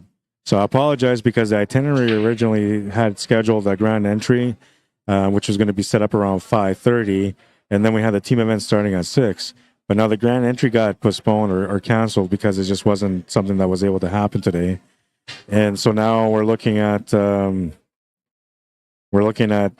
startup without covering the first round of the team event. So when we come back onto the next stream, which will hopefully be on both YouTube and Facebook, We're looking at getting into the quarterfinal round matchup of the team event. Though I think there's a team that's playing in the first round at 7:30, so they might be actually our first matchup, and that would be like the very beginning, the round of 16. 16 teams only, 3,000 for first, 2,000 for second, 1,000 for third, and 500 for fourth. It is a point system format, so it's not by wins, it's by points. Of course, the wins are going to help, but the wins don't matter. It's the points that matter.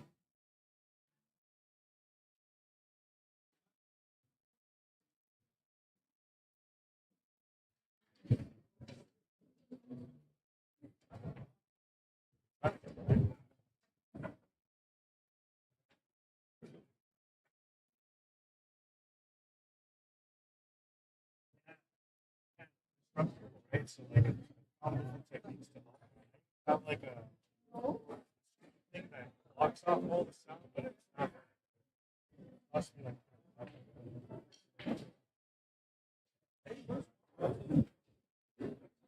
Oh, hey, I had options. I chose not to.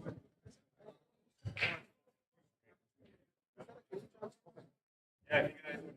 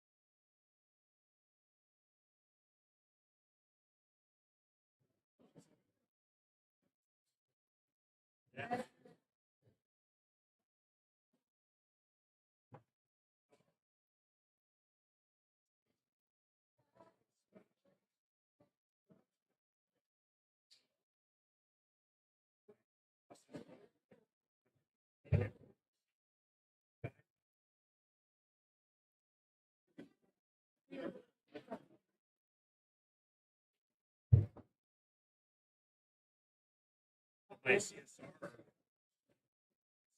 is 18.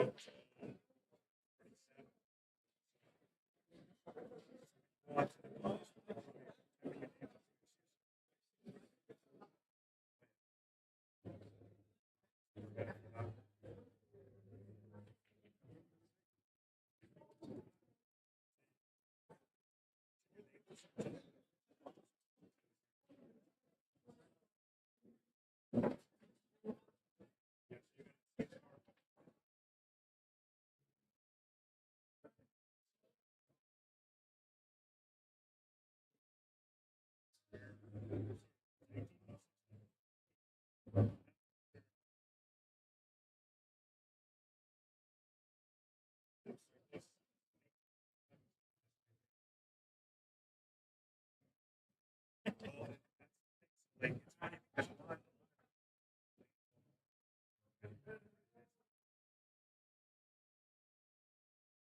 now John Stitch is starting CSR. So that's right.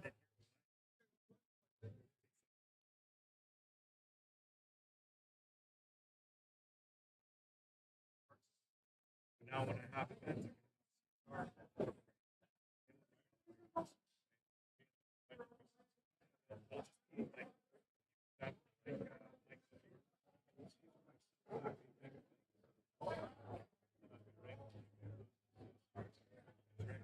then like I'll go by the so online when I do live, CSR, it also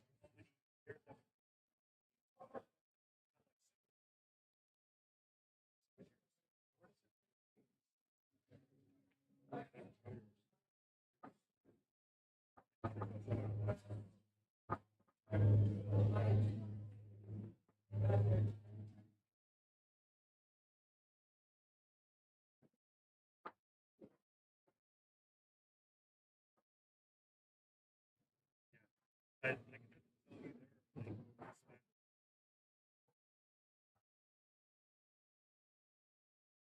like so mine show like you're on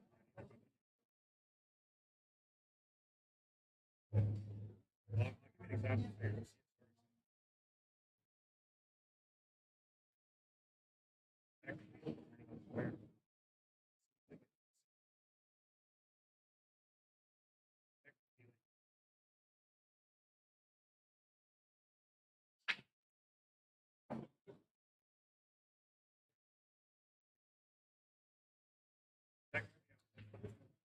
That means that I was right where I was supposed to be.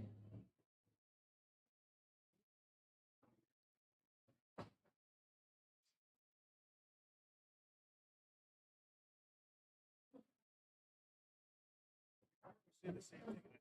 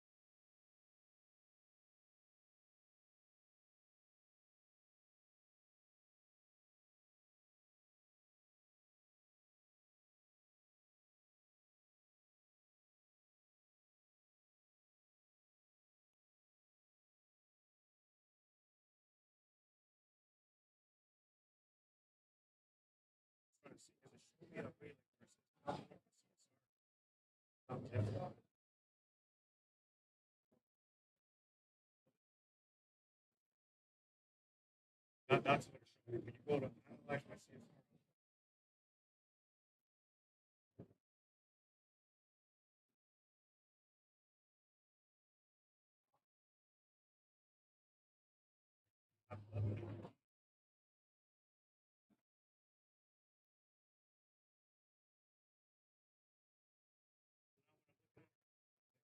CSR, and it says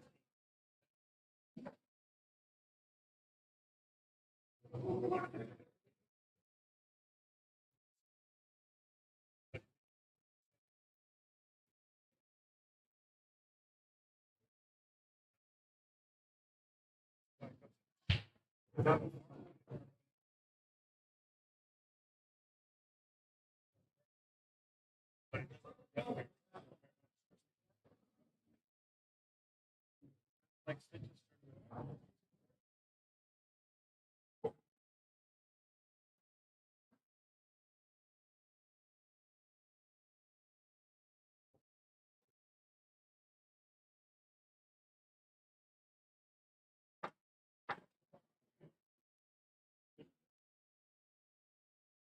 Well, he's the guy that started the CSR.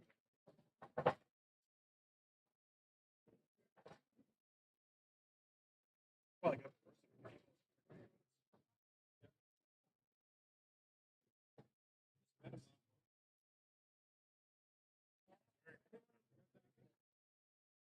Yeah, he's a pretty cool guy, though. Everybody loves him.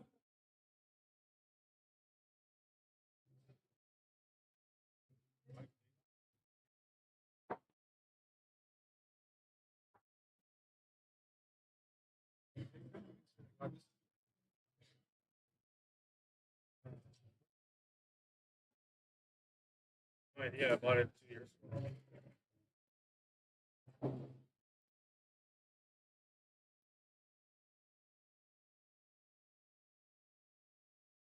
Pro FX, yep, this is,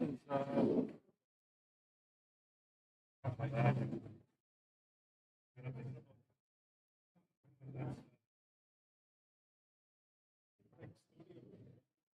that's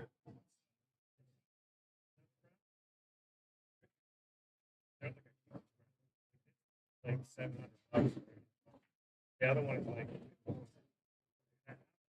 almost the same size, maybe a little bit wider.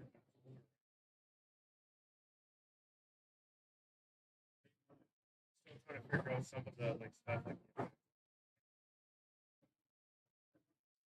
that's right. I can put the echo on my voice.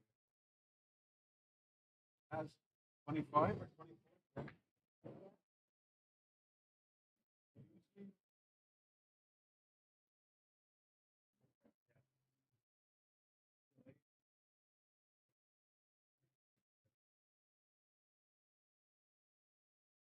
Yeah, I never had the chance to do it, man. I just use it strictly for connection.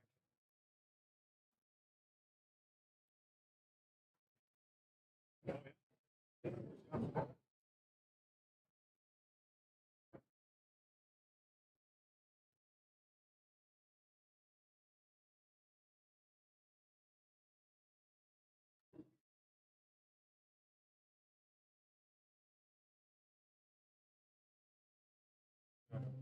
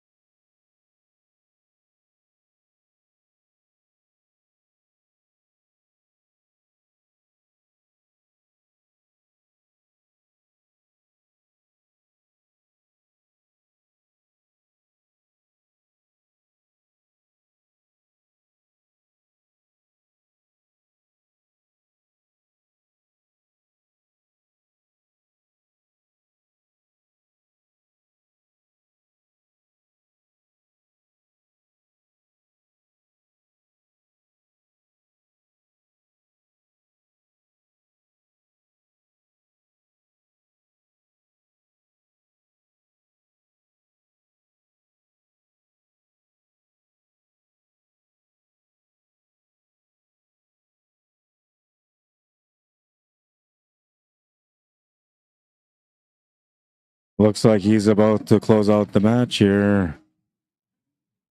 He's at the finish line, taking a little breather to make sure that he gets it done. Calming down the nerves.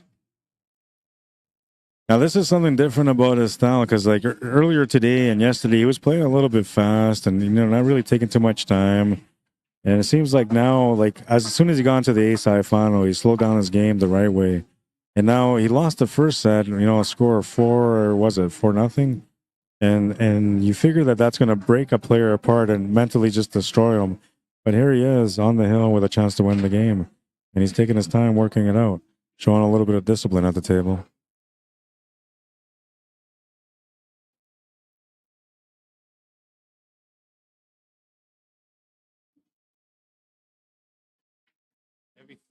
Too heavy. Needs a lucky bump. Oh, no. Oh, man. Do you take the back cut or do you bank it? He's going to bank it. He's going all out, he says. Money in the bank. Yeah. I'm crazy. I would have cut that to the side. Oh, he's going to make it. For the match. 3-1 goes out with a bang. I'm thinking I cut this to the side, man. He's like, no, I'm going to bank it. Whew, what a shot. A great shot by Clarence Spence, who's going to end up winning the men's B division here at the 8th annual Swan Lake First Nation 8-ball tournament. Congratulations to Clarence for being the champion and winning the event. Congratulations to Perry Van Dam, who's going to come up in second. He had a great performance last year as well, and he's back in the finals this year. So that's got to feel good. Hey. You're shooting, man. Oh, yeah? All right. So, I don't know. Let's take a little peek at the ladies for a quick second. We're going to shut down the tournament or the stream right away because we're going to come back with the team events after. I got to set up for the team event. At least I'm like now walking around. You can see here in the background, the team event is going strong. Everybody's playing. Everybody's engaged. It's a points system, not a win system. So the team with the most points wins. And yeah, it's going to be a great event. I'm telling you right now. We're missing out on some great matches. But when we come back, we are going to have some great matches ourselves. And you guys are going to be enjoying it. I promise you. Great matchups. All right, so before we get started, let's do a cap of the events. All right, and day one, we had the Open A division, $100 entry, races to 5, races to 4. It was Kevin Cardinal that ended up winning the tournament last night, and he almost got double dipped by Randy Baggett, who ended up coming up runner-up. It was that close, but Kevin Cardinal pulls off the win. He's your champion for the A division. Day two, we started off with the men's B division and the women's division. It was $75 entry for both, races to 4, races to 3. Well, the championship match here on the women's division has come down to both players that played in the A-side final, Lisa Van Dam and Lisa McNabb. And we don't know who's going to be the champion yet because they're still in the middle of the match. But when it comes to the men's division, the B division, Clarence Spence is your champion. And I guess we're not going to do the event opening ceremony anymore, and we're now into the opening rounds of the team event. For tomorrow on day 3, we have championship day. The team event will continue. We're looking at the championship round, so likely it's going to be like the A semifinals, the A final, the B semifinal, the B final, and then the championship match. That's all that we're looking at for tomorrow. $400 entry for the teams, $450 if you were late on the entry. Double elimination, win by points. First place is $3,000 plus jackets and a trophy. Second place is $2,000. Third place is $1,000, and fourth place is $500. On that note, let's start thanking our sponsors while we're at it. Swan Lake First Nation Gaming Center number 7, here located at Junction Highway number 23 and 34, right next to us in the room right next to the community center here. They're open from Monday to Sunday. Monday to Thursday, it's only open till 1. Friday and Saturday till 2. And Sunday, it's open till midnight. If you want to give them a call, it's 204-836-2305. They donated or sponsored the first place entry, or the first place payout, which is $3,000. Here we have Swan Lake First Nation 8A Gaming Center, located at 4818 Portage Avenue in Henley, Manitoba, just west of Winnipeg, about 15 minutes, 20 minutes west of Winnipeg. Actually, it's probably not even that far.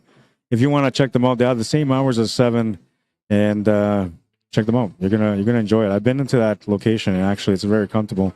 I'm not much of a gambler, but it made me want to become one. Boulay Bros, or Boulay Brothers, Concrete Limited, located in Somerset, Manitoba at 152 Stanley Avenue. 204-744-2469 is their number if you want to give them a call and check them out. Swan Lake First Nation Community, which they sponsored $1,000 to the team event. Randy, is it the Gravy or the Grave? And he sponsored $300 to the event. You can check them out. Well, they don't have a website, so you got to call them at 204-836-2672. He's located here in Swan Lake First Nation, Manitoba. So if you're around here, you need some help with anything to do with an electrician, this is your guy you want to call, Randy the Grave. L&L Flooring as well. They sponsored $200 to the event. They're located at 22 Lauren Avenue here in Swan Lake First Nation, Manitoba. If you want to check them out, you can find them on their website.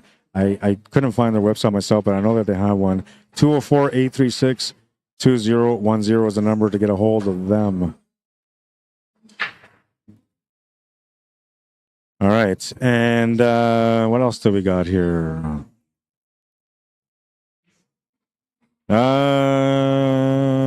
Yeah, let's do this. Brock's Office Supplies for your business. They're one of my supporters and sponsors to the events that I do. Visit our website for great deals and savings. And I'm telling you right now, man, if you go to that website, you're going to see a lot of great deals.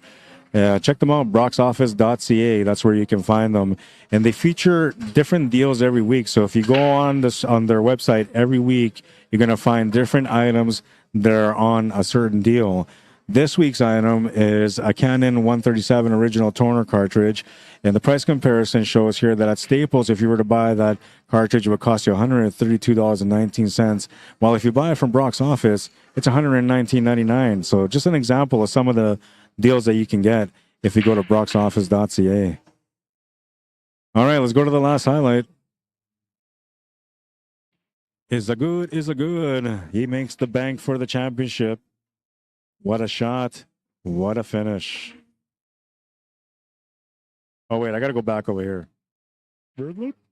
Got to rewind that because I got to advertise a couple of things here for myself too. Why not?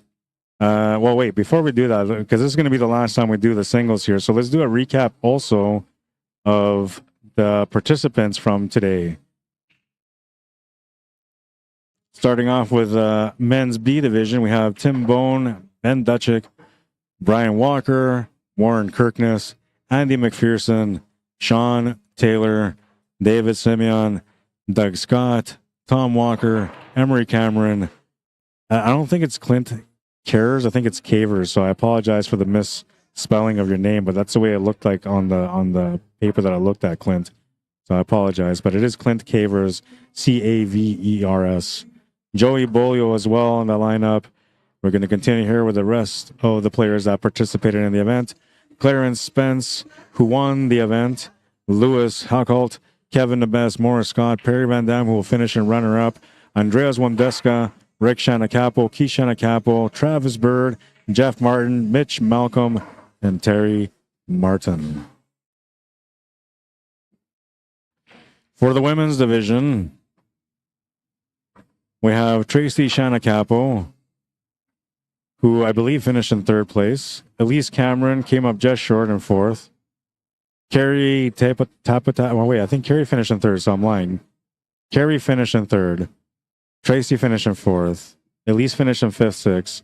Lila McKinney, Yvette Capel, who was in the lineup, but she didn't end up coming out. Pam McKinney, Lisa McNabb, who's currently sitting in the championship match against Lisa Van Dam, who's the next name after Lisa McNabb. Michelle Kirkness, Melissa Gawish, Amanda Blackbird, Angie Black / Walker, and Wendy Ironstad. Those are your participants from this year's event. And all right, we'll go down here real quick because, I said I was going to do something for myself. If you guys haven't checked me out, which you are right now on YouTube, make sure you subscribe to my channel. Arriagada/CSL Manitoba is how you find me. I promise you, you won't regret it. If you want to support my work in any way, you can do so via email or PayPal at cslmanitoba@gmail.com. Anything and everything is accepted, and everything that gets put towards my work will go towards the work. On that note, thank you to everybody that took the time to support me so far. Let's go to the pool wisdom now. The more you sweat in practice, the less you'll bleed in battle. That means get out there and work hard on your game, man. Every time that you feel like quitting because it's too hard or you're just not feeling it today, those are the days that you're supposed to grow the most. Don't give up. That's your test. The pool gods will always test you. They'll make sure that you're almost ready to give up before they give you a chance to become the champion within. And when you become the champion within, I'll be waiting for you. Gotta bring that down because we're not done yet. I will be back with another stream shortly. My name is Arriagada. If you guys want to add me or follow me on Facebook, you can. If you want to message me to come out to your town, or maybe you got an event that you want to advertise, even if you're not hiring me, send me the poster, send me the information, cslmanitoba@gmail.com. It doesn't have to be just pool related. It could be anything, whatever you want, man. You let me know. All right, and that's going to be it for now. As I said, you can add me or follow me on Facebook. Make sure you like and follow our page on Facebook if this is the first time you guys checked us out on Facebook. And you can always support the boys on their own Calgary Q Sports Live YouTube channel, which is under Q Sports Live. Mine is under Arriagada/Q Sports Live. All right, that's it. I'm talking too much, man. I got to reset these cameras and I got to come back with some action for you guys. It's the team event coming up next. Lots of action coming your way. Don't go too far, but you can go have a snack, check up on your kids, have a little smoke if you have to. I promise you, when I come back, you're not going to want to do anything except for watch some pool. I'll see you guys in a little bit. Thanks for tuning in. Thank you for liking and sharing the stream. Thank you for taking the time to interact. You guys are amazing, and I appreciate you. See you guys in a little bit. Cheers.